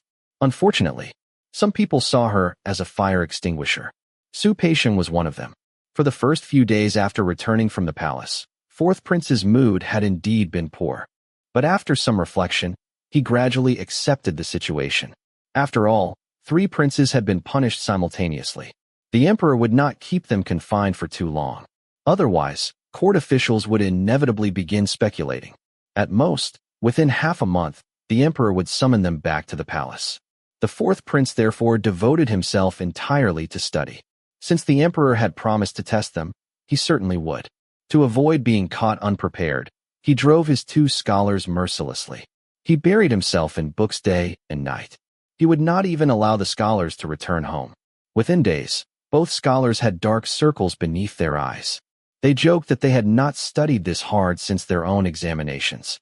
Su Peixiang noticed Fourth Prince's mood improving. However, he feared such intense study would damage his health. Since he could not persuade him directly, He used concubine Li as an excuse. Recently, Lady Li has stopped ordering meals from eunuch Lu. She is dining through the inner courtyard now. Fourth prince immediately understood. Li Wei only retreated when she sensed trouble. Su Peixing then added that the hidden gate had likely been discovered. That discovery had always been inevitable. When the kitchens settled accounts at month's end, someone would notice that concubine Li had never used supplies from the inner courtyard. He had already spread rumors claiming her courtyard possessed its own kitchen. Still, learning it had been exposed so quickly irritated him. Naturally, he dared not admit this was his mistake. By reporting both matters together, however, he knew Fourth Prince would draw his own conclusions. As expected, Fourth Prince immediately imagined the worst. Yet he himself had made the original arrangement. He could hardly question the Fujin over it. In the end, he simply said, "Such a trivial matter isn't worth mentioning. If Lady Li prefers the flavors of her home, let her eat them. If she wishes to enjoy Lu Baoquan's cooking, let Lu Baoquan serve her." Su Peixing blinked. Did that mean concubine Li would mainly eat in the inner courtyard? Or could she still order food from the study? Apparently both remained acceptable. Then Fourth Prince added, "I'll visit Lady Li tonight." Su Peixing immediately realized he had worried for nothing. As evening settled, Li Wei was eating dinner. The moment Fourth Prince entered the small courtyard, a powerful sour and spicy aroma struck him. His mouth watered instantly. After changing clothes and settling down, he stared at the bright red dishes covering the table. Why is everything like this? At the center sat a platter of spicy, fragrant prawns. Around it were diced chicken with chilies, tiger skin peppers, spicy tofu, stir-fried ham with sour bamboo shoots, sour and spicy beef soup, and a simple celery dish without chili. Fourth Prince shook his head. "This really does seem like you're carrying a little gidge." Li Wei laughed. Seeing none of the dishes suited his tastes, she asked, "Should Chef Lu prepare a few more dishes? Otherwise, you won't be able to eat." Su Peixing had anticipated this. Soon, Zhang Dushing arrived carrying meal boxes. A large table was set up in the main hall. The contrast was striking. Eunuch Lu's dishes were exquisite and refined. The Li family's dishes were simple and piled casually onto plates. Li Wei still preferred the humble style. The Fourth Prince frowned. "If you like this style, that's fine. But tell that cook to improve. These plates look like pig feed." Li Wei nearly choked on a prawn. After gulping down 2 mouthfuls of rice, her eyes watered. "It's fine. Really, that comment affected one's appetite. But he was the master. Better endure it." Fourth Prince sampled the sour bamboo shoots. The flavor was heavy but delicious. Before he realized it, he had eaten 2 bowls of rice. After dinner, he rubbed his stomach. He had clearly overeaten. To aid digestion, he brought Li Wei along while he practiced calligraphy. He wrote. Li Wei recited scriptures. After listening for a while, he could not tolerate it any longer. Although scriptures lacked punctuation, one could still understand their meaning. Yet Li Wei was reading them completely wrong. At last, he took the book from her and patiently corrected her pronunciation. After finishing one section, he said, "Although no one has ever seen immortals or Buddhas, it is good to maintain reverence. If you respect heaven and Buddha, your actions will naturally remain disciplined." Li Wei nodded obediently. Understood. Religion as social control.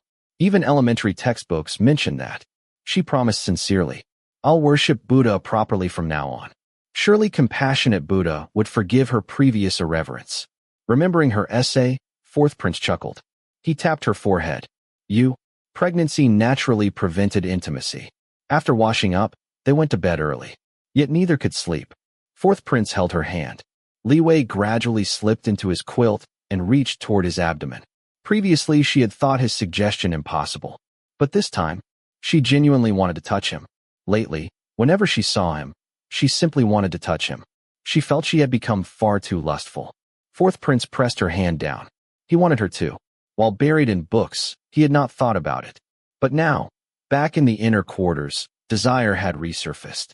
Yet he could not touch her, nor could he suddenly leave for another woman's courtyard. He could only silently recite texts to calm himself.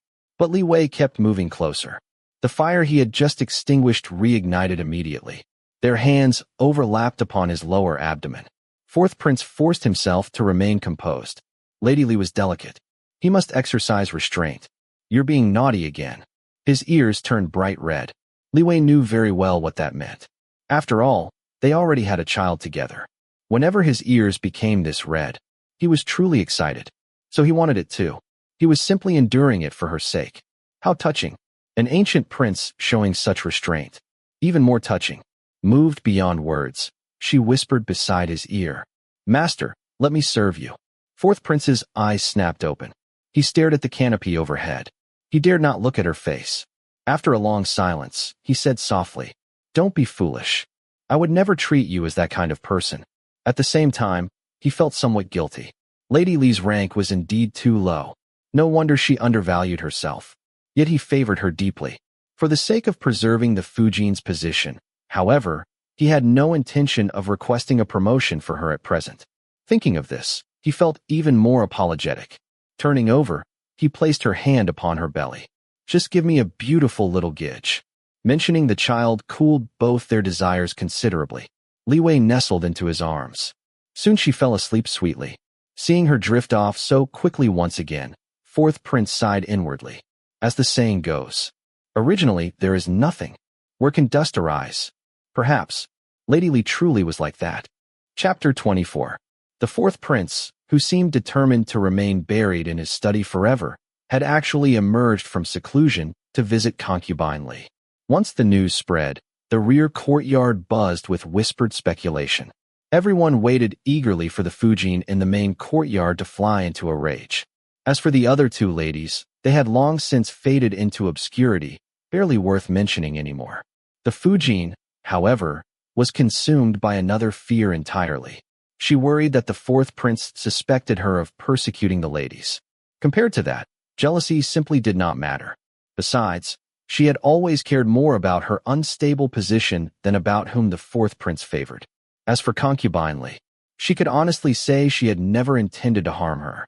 Still, she could not guarantee what the servants beneath her might do. Nor could she dismiss the possibility that someone else's schemes had been pinned upon her. Gij Song had given birth to a daughter, but in terms of favor, she could not compare to concubine Li. Lady Wu had entered the residence during concubine Li's monthly cycle, and the Fourth Prince had briefly shown her some attention. But the moment concubine Li's monthly affairs ended, the Fourth Prince never visited Lady Wu again. Whether this was due to concubine Li's machinations, or simply because the Fourth Prince had forgotten about Lady Wu, Lady Wu never saw him again after that. In the Fujin's eyes, either of them could have harmed concubine Li. She almost wished it had been one of them. At least then she and her attendants could clear themselves of suspicion. That was her greatest concern. The Fourth Prince visiting concubine Li was hardly worth mentioning. After resuming visits to the rear courtyard, the Fourth Prince did not only go to concubine Li's small courtyard. He also visited the main courtyard frequently. The Fujin treated him with such reverence that the Fourth Prince occasionally felt that, if possible, she would happily place him upon a lotus throne, burn incense before him, and kowtow 3 times a day. Being worshipped so sincerely was naturally pleasant. Gradually, he found himself enjoying time with the Fujin. It no longer felt like fulfilling an obligation. Meanwhile, the Fujin had begun to suspect Song Shi. She arranged for Gij Song to move into the small courtyard that had originally been prepared for her. Ever since entering the residence, Gij Song had always lived in the main courtyard. Gij Song moved out quietly, appearing indifferent and showing little attachment to little Gij. However, Pu Tao reported that after moving away, Gij Song became noticeably thinner. She often could not sleep at night and spent her days sewing clothes for little Gij. Only then did the Fujin feel reassured. If Song Shi could abandon even her own daughter so easily, then the Fujin would truly have doubted her own judgment. Since Song Shi was genuinely gentle and obedient rather than pretending weakness, the Fujin shifted her attention toward Lady Wu. Lady Wu had never received much favor. She had entered the residence recently. Unlike Song Shi, she had no child. For these reasons, the Fujin had largely ignored her. Now, however, she quietly ordered a maid to investigate Lady Wu. Nanny Fu soon learned about it. She understood that the Fujin's earlier coldness stemmed from her previous habit of overstepping her bounds. Still, if she remained idle for too long, the Fujin might truly stop relying on her altogether. After learning about Lady Wu, Nanny Fu came forward again. She might not be as nimble as the young maids, But when it came to experience and judgment, she surpassed them all. Otherwise, the Fujin would never have trusted her so deeply in the past. The Fujin herself wished to have someone to discuss matters with. She did not mention the fourth prince's suspicions. Instead, she simply said, Lady Wu has long fallen out of favor. She may harbor resentment. She often visits concubine Li. If she harms Lady Li in desperation, I, as mistress of the household, will also bear responsibility. Nanny Fu shook her head. Fujin, this old servant believes Lady Wu would never dare touch concubine Li. The Fujin frowned. Her certainty seemed excessive. What makes you so sure? Nanny Fu explained. Lady Wu has neither favor nor children. She must attach herself to someone in order to survive. The Fujin became even more confused. If she wants support, she could come to me, or to Song Shi, or even to Little Gidge. If not, she could simply seek Fourth Master's favor. Why choose Lady Li? Does she expect Lady Li to recommend her to Fourth Master? In her opinion, concubine Li was actually the worst person to rely upon. With concubine Li present, would the fourth prince even notice Lady Wu? Nanny Fu sighed. Fujin already has Gidge Song. If Lady Wu joined you, she would only rank below Song Shi. If she attached herself to Song Shi, both would remain unfavored. But concubine Li is different. She has no allies. Yet she possesses Fourth Master's favor. At those words, the Fujin suddenly understood. It was Fourth Prince. Back then, concubine Li had not yet become pregnant. The Fujin was the principal wife. Song Shi already carried a child. If Fourth Prince intended for her to focus on caring for Song Shi and the child, then he naturally had to consider concubine Li, who possessed nothing except favor. That explained everything. Afterward, he never visited Lady Wu again. He deliberately left Lady Wu without favor or support. He wanted her to rely upon concubine Li.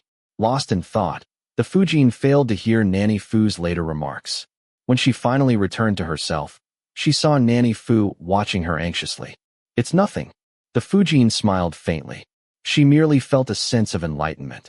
It was like walking 100 steps only to realize that her companion had already planned 100 steps ahead when she herself had only taken 30. She murmured, I always felt she wouldn't do such a thing. Nanny Fu was puzzled but dared not ask further. The Fujin had always found the situation strange. Before Lady Wu appeared, concubine Li had never displayed jealousy toward either herself or Song Shi. Fourth Prince was not someone who listened to idle gossip. So why had he suddenly stopped visiting Lady Wu? Unable to find another explanation, she had suspected concubine Li. Now she finally knew. It had been Fourth Prince's arrangement all along. Concubine Li had done nothing. Strangely enough, this discovery brought the Fujin relief. First, she had finally glimpsed a little of Fourth Prince's thinking. Second, she had not misjudged concubine Li's character. Afterward, whenever she saw Fourth Prince, she could not help secretly admiring him. Who would have imagined that such a stern man also had moments when he worried about protecting someone he cherished? Discovering this softer side of him gave the Fujin new confidence. After all, if he could be tender toward others, perhaps one day he would also be tender toward her. From then on, the Fujin devoted herself wholeheartedly to caring for concubine Li and Little Gidge. She tried every possible means to win Fourth Prince's favor. Lately, Fourth Prince visited the main courtyard often. Seeing her diligence, his opinion of her improved considerably. Eventually, while considering rewards for his 2 scholarly attendants, he unexpectedly rewarded the Fujin first. Only afterward did he reward Song Shi and concubine Li. The rear courtyard erupted with joy. Only Lady Wu received nothing. Her attendants had also come from the palace. They eagerly stood at the entrance of their courtyard, stretching their necks as they waited. The Fujin received rewards. Song Shi received rewards. Concubine Li received rewards. Surely their lady would receive something too. They waited and waited, but no one came. Inside her room, Lady Wu sat quietly. Part of her hoped Fourth Prince would remember her. Part of her dreaded the humiliation of being forgotten entirely. Her heart remained unsettled until lamps were lit. Only then did her maid enter timidly. At that moment, Lady Wu actually felt relieved. She smiled gently. From now on, shall I call you Lu? Song Ji froze. Then she hurriedly knelt. This servant obeys the lady. Lady Wu summoned the other 3 maids. Song Ji became Yu Lu. Xiang Nu became Yu Xiang. Lu Yi became Yu Yi. Lian Qiu became Yu Ji. Everyone in the rear courtyard knew that concubine Li's attendants all shared the character Yu in their names. The four maids exchanged uncertain glances. Yu Lu dismissed the others and knelt before Lady Wu. Tears rolled silently down her cheeks. She had long guessed fourth prince's intentions. Years spent in the palace had taught her how these things worked. She had explained everything to Lady Wu. To confirm the theory, Lady Wu had begun wearing the gauze flowers made by Li Wei every day. Eventually, fourth prince noticed them and spoke to her. Although it had only been because of concubine Li's flowers, Lady Wu still dared not resent it. Instead, she felt despair. Nothing was more hopeless than never receiving favor at all. Yet fourth prince had already arranged her path. She could only walk it. Today, by renaming her maids, she had expressed her choice. She feared that if she hesitated any longer, concubine Li would soon give birth and no longer need her. Then she would truly lose every opportunity. Yu Lu cried partly for Lady Wu, and partly for herself. Sometimes revealing the truth did not bring gratitude. It brought resentment. Perhaps Lady Wu blamed her now. Still, within the palace, every favored woman had value. She became favored because she was useful. Since fourth prince had already assigned Lady Wu her role, the wisest choice was to accept it. Yu Lu said softly, "Lady, if you stay beside concubine Li, you will always have opportunities to see His Highness. Over time, he will discover your virtues and naturally treat you well." After a long silence, Lady Wu sighed. Yes. The following day, she brought Yu Lu to Li Wei's courtyard. From then onward, she visited daily. In the mornings, they played games together. At noon, they ate together. In the evenings, they occasionally encountered fourth prince, and the three shared dinner. Li Wei genuinely did not mind. Yu Ping and the others played games with her too. But perhaps because of status differences, Lady Wu behaved more naturally. Even while trying to ingratiate herself, she maintained the appearance of equality. Conversation felt easier. Yu Ping, however, disliked Lady Wu immensely. She had already told Li Wei about the renamed maids. Li Wei blinked. She changed their names because of me? She looked rather bewildered. Is she trying to show how domineering I am? Yu Ping snorted. She wants to curry favor with you, lady. Li Wei felt somewhat flattered. Someone was actually trying to curry favor with her. But then she grew suspicious. People rarely offered gifts without hidden motives. Yu Ping guessed her thoughts. Perhaps she sees that you're pregnant and can't serve fourth master. So she wants to share the burden. Impossible. Li Wei rejected it immediately. Yu Ping looked surprised. Why impossible? You always say you want fourth master to spend more time with the Fujin.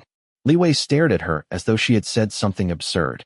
How can Lady Wu compare with the Fujin? It's completely different. She wanted fourth prince to spend time with the Fujin because it protected her own safety. Being the sole favorite was dangerous. The Fujin outranked her. She could accept that. But Lady Wu was her equal, or perhaps even beneath her. Why would she voluntarily share fourth prince with someone like that? Only a fool would do such a thing.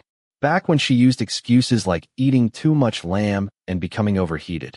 That had always been about self-preservation, not because she possessed some lofty moral ideal.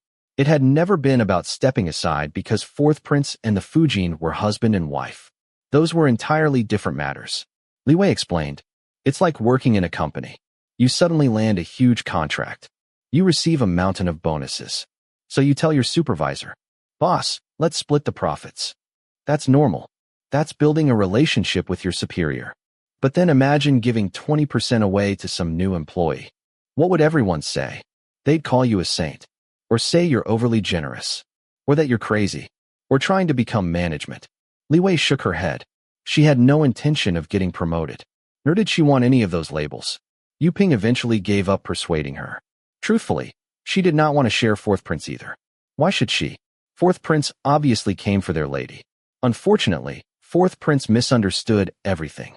Seeing Lady Wu constantly accompanying Li Wei, he assumed the two women had finally formed an alliance. Things were progressing exactly as he intended. All that remained was for Li Wei to gently push him toward Lady Wu. Then everyone would be happy. Lady Wu would owe Li Wei a favor, and he would no longer need to neglect Lady Wu. Perfect. Except, Li Wei never cooperated. She could invite Lady Wu to stay for dinner. She could keep her company all evening. But she never once said, "Fourth master, since I'm not feeling well, perhaps my sister can attend to you tonight." Nor did she hint that he should leave with Lady Wu. For Li Wei's sake, fourth prince could not openly walk out with another woman from her courtyard. So he waited, and waited. Yet Li Wei never gave him the polite opening he expected. Even after fourth prince regained permission to enter the palace, Li Wei still never suggested it. That night, the two lay beneath the canopy together, purely sleeping. Fourth prince remembered those strange meals shared by three people recently. Unable to help himself, he laughed softly. He squeezed Li Wei's hand. "You really are a little miser. So determined to keep me all to yourself?" Chapter 25. Since Li Wei had no intention of giving him an excuse, the fourth prince had to find one for himself. He opened the storeroom and rewarded Lady Wu with several bolts of fabric, announcing that concubine Li had noticed Lady Wu was still wearing last year's materials and had specially requested the reward on her behalf. Meanwhile, in the palace, the crown prince finally persuaded the emperor to relent. The crown prince said, "Imperial father, my younger brothers have already studied behind closed doors for quite some time. If your majesty is busy, perhaps you could summon them to the palace first and examine them. Your son can help sharpen their focus beforehand, so they won't embarrass themselves before your majesty." The emperor laughed. "I know you care about your younger brothers, but it sounds as though you're planning to leak the questions to them." Since the emperor and crown prince studied together daily, any examination questions would naturally come from the books they had recently discussed. The crown prince smiled. "Your son intends to give them the same questions that your majesty assigned to me recently. They can attempt them first. Please forgive my presumption." The emperor was delighted. "It is good that you brothers get along so well." Thus, with a day's notice from the crown prince, the three princes who had been studying behind closed doors hurried to the imperial study the following day. The crown prince presented 5 questions and invited all the princes studying there to answer them. Academicians and tutors assisted them in consulting books and organizing their essays. Among the younger princes, the 8th prince's response was the most impressive. The crown prince included it with the papers from the 3rd, 4th, and 5th princes and brought them to the emperor. During their study session, the emperor asked, "Didn't you give them questions today? How did they do? Bring the papers for me to see." The crown prince respectfully handed them over. "I assigned 5 questions. They only finished 1 today. I told them to complete the others later. This one belongs to 8th brother. I think it's no worse than 5th brother's." The emperor chuckled. "Comparing him to old 5th? I don't even know whether punishing old 5th is harder on him or on me. But since all 3 were punished together, if I spared only him, he would probably overthink it." With that, he began reading. The topic came from essential techniques for the welfare of the people. It discussed how rulers from ancient times emphasized agriculture as the foundation of governance. With summer floods approaching, the emperor had been preoccupied with the Yellow River. Every year it flooded. Every year it was controlled. Every year it flooded again. The problem never seemed to end. The crown prince understood this well. Thus, although the question appeared simple, the prince's answers all revolved around agriculture and disaster prevention. The 3rd prince argued that agricultural development depended first upon education. Only when the people became enlightened could advanced farming methods spread. The emperor thought silently. The reasoning is sound, but too lofty, too impractical. The 4th prince, on the other hand, took a more grounded approach. He argued that agriculture could only prosper when people could focus on farming without distraction.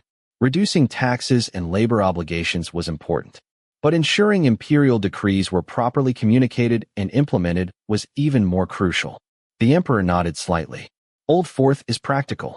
He handed the essay to the crown prince. The 5th prince remained entirely within the textbook. He first explained the passage as a whole, then interpreted it sentence by sentence. Though lengthy, the essay lacked originality. The emperor skimmed it briefly before setting it aside. Old 5th. He sighed. "I truly don't know whether this is harder on him or on me." 8th prince's essay, however, surprised him. He quoted from Yinzi Chuanqiu. "Oranges grown south of the Huai River become sweet oranges. Those grown north become bitter trifoliate oranges. Their leaves appear similar, yet their fruits are entirely different. Why? Because the soil and climate differ." Using this example, 8th prince argued that agriculture could not simply follow books. Local conditions had to be considered. Climate, population, geography.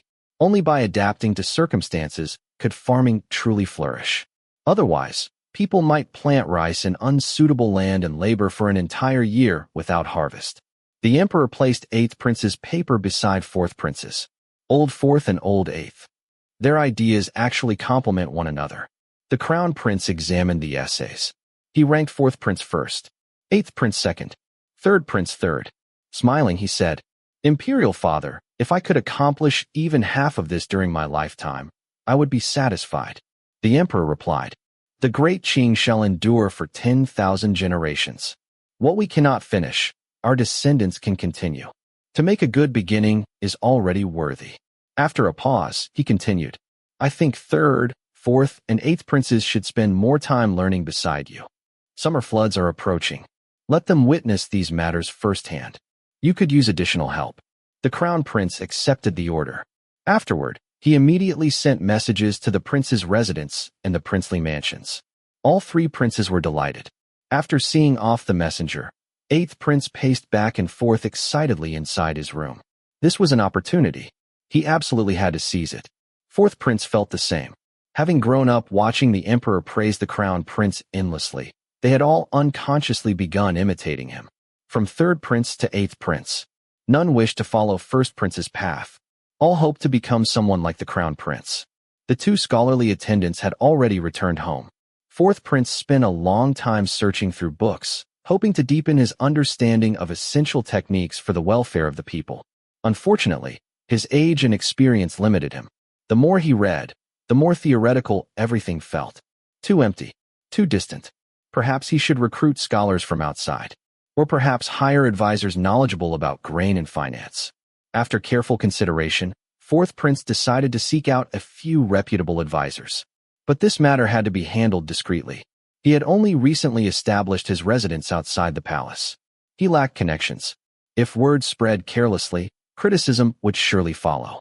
Back in the palace, he had thought life would become easier once he moved out. Now he discovered he was unprepared for nearly everything. His head ached. At last, he left the study and headed toward Li Wei's small courtyard. Before even entering, he caught the refreshing scent of sour plum soup. The aroma alone seemed to drive away half the summer heat. Only the main hall contained an ice mountain for cooling.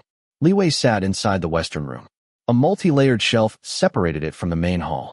The cool air drifted in slowly, lowering the temperature without becoming too cold. After all, she was pregnant. 4th master. Li Wei stood to greet him.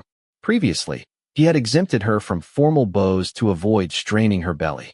Li Wei actually thought her curtsy looked elegant and feminine. But since he insisted, she could only obey. 4th prince motioned for her to sit. Then he went behind the screen to change clothes. The short walk from the study had already left him drenched in sweat. His constitution naturally leaned toward internal heat. The summer weather only made it worse. When he arrived, his face was flushed and sweat dripped from his forehead like soybeans. After changing, he returned. By then, Li Wei had already ordered the ice mount and moved into the room. It sat behind him while attendants fanned cool air toward his back. Refreshing coldness spread over his body. His mood improved immediately. Only then did he notice the fruits displayed before Li Wei. Watermelon, muskmelon, apples, honey melon, mare's teat grapes, tribute fruits, lychees, strawberries, cherries. Li Wei held a bowl of yogurt mixed with fruit chunks, eating happily. Ever since becoming pregnant, her meals had improved significantly. She ate without restraint. Her cheeks had grown rounder. Her complexion was rosy and radiant. Watching her enjoy herself so much, 4th prince suddenly understood how beauty could weaken a ruler's resolve. Perhaps one simply could not resist joining such indulgence. Then again, he had come to the rear courtyard precisely to relax. There was no need to maintain iron discipline here. Li Wei smiled. The fruit is especially sweet this year because of the heat. 4th prince ignored the chopsticks and picked up a strawberry with his fingers. After tasting it, he nodded. Very sweet indeed. He paused. I'm afraid another drought may be coming. It was merely an observation. Li Wei listened quietly. She had often seen reports in her previous life. Floods in one province, droughts in another. She had always wondered why heaven could not distribute water more evenly. Why not send rain where there was none, and hold back where there was already too much? But these thoughts remained inside her head. She said nothing. Soon, fourth prince also asked for a bowl of yogurt. Eunuch Lu had noticed Li Wei avoiding meals from the study. He understood she was being cautious. Still wishing to curry favor with her, he quietly sent Zhao Quanbao to deliver delicacies whenever possible. Gradually, Li Wei felt a sense of familiarity toward him. After all, he had been taking care of her ever since the days in the prince's residence. By now, only watermelon remained untouched. Seeing this, fourth prince aided himself. Watermelon is somewhat cooling. You should eat less from now on. Then he looked toward Yu Ping. Do not serve watermelon to your mistress anymore. Li Wei did not mind. There were plenty of other fruits. After the table was cleared and fourth prince washed his hands, he reclined against a cushion. Last time you mentioned making Han-style women's clothing. I became busy and forgot. Since summer clothing needs to be prepared, I already spoke with the Fujin. I've arranged for 2 sewing matrons to serve you. Li Wei sat nearby, leaving half an arm's distance between them. She slowly waved a round fan. 1 is enough. Even the Fujin only has 2. Mama Lu had explained the arrangement to her. The Fujin employed 2 sewing matrons and 4 maids. Song Shi and Lady Wu only had measurements taken. Their clothing was prepared elsewhere. Li Wei immediately understood. The Fujin and herself had something akin to personal tailors. Song Shi and Lady Wu merely ordered ready-made garments. 2 matrons already seemed excessive. She did not wish to stand out too much. Some special treatment was nice. Too much was dangerous. She intended to keep only 1. Fourth prince smiled. 1 specializes in Han clothing. He looked at her expectantly. Li Wei froze. Then the other specialized in Manchu clothing. How could she choose? Han clothing was what fourth prince wanted to see. But Manchu clothing was necessary for daily life. She hesitated. Fourth prince reclined leisurely. In no hurry whatsoever. The Fujin uses too. You're petite. You'd look lovely in Han skirts. They can divide the work. It'll save effort. At last, Li Wei surrendered. I'll listen to you, master. Fine. 2 it was. She had already attracted enough attention anyway. Too many lice no longer itch. Too many debts no longer frighten. Let others gossip if they wished. One should enjoy blessings while they lasted. Fourth prince smiled. Then leaned closer. Actually, I also wanted a few Han-style garments made. I merely intended to use your arrangement for convenience. Li Wei stared. So she'd been tricked. Her expression of delayed realization delighted fourth prince immensely. He laughed. Later they played games. Go. Li Wei was completely crushed. Chinese chess. She lost again. Utterly defeated. Fourth prince enjoyed himself immensely. I've never been good at strategy games. Li Wei sighed helplessly. Fourth prince eventually grew bored of winning. So dice were brought out. They played high and low. Unfortunately, these dice had already been tampered with by Zhao Quanbao and the others. Fourth prince realized it immediately. Li Wei knew they were rigged, but she had no idea how to control them. As a result, she lost terribly, bracelet included. Fourth prince laughed so hard he nearly bent over. Then he actually pocketed the silver she lost. He even removed her bracelet personally, wrapped it in a handkerchief, and tucked it into his sleeve.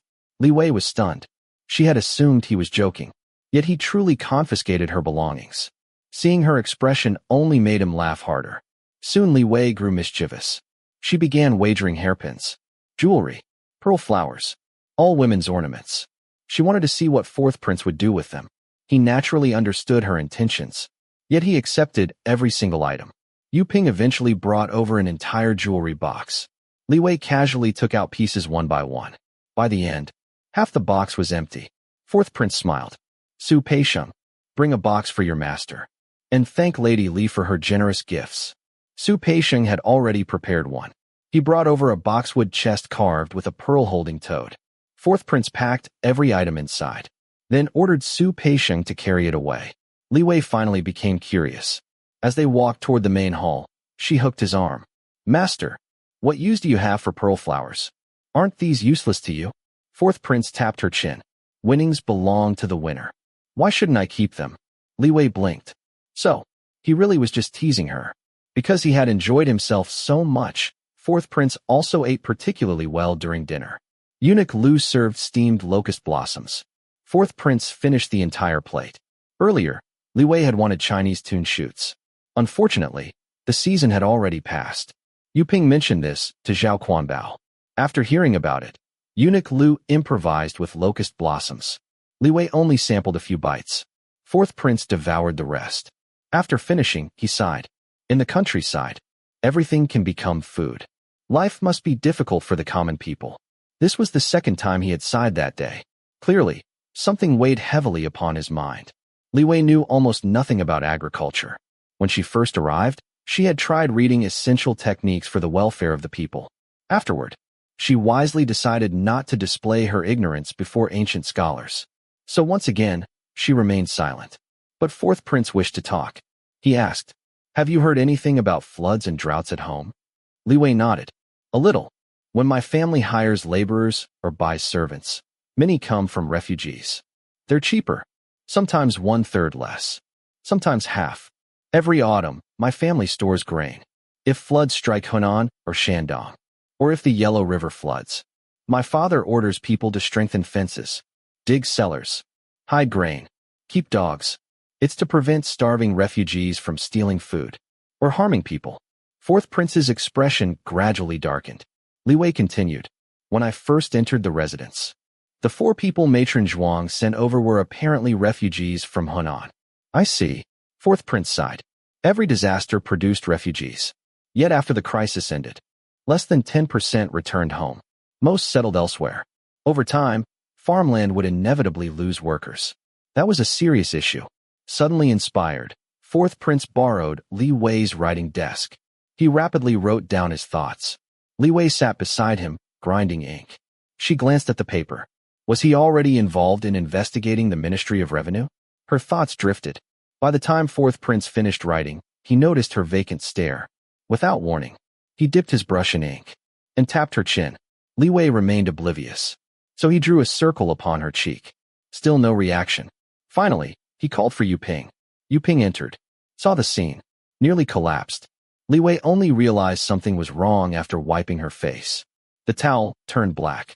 She shrieked, then understood everything. Fourth prince burst into laughter. In the end, he personally wiped her face clean. Yet even while doing so, he kept chuckling. Li Wei glared at him. Fine. She would forgive him for being young. But honestly, fourth master was such a rascal.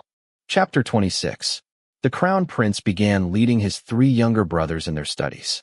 The reading list assigned to the crown prince by the emperor was extensive. There were many rare palace copies concerning the summer floods alone, as well as numerous memorials on managing the Yellow River that had been seized from the government offices of the previous dynasty. These documents were confidential and never circulated outside the palace. The 3 princes had never before seen these bright yellow memorials bearing the imperial seal of the previous dynasty. Some even carried vermilion annotations written by eunuchs from that era. The crown prince said, "These were only brought here after being personally reviewed and approved by imperial father. You may read them here, but you are not permitted to copy them. Over there are paper and brushes if you wish to take notes." These materials were exceptionally valuable. Less than 100 years had passed since the Manchus had entered through Shanhai Pass, and they were still unfamiliar with this vast Central Plains realm. They had learned Han script, appointed Han officials, and adopted Han administrative systems and customs. The same applied to governing the empire. In the current court, even the slightest nostalgia for the previous dynasty could lead to execution. Although the 3 princes were also imperial sons, they dared not cross that line. All their lives, they had only heard, "Long live the great Qing." Now, seeing stacks of Ming dynasty memorials in the crown prince's study, and learning that the emperor himself had ordered the crown prince to study them carefully and write essays based on them, they were all astonished. Holding the memorials in their hands, the ink appeared as fresh as though it had only recently dried. They recognized every character, yet for a long time, not a single sentence entered their minds. Each prince was distracted. Third prince was the first to put down his brush and step outside for a walk. Eighth prince stood facing the wall for about a quarter of an hour before finally calming himself. Fourth prince stood beside the desk grinding ink until the inkstone was nearly overflowing. The crown prince had been writing continuously. After finishing a stroke, he dipped his brush again and suddenly noticed that the inkstone was almost full. Laughing, he said, "Enough, fourth brother. Only then did fourth prince come back to his senses. He quickly put down the ink stick and apologized. The crown prince helped him up and smiled. You have a good temperament. Even when your thoughts wander, you still do not neglect your duties.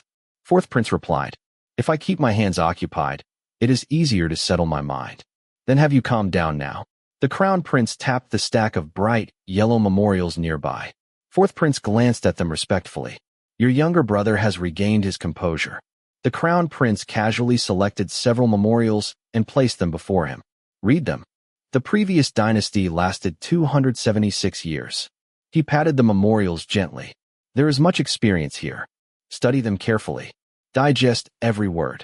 Holding the memorials, fourth prince had never felt so strongly that this truly was the land of the Han people. What they were doing now was learning how the Han governed this beautiful realm. For someone who had grown up believing that the great Qing would reign forever, the realization struck him like a heavy blow. But soon, a surge of immense pride rose within him. The previous dynasty's emperor had lost his empire. The Manchus entering through Shanhai Pass had been ordained by heaven and welcomed by the people. After encouraging himself this way, he no longer felt unsettled when opening the memorials. He began taking notes. Eighth prince also returned from facing the wall. His eyes were bright and focused. He sat down silently and buried himself in copying notes. Third prince returned from his walk as well. Seated at the head of the room, the crown prince looked at his three brothers. All of them wore serious expressions. He smiled with satisfaction. He remembered how shocked he himself had been the first time the emperor brought out memorials from the previous dynasty for study. At that time, the emperor had stroked the bright yellow memorial cover and said with a complicated expression, "We Manchus come from the grasslands. Our homeland is completely different from the Han people's realm. If we do not learn how the Han govern their empire, merely conquering it is useless. One day, the Han will drive us back to the grasslands." At that moment, the crown prince had felt as though countless Han people were hidden behind the Manchus, waiting for an opportunity to force them back beyond the frontier. Conquering an empire was easy. Ruling it was difficult. At 4 o'clock, they rested and had refreshments. Just before the palace gates closed at 5 o'clock, the crown prince escorted third prince and fourth prince outside. Eighth prince could stay longer since the prince's residence was within the palace grounds. At a crossroads, the two princes separated and returned to their own residences. Fourth prince rode swiftly home with his attendants. Many of the pedestrians who stepped aside for them were Manchus. There were still very few Han people within the inner city. Previously, fourth prince had never paid attention to the population difference between Han and Manchu. But now he wondered, how many Manchus lived inside the city? And how many Han lived beyond its walls? A chill crept up his spine. Upon returning to the residence, the books he had read the previous day were still spread across his study. After changing clothes, he inserted bookmarks into the unfinished volumes and put them aside. Then he pulled out official gazettes from recent years and sat down to read them carefully. In the past, he had only skimmed through them, paying attention to the influence of various noble families and banner lords. This time, however, he focused on prefectures and counties. He copied notes as he read. Soon he became completely absorbed. Time slipped away unnoticed. Su Peixing had waited outside while fourth prince was at the crown prince's study, so he had no idea what had happened there. However, ensuring that fourth prince ate on time was his responsibility. After hesitating for a long while, and seeing fourth prince close one volume and reach for another, Su Peixing finally stepped forward. "Your Highness, you said yesterday that you would dine with Lady Li tonight. At this hour." Fourth prince was startled. He glanced toward the western clock nearby. The hands were already approaching 8 o'clock, yet he still hadn't finished reading the gazettes. "Has she eaten yet?" Su Peixing replied. "I sent someone to ask. Lady Li still hasn't called for her meal." After a pause, he added, "Lady Li has prepared braised beef noodles." Fourth prince had always loved noodles, especially cold noodles accompanied by various side dishes. At Su Peixing's reminder, he immediately remembered the fragrant beef broth, rich braised beef, black fungus, diced cucumbers, and the savory aroma that clung to the air. He had not eaten since 4 o'clock. Before this, hunger had not crossed his mind. Now his stomach suddenly felt hollow. Su Peixing waited anxiously, seeing fourth prince set aside the gazette and stand up, saying, "Let's go to Lady Li's place." Su Peixing finally breathed a sigh of relief. He quickly ordered lanterns to be prepared. Stepping into the courtyard, they heard insects chirping throughout the night. As people carrying lanterns approached, the sounds gradually quieted. Fourth Prince suddenly remembered his childhood. Back then, he and the young eunuchs would pry up bricks and stones in palace corners searching for pill bugs. Whenever they caught one, it would curl into a hard little ball. Its shell was sturdy, yet it looked nothing like a watermelon. Once, he had asked a young eunuch why people called them watermelon bugs. The eunuch had replied, "I don't know either. Ever since I was little, everyone has called them watermelon bugs. And since everyone calls them that, that's what they are." Once Han people became accustomed to Manchu rule, would distinctions between Han and Manchu eventually fade away as well?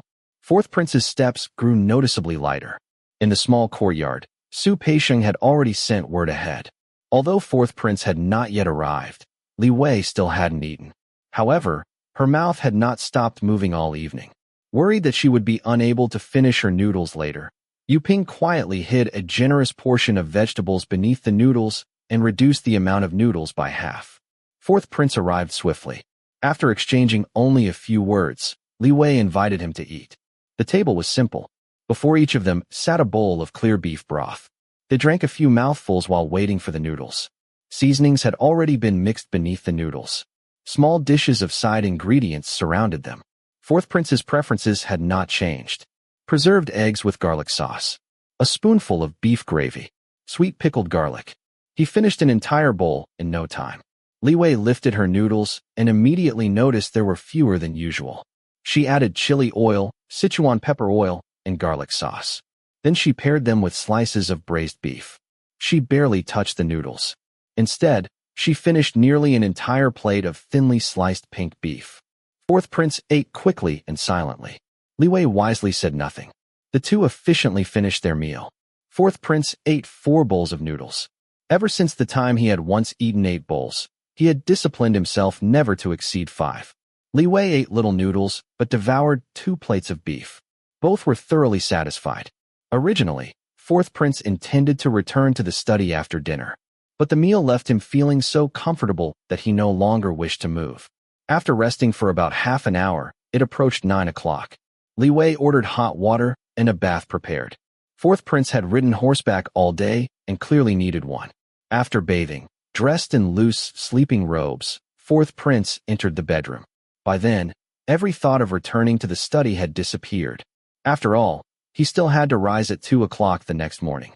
It was already rather late. Lying down, Fourth Prince reflected on the thoughts that had occupied him throughout the day. Lady Li's family belonged to the Han army banner. Originally, they were Han, yet her habits were unmistakably Manchu. Beef and mutton appeared on her table every day. She ate them even more enthusiastically than he did. Suddenly, he asked, "What were you like at home?" Li Wei naturally assumed he wanted to hear stories about her life before entering the palace. Feeling touched, she modestly praised herself. She spoke about how virtuous, gentle, and kind she had been, how much she loved her younger siblings, how filial she was toward parents, grandparents, uncles, aunts, and elders. Even the neighbors, she claimed, spoke of her legendary reputation. Fourth Prince originally wanted to understand Han customs better. Instead, he found himself listening to Lady Li boast endlessly about herself. He could not help smiling. Li Wei continued enthusiastically. "The aunties and grandmothers on our street all adored me, and they especially liked letting their daughters play with me. Those truly had been happy days. Whenever she wore a particular dress or styled her hair differently, everyone would imitate her. It had felt wonderful." As she talked, she noticed Fourth Prince smiling as though he found her amusing. Gradually, she quieted down. Fourth Prince tugged gently at one of her braids. "Why did you stop? I never knew you were so happy at home. You don't seem that cheerful here." From her stories, her childhood had been lively and bustling. Yet after entering the palace, she rarely socialized. She had once been close with Song Shi. After Fujin entered the household, even that connection faded. Lady Wu visited her daily, yet they never became especially intimate. Li Wei thought silently.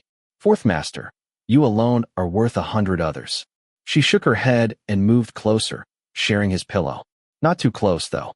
The weather was far too hot. Fourth Prince already ran warm, and pregnancy seemed to make her warmer as well. Two furnaces pressed together would only make them sweat. Having you here, being able to serve you, that's better than anything else. Those words were sincere. In both her lives, fourth prince was the greatest stroke of luck she had ever encountered. How many ordinary women could marry a prince? By Qing standards, she was merely a concubine. But Li Wei felt she was already married. Fourth prince leaned over and kissed her gently. He disliked the heat too, so he did not embrace her. Just a kiss. After he pulled away, Li Wei chased after him and kissed him back with an audible smack. Fourth prince laughed softly. Naughty. He patted her backside and gave it a gentle squeeze. Then he paused. You've become softer than before. Li Wei silently cursed. She desperately wanted revenge. Someday, after giving birth, when they could be intimate again, she would absolutely squeeze fourth prince's imperial backside too. In the middle of things, he probably wouldn't even notice. She amused herself with the thought. Fourth prince continued patting her back. Sleep. Li Wei turned over. Within moments, she was asleep. Fourth prince lay beside her. His palm still seemed to remember the soft, plump, elastic sensation from earlier. He unconsciously flexed his fingers a few times. Finally, he sighed and lowered his hand. Then he quietly began reciting scriptures until sleep gradually overtook him. Soon afterward, the summer floods arrived. The Yellow River overflowed. Several prefectures and counties were devastated. Fields were submerged. Countless farming families lost everything and became refugees. News reached Kangxi through 800 Li express couriers. The first priority was resettling the displaced people. Orders were sent throughout the prefectures between Hunan and Beijing. Temporary shelters were established. Porridge kitchens opened. Steamed buns were distributed. Medicines were provided to prevent epidemics. At court, debates immediately erupted. Some officials argued that refugees should not be allowed inside cities. If disease spread among them, it could infect urban populations. Many agreed. As a result, some prefectures built shelters outside city walls and established porridge stations and medical posts there.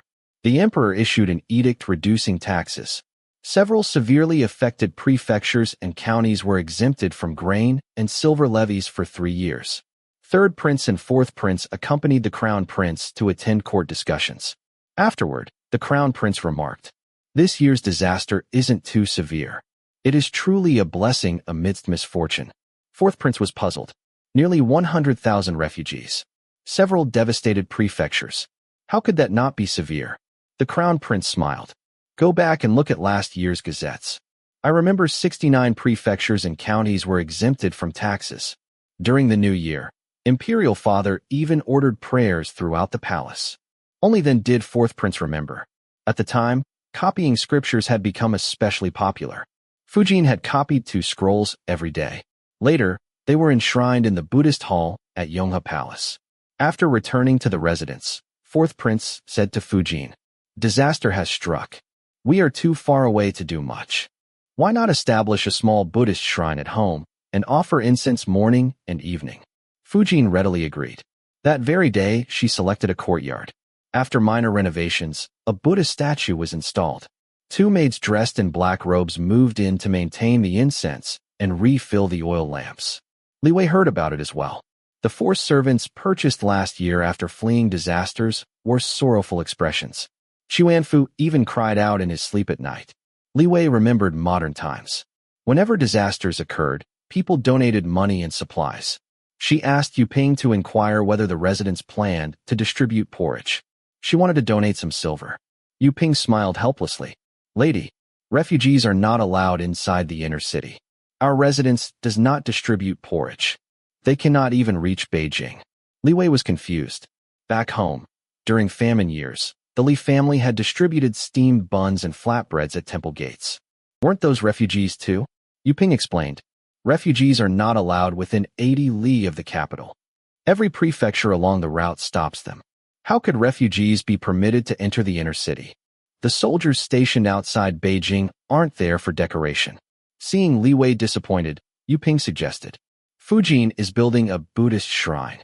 If lady wishes to show compassion, perhaps you could go offer incense and pray for them." Offer incense? What good would that accomplish? Li Wei wished she could actually help. She wanted to save people. But fourth prince had become extremely busy. Aside from arranging the shrine and occasionally visiting the rear courtyard, he rarely returned. Li Wei searched through all her memories from modern life. Disaster relief, donations, Red Cross drives, online fundraising, buying instant noodles, sending medicine, express deliveries, volunteer organizations. Yet now, there was no Red Cross, no courier service, no online shopping, nothing. She racked her brain. But aside from remembering the People's Liberation Army and Lanxiang excavators, she couldn't think of anything useful. She wanted to write suggestions to Fourth Prince. Yet despite possessing the mind of someone from the 20th century, she lacked the tools of that century. She had nothing practical to offer. Was burning incense really the only thing she could do? Feeling helpless, Li Wei sat there blankly. Doing nothing felt wrong. At moments like this, doing nothing weighed heavily on her conscience. She called Yu Ping. Count my savings. See how much money I have. Yu Ping weighed everything carefully. 19 taels of gold, more than 160 taels of silver, and over 2,000 copper coins. Then she asked, "Lady, what do you intend to do?" Li Wei said, "I want to give it to Fourth Master. Perhaps it can help the disaster victims." Surely, as a prince, he would want to contribute somehow. She didn't care about receiving credit. She simply wanted her silver to be used alongside his efforts. Yu Ping was startled. "Lady, that won't do. Fujin hasn't acted yet. Why should you step forward first? You've always been cautious. Why are you behaving differently this time? This is different."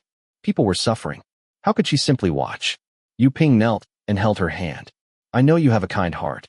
But putting aside Fujin, if Fourth Master has no intention of acting, wouldn't your actions embarrass him?" Li Wei paused. Yu Ping continued, "Why don't we wait a few days? If Fourth Master intends to do something, Fujin will certainly know. At that time, you can contribute too." Li Wei reluctantly agreed. It was only a matter of waiting a few days. Several days later, another 800 Li Express courier arrived. The disaster had worsened once again. Chapter 27. After the disaster spread, the emperor stopped allowing the crown prince and the others to participate in state affairs. The emperor said, "Natural disasters are occurring everywhere beyond the capital, and I have no good solutions at the moment. I'm afraid I won't have the time to watch over them for a while. As their elder brother, you should check on them more often." The emperor was referring to the young princes studying in the imperial study. Naturally, the crown prince was willing to share the emperor's burdens. He said, "Your son accepts this responsibility without hesitation. Imperial father, please take care of your dragon body." Then he withdrew. The memorials from previous dynasties that had been stored in the Palace of Eternal Celebration were also removed. After returning, the crown prince stared blankly at his desk, now more than half empty. The palace maids and eunuchs nearby held their breath, not daring to make a sound. After a long while, the crown prince finally spoke calmly. "Go inform third brother, fourth brother, and eighth brother." He paused. "Forget it." He moved to the couch in the outer chamber and drank tea. A short while later, someone came in to report, "Your Highness, third prince, fourth prince, and eighth prince have arrived." The crown prince put down his teacup. "Invite them in." The three princes entered, only to discover that the eunuch did not lead them into the study, but instead guided them to a small side hall. There, they found the crown prince seated in the sunlight. Beside him rested a bowl of hot tea, its fragrance drifting through the room. Seeing them arrive, the crown prince smiled. "Come sit down. The bobo prepared by the small kitchen today is quite good. You should try some." All three had grown up in the palace. No one asked why they were not reviewing memorials today. Instead, they obediently sat down, each taking a bowl of tea and a piece of bobo. Only after watching all three younger brothers finish eating did the crown prince stand and smile. "Come, let's go visit those little ones." They had come and gone without any clear purpose. Before leaving, eighth prince could not help glancing back toward the study nearby. The door was half open. Inside, the room was dim. Only a narrow strip of sunlight stretched through the doorway, illuminating countless particles of dust drifting lazily in the air. The four brothers walked leisurely toward the imperial study. Along the way, the crown prince explained, "There are many disaster-stricken regions now. Yesterday, another 800 Li urgent report arrived. Imperial father has not slept all night, and the officials of the imperial study have remained in the palace for several days already. Since we cannot help, We should at least avoid creating more trouble. Imperial father currently has no time to supervise the younger prince's studies, so I requested this duty. Naturally, each of the three princes interpreted those words differently. Regardless, they all followed the crown prince's lead. Third prince laughed. Exactly. Without anyone watching over them. Those little fellows have become wild horses without reins. Fourth prince shook his head. The others are manageable. It's just little 14th, who's too mischievous.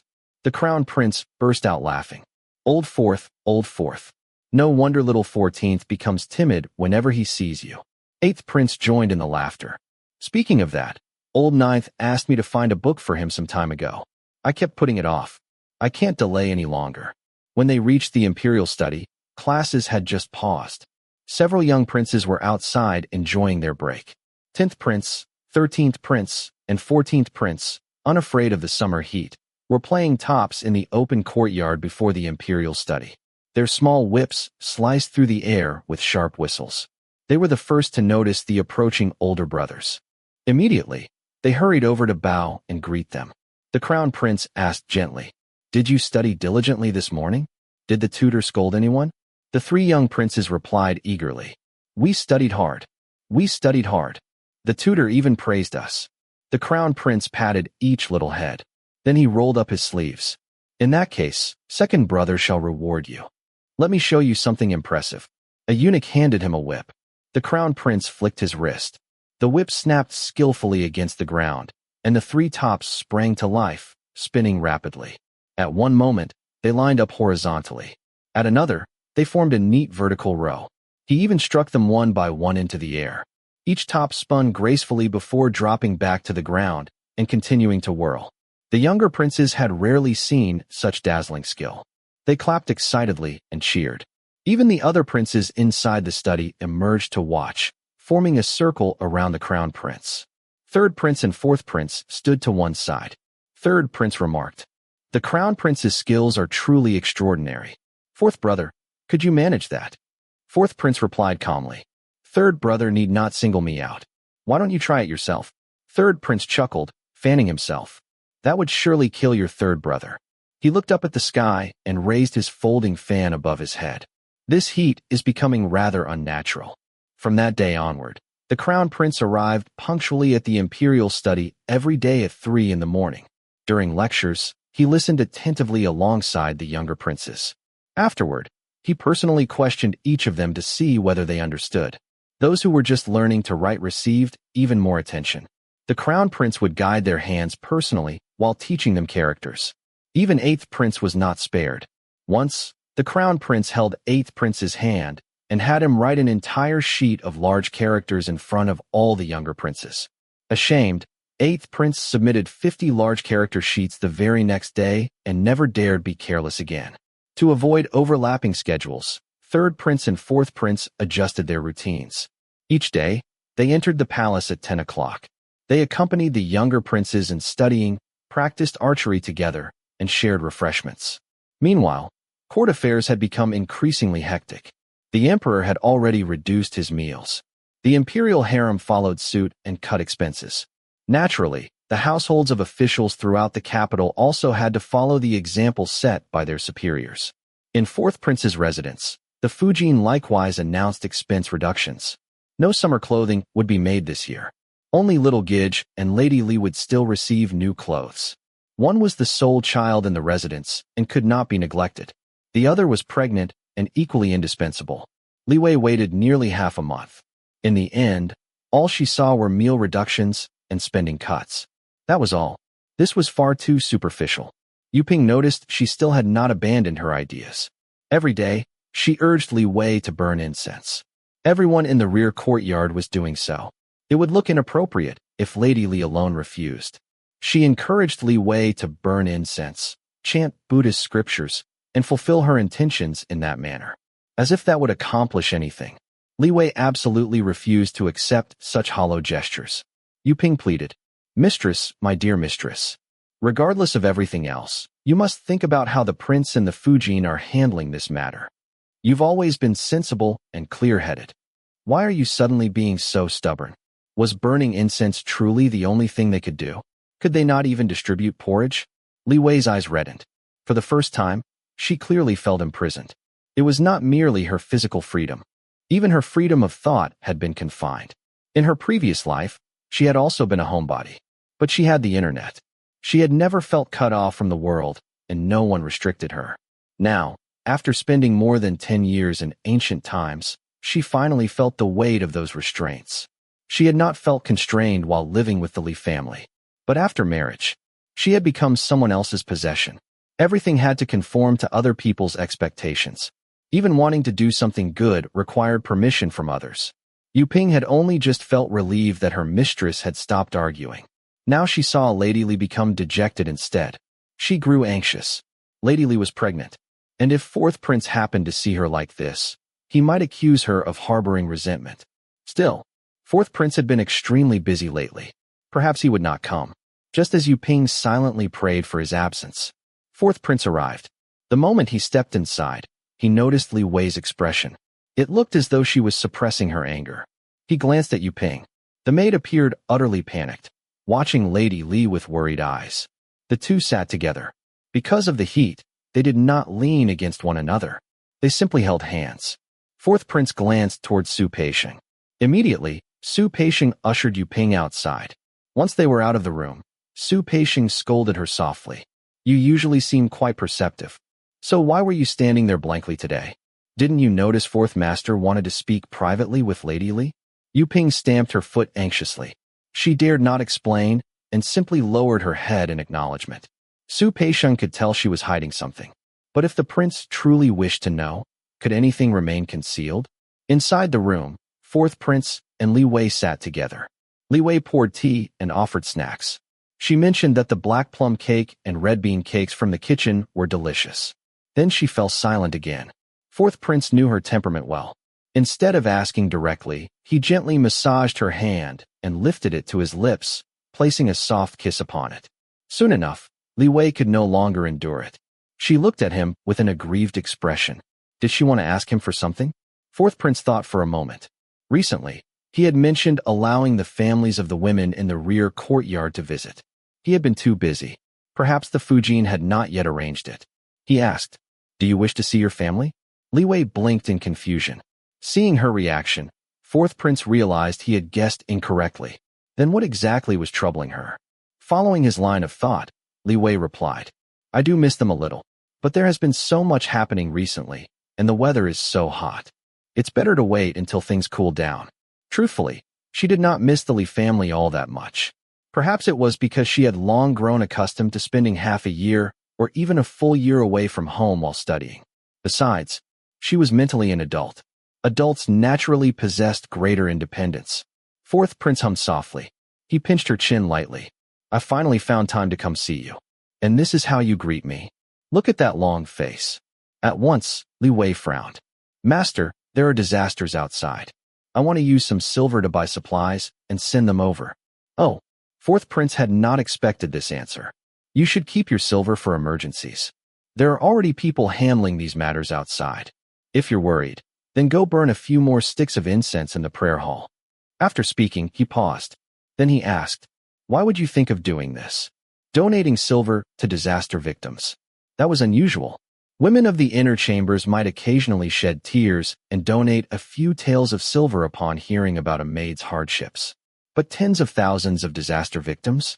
That would only frighten them into sleepless nights. Burning incense and praying for blessings was already considered sufficient. Donating silver was nearly unheard of." Li Wei explained. "On the 1st and 15th days of the month, during Buddhist festivals, or whenever disasters happened, my family would steam buns and distribute them outside temple gates." "I see. The Li family's traditions are admirable." Fourth prince nodded approvingly. Li Wei hurriedly explained, "I thought that within the palace, larger contributions would naturally be required. I'm young and don't have much money. I only wanted to donate a few dozen taels to show my sincerity." Yet fourth prince's heart sank. Was Lady Li trying to gain a reputation for charity? Li Wei continued awkwardly. But, they say we can't. The imperial consorts are reducing their meals. Our residence is also cutting expenses. No porridge kitchens. No silver donations. I don't want to simply burn incense and call it done." Though she spoke haltingly, Fourth prince understood. Relief washed over him. At least she was acting from genuine kindness. Yet it also troubled him. Lady Li's sincerity was precious. But the emperor's position had already been made clear. Recently, some officials had proposed opening state granaries in the most severely affected regions. The emperor had refused. Granaries, treasuries, and reserve supplies could not be opened lightly. Should refugees seize grain or loot government stores, it would constitute a capital crime punishable by execution and confiscation of property. The consequences would spread far and wide. If troops had to be dispatched to suppress refugees, the court's reputation would suffer greatly. Even the emperor hesitated. Naturally, no subordinate dared guarantee that such incidents would never occur. In times of famine, men like Third Prince Zhu often appeared, deceiving desperate commoners. Because of this, wealthy families and temples had been forbidden from establishing porridge kitchens and gathering public support. Beyond that, the emperor's sudden decision to have the crown prince supervise the younger prince's studies gave Fourth Prince pause. Had the crown prince somehow offended the emperor? Or, each time he considered the possibility, a chill crept down his spine. He pulled Li Wei closer. Despite the unbearable heat, despite the warmth of a pregnant woman in his embrace, despite sweat dampening his clothes, he felt as though he had found a solid anchor, something steady enough to hold on to. Gently, he said, "Your intentions are good. How about this? I'll make the donation on your behalf. Where would you like the money to go?" Li Wei brightened instantly. Drawing upon ideas from her previous life, she explained that disaster regions needed food, clean water, and medicine most urgently. Her silver was limited. It did not matter what it purchased. As long as it was pooled together with other donations, it would still help. She called Yu Ping over. The maid brought out a small box prepared long ago. Li Wei handed it to Fourth Prince. Though the box was small, it was unexpectedly heavy. Fourth Prince did not pass it to Su Peixiang. Instead, he casually set it aside. He remained with Li Wei for a while longer. Before leaving, he carried the box personally. "I'll come back this evening. We'll have supper together." Li Wei accompanied him to the doorway. Smiling brightly, she waved her handkerchief. Now that the silver had been entrusted to him, her worries vanished. Her mood immediately improved. Watching Fourth Prince disappear into the distance, she turned toward Yu Ping. The maid still looked troubled. "Everything has been settled. Why are you making such a face?" "I'm hungry. Go ask the kitchen whether they still have those persimmon cakes stuffed with goat's milk. Bring me a plate." Back in his study, Fourth Prince placed the box onto the table. It landed with a heavy thud. Su Peixiang glanced at it and laughed. "That sounds quite heavy. Why did your highness carry it yourself? What are servants like us for?" After tea was served, Fourth Prince opened the box. Inside lay broken pieces of gold beneath layers of silver ingots and silver coins. Most of the gold and silver women received in the rear courtyard were crafted into decorative shapes, like peanuts and gourds. They were pleasing to look at and suitable for gifts. Broken gold and silver pieces were usually melted down and saved as personal funds. This box probably contained Lady Li's entire savings. Although she had entered through the grand selection, the Li family was not wealthy. The dowry she brought was limited. Most of the rewards he gave her were fabrics and trinkets. Fourth Prince sighed. He closed the lid. Then he pushed the box towards Su Peixiang. "Keep this safe. This silver would never be donated." That evening, Fourth Prince returned to the small courtyard. Li Wei greeted him with the same cheerful smile as before. Her worries seemed to disappear as quickly as they had arrived. Fourth Prince felt a hint of envy. He sat down. He had spent the entire day in the study. He had read little, written little, yet his thoughts had become increasingly tangled until his head felt numb. Once he entered the rear courtyard, he no longer wanted to think. He emptied his mind and simply listened to Lady Li chatter away.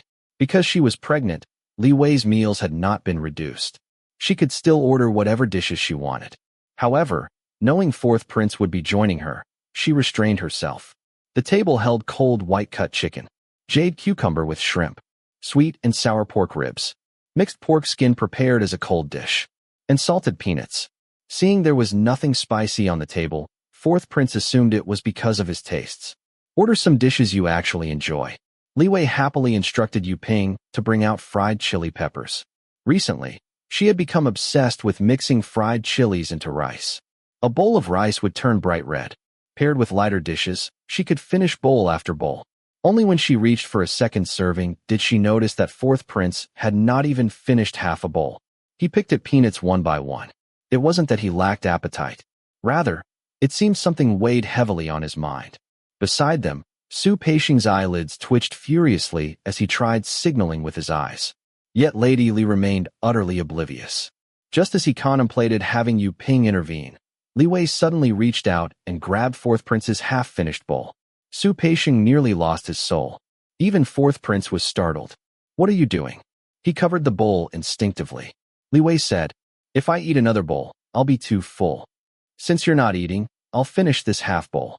Then I'll have noodles prepared for you." Only then did fourth prince realize she was trying to coax him into eating. He shook his head. "That's unnecessary." Turning toward Yu Ping, he ordered, "Serve your mistress a smaller bowl." Then he quickly finished the remaining rice in just a few bites. After supper, fourth prince chose not to leave. A bath was prepared. While he soaked in the tub, Su Peishing secretly signaled Li Wei. Around 8 o'clock, she should arrange another round of food. The idea was obvious. He hoped Lady Li would persuade fourth prince to eat more. Li Wei understood perfectly. Still, she asked, "Chief Steward Su, it's not that I won't help, but at least tell me what's going on." Su Peishing hesitated for a long time. In the end, he said nothing. Li Wei did not press him. There were plenty of snacks available anyway. By the time fourth prince finished bathing, one person was practicing calligraphy while the other read scriptures. Before they knew it, it was already 8 o'clock. Li Wei was genuinely hungry again. Suddenly inspired, she requested savory, glutinous rice balls filled with minced pork. They looked exactly like ordinary sweet rice balls. Only the filling differed. Su Peishing stopped Yu Ping and sent someone directly to the front courtyard kitchen. Soon, the savory rice balls arrived. Each bowl contained 6 small dumplings. Eating glutinous rice balls in the height of summer made fourth prince both amused and helpless.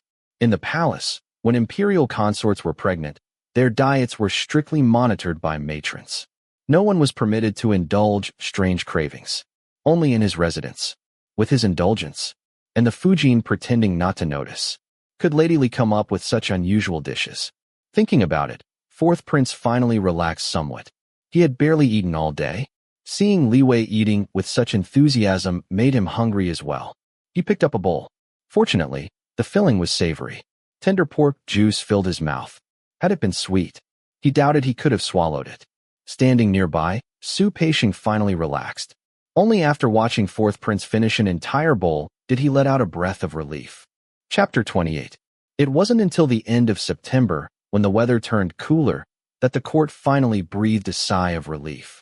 At the fourth prince's residence, the princess consort could not help murmuring a Buddhist prayer in the increasingly chilly evening breeze. At last, the weather has cooled down. This way, the epidemic won't spread again. Granny Fu smiled. It's all thanks to His Majesty's blessings. Heaven has finally shown mercy. During this period, the capital had indeed been filled with anxiety. In July, the Yellow River flooded. In August, Shandong suffered a drought. Soon after came famine in the northeast, with reports of cannibalism appearing one after another. Only after the memorials reached the capital did the emperor issue an edict ordering the granaries in Shandong to open and distribute grain for disaster relief. After the floodwaters receded, a large epidemic broke out in the flood-stricken regions and among the refugees. To prevent the epidemic from reaching the capital, officials in various places began intercepting displaced people, which led to even more tragedies. Compared with the chaos elsewhere, the capital remained relatively peaceful. Aside from disputes over disaster relief, the princely residences and noble households were no longer as impoverished as they had recently appeared to be. Several opera troupes arriving from Shandong even claimed they had acquired many promising young performers who, after proper training, would surely become famous stars. Previously, the princess consort had been worried about the estates assigned to her by the imperial household department. They lacked good tenants and reliable laborers. Recently, however, both official and private brokers had been visiting the manor, offering people at very low prices. It's like performing a good deed, one broker said. By raising your hand, Your Highness is saving lives. The princess consort did not meet with the brokers personally. Granny Zhuang and Granny Fu inspected the candidates together. Since they intended to purchase people, they naturally had to inquire carefully about their backgrounds, hometowns, family members, and relatives. Even though they intended to buy many, they could not simply accept anyone. After examining the candidates, they would report everything back to the princess consort before she made the final decision. Granny Fu spoke first. Official brokers charge more, and most of their people come from criminal families. Private brokers are better. They're cheaper, and I heard they're all strong laborers. The princess consort also sought Granny Zhuang's opinion. Although Granny Zhuang had come from the imperial household department, she likewise advised purchasing from private brokers. If your highness intends to buy them, it would be best to act quickly, she said. Most of these people have fled here because disasters struck their hometowns. Once conditions improve, they'll be sent back. After that, there won't be anyone left to buy. After a natural disaster, the return of refugees was always a major issue. The court forbade households from sheltering people of unknown origins. Officials closely monitored brokers who profited from disasters. Notices were posted everywhere, and households were checked against the yellow register. Anyone discovered to be living away from their registered residence would be shackled and sent home. Those who returned often faced even harsher corvée labor and suffered greatly. But where there was a policy, there was always a countermeasure. Those in theatrical troupes who had connections merely had to determine how much silver to spend on bribes. The fourth prince's household, however, had no such concerns. Once purchased, they simply became servants of the fourth prince's residence. In the end, the princess consort bought 64 people. Only 12 came through official brokers. The rest came from private brokers, whose prices were nearly half as much. At last, the princess consort could begin replacing the personnel on the estates. Most of the estates allocated by the imperial household department had previous owners. Some had even been confiscated from disgraced officials. From estate managers to tenants. Although not all were cunning, many were adept at outward obedience while secretly resisting authority. The princess consort had no interest in dealing with them. She simply used this opportunity to replace everyone. Those dismissed from the estates were sold off. Whatever they had once taken from others was now taken from them in turn. How many families were separated amid cries of despair remained unknown. Meanwhile, preparations were underway at the fourth prince's residence. The emperor and his ministers were delighted that matters had finally stabilized. To celebrate and dispel the oppressive atmosphere hanging over the capital, the emperor decided to hold a small court banquet. Close relatives and favored ministers would be invited to the palace for food, wine, and theatrical performances. Since everyone attending was family, it was essentially a gathering among relatives. When the emperor mentioned the idea during a small court meeting, many officials eagerly supported it. Everyone knew the emperor was in an excellent mood. Naturally, this was the perfect opportunity to seek favor. Tong Guowei requested additional seats so he could bring all the younger members of the Tong clan to broaden their horizons. The emperor laughed. "They're all my children. If they truly came, would I make them stand?" The Tong clan enjoyed unparalleled prestige. Other families naturally refused to watch them monopolize all the glory. After the meeting concluded, news quickly spread throughout the harem. Any consort whose family possessed sufficient status tried to send messages to the emperor. At Zhongsue Palace, consort Hui summoned the first prince. The emperor's orders came suddenly this time, and we learned about them rather late. But even so, Lady Nalan should still have a seat. I'm not worried that His Majesty will forget. I'm worried those little devils will deliberately place our family somewhere inconspicuous. If His Majesty doesn't notice us during the banquet, we'll be forgotten. The first prince laughed. "Mother, you're overthinking this. With your son here, who would dare overlook our family?" Consort Hui sighed. "You're far too conspicuous. How many times have I told you to restrain yourself? The emperor already has a crown prince in his heart. Haven't you seen it clearly? Right now there are disasters everywhere, so the emperor has no time to concern himself with such matters. But do you truly think he'll continue overlooking your behavior forever?" Mother and son fell silent. After a while, Consort Hui lowered her voice. "Think back. Where is Prince Guangla now? What became of the princes who came before him? Emperor Taizong was the 8th prince, but he was never the most favored. So what happened to those who ranked above him? What became of them? The mere thought sent chills through her heart. Consort Hui continued. I gave birth to 2 sons, yet only one survived. I only ever wished for your safety. I never wanted you burdened by anything else. Some matters cannot be pondered too deeply, but we must still understand them. Now people call you the Grand Prince. Every time I hear it, my heart trembles. Mother, the first prince knelt on one knee and held her hand.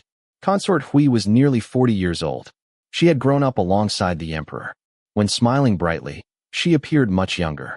But now, weighed down by worry, her age showed clearly. She squeezed his hand. My child, I only wish for you to stand as firmly as Changbai Mountain. I don't want you to become a bird that sticks out its head. Consort Hui's eldest son, Qing, had died shortly after his first birthday. The following year, she gave birth to the first prince.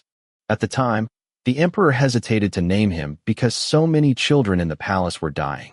Consort Hui secretly gave him the Manchu nickname Alanay, meaning mountain, hoping he would live as steadily and enduringly as one.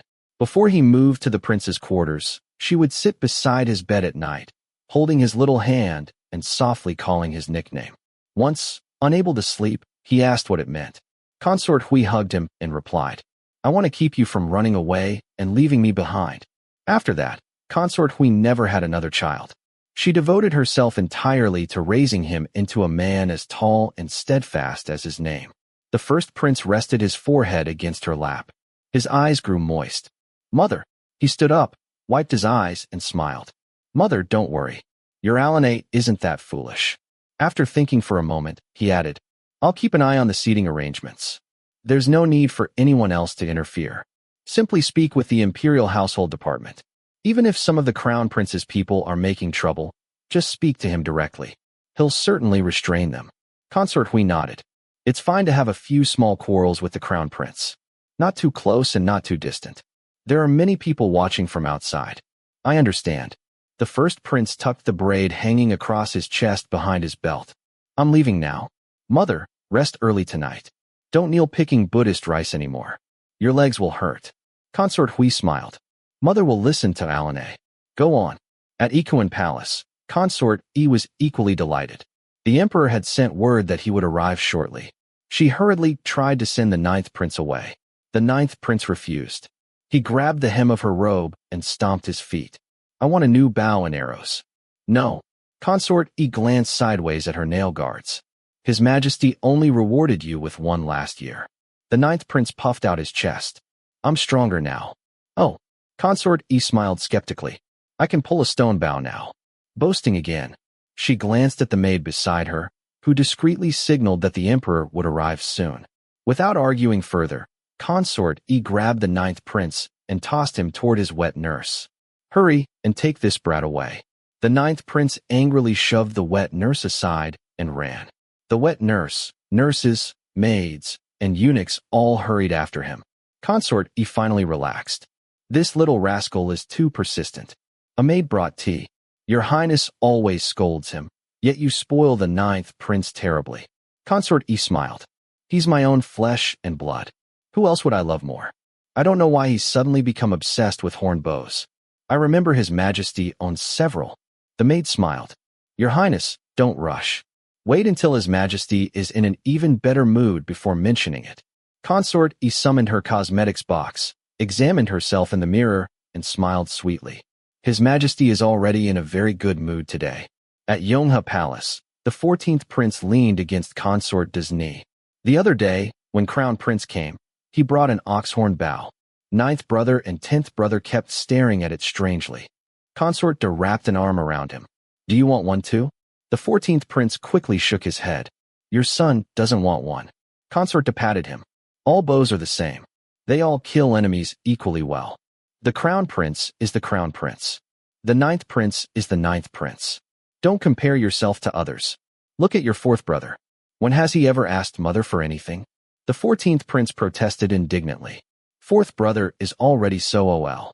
He stopped under Consort Yi's disapproving gaze. She straightened his collar. Go back to your quarters. Practice your calligraphy. Don't learn from 8th prince. His Majesty has criticized his handwriting countless times, yet it still hasn't improved. Do you want to become like him? Standing obediently while she adjusted his clothes, The 14th prince muttered. Eighth brother just wants father emperor to pay attention to him. It's obvious to everyone. Later he'll also. Consort De silenced him with a glance. After he left, Consort De sighed. That child truly knows nothing. The nanny comforted her. His Highness is still young. He'll understand when he's older. Consort De remained silent. After a long pause, she finally said, The emperor is holding a family banquet. Lady Tongjia will bring all the younger members of her clan. Lady Nalan will certainly attend as well, with the first prince supporting her. I heard His Majesty has gone to Ikuan Palace. Lady Guoluo will probably obtain 1 or 2 seats too. The nanny lowered her head, not daring to respond. Consort De said nothing further. And what about her family? The emperor would never permit the relatives of a servant woman to sit among the honored guests. In the entire palace, only Consort De's family had no place there. October 13th. The emperor hosted a banquet at the Hall of Supreme Harmony. From the first prince to the 14th prince, all attended. Among the imperial clansmen, Prince Yu sat closest to the emperor. Prince Gong sat beside him. The crown prince and the first prince toasted the imperial relatives first. Afterward, the remaining princes stepped forward in order. The third prince and fourth prince felt somewhat awkward. Neither of their maternal families had anyone present. The Waya clan lacked distinguished members. Consort Rong's Ma Jia clan had probably been forgotten by the emperor entirely. The third prince quickly completed his toast and returned to his seat.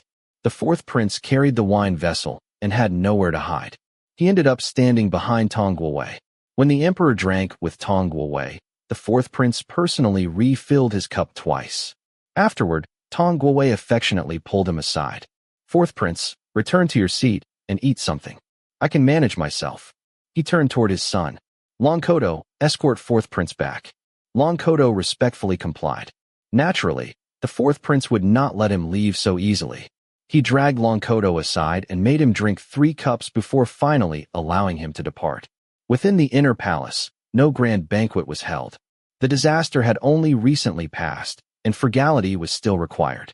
Only a few consorts hosted small gatherings within their own palaces. At Yonghe Palace, Consort Daijia, birth mother of the 7th prince, and Consort Zhangjia, birth mother of the 13th prince, accompanied Consort De. The princess consort sat below them. Consort De smiled politely, but remained distant. She spoke little. As a junior, the princess consort likewise refrained from being too conspicuous. Apart from exchanging a few pleasantries during toasts, Consort Daijia spent most of her time eating ginkgo nuts. Consort Zhangjia was eloquent and worked hard to keep the atmosphere lively. They ate from 10 in the morning until 4 in the afternoon. 1 full meal and 2 rounds of refreshments were served. Consort De glanced outside. It should be about time. The other 3 immediately rose to leave. Consort De smiled. I've troubled everyone today. A maid then brought out 3 trays. These gifts are unnecessary. You're all still young. There's no need to deprive yourselves excessively. Consort Daijia and Consort Zhangjia exchanged a few polite words before withdrawing. The princess consort insisted on remaining to wait for the 4th prince. Consort De pointed toward the tray. This Tibetan tea was bestowed by the Empress Dowager. You young people probably don't enjoy it, but I quite like it. It's stronger than ordinary tea. The princess consort smiled. I like it as well. The last batch mother bestowed upon us was almost finished. Consort De smiled faintly. It's good that you like it. After a few more polite exchanges, conversation faded. Consort De leaned back against the cushions and closed her eyes. The princess consort quietly moved behind her and began massaging her shoulders. Consort De hesitated. It felt inappropriate. Yet in the end, she allowed it. After a quarter of an hour, she sat upright. You've worked hard, child. Come sit down. 4th prince should arrive soon. Thinking about what had happened at the banquet, she unexpectedly added, when you return, comfort him a little. After a pause, she sighed. As for birth, no one can truly be blamed for such things. At 6 in the evening, the banquet finally ended. The emperor ordered the crown prince and 4th prince to escort Lady Tongjia. The 1st prince escorted Prince Gong. The emperor personally accompanied Prince Yu to the entrance. Once the guests departed, the emperor entrusted the remaining matters to the crown prince. He ordered the 1st prince and the princes who already maintained their own residences to return home. He then summoned the 13th and 14th princes to accompany him back into the inner palace. Those who were not summoned had to return to their own residences. As the 9th and 10th princes departed, they muttered resentfully while watching the backs of the 13th and 14th princes. Sycophants. The 4th prince headed toward Yonghe Palace to fetch his wife. Before he even arrived, news from the banquet had already reached the palace. After Consort Da had the princess consort escorted out, the nanny quietly told her how the 4th prince had stood behind Tong Guowei. Consort Da remained silent for a long time. Finally, she spoke with difficulty. Is it really your family's fault? They've made princes lose face. On the journey back from the palace, the princess consort sat inside the carriage while the 4th prince rode beside it on horseback. She lifted the curtain slightly and looked at him. There was no displeasure on his face. It seemed that the people of Yonghe Palace had simply worried too much out of maternal concern. Chapter 29. Back at the main courtyard of the 4th prince's residence, both the Fujin and the 4th prince returned drenched in sweat. Although it was already October, the lingering heat of autumn remained fierce. They had worn grand ceremonial attire into the palace. The 4th prince's outer robe alone weighed at least 3 or 4 caddies. After removing it, the garments underneath were completely soaked, and water could practically be poured from his boots. The Fujin had spent the entire day at Yonghe Palace wearing heavy ornaments, entertaining guests and exchanging pleasantries. Seated before her dressing table, she allowed Shirlu and Putao to remove the heavy gold and silver hairpins. Once her hair had been loosened, she finally let out a long sigh. Neither of them had eaten much at the palace banquet. While waiting for the bathwater to be prepared, food was brought in to stave off their hunger. Su Peixing personally went to the kitchen to fetch it. He remembered that concubine Li often ordered extra dishes, and at this hour the kitchen was certainly preparing her evening meal. By the time the 4th prince and the Fujin had changed clothes and emerged, an 8 immortals table had already been set in the main hall. Nanny Fu had long anticipated that the masters might return hungry and had instructed the kitchen in advance. However, since no one knew exactly when they would request a meal, she worried that hot dishes might lose their flavor if left sitting too long. Therefore, most of the dishes laid out were pastries, bobo, and foods that kept well. The hot dishes consisted mainly of covered bowls, steaming bowls, stews, and several cold dishes. Among the steamed chicken, steamed crispy pork, and steamed fish were 2 stir-fried dishes. One was shredded lean pork stir-fried with sour cucumber strips, fragrant and appetizing. The other was minced pork stir-fried with pickled long beans. Su Peixing deliberately placed these 2 dishes closer to the 4th prince. At Yonghe Palace, the Fujin had eaten mostly steaming bowls and covered bowls. Because of the banquet, 2 of Yonghe Palace's chefs had been summoned away, leaving only simple dishes for Consort Da and the others.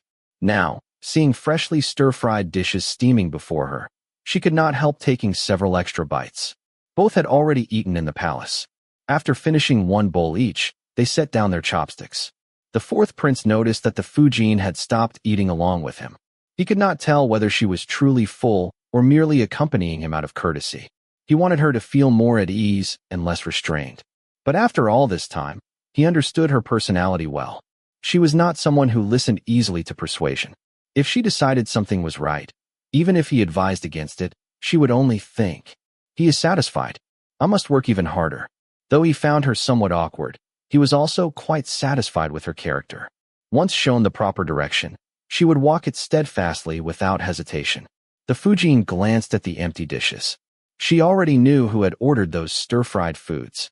Remembering how Su Peixing had rushed straight to the kitchen to fetch that person's meal without even looking at what Nanny Fu had prepared, she felt a faint sense of defeat. Had she truly only entered the prince's residence half a year later than Lady Li? Was half a year enough to lose so thoroughly? Still, she was not someone who dwelled on trivial matters. If concubine Li could manage the 4th prince's meal so well, then leaving it to her was not a bad thing. Thinking of this, she turned the conversation toward Yonghe Palace. She had been touched by Consort Da's maternal affection. Yet what surprised her more was how distant the relationships between mothers and sons seemed within the palace. When she mentioned Consort Da, the 4th prince showed little reaction. She had only just said, "Her Highness told me to comfort you properly after we returned." Before she finished, the 4th prince stood up. "I have matters to attend to in the study. I'll go there now. Don't wait for me tonight. Rest early. You've worked hard today. The Fujin stared blankly. This time she was certain. Something she had said had displeased him. But what exactly had it been? She hurriedly escorted the fourth prince out. After returning inside, she remained utterly bewildered. Leaving the main courtyard, the fourth prince felt somewhat lost. Though his feet carried him toward the study in the front courtyard, his thoughts remained tangled around the Fujin's words. Her Highness told me to comfort you properly. What needed comforting was obvious. The humiliation from today's banquet still made him feel as though thorns were pricking his back whenever he recalled it. So many people had been present. Younger princes, imperial clansmen, relatives. All of them had seen him. Instinctively, he had stepped behind Tong Guowei. The moment he moved, he regretted it. He should have done what the third prince had done and simply fled back to his seat. After all, the fifth prince was still making his rounds offering toasts. But what was done. He had forced himself to remain composed. Only after leaving the palace had he realized that his back was drenched in cold sweat. When the Fujin mentioned Consort Da, he suddenly felt overwhelming shame and guilt toward his mother. His actions at the banquet must have caused her trouble. The tongues of palace women were sharper than knives. A few words were enough to wound someone until they bled. His mother was proud. She would surely pretend that nothing was wrong while grieving in silence. That was why he had fled. The more he listened, the more he blamed himself. Inside the study lay the books he had been reading recently and the calligraphy he had written the previous day. Seated at his desk, uncertain what to do, he absent-mindedly picked up a sheet of paper. A few names were written upon it. Only then did he remember. Yesterday, he had been drafting names for Lady Li's unborn child. Since she had craved spicy food during pregnancy, the first names he had written were intended for a little Gidge. Remembering that Song Shi's daughter still had not received a name, he had circled several options. Below them were names prepared for a son. Thinking that Lady Li might also bear a prince, he had even considered that perhaps the Fujin would soon have good news as well. But tonight, he had no mood for such thoughts. He crumpled the paper. Thinking of Lady Li, he suddenly decided to visit her. Perhaps it would improve his mood. In the small courtyard, Li Wei was preparing for her evening meal. Although Su Peixing had taken away some of her food earlier, the head chef had quickly prepared another meal. Su Peixing had also instructed eunuch Lu from the front courtyard to arrange several dishes so that her supper would not be delayed. As soon as he entered, the fourth prince recognized several familiar dishes. He waved for Li Wei not to rise. Then he sat opposite her. Have them prepare another plate of dry-fried lamb ribs and spicy, fragrant prawns. These were both Li Wei's favorites. Hearing this, she immediately put down her bowl. She planned to save room for the dishes that were coming. The fourth prince smiled. At home, are you still afraid to order what you want to eat? Li Wei shyly held her 5-month belly. I don't dare eat too much. I gained a lot of weight before. I'm worried childbirth will become difficult. So lately I've been eating less on purpose. Only then did the fourth prince truly notice how much weight she had gained.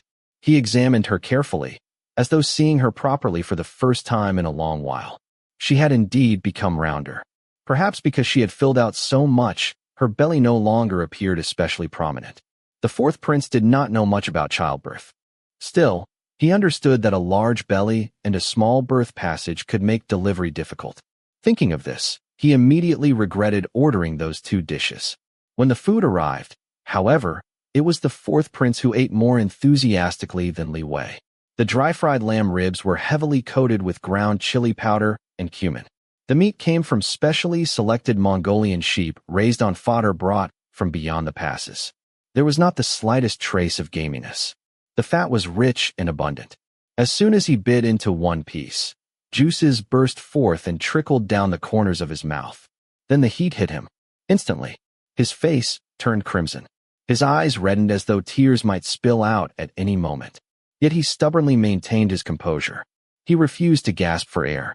Instead, he grabbed the bowl of rice before him and swallowed several mouthfuls to suppress the burning sensation. But the aftertaste was astonishingly savory, rich, fragrant, addictive. Soon he wanted another piece. Su Peixing had never expected the fourth prince to eat it. After all, the dish had been prepared entirely according to Li Wei's pregnancy cravings, with an almost excessive level of spiciness. Watching this unfold, Su Peixing silently turned his head away. The fourth prince usually only enjoyed pungent foods flavored with garlic. He rarely touched chili peppers. Perhaps the lamb ribs were simply too delicious. Or perhaps their flavor was too intense to resist. In any case, the fourth prince sat there with reddened eyes and finished the entire plate by himself. Any tears that appeared could only be blamed on the chilies. As for the spicy, fragrant prawns, Su Peixing hurriedly stepped forward to stop him. Li Wei was also frightened by how badly the lamb ribs had overwhelmed him. She completely forgot about the plate of prawns she had eagerly awaited. The prawns had been prepared according to her own instructions. After cleaning them, the heads were removed and the veins extracted. They were deep-fried until golden and crisp. Then only a little oil remained in the wok. Chilies, Sichuan peppercorns, scallions, ginger, and garlic were stir-fried until fragrant before the prawns were tossed in briefly. The dish was removed from the fire before the prawns softened.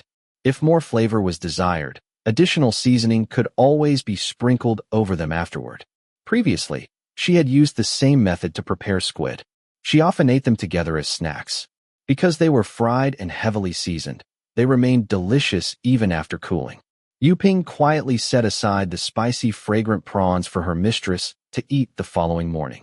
After the meal was cleared away, they resumed their usual routine. The fourth prince practiced calligraphy. Li Wei recited scriptures. Having repeated them every day, she had long since memorized them. Although she held the scripture book in her hands, her mind drifted elsewhere. She had noticed earlier that the fourth prince's mood was strange. Normally, he would never allow himself to eat something so spicy that tears streamed down his face in front of others. It was too undignified. Something must have happened in the palace. At times, Li Wei felt that the fourth prince seemed somewhat unloved by both his father and his mother. Zhao Quanbao often overheard gossip from the front courtyard. Since the third, fourth, and fifth princes still received supplies from the imperial household department, the servants delivering them often chatted about such matters. Consort Rong had sent something to the third prince. Consort Yi had given gifts to the fifth prince. Only the fourth prince received nothing. Li Wei had lived in the palace for 2 years. She had heard many stories, both large and small. In her opinion, Consort Da and the fourth prince were very similar. Both were strict with themselves. They seemed to bind themselves with countless rules and regulations, never daring to step beyond them. As for sending gifts to sons who had left the palace, Consort Da would never take the initiative. Only when the emperor or the empress dowager bestowed rewards would she follow along and add a small token of her own. Li Wei could understand it. But to outsiders, it looked as though no one cared for the fourth prince. The fourth prince was not someone who sought affection openly. The eighth prince, however, had been exceptionally shrewd since childhood. His studies were excellent. His reading was excellent. Only his handwriting remained poor. The emperor often asked about it. But could the fourth prince deliberately perform badly at something just to provoke the emperor into scolding him and paying attention? Impossible. Even killing him would not make him do such a thing. Whenever he discovered he was lacking in something, he would secretly force himself to improve. Then, after catching up, he would casually act as though it had never been difficult at all. Such a proud person had behaved so awkwardly today. Li Wei could only keep thinking. Something definitely happened. Could it be? He's waiting for me to comfort him? But she had never invested any skill points into being understanding. So throughout the evening, she deliberately avoided looking directly at him. She had already recited an entire scroll of scripture 3 times when the fourth prince suddenly sat beside her and unfolded a sheet of paper. Which of these names do you like? Li Wei nearly sighed in relief. At least she no longer had to search desperately for a topic. She leaned over. Following the fourth prince's finger, she examined the names. Without realizing it, the two of them drew close together. Bushunda, Lilyflower, Duoxahan, Favor, Fusiliera, Lotus Flower, Peace. Li Wei looked at them carefully. In the end, her gaze settled upon Ever since becoming pregnant, she had worried constantly. She was too young. She feared the child might not be healthy. The other names were lovely, but they could not compare with I like this one. She bit her lips slightly and looked at him. She had completely forgotten about his bad mood. The fourth prince gently touched her rounded shoulder. He repeated it several times. You like this one? Li Wei nodded. I just want her to be safe. It doesn't matter if she's a little slow. It doesn't matter if she isn't very pretty. I only want her to grow up healthy and safe. Is that so? He drew her into his arms. His hand rested gently upon her belly. Early the next morning, the fourth prince retrieved an ox-horn bow from storage and entered the palace. He waited near the prince's quarters until noon before finally seeing the 14th prince running toward him. Fourth brother. The 14th prince was panting as he threw himself into his brother's arms. Then he immediately spotted the ox-horn bow resting nearby. It was clearly an old bow. Years of use had polished the horn smooth and lustrous, almost like jade. The fourth prince handed it over. This bow has a draw weight of 3 stones. You still can't pull it. I'm giving it to you now in the hope that one day you'll use it to kill enemies on the battlefield. The 14th prince clutched the bow tightly. His face lit up with delight. Thank you, fourth brother. After giving away the bow, the fourth prince hurriedly left the palace. Ever since the emperor had punished the princes by confining them to study, the third, fourth, and fifth princes had all reached the same conclusion. Perhaps the emperor did not wish them to enter the palace frequently. Unless necessary, they rarely came anymore. The 14th prince watched until the fourth prince disappeared from sight. Then he hugged the bow and carried it into his room. After entering, he chased away all the attendants. Then, he suddenly threw the bow violently onto the floor. Bang! He stomped on it several times. Hard. His chest heaved. His face flushed red. Tears welled in his eyes. Last night, when he visited his mother, he had noticed how depressed she looked. And this morning, as soon as he entered the imperial study, he heard what had happened at yesterday's banquet. Fourth brother. It was fourth brother who had upset mother. He wasn't stupid. His mother's status was humble. Since childhood, whenever brothers quarreled, people always brought up their birth mothers. He had heard enough gossip, but he never mentioned it in front of his mother. Outside, he worked hard to excel at everything. So what if his background was lowly? He was a prince. He could win honor for his mother. He could make sure no one ever dared look down on her again. But what about fourth brother? Does he think mother is an embarrassment? She gave birth to you. She gave birth to you. The 14th prince took several deep breaths. Gradually, he calmed down. He wiped away his tears. Then he bent down, picked up the bow, and carefully brushed away the footprints with his sleeve. Calling over a eunuch, he ordered, "Hang it on the wall in my bedchamber. Fourth prince gave this to me. I want to look at it every day. Every day, I will remember that I must surpass you." Chapter 30. After the Banjin festival, the fourth prince found himself unusually relaxed. Occasionally, he entered the palace to study with the crown prince or visit the 14th prince. Recently, the 14th prince had become exceptionally diligent. Whether in the imperial study or on the training grounds, he worked harder than anyone else. In recitation and literary interpretation, he far surpassed children his own age, including the 13th prince. Even the older 9th and 10th princes could not compare to him. On the training grounds, when the instructor ordered 50 bow draws, he insisted on practicing 100. When others shot from 20 paces, he demanded to shoot from 30. And he actually hit the target. The 9th prince was so angry his face nearly twisted. The 4th prince, however, felt nothing but pride. This was his younger brother. A younger brother capable of surpassing princes several years older than himself. He specially went to visit the 14th prince and noticed that the ox-horn bow he had gifted him hung prominently inside his bedchamber. The 14th prince earnestly declared, "I'll work hard and use the bow fourth brother gave me as soon as possible." The 4th prince also paid respects at Yonghe Palace. Consort Du appeared to have completely forgotten the matter from that banquet. She treated him just as she always had.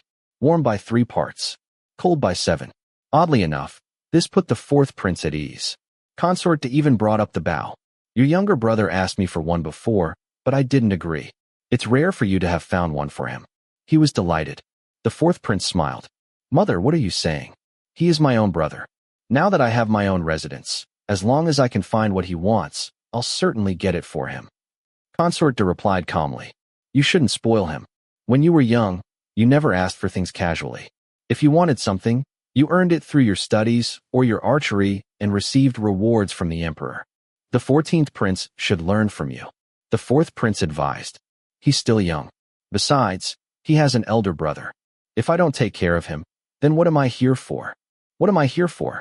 Consort Du seemed about to say something, but in the end, she swallowed her words. The burden in the 4th prince's heart had finally eased. With his spirits restored, he began paying attention to other matters. Some time ago, Longkodo had proposed organizing a hunting trip and specifically invited the fourth prince and fifth prince. The fourth prince readily agreed. After returning home, he began considering preparations. Soon afterward, a small section of the garden was enclosed with walls. Inside stood only 2 simple rooms. A few days later, barking could be heard from within. Li Wei was taking her daily walk, supporting her belly as usual. The moment she heard the soft cries of puppies, her eyes lit up. She immediately followed the sound. Standing outside the courtyard gate, Zhao Quanbao hurriedly stopped her. "Lady, it's dirty inside. This servant will go take a look first." Li Wei was excited. "There are puppies in there. Go ask whether I can see them." In her previous life, she had owned a mixed-breed dog. She had bought it believing it was a purebred teddy. Only after it reached 1 year old did she discover it was actually a teddy crossed with a Pomeranian. Still, she adored it. After all, one's own dog was always the cutest. After transmigrating, she had raised birds and fish in the Li household. She had even ridden her father's horse. But she had never been allowed to keep cats or dogs. Her mother feared she would be bitten or scratched, leaving scars. No amount of pleading worked. After entering the palace, it became even more impossible. Yet now, there were puppies inside the residence. How could she resist? She absolutely had to pet them. Zhao Quanbao went over to inquire. After speaking with the attendants inside, 2 puppies were soon carried out. They were brought over carefully. Zhao Quanbao explained, "Lady, these are hunting dogs raised by fourth master. The adult dogs are too fierce, so they can't be brought out. These puppies were recently born. You may hold them." They looked only about a month old, plump and soft, completely fearless around strangers. They turned their little heads from side to side. Their black almond-shaped eyes sparkled with intelligence. One puppy was entirely yellow. The other was pure black. Both had long snouts and tiny ears. They resembled village dogs. Li Wei happily held them one after another. If not for her pregnancy, she would have stayed there all afternoon playing with them. Yu Ping and Zhao Quanbao watched nervously. Once she had cuddled them enough, they urged her to leave. On the way back, Li Wei repeatedly turned around to look behind her. So cute. Too adorable. Yu Ping and Zhao Quanbao exchanged worried glances. Yu Ping repeated the same argument Li Wei's mother had once used. Puppies have sharp teeth. What if they bite you and leave a scar? Li Wei simply could not think that way. Even if a puppy nipped her hand and left a tiny mark, would the fourth prince suddenly dislike her? Besides, well-raised dogs did not bite family members, unless their owners had failed to train them properly. Zhao Quanbao also advised her. These are hunting dogs belonging to fourth master. Each puppy has its own purpose. Being allowed to see them today was already fortunate. It would be inappropriate to visit every day. Unfortunately, Li Wei walked in the garden every day. Whenever she heard barking, her feet naturally drifted toward the kennel. The attendants soon realized how much she liked the puppies. Hoping to curry favor, they began bringing out the mother dog and her puppies whenever Li Wei approached. At last, Li Wei finally saw the fourth prince's hunting dogs. They looked nothing like the wolfhounds she had imagined. Instead, they resembled greyhounds. Slim waists, long legs, elegant bodies. Did China have greyhounds? Had they been brought by Westerners? But their heads looked different. What kind of dogs are these? She moved closer curiously. Only then did she realize how tall they were. Leather collars circled their necks. The handlers gripped the leashes tightly. Zhao Quanbao immediately stepped in front of her. His face had already turned pale. Still, he answered, "These are Shandong fine hounds. Even the emperor uses them for hunting. They run quickly. They can chase rabbits and catch foxes. And their barking carries a long distance." Li Wei had never heard of them. Could this be a breed that had disappeared in later generations? She moved even closer. Tentatively reaching out, she tried to pet one. The hound turned its head away. Its handler gave a low warning sound. The dog instantly stood still. Having raised dogs before, Li Wei knew how to earn a dog's trust. She stretched out her hand so it could sniff her scent. Meanwhile, Zhao Quanbao frantically signaled the handler to take the dog away. Just then, a familiar voice sounded behind her. Down. The dog had already leaned forward. Its tongue was sticking out, clearly intending to lick her hand. Yet upon hearing the command, it immediately lay down obediently. Li Wei turned around resentfully. "Master, why are you here so early today?" She glanced toward the sky. It was probably only around 4 in the afternoon. Several days earlier, Su Peixing had already reported that concubine Li had discovered the kennels. Not only had she held the puppies, but she had also gone to visit them every day. The fourth prince walked over and gave a whistle. The handler immediately knelt. The hound trotted over obediently and sat before the fourth prince, wagging its tail. The fourth prince extended his hand. The dog licked it enthusiastically. He patted its head. Taking advantage of the opportunity, Li Wei stroked the dog from head to tail. So sturdy. The fur is so shiny. The fourth prince watched her glowing expression. She looked as though she wanted to hug the entire dog. Fortunately, she still remembered her belly. Yu Ping behind her was already tense with anxiety. You like it? It was rare to see a woman so fond of large hunting dogs. Li Wei nodded vigorously. Of course she liked it. Back in her previous life, she had always wanted to own a husky. Unfortunately, her apartment had been too small. The fourth prince smiled. Then he helped her stand upright. I'll find you a smaller dog later. The handler quickly recalled the hound and led it back toward the kennels. But Li Wei had become fascinated by the Shandong fine hound. Perhaps it really was a lost Chinese breed. Holding onto the fourth prince's hand, she followed him back to her courtyard. The moment they entered the room, she pleaded, "No need for another dog. Let me keep this one instead. It's so elegant. Look at those long legs. It runs just like a deer." The fourth prince shook his head seriously. Hunting dogs are meant to run. Keeping one confined inside a courtyard would be cruel. At most, you could walk it around the garden. It would be unhappy. I'll find you a Pekingese instead. What color do you prefer? There was clearly no room for negotiation. Still, Pekingese were adorable too. All dogs were adorable. Li Wei quickly brightened up again. When can you bring it? The fourth prince smiled. Tomorrow. I'll bring it tomorrow. That evening, they discussed nothing except dogs. Where it would sleep. What bowl it would use. Where the water bowl would go. Whether it needed a doghouse. Li Wei insisted that dogs should stay close to their owners. It can sleep in the main hall. That room isn't used much at night anyway.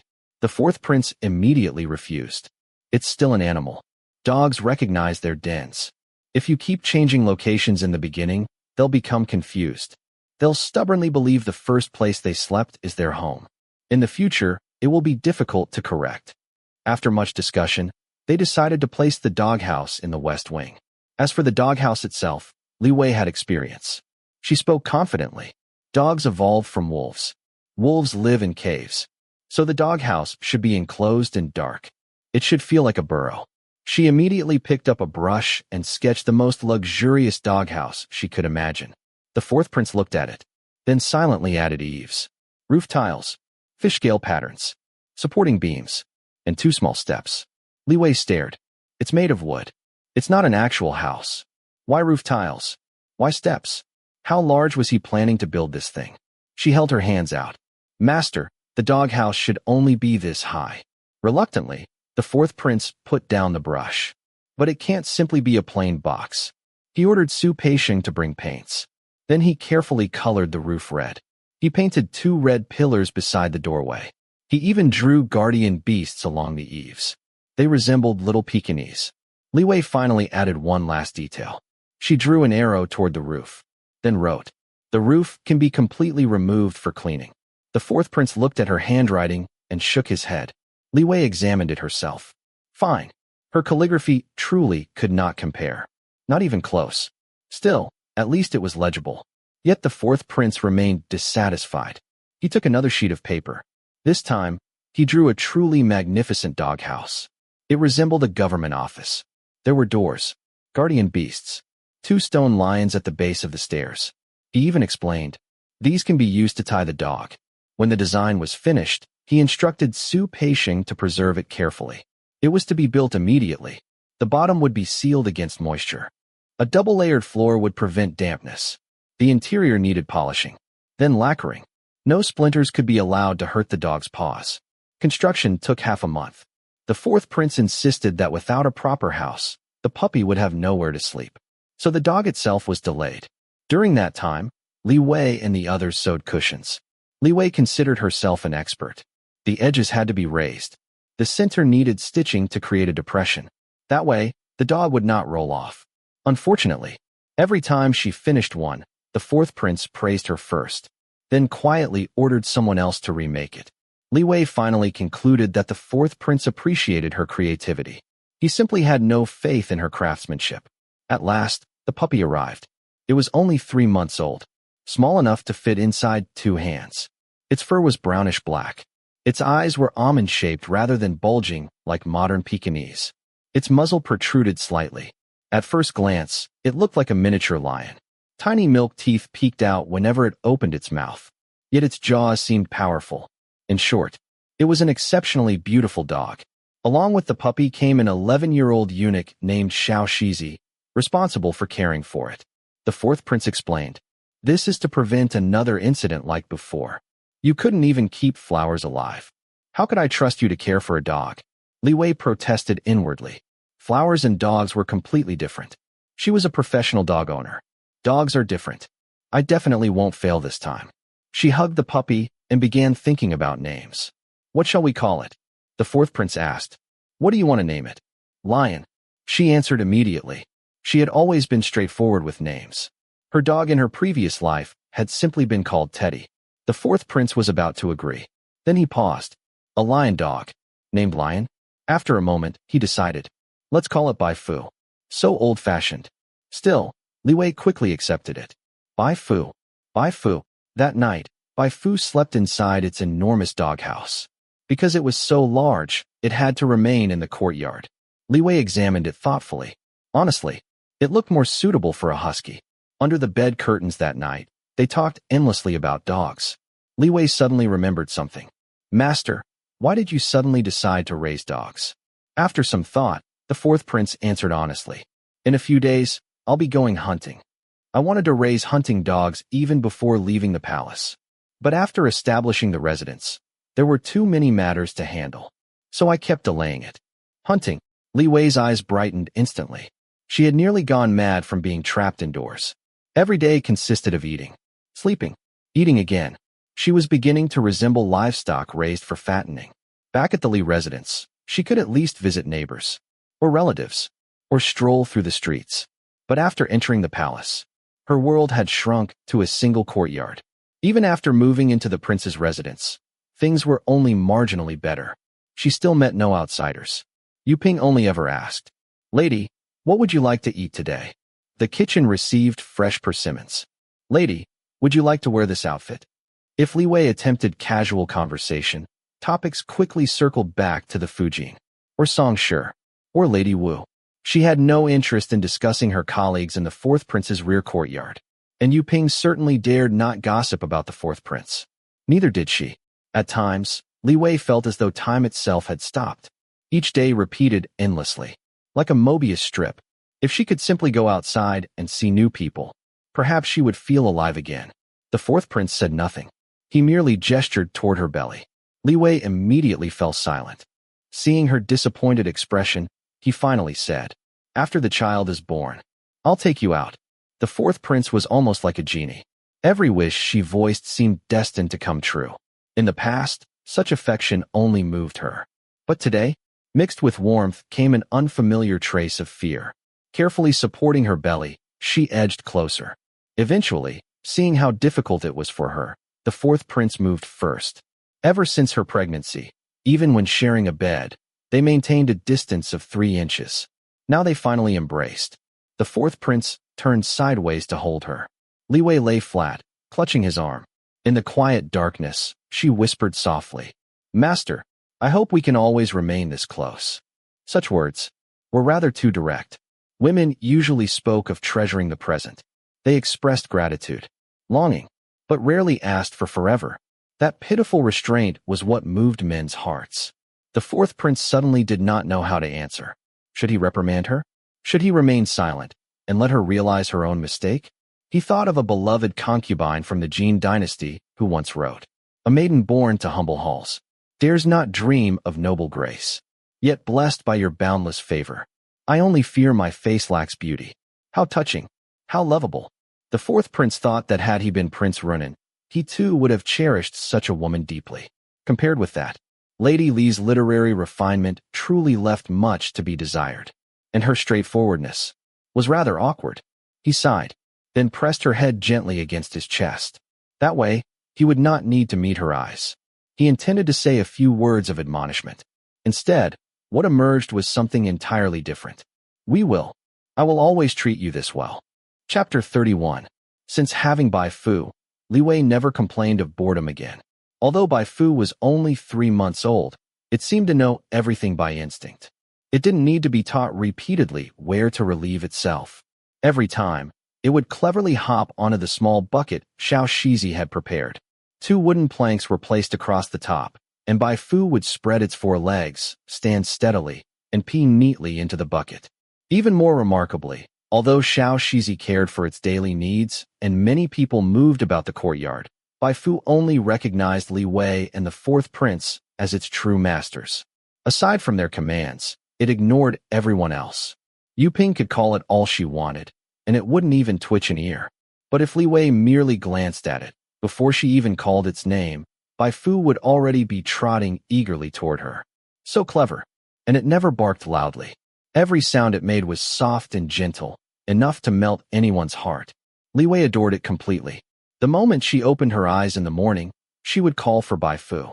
When she sat in the courtyard enjoying the sun, Bai Fu rolled a ball around in front of her. When she strolled through the garden, Bai Fu followed at her heels. No one had taught it to do so, yet it naturally stayed by her side. Its short, sturdy legs moved so quickly that it looked like a flash of lightning, while its fluffy fur made it resemble a rolling ball of wool. The 4th prince often came to see Bai Fu as well. When he was too busy to visit, he would have Su Peixing bring the dog to his study to play.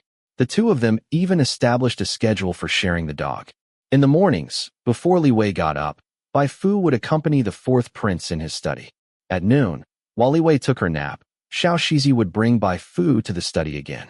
In the evenings, the 2 of them played with Bai Fu together. Li Wei had once worried about vaccinations, but that was impossible. Where in the Qing Dynasty could she find 5-in-1 or 7-in-1 vaccines? She could only console herself that native dogs were hardy creatures. As long as Bai Fu avoided contact with strange dogs, there shouldn't be any problems. At 3 months old, Bai Fu had entered its teething stage, which would continue until it was around a year old.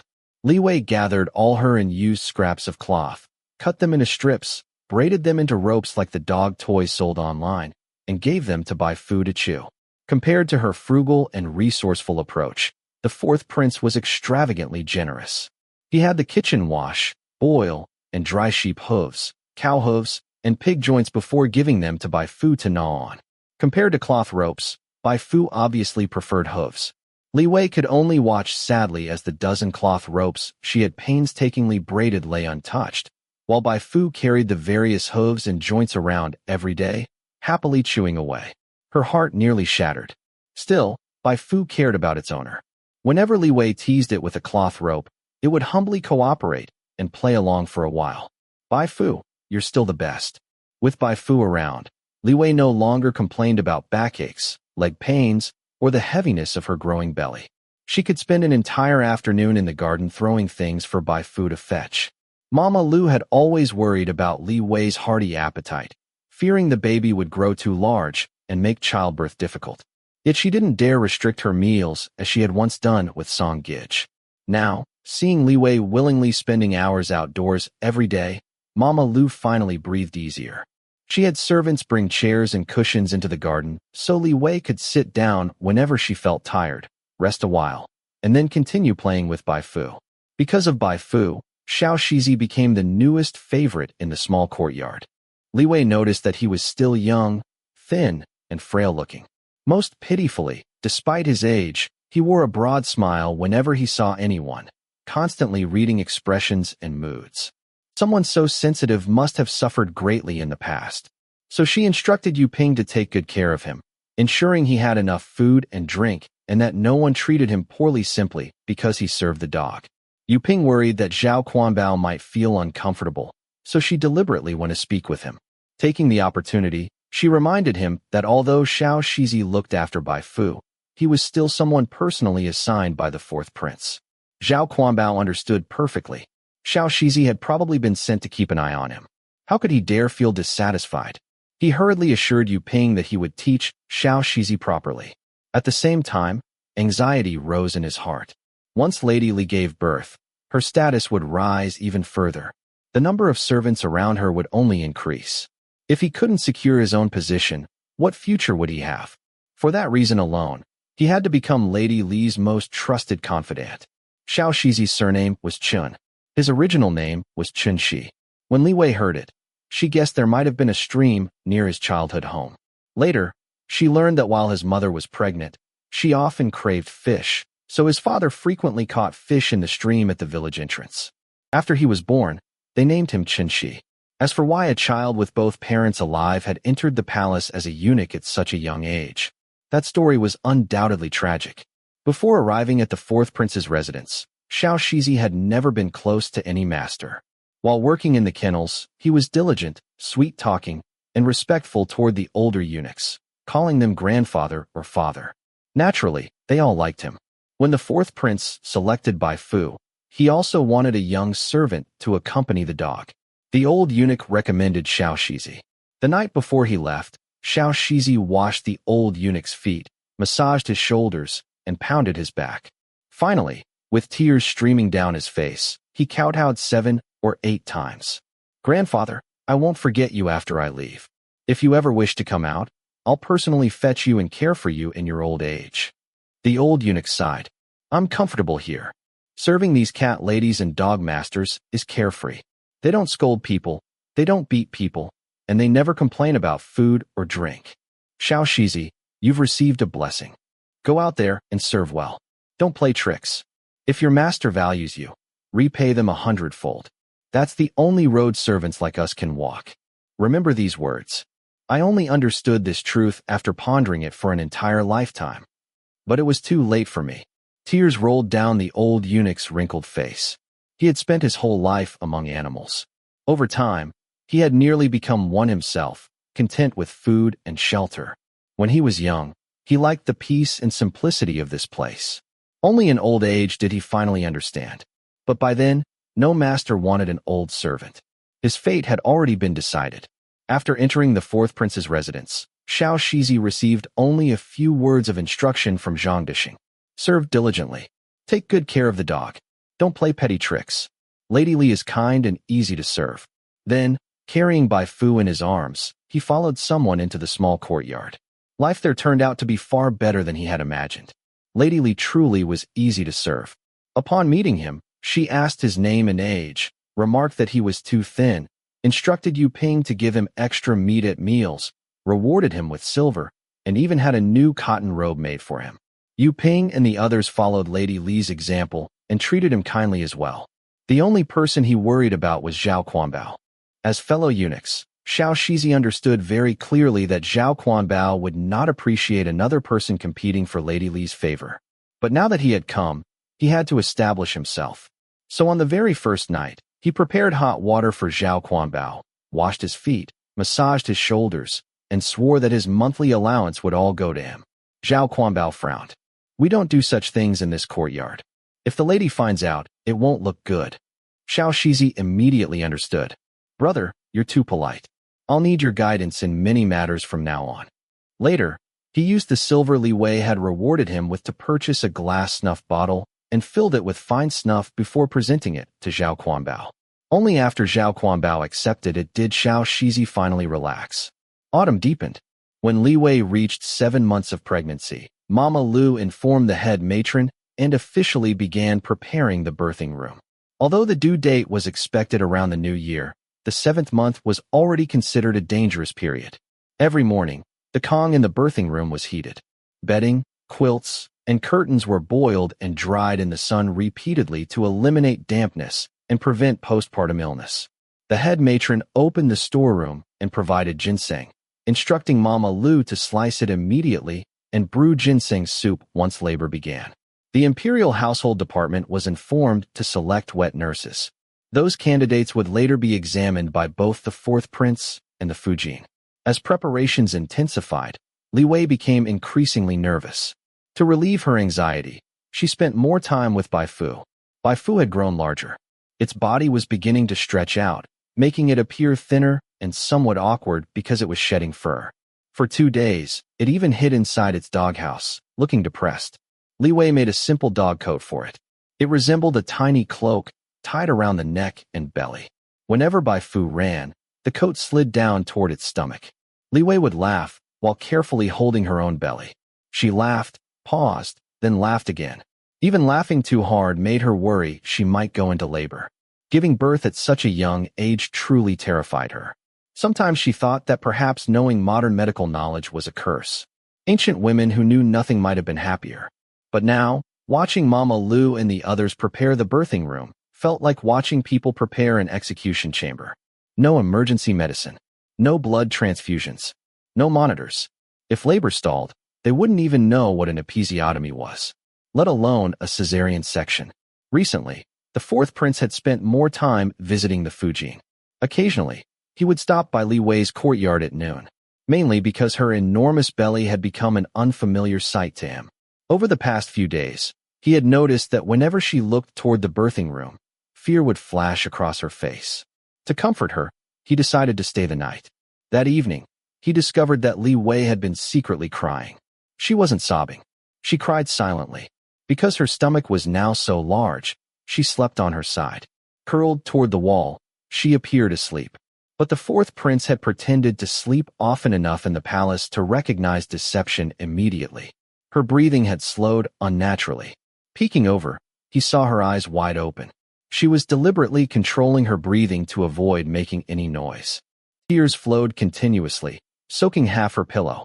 Seeing this, the fourth prince first felt alarm. How long had she been crying like this? Had her maids ever noticed? Then anger followed. At such an advanced stage of pregnancy, how could she grieve so deeply? Wouldn't this harm her body? He gently stroked her back, then turned her around. Within the bed curtains, he saw a face covered in shining tear tracks. Softening his voice, he asked, "What's wrong? Are you hungry?" It was a terrible attempt at humor. He only wanted to lighten her mood. Sometimes a joke could disperse sadness. But Li Wei wasn't in the mood. Very seriously, she said, "Injin, if I die, can you have them bury me facing east?" That was where her home had once been. Now her parents were separated from her by hundreds of years. She wondered whether death here might allow her to return. The fourth prince felt as though his heart had fallen into a deep well. Nonsense. His voice rose sharply. Outside, Yu Ping and Zhang Dexing were startled. Zhang Dexing gestured toward the door. Yu Ping shook her head. Wait. Inside the bed curtains, the fourth prince steadied himself. With a stern expression, he said, "Don't say such things recklessly. The gods and Buddhas are listening." Then he embraced her, placing his hand over hers on her stomach. "Could you bear to leave the child behind?" At that moment, Li Wei honestly didn't feel much attachment. The child hadn't even been born yet. It still didn't feel real. She truly didn't believe she could willingly sacrifice her life without regret. If she were back home in modern times, she'd probably be clinging to her mother's hand and crying that childbirth was too frightening. Right now, she simply wanted to say she didn't want to give birth. Fortunately, reason still remained. She knew the fourth prince wasn't someone who would tolerate everything unconditionally. Seeing her remain silent, the fourth prince lowered his voice. "Could you bear to leave me?" Yes, she could. If someone appeared right now and told her that death meant returning home, she would probably go without hesitation. The fourth prince was her comfort, her support, a beam of light in this ancient world. But if there were a chance to return to her own world, who would willingly stay in hell? Even if it wasn't heaven, even if it were merely the human world she once belonged to, she would still wave cheerfully and bid farewell to the fourth prince. A million-tail lottery ticket was wonderful, but if forced to choose between wealth and life, she would always choose life. Li Wei suddenly felt guilty. She felt as though she had betrayed the fourth prince's sincere affection. Perhaps the original Lady Li wouldn't have wanted to run away simply because of childbirth. Filled with guilt, fear, and confusion, she buried her face in his chest. Sniffling softly, "I'm sorry." Hearing her apology, the fourth prince's heart softened completely. His anger disappeared. Holding her gently, he patted her back. "You're still young. That's why you're afraid. Every woman must experience this. One day, when our children are grown, you'll look back and laugh at how frightened you were." Laugh. What was there to laugh about? It wasn't funny at all. And if this child dared become unfilial in the future, she would. The fourth prince concluded that Lady Li was simply too young, too inexperienced. Fearing she might dwell on dark thoughts, He began visiting her every day again. He even spent nights in her room. Whenever he discovered her secretly crying, he turned her over and comforted her. He used Song Shi as an example. Look at Sister Song. She gave birth very smoothly. Yet he soon discovered that every time he mentioned Song Shi, Lady Li secretly glared at him. Jealous again. Helpless, he switched examples. He began talking about the Fujin's little Gidge instead. He told Li Wei how adorable the child was. Her tiny hands, tiny feet, small nose, little mouth. How she recognized familiar faces. How she blew bubbles. How she had recently begun trying to speak. Seeing Li Wei listen attentively whenever he described the child, the fourth prince began praising the little Gidge every day. To further distract her, the imperial household department delivered the list of wet nurses selected by the Fujin. He brought it for Li Wei to see. Selection criteria included family background, number of children born, survival rates, the health of those children, horoscope compatibility, and even appearance. Unexpectedly, after glancing over the list, Li Wei looked at him with sparkling eyes. The fourth prince set the list aside. What is it? She lowered her head and tugged gently at his fingers. I want to breastfeed the baby myself. Nonsense. The fourth prince frowned. How can a mistress nurse her own child? Thinking quickly, he added, Song Shi's little Gidge was frail. Then he glared at her. Was she going to curse her own child too? Naturally, Li Wei wouldn't. But pregnancy had indeed dulled her mind somewhat. If I feed the baby myself, the child will be closer to me. Meeting his fierce gaze, she lowered her head. I want to do it. Please let me. The fourth prince looked at the way her small hands clung to his fingers, twisting, tangling, almost tying themselves into knots. Even terrified, she was still stubborn. He sighed deeply. This Lady Li. Never any great faults. Just endless little troubles. Sitting beside her, he wrapped his arms around her and looked at her enormous belly. We still need wet nurses. Seeing her ready to protest, he pressed a finger against her lips. You can't feed the baby at night. You can nurse during the day. The wet nurse will take over at night. Li Wei's face instantly bloomed with joy. Her entire body relaxed. Seeing her smile, the fourth prince smiled too. Satisfied now, she leaned happily into his embrace, holding this precious treasure in his arms. While autumn winds whispered outside the window, the fourth prince suddenly felt as though spring itself had arrived inside the room. A month later, Lady Li gave birth to a little Gidge. Chapter 32. Li Wei truly didn't know how to choose a good time to give birth. It happened to be during the Grand New Year banquets again, just like last year. Every day, fourth prince and the Fujin had to attend palace banquets. Last year, Mama Lu and Li Wei had managed things in name.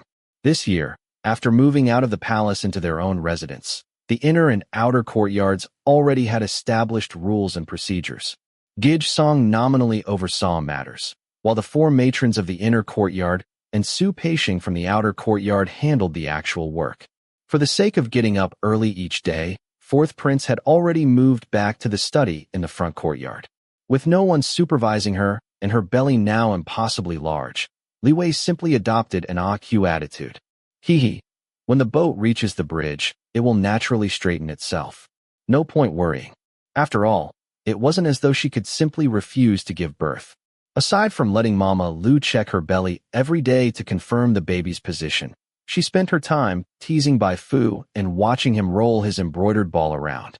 After seeing the little dog coat she had sewn for Bai Fu, fourth prince had ordered the embroiderers to make several more sets. Xiao Shizi dressed Bai Fu in a different outfit every day. Recently, for the new year, Bai Fu had been wearing red. A red Bai Fu rolling around with a red embroidered ball wrapped in green silk threads. If someone blinked, they might not even be able to tell which one was the ball and which one was the dog.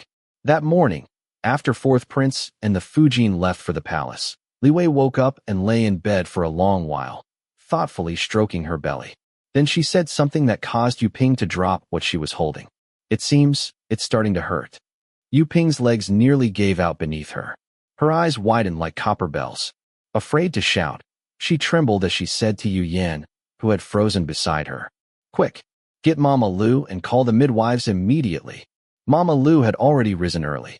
With both masters absent from the residence recently, and knowing her mistress could be unreliable, she had been sleeping lightly, listening carefully for any movement from the main room. The moment she heard Yu Yan's hurried footsteps, she rushed outside, nearly colliding with her. Has something happened to the lady? Mama Lu asked as she hurried toward the room. Yu Yan's face was deathly pale. She had been on night duty. Matron, the lady says her stomach hurts. Before she even finished speaking, Mama Lu had already sprinted into the room. Inside, Li Wei was breathing heavily. It hurts again. It hurts again. Mama Lu examined her belly, checked below, and calculated the timing. Something seemed odd. Lady, when did the pain begin? I don't know. Li Wei gasped. I was asleep. To sleep through labor pains. This mistress truly was extraordinary. Mama Lu was speechless. She immediately ordered people to heat the Kong in the delivery room. Fortunately, the room was warmed every day in preparation. Otherwise, the chill would have taken much longer to dissipate. Even so, they would still have to wait half an hour before bringing Li Wei inside. The small courtyard descended into chaos. Yu Shui and Zhang Dishing heated the Kong in the delivery room. The moment Li Wei complained of pain, Zhao Quanbao had already run to find Zhang Dishing. The kitchen in the front courtyard was closer, making it easier to prepare hot water and ginseng soup. Having learned their lesson from Song Shi's delivery, everyone knew that the delivery room couldn't have an active fire or braziers burning during labor. The room had to be warmed in advance, and then allowed to cool to a comfortable temperature. Otherwise, after hours of labor, the mother would freeze. Once the room was warm enough, the Kong fire was extinguished. Fresh bedding, quilts, and curtains were replaced. The head matron and the midwives arrived.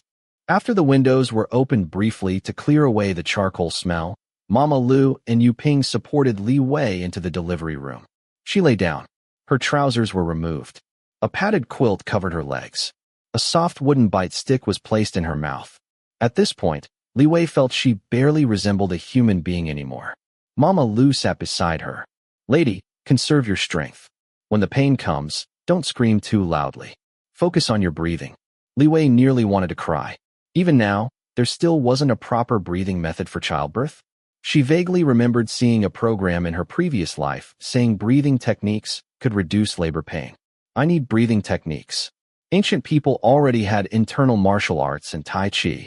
How had no one invented breathing exercises for childbirth? Meanwhile, in the front courtyard, Su Peixing mounted a horse and rushed toward the palace. Fortunately, he carried a Wei's token and had accompanied fourth prince into the palace many times, so he passed through the gates smoothly. Only after entering did he discover that fourth prince was attending the banquet in the main hall. Su Peixing paced anxiously outside like a donkey, turning a millstone for 2 whole hours. Finally, he saw fourth prince emerge. Quietly, he replaced the attendant standing nearby. Fourth prince glanced at him. Su Peixing stepped forward with a wine pot, poured wine into his cup, and whispered, Lady Li is in labor. Fourth prince paused. His hand holding the cup remained steady, but for a moment he forgot to drink. Recovering himself, he said, Return immediately and keep watch. Su Peixing asked, Should we inform Yonghe Palace and notify the Fujin? Fourth prince considered it carefully. The head matron was already there. The Fujin returning now would serve little purpose. Besides, during the New Year festivities, it would attract far too much attention if the Fujin left the palace banquet just because a concubine was giving birth. And when too many people managed one matter, confusion often followed. Without the Fujin, the head matron could make decisions directly. With the Fujin present, everything would have to be reported upward, discussed, then passed back down. That only wasted time. He shook his head. No need. Palace matters are more important. Tell them I entrust everything to the head matron. Su Peixing secretly sympathized with the head matron, then hurried back. For the rest of the banquet, fourth prince was distracted. As he raised cups and exchanged pleasantries, he mentally calculated Li Wei's months of pregnancy. After several attempts, he reached a conclusion. Not yet 9 months. Only 8.5. Immediately, he became irritated. Song Shi had at least waited until everyone was home after the New Year banquet before giving birth. Why did she have to choose today? It wasn't even appropriate to summon an imperial physician during the holiday celebrations. The more he thought about it, the more anxious he became. Then he remembered there were physicians in the city. Surely Su Peixing had thought of that. Still uneasy, he called Zhang Bao over. Return and tell Su Peixing not to summon an imperial physician. Find physicians from the city instead. Zhang Bao obeyed and departed. Unlike Zhang Desheng, Zhang Bao was one of fourth prince's trusted attendants. He rode straight to Qianmen Street, selected the largest medical clinics, asked which physicians specialized in women's and children's illnesses, and brought one back immediately. When he arrived at the residence with the physician, Su Peixing and the head matron were still discussing whether they should summon an imperial physician. The head matron said, "Lady Li is in good condition. During the new year, calling an imperial physician isn't easy." Su Peixing was worried. "We still need a backup plan." The head matron said, "Forget the imperial physician. We can invite capable doctors from outside." At that moment, Zhang Bao arrived. Sweating heavily, he said, "The prince ordered me to bring this physician. Since it's the new year, we are not to summon an imperial physician." With fourth prince's orders, Su Peixing had nothing more to say. He immediately sent people to invite several additional doctors. Meanwhile, the physician was questioned about his background, changed clothes, and entered to examine Li Wei. Back at the banquet, Zhang Bao returned and reported everything. Hearing that Li Wei remained stable, fourth prince relaxed slightly. Perhaps she still wouldn't have delivered by the time he returned home. Unexpectedly, when fourth prince and the Fujin returned at dusk, joyful news awaited them. Both mother and daughter were safe. Granny Zhuang and Mama Lu entered together to report. The second princess weighs 5 jin and 1 liang. Her features are delicate and lovely.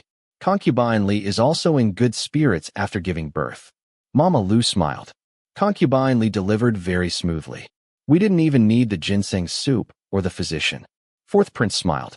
The Fujin laughed as well. Lady Li truly has good fortune. Take excellent care of both mother and daughter. After they withdrew, fourth prince rose. I'll return to the study. There's no need for you to hurry over tonight. Have someone visit tomorrow. The Fujin nodded. I understand. Back in the study, fourth prince pretended to play with Bai Fu for a while. Bai Fu placed his embroidered ball into fourth prince's hand several times, but more often than not, fourth prince remained distracted. Eventually, he judged that enough time had passed and headed toward the small courtyard. Inside, Li Wei was eating while simultaneously nursing her daughter. During pregnancy, she had gained a great deal of weight, but apparently most of it had gone to her instead of the baby. The child wasn't particularly plump. Her milk supply, however, was abundant. It had started coming in 2 days ago, and now she felt as though she could spray milk everywhere. Good heavens! She held her daughter while feeding her. After delivery, she felt utterly liberated. It was as though a 50-pound burden had been removed from her body. Yu Ping fed her spoonfuls of egg cake soaked in brown sugar syrup. Li Wei had specifically requested it. After gobbling down 7 or 8 fist-sized pieces, she finally felt less hungry. The baby finished nursing and was carried away. At that moment, fourth prince entered and encountered the wet nurse leaving. He bent down to look. The little baby was red-faced, eyes squeezed shut. She looked so fragile that he didn't dare touch her. After staring for a while, he instructed the wet nurse sternly. Take good care of her. If anything happens to the second princess, your entire family will answer for it. Only after threatening the professional caretaker did he step behind the screen. You've worked hard, he said softly. The second princess is doing well. Li Wei blinked. After risking her life to give birth, all she got was fourth prince talking to her from behind a screen? What kind of treatment was this? Feeling aggrieved, tears suddenly welled up. Yu Ping exclaimed, Lady, hearing something wrong in her tone, fourth prince immediately came around the screen. Li Wei looked rosy and healthy, but tears streamed down her cheeks. Fourth prince sighed inwardly. She really had become more spoiled lately. Still, seeing her pale exhaustion beneath her flushed complexion, he grew worried. He touched her face. Warm. Her forehead was warm too. His expression changed. Call the physician back. Yu Ping stammered. The physicians have already left. Nonsense. Fourth prince snapped. Bring them back immediately. Let them stay in the residence for several days. Then he scolded Yu Ping. Didn't you notice your mistress is feverish? Hurry. Yu Ping rushed out. Li Wei touched her own face. It should be normal. Lie down. Fourth prince said, helping her recline. Wait, she protested. I haven't eaten the wontons I ordered yet. She had specifically requested shrimp wontons after finishing her egg cake. Still thinking about food. Fourth prince relaxed somewhat. Feeling the bedding beneath her, He realized the Kong had been heated again to keep her warm after delivery. That explained the warmth. Then he said, "Why did you insist on giving birth so early?" Li Wei looked delighted. The burden was gone. She felt free. It's good this way. If the baby had stayed until full term, she would have been bigger. A smaller baby comes out much easier. She demonstrated with her hands. Big baby. Small baby. Easy comparison. Fourth Prince watched her smile brightly, though exhaustion was already overtaking her. Her eyelids drooped. Still, she stubbornly waited until the shrimp wontons arrived. Only after eating a full bowl did she finally drift off to sleep. Fourth Prince then went to see the second princess. The child had remained nearby because Li Wei intended to breastfeed personally. Wrapped tightly in swaddling clothes, she looked tiny. As Fourth Prince examined her carefully, he noticed something. Of her 10 fingernails, only 6 had fully formed. The other 4 were only half-grown. His face darkened immediately. The wet nurse trembled. "Your Highness, the little princess was born early. If she had remained in the womb longer, this wouldn't have happened. By the time she reaches 1 month old, her nails will be complete." Fourth Prince silently re-wrapped the swaddling. Then he said coldly, "If the second princess loses even a single hair, your entire family will pay with their lives." Returning to the study, he summoned Su Peixing. "Investigate everything surrounding Lady Li's premature delivery." Song Shi had delivered at full term. Li Wei had been so well cared for. Why was her daughter born early? Su Peixing nearly collapsed. The moment Li Wei went into labor, he and the head matron had already locked down the courtyard. They had examined every item and every person who entered over the past 2 months. They had questioned everyone. The conclusion remained the same. Nothing was wrong. But telling Fourth Prince that now would only earn him another kick. And indeed, when he reported there were no abnormalities, Fourth Prince kicked him. Su Peixing accepted it and immediately cowed out. "I wouldn't dare deceive your highness. We truly investigated everything." Fourth Prince ordered him outside to kneel. Then he summoned the head matron. The head matron knelt and said calmly, "Your highness, this old servant has spent her life in the palace. Concubine Li is highly favored, and countless eyes watch her every day. This was likely simply fate. If she had carried the child to full term, the baby might have been 2 or 3 gene heavier. The birth could have become far more dangerous." Fourth Prince's suspicions eased somewhat. He remembered that the Crown Prince had recently lost a daughter. At the time, Fourth Prince had thought that if it happened in his own residence, he would uncover the truth. Yet now, in his own household, he found nothing. He felt deeply frustrated. Finally he said, "I trust you. If you say nothing happened, then nothing happened." The head matron's heart sank. "Raise the second princess safely," Fourth Prince said. "I leave her in your care." The head matron nearly lost her breath. Raise her safely? Who could guarantee such a thing? But she could only kneel and accept the responsibility. Afterward, she and Granny Zhuang inspected the small courtyard thoroughly. Flowers, bird cages, fish tanks. Nothing escaped inspection. From that day onward, they came daily. The physicians remained for 10 days. By then, the second princess had opened her eyes. Li Wei had completed her postpartum recovery and was nourished every day with chicken soup, fish soup, and pig trotter soup. She became increasingly fair, soft, and plump. Sometimes, while breastfeeding, she had to hold up her breast with one hand for fear of accidentally covering her daughter's nose. One day, Mama Lu was massaging her abdomen. Li Wei was astonished that ancient times even had postpartum belly massages. Unfortunately, it hurt terribly. She screamed louder than she had during childbirth. Fourth Prince arrived just then. Hearing the noise, he hurried over. The head matron reassured him. This helps her recover faster. Fourth Prince relaxed. Then he frowned. The screaming was grating. Li Wei really was too uninhibited. He instructed Yu Shui, "Tell your mistress to keep her voice down." Yu Shui obeyed. Upon hearing Fourth Prince had arrived, Li Wei felt aggrieved again. Recently, her emotions had become too unstable. Just hearing he told her not to scream made her want to cry. That wasn't good. If she kept acting spoiled, Fourth Prince might eventually become annoyed. So she held it in. She whimpered softly instead. From outside, Fourth Prince listened. The half-suppressed crying sounded even more pitiful. He suddenly felt guilty. When he entered, he found Li Wei pale with pain. She clung desperately to the bed curtains. Yu Ping restrained her shoulders. Mama Lu continued pressing firmly. It truly resembled torture. And the moment Li Wei saw him, tears spilled down her cheeks. Fourth prince sat beside her and wrapped an arm around her. He allowed Mama Lu to continue for another quarter of an hour. Only then did he dismiss everyone. Afterward, he rested a hand gently on her belly. She trembled immediately. "No more rubbing," he said softly. "Cry if you want. Just cry." But crying hurt too. Using abdominal muscles hurt. Everything hurt.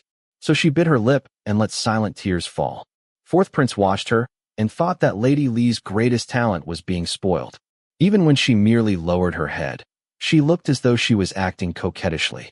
If she had been sent home after the selection instead of entering the palace, no ordinary family could have afforded to pamper her. She truly needed to be kept indoors and cherished every day. Thinking about this, Fourth Prince couldn't help laughing. Li Wei noticed immediately. She was suffering, and he was laughing? How heartless. She pushed at him weakly. Fourth Prince held her tighter, still smiling. "Still crying?" "Yes," she muttered. "Then continue crying." He even stuffed a handkerchief into her hand. Li Wei suddenly couldn't cry anymore. Once the emotion passed, even she felt embarrassed. Had childbirth really turned her into such a crybaby? She leaned quietly against Fourth Prince's chest and sniffled. Fourth Prince stroked her shoulder. The room gradually quieted. Outside, Yu Ping and the others peeked inside and finally relaxed. Mama Lu sighed deeply. "At last, I can finally rest." Yu Ping escorted her out and slipped 10 taels of silver into her hand. Favored or not, these important people still had to be treated well. The following day, news reached the palace. The timing of the child's birth was considered auspicious. Consort Da heard the news and said, "She is a blessed child." When Fourth Prince entered the palace again, his brothers all congratulated him. The Crown Prince personally toasted him. "The child has just been born, so I didn't dare send gifts immediately. But Father Emperor and Grandmother are both pleased. As your elder brother, I am also happy for you. Raise her well. When she marries in the future, I'll contribute to her dowry." The Crown Prince had recently lost a daughter himself. After drinking 3 cups with Fourth Prince, he even nearly helped choose the child's name. Fourth Prince escaped quickly. He thought silently, "Do you intend to raise my daughter for me as well? Fortunately, I didn't let you name her." Author's note. See you tomorrow. P.S. In history, the Crown Prince's second princess passed away in the 33rd year of Kangshi's reign, but in this story it has been changed to the 34th year. Chapter 33. After her confinement period ended, Li Wei's biggest problem was losing weight. But apparently, apart from herself, Mama Lu, Yu Ping, and even Fourth Prince didn't think she was fat. Mama Lu said, "This is how a noble lady should look." Yu Ping said, "This is called looking prosperous." Then she lowered her voice and added, "Don't worry. You naturally have a small frame. The consorts in the palace all have larger builds. Look at Consort Yi. She's what you'd call." Now that they were out of the palace, she had become bold. Li Wei looked at Yu Ping in surprise, silently conveying, "I admire your courage." Then she said, "I've never even seen Consort Yi." In fact, she hadn't seen any of the famous 4 consorts, not even Fourth Prince's birth mother, Consort Da. It was rather embarrassing. She had lived in the palace for 2 years without ever meeting them. It was like visiting a famous scenic site but never seeing the main attractions, only wandering around the outskirts before leaving. Yu Ping choked for a moment and said, "Anyway, you don't need to starve yourself. Didn't Mama Lu say to wait another 2 months? Your belly will shrink back." Having no other choice, Li Wei sought Fourth Prince's opinion. Only after she brought it up did Fourth Prince carefully examine her a few times. Then he nodded and said, "You do have more flesh than before." The comment didn't sound insulting at all. She couldn't be too direct with him, so she asked cautiously, "Do you like it? Should I lose some weight?" As she spoke, she pulled his hand toward her waist, though it could hardly be called a waist anymore. Just thinking about it nearly brought tears to her eyes. Fourth Prince's hand rested against the small of her back, then suddenly squeezed twice. "Ah!" She immediately shrieked and curled up like a shrimp, trying to escape his hand. He pulled her back and muttered something about liking it. The rest, she didn't hear clearly before he harmonized with her. The harmonization process was very harmonious. Fourth Prince thoroughly demonstrated his satisfaction with her newfound softness, especially enjoying giving her a little shake while above her, wearing a highly suggestive smile. Fine. She understood. He was very satisfied. Li Wei was utterly embarrassed by his antics. Her full breasts, still producing milk, also proved extremely popular, to the point that the bedding was soaked by the end. It was simply too shameful. Li Wei felt as though her worldview was cracking apart. After that night, she regained confidence in her figure. This wasn't called being fat. This was called being voluptuous. In the blink of an eye, early spring arrived. Songshi's first princess turned 1 year old, while Li Wei's second princess reached her first month. It truly was a season of joyous occasions. Even Fujin felt fortune favored her. 2 women had conceived before her, yet both had given birth to daughters. Surely heaven was blessing her. Since she had no intention of pursuing a voluptuous and seductive image, she decided to avoid appearing before fourth prince as much as possible over the next few months. If necessary, she could always resort to eating lamb.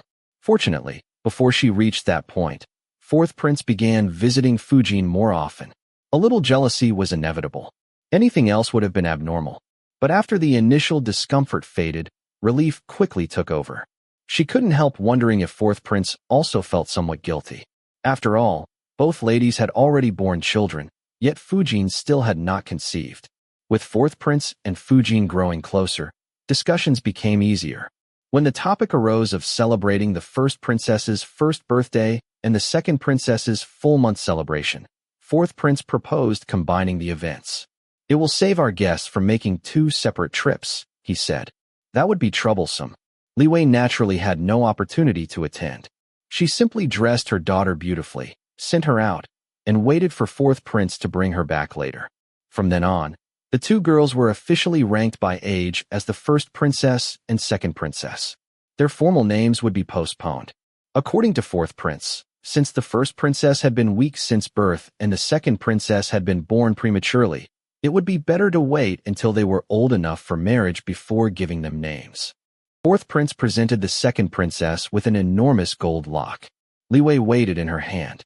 It had to weigh at least 7 or 8 taels. This clearly wasn't meant to be worn. It was intended to hang from the child's cradle. Fourth prince believed that the heavier the gold, the more firmly it would anchor the child's fate. Apparently, ancient people thought children died young because their destinies were too light, as though a gust of wind might carry them away. Li Wei looked worriedly at her daughter. Without vaccines, children in this era truly were fragile. She remembered her mother once telling her that raising pets around children from an early age could strengthen their immunity. Her mother had said she used to suffer frequent fevers as a child, so her family raised 2 rabbits for her. At that time, pet rabbits weren't common. They had simply been ordinary meat rabbits. Her mother had even shown her old photographs. In them, she stood beside the rabbits, almost as tall as they were. Yet Li Wei had no memory whatsoever of ever owning such adorable creatures. According to her mother, she rarely became sick after that. The rabbits had eventually been given away, presumably to someone's dinner table. In any case, without modern medicine and vaccines, this was still a feasible method. After all, she herself had benefited from it, even if she couldn't remember it. Just as Li Wei was wondering how to secretly allow Bai Fu to spend more time with the second princess without fourth prince noticing, fourth prince was sent away on official business. Last year, the Yellow River had flooded, devastating Hunan and Shandong. The emperor had issued relief decrees, reduced taxes, and even cut back on his own meals. The ministers followed suit. Through everyone's efforts, the disaster had finally been weathered. Now it was time for an inspection. How much recovery had taken place? Where had the relief funds gone? How much money had been spent repairing the Yellow River? How much farmland had been reclaimed? How many displaced people had returned home? The emperor intended to send fourth prince. Conservatively speaking, the trip would take a year, possibly even a year and a half. When discussing the matter with Crown Prince, the emperor hesitated between third prince and fourth prince. Third prince was older and already had an heir, but he was overly idealistic and deeply admired scholars. There were concerns he might be too easily influenced. Fourth prince was more pragmatic, though younger. Moreover, he currently had only 2 daughters and no sons. In the end, fourth prince was selected. This assignment was meant to accomplish real work. Sending someone incapable would be pointless. Once the accompanying officials had been chosen, fourth prince was summoned to receive the imperial decree. The emperor first encouraged him, then tempered his expectations. He advised him to listen more and speak less. He reminded him that a wise man does not stand beneath a crumbling wall. 20 guards and 500 soldiers were assigned to protect him. He was urged to depart early and return safely. Afterward, Crown Prince called him aside. Unlike the emperor, Crown Prince spoke practically. He presented Fourth Prince with a massive collection of documents. There were records of officials throughout Hunan, from governors down to county magistrates. There were also reports from the Ministry of Revenue and Ministry of Personnel, tax exemption records, grain relief distributions, and financial allocations. These documents could not be removed. Crown Prince instructed him to arrive early and stay late over the coming days, studying them carefully until he grasped the broader situation. Thus, Fourth Prince practically moved into Crown Prince's residence. He entered the palace as soon as the gates opened each morning and only left after they closed at night. If female family members hadn't made overnight stays inconvenient, he would gladly have remained there around the clock. Some accompanying officials also sought him out. Although princes were technically forbidden from associating with officials privately, no one objected under the guise of official business. Fourth Prince took advantage of the opportunity to befriend several experienced administrators. Though he couldn't recruit them personally, he asked them to recommend trustworthy subordinates. After all, there were still vacancies within his household. By the time he prepared to leave the capital, Fourth Prince already possessed a clear understanding of the entire situation.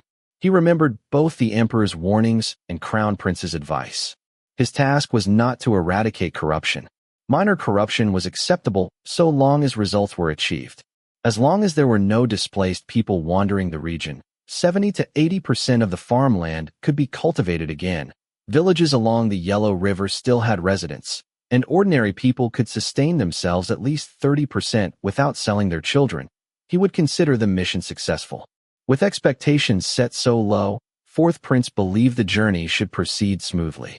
No matter how greedy officials might be, surely they understood the importance of leaving room for future dealings. If they pushed the people into utter desperation, their own positions would also become untenable. Meanwhile, the atmosphere within the residence was entirely different. Fujin felt deeply regretful. Her relationship with Fourth Prince had only recently improved. She had hoped to seize the opportunity to conceive. Who could have expected him to leave for over a year? Yet Fourth Prince was at the age where he needed achievements. Aside from First Prince, none of the princes commanded troops. Assignments like this were their path to merit.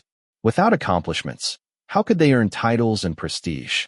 So instead of feeling upset, Fujin convinced herself she should be pleased. After all, any success Fourth Prince achieved would ultimately benefit her most. No matter how favored concubine Li was, she could never compare to the principal wife. Thus, Fujin focused on preparing Fourth Prince's luggage. She worried that bringing too much would burden him. She suggested extra medicines, several warm garments, and fewer lighter clothes, which could easily be purchased elsewhere. Since he would be gone for a year, silver was more useful than excessive belongings. Travel lightly. The head matron thought differently. Her packing list stretched 3 feet long.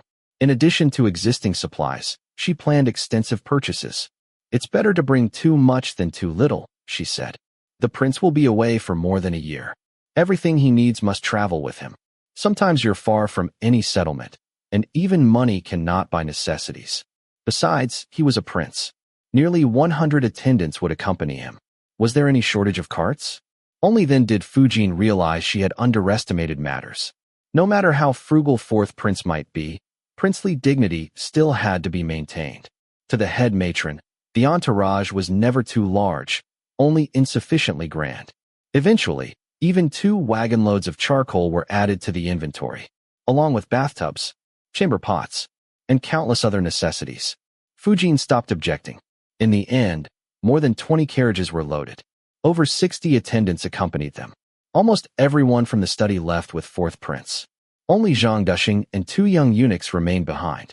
Once the study doors were locked, they would stay closed until Fourth Prince returned. Within the rear courtyard, 4 maids were selected to accompany the journey. All 3 ladies were available. Fourth Prince could choose whomsoever he wished. Fujin froze momentarily. Would she once again be left behind while others accompanied him? Fourth Prince had originally wanted to bring Lady Li. But she had only recently completed confinement. The hardships of travel would surely damage her health. As for Song Shi, the frailty of the first princess still lingered in his mind. Lady Wu was young and still somewhat novel to him. But after considering everything, he worried that if he departed, only Lady Li and the newborn second princess would remain behind. Even with the head matron, it felt unsafe. Ultimately, he decided to bring none of them. Fujin finally relaxed. After all, maids were merely servants. There was no reason to be concerned. When Li Wei saw fourth prince off, her first thought was, finally, he's leaving. She had learned of the assignment 2 months ago. Yet preparations alone had consumed those entire 2 months. What a waste of time. When she first heard the news, she had indeed felt sentimental. She even made shoes for him by hand.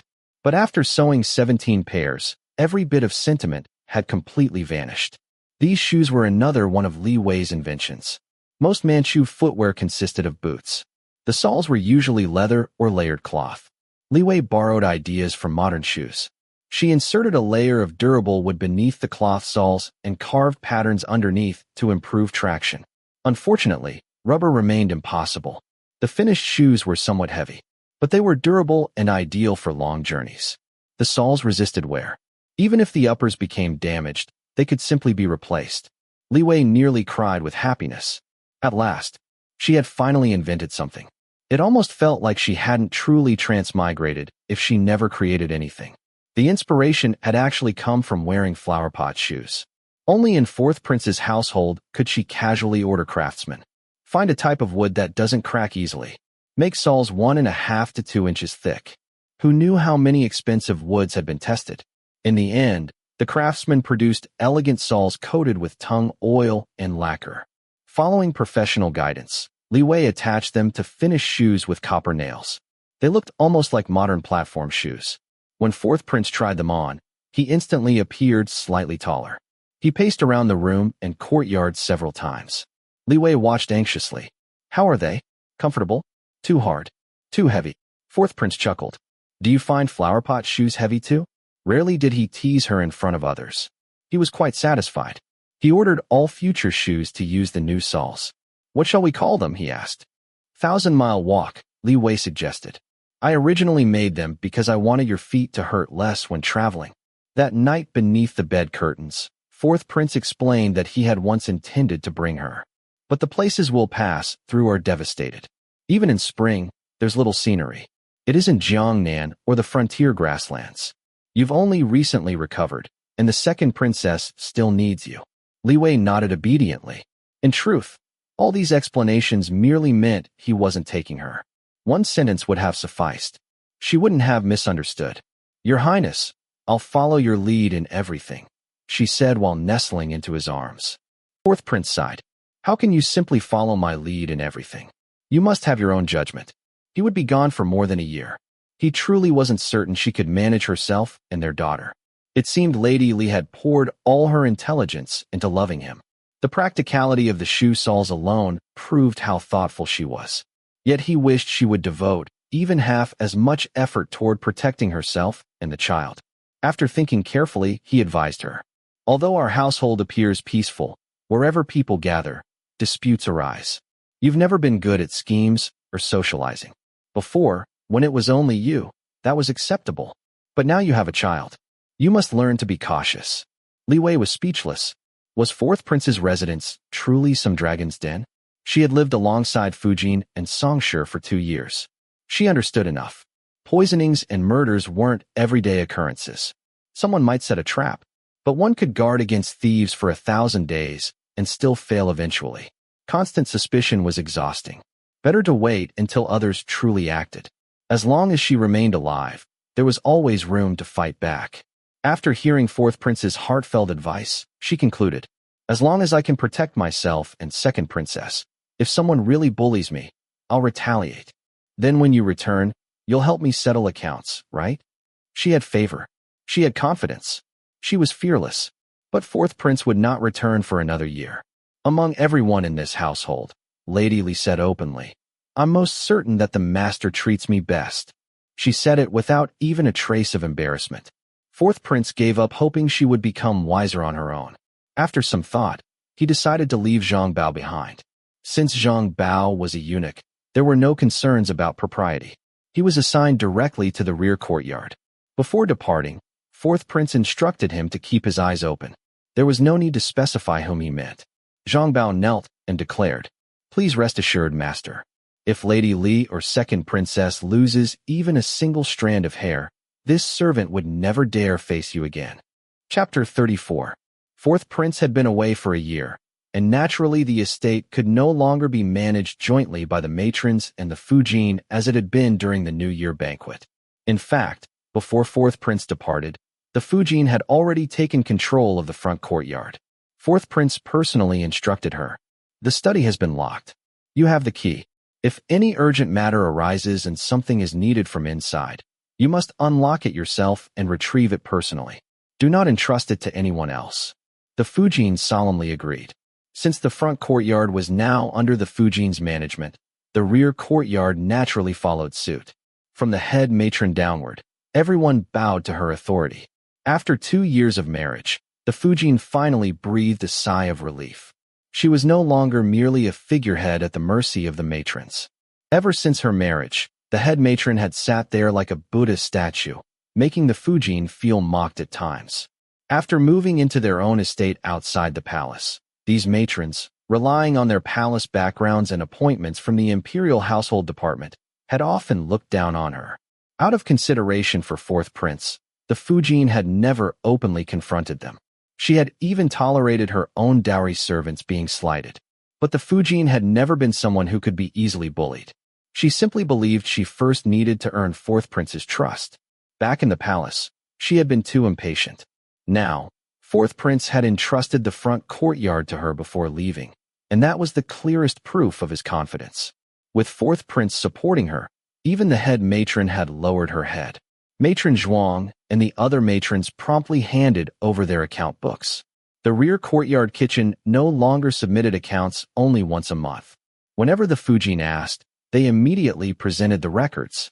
Never again would there be a situation where a lady living in the rear courtyard had not eaten from the kitchen for an entire month, yet nobody knew. While the Fujin breathed a sigh of relief, Li Wei also sensed the changing atmosphere. Only then did she truly understand the meaning behind Fourth Prince's instructions before his departure. Experiencing it personally was far more intense than she had imagined. If the Fujin intended to establish her authority in the rear courtyard, how could she allow herself to be ignored? Even Li Wei noticed that the Fujin appeared much more frequently these days. Yu Ping entered cautiously. "Lady, the Fujin's people came again. They asked how many times Second Princess nursed this morning, how much water she drank, and whether she had soiled herself." These inquiries were not directed at Li Wei herself. They went straight to the wet nurse. Twice a day, morning and evening, without fail. In theory, this was simply the Fujin diligently caring for Fourth Prince's daughter. But Li Wei still felt uncomfortable. The people in her courtyard felt the same. Recently, everyone seemed unsettled. Originally, the small courtyard had been self-contained. Now, people from above could suddenly appear at any time. This weakened Li Wei's authority within her own courtyard and made her servants feel that her words no longer carried as much weight. Li Wei sighed. This is also the Fujin showing concern for Second Princess. Could she stop the Fujin from asking questions? Of course not.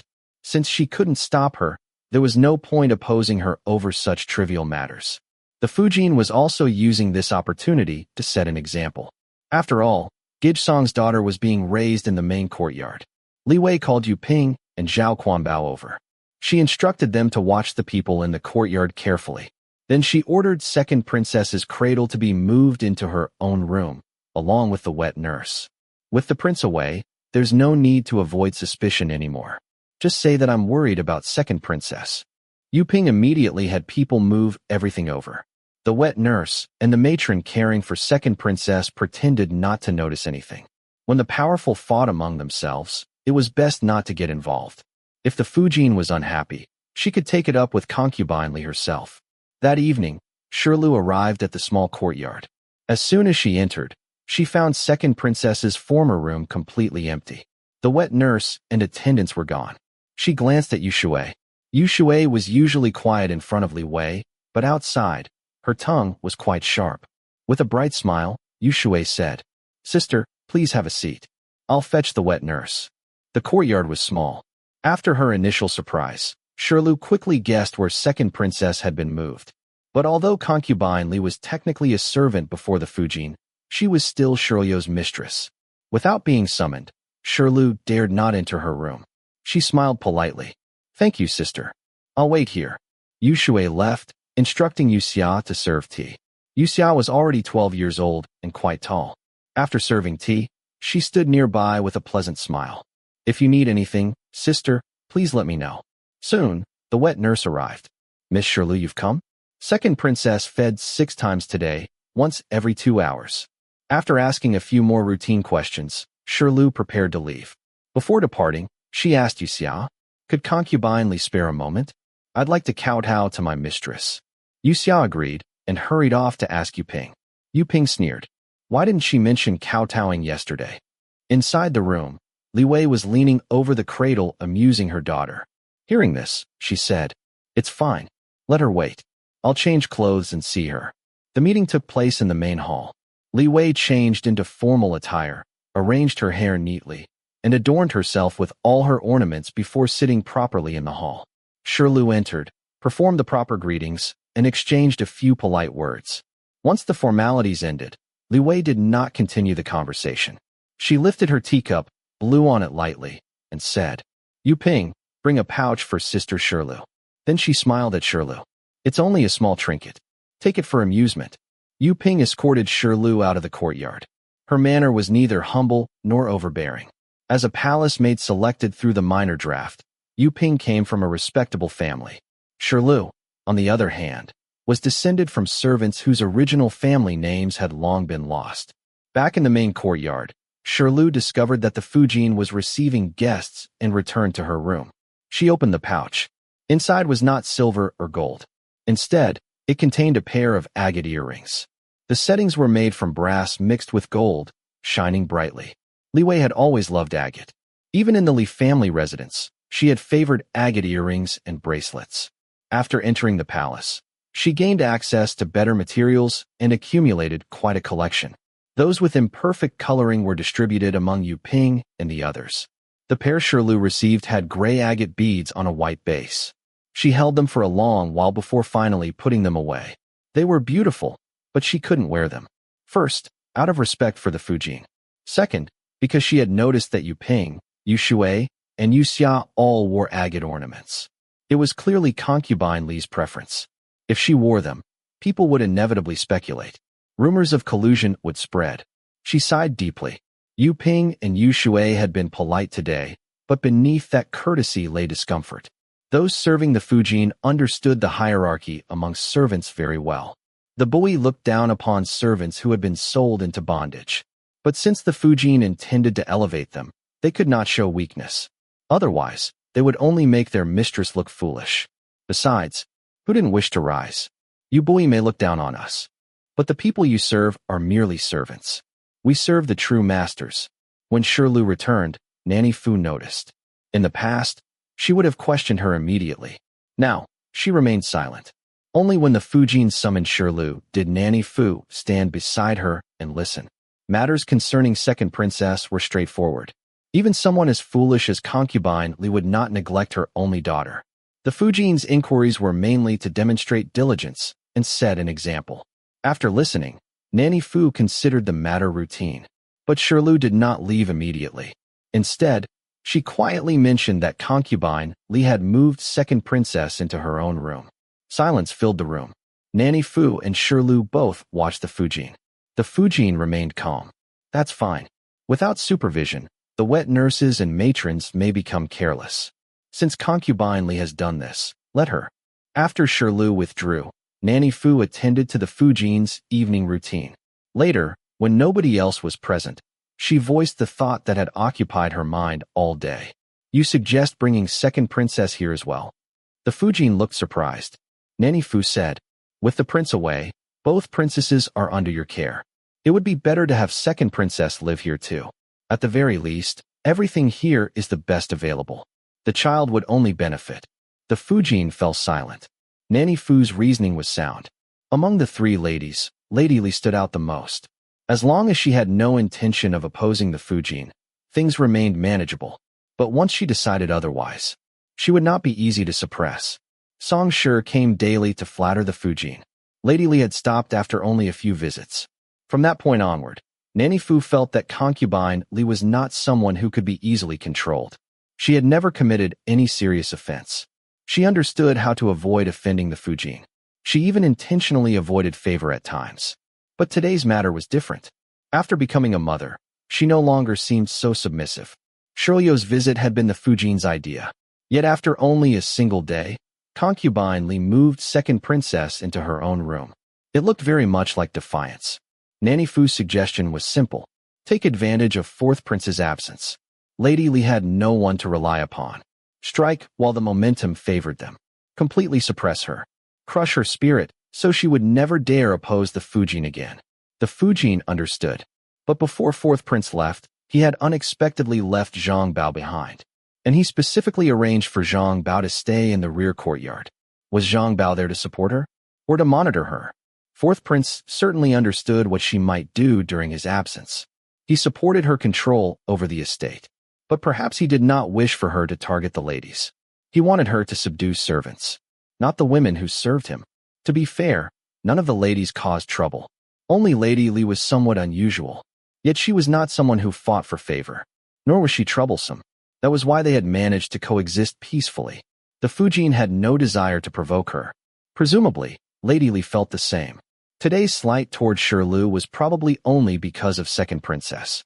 With fourth prince away, stability is more important, the Fujin said. She could not afford to lose the trust fourth prince had finally given her. Nanny Fu still wanted to persuade her. The Fujin interrupted. Matron, I know you mean well. But remember one thing. I married a prince of the Aizen-Joro clan. This is the prince's estate. Nanny Fu immediately fell silent. The Fujin had another reason she did not voice. If she truly confronted Lady Li, she would probably win. But it would be a miserable victory. Admitting she feared facing a lady head-on was unpleasant. Yet it was still preferable to discovering after the fight that she could not win at all. The next day, the Fujin heard that concubine Li had invited Lady Wu over. Previously, Lady Wu had often tried to befriend Lady Li. Lady Li had never accepted. She never refused her visits, but she never invited her either. Eventually, Lady Wu stopped trying. Now that Lady Li had extended her hand, Lady Wu would naturally stand beside her. Only then did the Fujin realize that the Lady Li she had always considered passive possessed such a formidable side. She had slighted Shirlu, then immediately began forming alliances. What exactly was she planning? Li Wei's sudden change alarmed not only the Fujin, but also Nanny Fu. To Nanny Fu, it meant only one thing. Concubine Li had stopped pretending. For several nights, the old matron could not sleep. She dreamed that the Fujin was suppressed by concubine Li. That concubine Li bore sons. That fourth prince listened only to concubine Li. That everyone loyal to the Fujin met tragic ends. And that she herself was sent back home. Nanny Fu had always regarded concubine Li as the Fujin's greatest threat. She constantly wanted to suppress her. She prayed fourth prince would stop favoring her. Previously, she feared concubine Li would use schemes to frame the Fujin, or whisper slander into fourth prince's ears. At that time, she wished Lady Li would simply disappear. But back then, Lady Li showed no desire to compete. Even so, Nanny Fu had worried constantly. Now Lady Li had a daughter and was taking advantage of fourth prince's absence to ally herself with Lady Wu. What exactly was she planning? Within days, Nanny Fu looked exhausted. Dark circles ringed her eyes. Though she restrained herself in front of the Fujin, her anxiety was obvious. The Fujin, influenced by Nanny Fu's fears, gradually began viewing Lady Li with suspicion as well. If Lady Li truly possessed such hidden intentions, then the Fujin had been utterly deceived. Fooled by a teenage girl she had thought timid and obedient. How humiliating. Before they could devise a plan, Pu Tao secretly reported that Shirlu had been bribed by concubine Li. The Fujin and Nanny Fu were stunned. Pu Tao was almost in tears. Shirlu had grown up alongside them like a sister. How could she betray the Fujin? She explained that people had been whispering that someone from the main courtyard was leaking information to concubine Li. Then she confessed she had secretly searched beneath Shirlio's bedding. There she found a pair of agate earrings. Gray-white agate beads as large as fingertips, beautifully polished, mounted in newly made brass and gold settings. Everyone knew what possessions the others owned. The Fujin rewarded her maids equally. Pu Tao had never seen such agate before. Meanwhile, everyone around Concubine Li wore agate. Concubine Li herself adored it. She wore a white agate bracelet all year long. It was said fourth prince had once specially procured an entire piece of fine agate for her. Pu Tao was terrified. After revealing everything, she collapsed to the floor. Nanny Fu nearly lost her footing. She leaned heavily against the table. The Fujin, however, remained composed. She simply said, "Bring Shirlu here." She refused to believe Shirlu would betray her. Perhaps the earrings were merely a reward. Or perhaps Concubine Li had given them intentionally. She would not abandon her own servant over rumors. Her calmness steadied Nanny Fu and Pu Tao. Pu Tao wiped her tears and went to summon Shirlu. After she left, the Fujin personally helped Nanny Fu sit down. "You were too hasty, matron. Shirlu grew up with me. I trust her character. I'm afraid someone is playing tricks. We mustn't fall into chaos ourselves. That would only delight our enemies." Nanny Fu sighed in relief. "You're right. Shirlu wouldn't betray you over a pair of earrings." Then her expression darkened. Could Concubine Li be trying to ruin her reputation? That was the real danger. Once rumors spread, the Fujin would be forced to act. People would think she couldn't even control her own maid. Her authority would crumble. Yet she couldn't punish Concubine Li. That left only one option: distance herself from Shirlu. But Shirlu had dignity. If she were ignored or punished, she could never hold her head high among the servants again. And she was innocent. Would she carry that stain forever? Would resentment grow in her heart? Meanwhile, Shirlu sat stiffly on the Kong in her room. She clutched the agate earrings tightly. The hooks bit painfully into her palm. She had long ago developed the habit of folding her bedding in a certain way. Today, she immediately sensed something had changed. Someone had searched through her things. Nothing was missing, but she knew something had been discovered. She stared at the earrings. They were beautiful. She never dared wear them. Yet late at night, she often admired them secretly. They were merely a reward. Lady Song had once given her a bracelet. Lady Wu had gifted her a hairpin. She had accepted those too. So why did this feel different? As darkness settled, Pu Tao pushed open the door. The two women looked at one another. Shirlu understood immediately. Pu Tao had searched her bedding.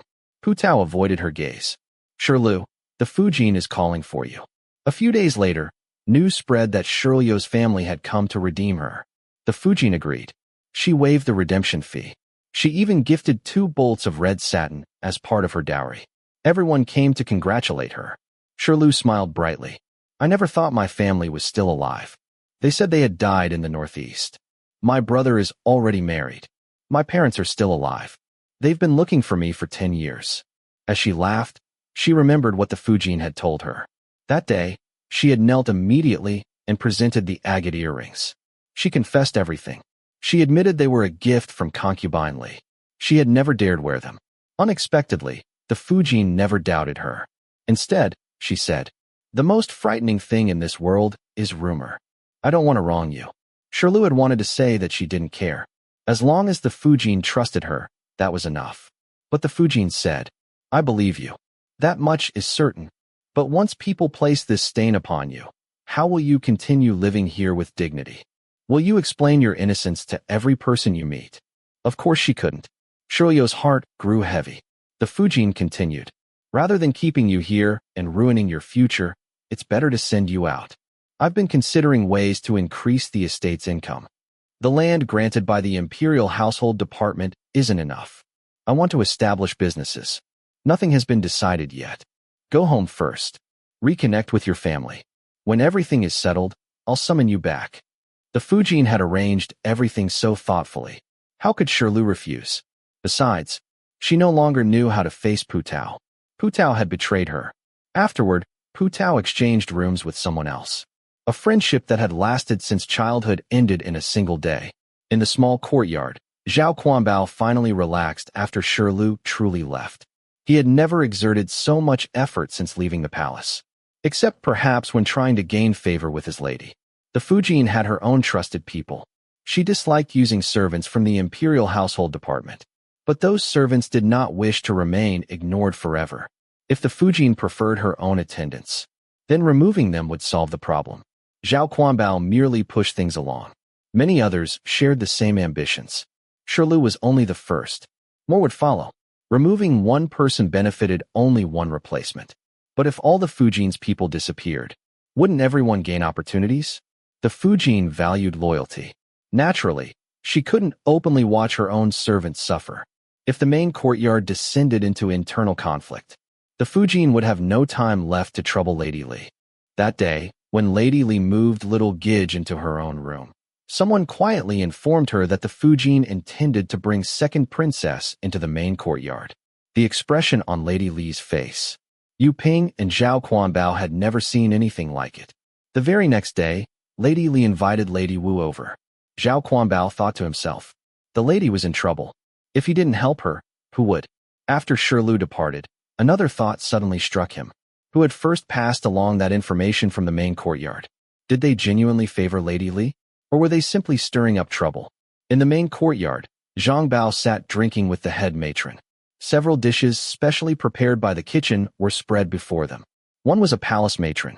The other was fourth prince's trusted eunuch. Naturally, many people sought to curry favor with them. Zhang Bao poured her another cup. The head matron drank it in one gulp and picked up a slice of magnolia-shaped pastry. You really are ruthless, boy. You've caused quite a commotion. She gestured toward the Fujin's residence. Look at the state you've stirred our mistress into. Zhang Bao chuckled. Grand matron, you're wronging me. I only overheard a conversation and passed along a message. He glanced toward concubine Li's courtyard. I haven't sold myself to that mistress. Why would I involve myself in such troublesome affairs? When the prince returns, my task will be finished. Who cares who's in charge? I only recognize one master. That master is the prince. Zhang Bao had become quite comfortable in the main courtyard. He came from the imperial household department and was deeply trusted by fourth prince. Before leaving, fourth prince had placed him there personally. Who would dare disregard him? Even the eunuchs serving the Fujin saw no future under her. People always sought advancement. If the Fujin wouldn't use them, fourth prince certainly would. Serving the prince was fortune accumulated over several lifetimes. That day, while Nanny Fu and the Fujin talked indoors, Zhang Bao had been crouching beneath the window. After listening, he passed Zhao Chuanbao's window and casually muttered, the Fujin wants to take second princess. The next day, he saw concubine Li and Lady Wu standing together. He was secretly delighted. So this mistress wasn't foolish after all. She was actually rather clever. If she had only known how to cry, he would have needed another plan. That would have been troublesome. Who could have predicted everything that followed? After finishing the wine, Zhang Bao leisurely returned toward the front courtyard. Walking beneath the moonlight, he looked toward concubine Li's courtyard. Just who was the true mastermind behind all this? What a brilliant move. Chapter 35. In a desolate wilderness, fourth prince and his party were setting up camp. 500 guards were divided into several patrol squads, while attendants unloaded tents from the wagons. The Manchu people had always lived upon the grasslands, and even now, during the annual Mulan autumn hunt, the imperial clan and noble relatives still resided in tents. The emperor had always hoped the Manchu people would never forget their martial spirit. Soon, the tents were erected. A large tent stood in the center, surrounded by those of the attendants, ministers, and guards. Roasted meat was already sizzling over the fire. Su Peixing personally portioned the meat and delivered it to fourth prince. Fresh vegetables were difficult to obtain on the road, so the accompanying officials had been drinking tea diligently these past few days to avoid stomach discomfort from eating meat every day. Fourth prince was reading official reports and letters from home that he had received at the last postal station. The manor sent letters every 10 days. Besides Fujin's greetings, Zhang Daxing from the study also reported every matter, large and small, that had occurred within the residence during those 10 days. Naturally, Fujin knew nothing about this. Su Peixing carefully placed the copper tray upon the small table before fourth prince and said, Your Highness, please eat while it's still warm. The meat is already tough from curing. Once it cools, it'll become even harder to chew. Fourth prince had been raised in luxury since childhood. He was no longer like the Manchu ancestors who galloped freely across the grasslands. Back then, they could chew dried meat without complaint. But fourth prince found this cured meat difficult to eat, chewing it for a long time before swallowing. Su Peixing felt distressed just watching him. Fortunately, there was something Lady Li had prepared. "The soup will be ready soon," he said. Before departure, Lady Li had instructed the kitchen to grind various seasonings into powder and mix them with oil to form solid blocks.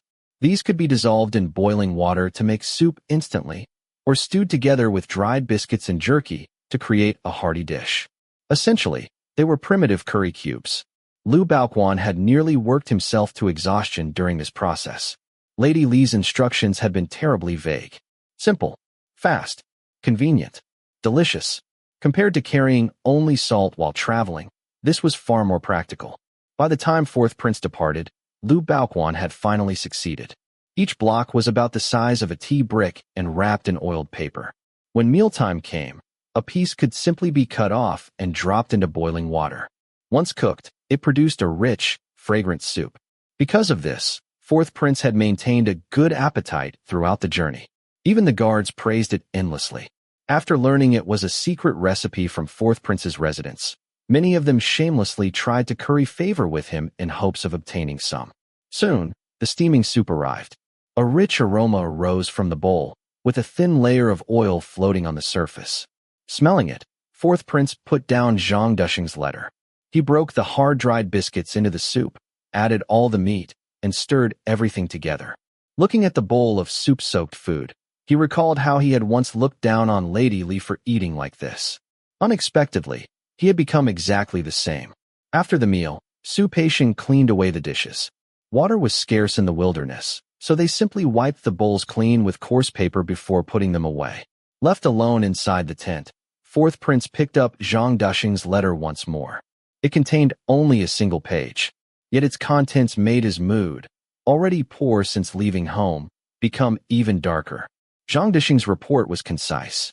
"Your servant Zhang Dushing kowtows and wishes master peace and good health." After investigation, it was discovered that Imperial Household Department eunuchs Su Xiao and Yang Beiguang, Imperial Household Department matron Su Meyer, and Maid Zhang Putao falsely accused Maid Kong Shilu of colluding with Lady Li and leaking Fujin's private conversations because she had received a pair of agate earrings from Lady Li. On the third day of the 7th month, Kong Shilu was redeemed from the residence under the pretext of reuniting with her family and has now returned to her hometown. Zhang Bao's letter was even shorter, only a single sentence. "Your servant Zhang Bao kowtows and wishes master peace and good health." On the night of the 18th day of the 6th month, matron Lu Xiaofu advised Fujin to move second princess into the main courtyard, but Fujin declined. Fourth prince picked up Fujin's letter again.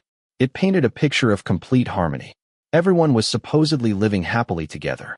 Lady Li was unable to send letters, but it seemed events had been unfolding both in her courtyard and in Fujin's. Those people from the Imperial Household Department truly never missed an opportunity to cause trouble. They had manipulated matters around Fujin and even dragged Lady Li into the mess. Their boldness had grown outrageous. As for Fujin, her character was steadfast. She was not easily deceived. Even if there were one or two petty people around her, it would not shake her judgment. Fourth prince silently decided that once he returned, he would thoroughly clean out those troublemakers from the Imperial Household Department. It was unacceptable for servants to manipulate their masters. As for Fujin, he sighed softly. Perhaps her position still lacked stability, which was why people constantly coveted influence around her. He needed to elevate her standing further. On this journey, he had deliberately brought along members of Fujin's family. Although Bakshi and Baturu were somewhat impulsive, judging from Fujin herself, they should also possess firm temperaments and could probably be put to good use. Beijing, fourth prince's residence. Ever since Shilu left, Fujin found herself facing increasing difficulties. After sending Shilu away, she promoted another palace maid provided by the Imperial Household Department, who was also called Shilu. This Shilu had a round face and a plump figure. She always wore a smile and appeared gentle and agreeable. During the period when she had been overlooked, she had never shown resentment, nor had she excessively flattered Nanny Fu. She had an even temperament. Shilu adapted quickly. She was humble, eager to learn, and thoughtful. She did not merely imitate others. Once, When Fujin was too busy to eat, Shirlu quietly replaced her tea with nourishing broth. Neither Nanny Fu nor the others would ever have dared to do such a thing. She got along well with Pu Tao and the others. Ever since the previous Shirlu left, Pu Tao had been quite depressed. Yet within only a few days, this new Shirlu had managed to cheer her up. This relieved Fujin greatly. However, not long afterward, Pu Tao accidentally spilled tea onto her while serving. Although it was a small matter, punishment was still necessary. Fujin ordered her to stand outside as punishment. Then there was Hu Lu, who had always been responsible for jewelry and clothing. She had never made mistakes before. Yet one day, she selected mismatched hairpins for Fujin. The styles were nearly identical, except one had red stamens while the other had pink ones. Since all 4 hairpins had been placed in the same box, she must have been sleepy and picked the wrong pair. It was only when Fujin removed them at night that she noticed she had worn mismatched ornaments the entire day. Naturally, she was displeased. Although Hulu immediately knelt and apologized, Fujin still deducted half a month's allowance as punishment. Then came Nanny Fu. She had always been Fujin's most trusted confidant. But one evening, after eating a bowl of braised lamb, her stomach apparently could not tolerate the grease. That night, she developed severe diarrhea. By the next morning, she could not even get out of bed. She also developed a fever. After examination by the head matron, she was moved to a distant room behind the main courtyard to recuperate quietly. Several days passed.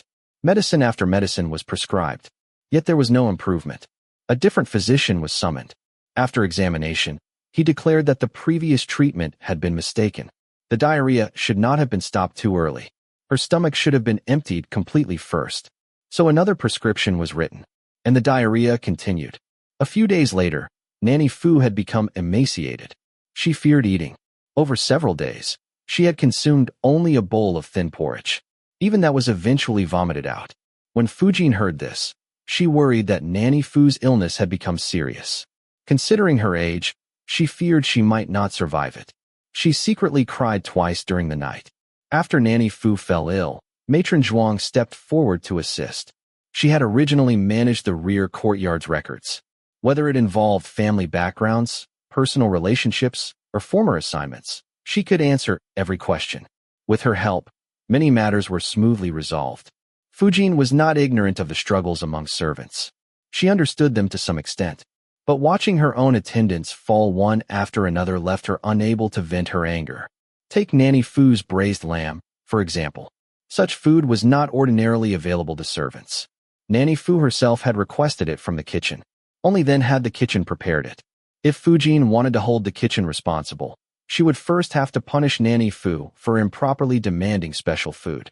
Moreover, could she really investigate the entire kitchen simply because Nanny Fu ate lamb and fell ill? To protect Nanny Fu, she changed physicians. She moved her farther away.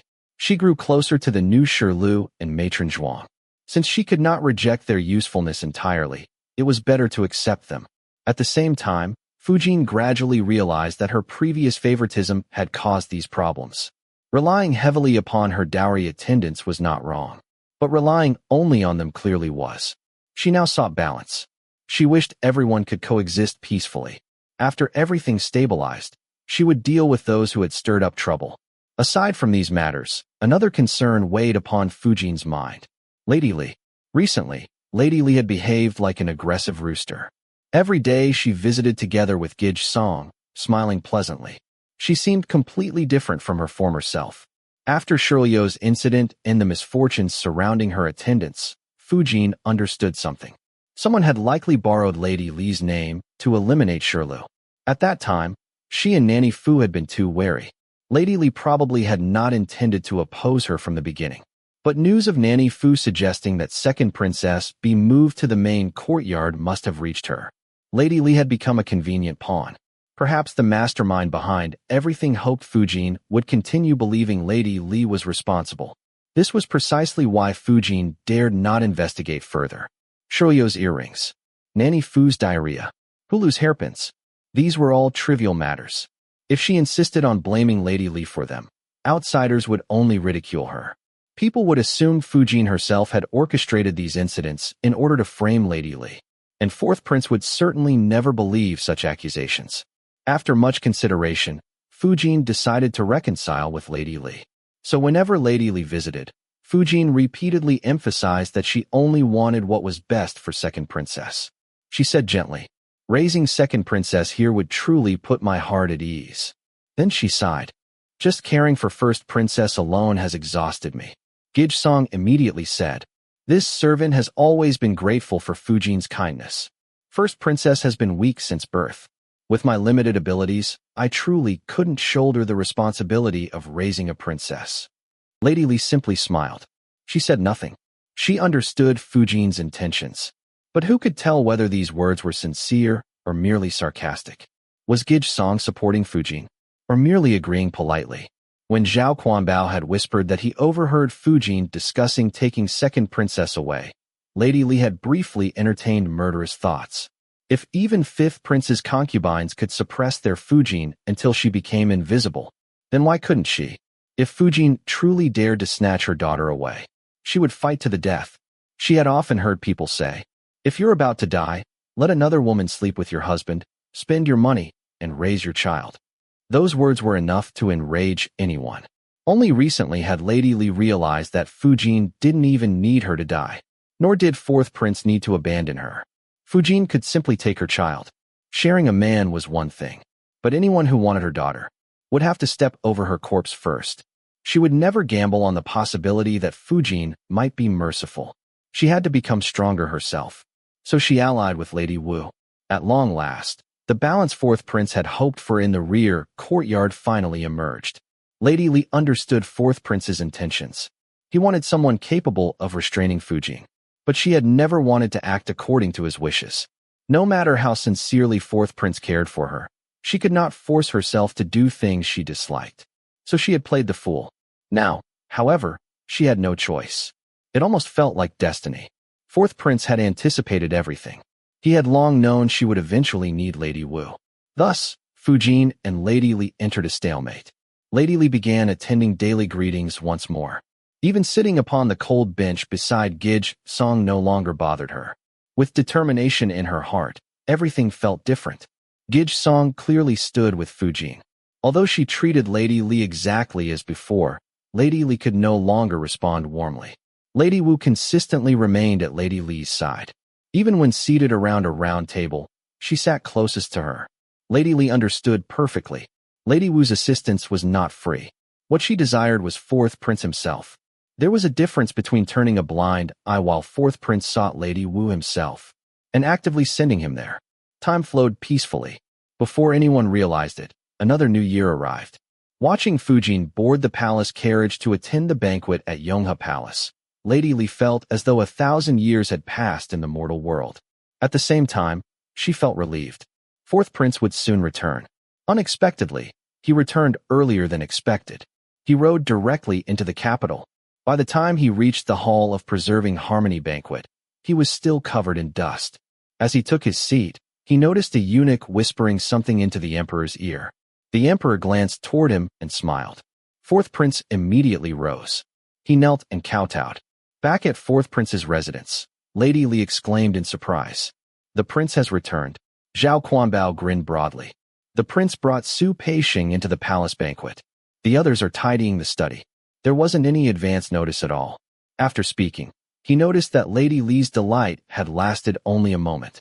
Soon, her expression darkened. What was happening? He exchanged confused glances with Yu Ping.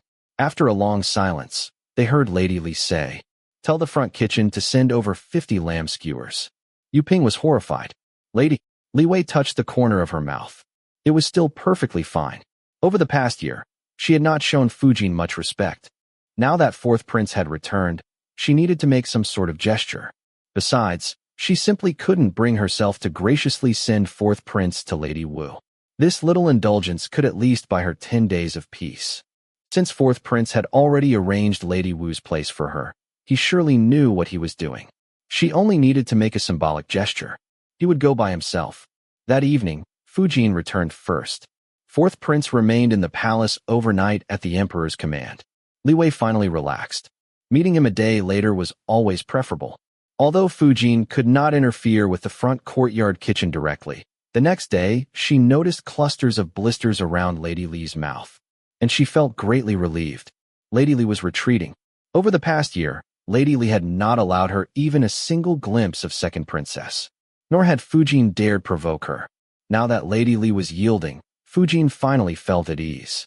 The two of them could simply maintain a respectful distance. Neither wished to shatter their fragile peace. Fujin understood one thing very clearly. Because of their unequal status, Lady Li regarded every action she took with utmost vigilance. The rumor about taking second princess away had transformed Lady Li into a wild horse charging without restraint.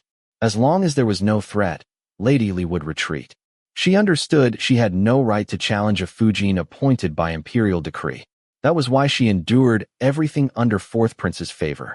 But even you would fight desperately if someone tried to steal her lamb. Fujin had no intention of testing Lady Li's resolve. She had far more to lose.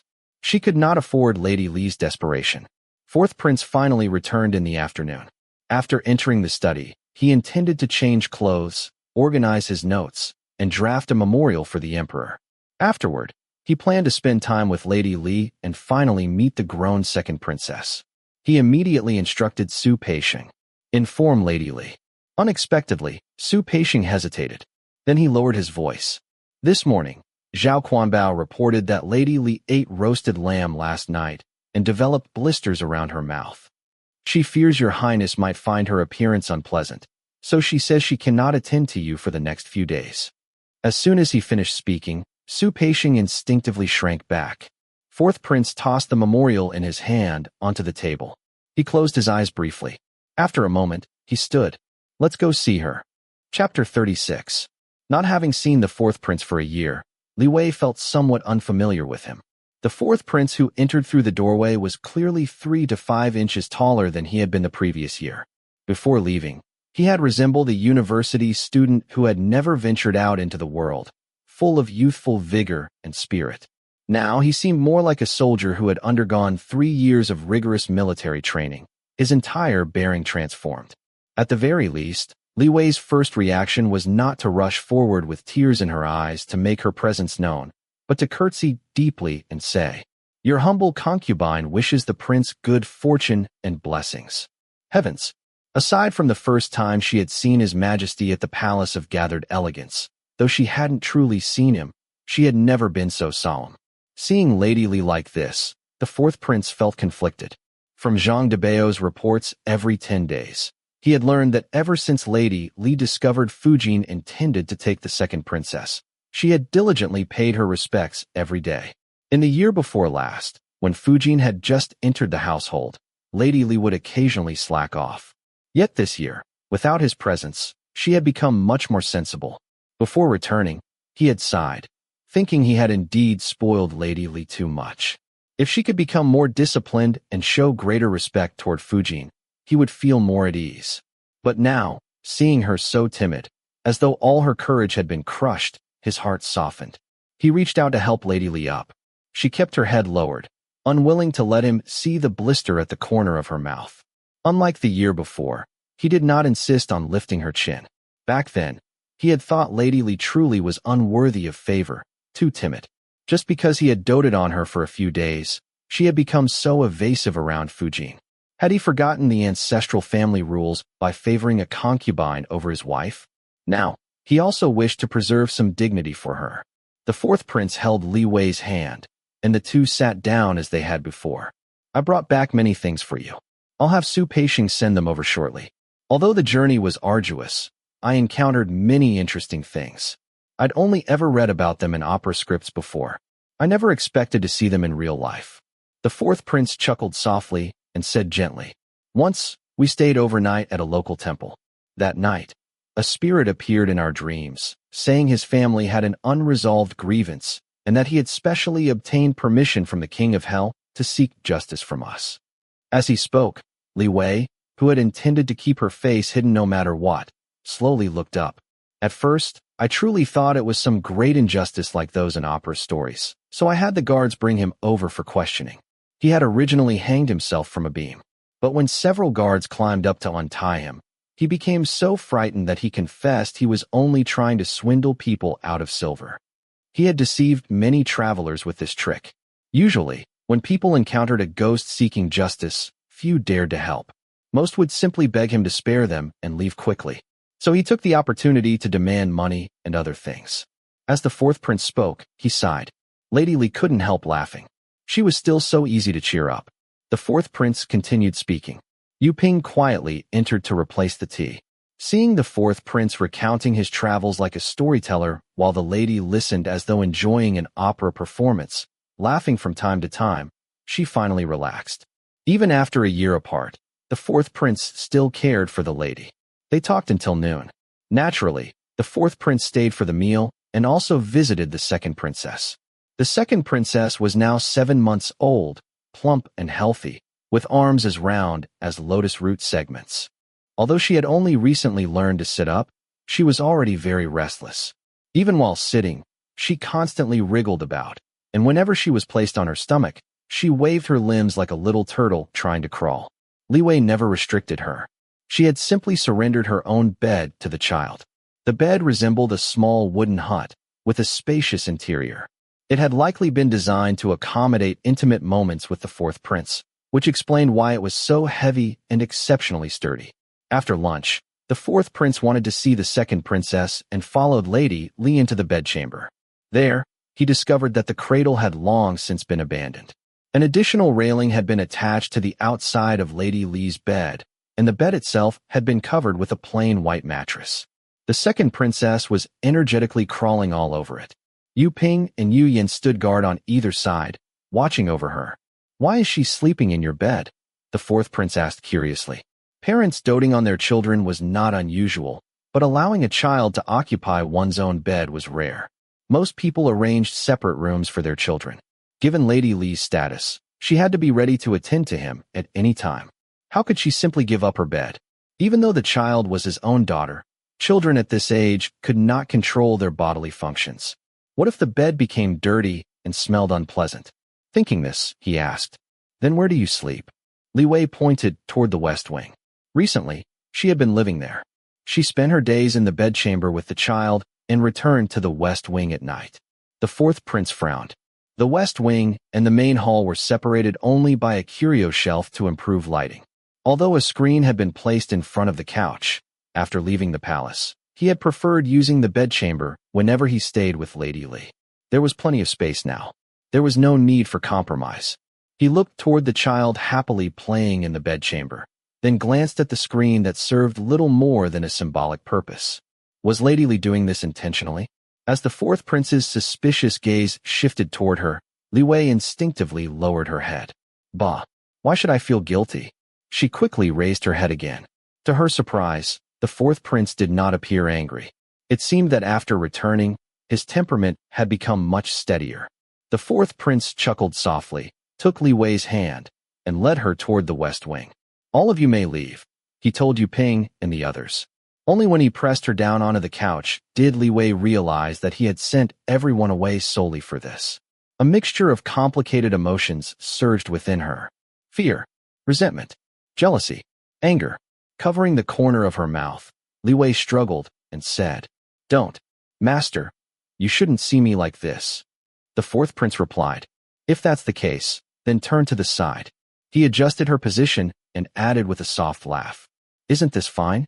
He kissed the uninjured corner of her mouth. Li Wei covered her mouth and quietly sobbed. The past year had been difficult. She felt she was no longer herself. She knew the kind of woman the fourth prince liked. She had always feared that when he returned, he might no longer care for the person she had become. Yet she also felt deeply wronged. She had always treated others sincerely. She had always acted with integrity. Why, then, had she gradually become someone she herself disliked? "I know you've suffered grievances, and you've grown distant from me," the fourth prince whispered beside her ear. "Try calling me Injin. Injin has returned." Li Wei finally broke down. Clinging tightly to him, she babbled incoherently. "Master, I was afraid. I was wrong. With Fujin, it wasn't intentional. I didn't want to. You wouldn't like me anymore. You'd hate me." "Nonsense," the fourth prince murmured. Outside was never as good as home. Although he had taken 4 maidservants along with him, they were incomparable to this. Lady Li was different. He thought of this and laughed softly. After a long while, he gently wiped away the tears on her face. "Still nursing the second princess?" he asked with a smile. Li Wei sniffled. I feed her during the day." "Good." Afterward, he simply held her quietly. By the time they emerged, the sun had already begun to set. The room was dim. The window screens glowed with a golden-red hue. The fourth prince rose and began dressing. Li Wei knew he was supposed to visit Fujin's quarters. After being away for an entire year, he naturally had to show Fujin proper respect. She turned her back toward him, buried her face in the quilt, and wished she could disappear entirely. The fourth prince finished dressing and called for hot water. When he turned back, he saw her curled up beneath the covers. She was jealous again. Unexpectedly, the fourth prince found himself rather pleased. After washing up, he returned and called to her. "Aren't you getting up? It's time for the evening meal." Li Wei slowly sat up. The corner of her mouth was flushed red, and her lips had swollen somewhat. Yu Ping and the others had waited outside the entire afternoon. Even Su Peisheng had become anxious. At the study, the fourth prince had mentioned dining with Fujin that evening. What was he still doing inside? Eventually, movement resumed within the room, so everyone continued waiting in silence. Over the past year, the fourth prince had witnessed far too much. Those corrupt officials spoke eloquently to his face, yet not a word they uttered was trustworthy. He knew that none of it could withstand scrutiny. Yet before leaving the capital, both the emperor and the crown prince had instructed him not to confront them directly. He had been forced to play along. He was a prince. He had been dispatched under imperial decree to investigate them. Yet they still dared deceive him openly. Why? And worse, he truly could not punish them. Those men lived more freely and extravagantly than he did. He had only 3 ladies in his household. The one he favored most was Lady Li, simply because of her straightforward nature. Meanwhile, some officials kept 20 or 30 concubines. Beauties filled their residences in endless numbers. Some were even rarer than those found in the palace. There were officials who had offered their favorite concubines to attend him. It disgusted him. These people, he would never let them go. Only after venting the frustrations that had accumulated for an entire year did the fourth prince finally calm down. Much later, he lay quietly beside Li Wei, breathing heavily. By the time everything was over, it was already past 7 o'clock. Li Wei's feverish mind had finally settled. She helped the fourth prince comb his hair and wash up. The fourth prince had also regained his composure. Lifting her chin, he examined her carefully. "Are you still using the aloe and jade ointment?" he asked. That was the taste he had noticed earlier. "It works very well," Li Wei replied. "Once I apply it, it doesn't hurt anymore, and it doesn't flare up again." Her hair was loosely gathered, draping over her shoulders. The fourth prince gently adjusted it for her. Holding her shoulders, he whispered, "Don't think too much. Fujin is Fujin. How I treat you, you should understand clearly in your own heart. Don't concern yourself with other matters. Just take good care of yourself and the second princess." Li Wei regretted speaking so much earlier. She had no idea how the fourth prince had interpreted her words. Wrapping her arms around him, she said coquettishly, "Master, I didn't mean what I said earlier. Please don't take it seriously." The fourth prince laughed. "Don't I know you? You simply love being jealous." After leaving the small courtyard, the fourth prince did not go to Fujin's residence. Instead, he returned directly to his study. He had only returned the previous day. Immediately afterward, he had entered the palace, attended banquets, and met with the emperor. Today, the emperor had granted him leave, which was why he had remained home. Although Fujin had certainly returned from the palace by now, he no longer had the energy. After hastily eating a late meal in the study, he rested there for the night. On the third day, the fourth prince resumed attending the palace daily. After banquets, he would speak with the emperor and the crown prince, then return to rest in his study. Soon, he brought Fujin some major news. The emperor intended to personally lead a military campaign. "I'm going as well. His Majesty has ordered me to command the bordered red banner." The fourth prince sat drinking tea as he spoke. He had deliberately reduced his tea consumption in the palace. He was constantly in the presence of the emperor or the crown prince, and drinking too much tea meant frequent trips away. Today, he had not drunk a single cup. The meal he had shared with the emperor had also been rather salty. The fourth prince thought irreverently, "Has His Majesty's taste grown heavier with age?" Fujin was startled. When was this decided? It will likely be announced within the next few days, the fourth prince replied. He suspected none of the princes yet knew. The emperor had kept the matter extremely secret. Even the capital had heard no rumors. Troops from outside the capital had already been mobilized, yet not a whisper had leaked out. The emperor's methods were truly formidable. Seeing Fujin's disappointed expression, the fourth prince understood. He had only just returned, and now he was preparing to leave again. Even he felt somewhat uneasy. Several princes are accompanying His Majesty.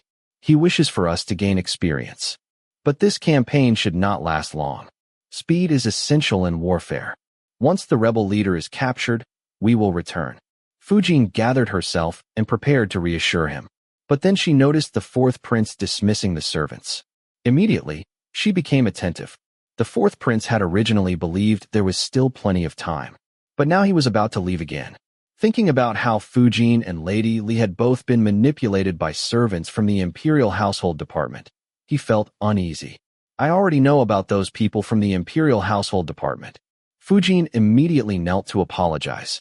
The fourth prince helped her up. You're still young and don't yet understand how formidable they can be. Not only in our residence. Even within the palace, they dare manipulate masters who lack favor. I originally intended to dismiss several troublesome servants. But the replacements may not necessarily be better. He looked directly at Fujin. He hoped she understood. If mere servants could deceive her so easily, what would happen when people of truly high status targeted her? He could deal with servants. But others? Could he handle them the same way? Fujin nodded. I understand your highness's meaning. This will not happen again. Good. Take this as a lesson.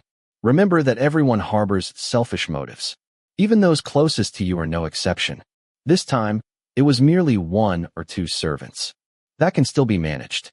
But in the future, when we have princes and princesses, what if they are manipulated as well? Fujin suddenly understood. Part of his words criticized her inability to control those around her. The other part referred directly to the second princess.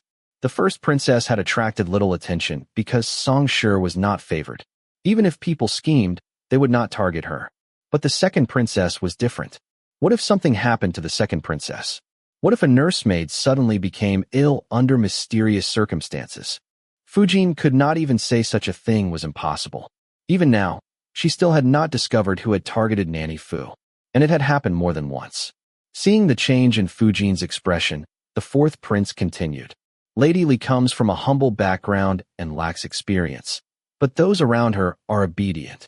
Fujin, among 3 people walking together, one can always serve as a teacher. People raise children hoping they will be clever, but excessive cleverness often leads to lifelong mistakes.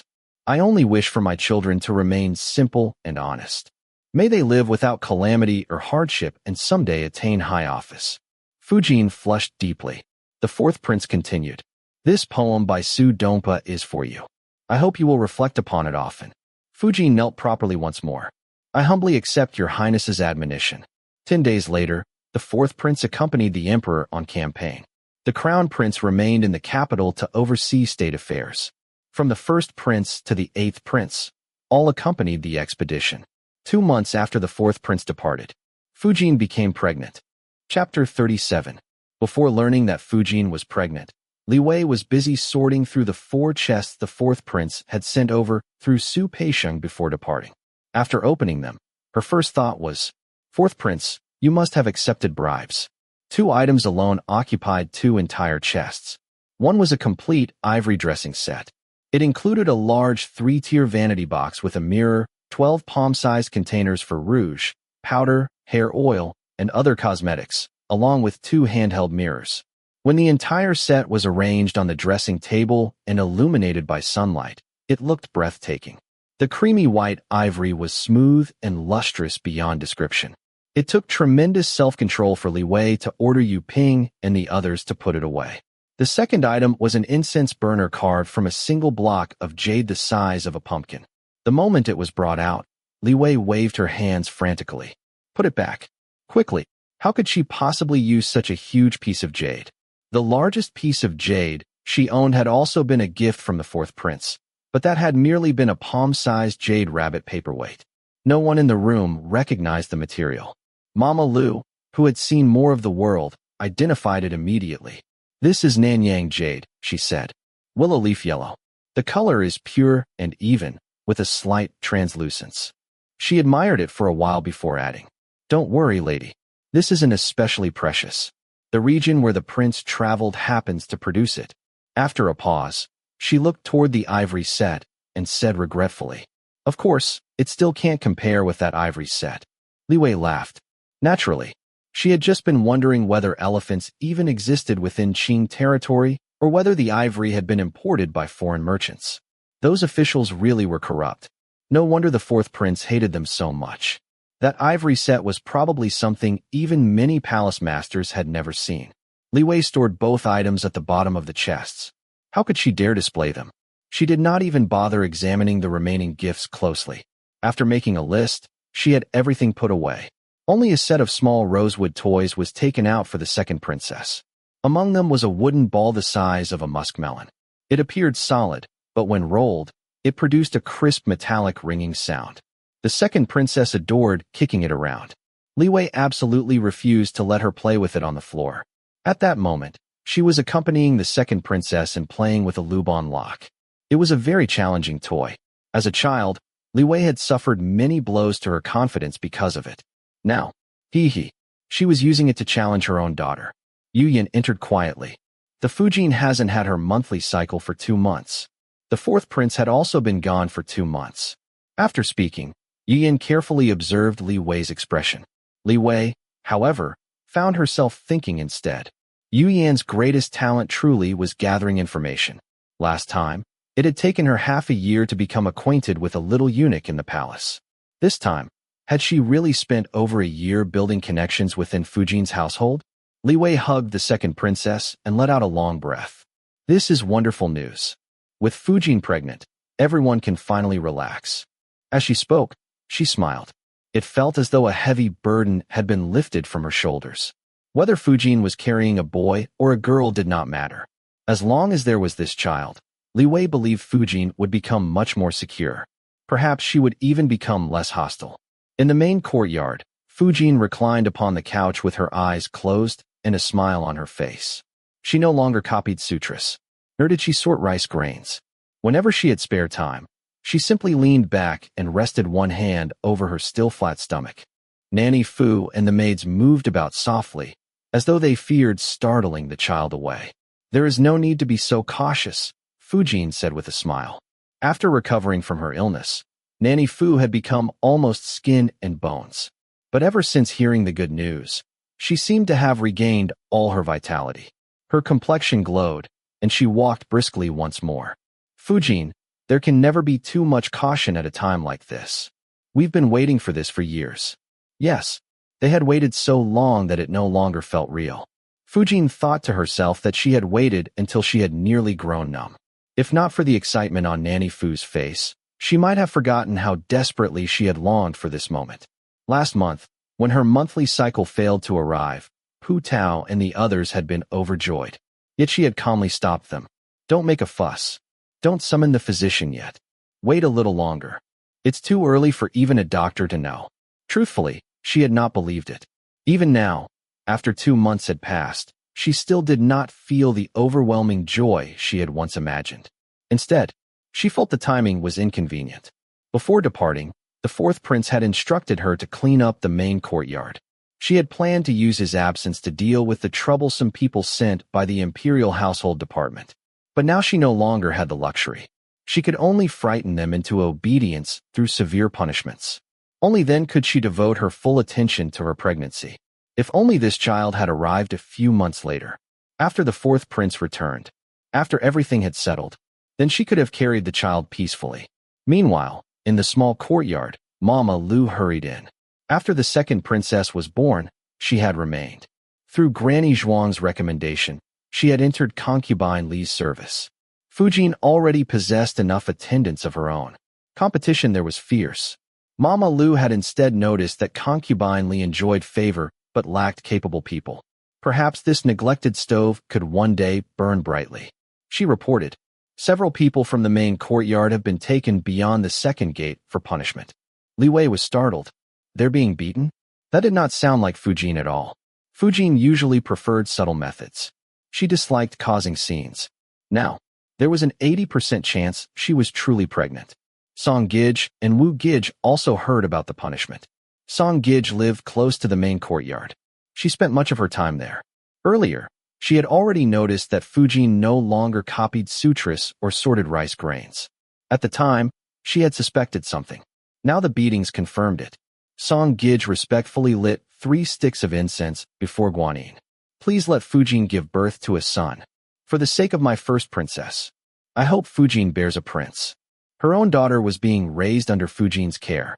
If Fujin also gave birth to a daughter, her first princess would surely lose importance. Wu Gij knew less. She was unaware that Fujin's monthly cycles had stopped. Nor did she know Fujin had abandoned her sutra copying. But Fujin's sudden decisiveness told her enough. After staring at a half-finished chess game for a long time, she reached a conclusion. Fujin was probably pregnant. Why else would she suddenly rush to clean house? There had to be something more important than managing the estate. What could be more important than the affairs of the fourth prince's residence? Lady Wu sighed. When Fujin had no children, her position had been unstable. That instability had made her target Concubine Li. At the time, this had benefited Concubine Li. Now things were different. Concubine Li no longer faced pressure. Naturally, she would distance herself. Their alliance had always been temporary. If Lady Wu could stand firmly on her own, she would never have relied on another woman. Last time, when Concubine Li withdrew from favor, the fourth prince had devoted all his attention to Fujin. Whether Concubine Li had spoken for her or not no longer mattered. To the fourth prince, Fujin would always come first. Lady Wu felt she had missed yet another opportunity. With Fujin pregnant, Concubine Li no longer needed her. The fourth prince would likely never think of her again. Standing by the window, she gazed toward the main courtyard. Deep in her heart arose a dangerous wish. If only something happened to Fujin's child. At the bordered red banner encampment, the fourth prince held the congratulatory letter that had arrived with an official dispatch. Fujin had been diagnosed as pregnant 3 months after his departure. In her letter she wrote, "Your concubine is well. May your highness enjoy military success and achieve swift victory." The fourth prince reread the letter countless times. If Fujin could bear a son, her position would finally become secure. She would no longer remain anxious and restless.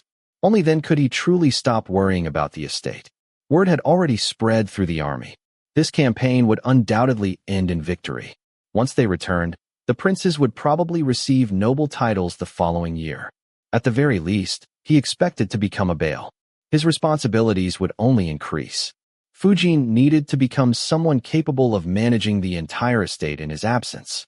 What had happened the previous year must never happen again. Filled with excitement, he wrote a 4-page letter. He told her how delighted he was. He called it an auspicious sign. Surely they would triumph. He urged her to care for herself and safeguard the pregnancy. Everything within the residence was entrusted to her. For the first time, Fujin truly felt the joy of pregnancy. She treasured the letter. She read it repeatedly. She could almost feel the fourth prince's happiness flowing from every line. Had he also longed for this child all along? Had he quietly felt disappointed each time she failed to conceive? Fujin realized she had misunderstood him. The fourth prince's expectations for her had always far exceeded those he held for the ladies. She finally understood. She was the fourth princess Fujin, the mistress of this residence. Her purpose was not to compete with concubines over favor or children. She was meant to stand beside the fourth prince and support him. After the imperial physician's visit, the atmosphere within the main courtyard changed completely. News of Fujin's pregnancy spread throughout the residence. Even Li Wei, who had already guessed the truth, had to formally offer congratulations. No gifts were required. She only needed to bow respectfully. Earlier, Fujin had punished all the troublesome servants sent by the imperial household department. Now that she was pregnant, many people assumed she would remove those who had risen during Nanny Fu's absence and restore her old attendants to power. To everyone's surprise, she did not. Nanny Fu received an honorary position. She handled minor affairs, but no longer wielded actual authority. Pu Tao was assigned responsibility for preparing the birthing room. After receiving large quantities of cloth, thread, and needles, she withdrew to focus solely on that task. Instead, Great Matron and Granny Zhuang were promoted. Great Matron oversaw the storerooms and kitchens. Granny Zhuang managed personnel matters. Fujin finally entrusted them fully with responsibilities she had previously controlled herself. Granny Zhuang quickly demonstrated her loyalty. She informed Fujin about suspicions surrounding concubine Li's premature delivery. Fujin was alarmed. She had rarely visited the second princess. Although concubine Li had delivered a month and a half early, both mother and child had remained healthy. No medicine had even been required. She had never considered it suspicious. Only now did she learn an investigation had been conducted. Lowering her voice, she asked, "Did anyone find anything improper?" Improprieties could always be found if one searched hard enough. After all, Granny Zhuang had heard Nanny Fu say inappropriate things more than once. But she now belonged to Fujin. There was no reason to harm her own side. Besides, Fujin and Nanny Fu shared years of trust. Even speaking up would gain her nothing. So she answered sincerely. Nothing improper was found. Fujin relaxed. If there had truly been wrongdoing, the fourth prince would not have remained silent. Nor would he have hidden it from her. It was better that nothing had happened. Yet once suspicion took root, it often became impossible to erase. The more people investigated, the guiltier someone appeared. Eventually, innocence no longer mattered. Fujin decided she needed to clear herself completely. 2 days later, Li Wei heard that Fujin had used her personal funds to light 3 eternal lamps at the Imperial Enlightenment Temple outside the capital. 1 lamp was for the fourth prince, 1 for the first princess, 1 for the second princess. Each lamp cost 400 coins annually. Even Li Wei thought this was thoughtful. It was much like having a friend visit a famous temple and light incense on your behalf. Knowing someone remembered you only felt comforting. No one would criticize such kindness. The fourth prince's residence finally entered an unprecedented period of peace. Everyone seemed to return to their proper place. No one believed concubine Li overshadowed Fujin. No one questioned Fujin's position. This unborn child became an anchor, stabilizing the once turbulent residence. At the end of the 5th month, the 3rd, 4th, 5th, 7th, and 8th princes returned ahead of the main force. Rather than going home, they remained stationed outside the capital. In the 7th month, the emperor finally returned. The first prince rode ahead to announce the news. The crown prince personally welcomed the emperor outside the city. Yet before the capital's celebrations could settle, shocking news arrived. Galdan had escaped. Immediately, everyone lowered their heads and became cautious. The princes followed the emperor into the palace.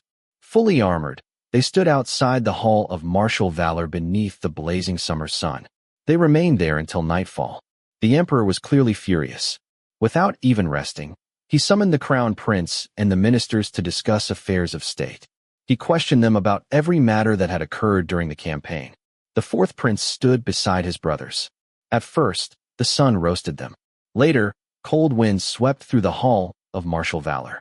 Their sweat chilled against their skin. It was July, yet the wind felt icy. The fourth prince noticed the third prince's face redden beneath the sun before turning pale from exhaustion. Supporting him discreetly, he whispered, "Third brother, can you endure?" The third prince dared not answer. He only widened his eyes, trying to look alert. His armor felt unbearably heavy. Gold, brass, hardened leather, 2 swords, a jeweled helmet. Altogether, it weighed enough to crush a man. Earlier, eunuchs from the harem had come repeatedly to ask when they would be released. Their mothers and consorts clearly hoped to see them. After darkness fell, even the eunuchs stopped coming. There was no hope tonight. Finally, near 8 o'clock, a eunuch emerged. The princes were dismissed. They knelt before the hall of martial valor and kowtowed before departing. Outside the palace gates, the third prince leaned against a wall. "Fourth brother, see if my carriage is here. I can't walk another step." The fifth prince supported him. Soon they found his carriage. His Fujin clearly understood him well. Inside, attendants immediately removed his armor. The third prince collapsed inside like a pile of loose bones. Waving weakly, he said, "I'll leave first." After he departed, the fourth prince and fifth prince mounted their horses. Neither spoke during the journey. The emperor had lost face. Who would bear his anger? Who would restore imperial dignity? The fourth prince's thoughts were even more complicated. Only now did he understand why the emperor had forbidden him from punishing corrupt officials earlier. The emperor himself had endured humiliation for the sake of stability. He had swallowed his pride. Yet this was the result. For the first time, he realized even princes held little importance before the emperor. Even the crown prince's authority could be stripped away at any moment. A crown prince in his 20s still could not openly participate in governance. If ordered to tutor younger princes, he obeyed. As for them, princes of 17 or 18, they were still treated like children. Outside the palace, young men that age were already adults. Yet before the emperor, they remained boys. And now he understood something else. Even the emperor himself was not always respected. The emperor might punish ministers. He might display diligence. But lost face remained lost. After parting with the fifth prince, the fourth prince returned home. He changed clothes in his study and washed.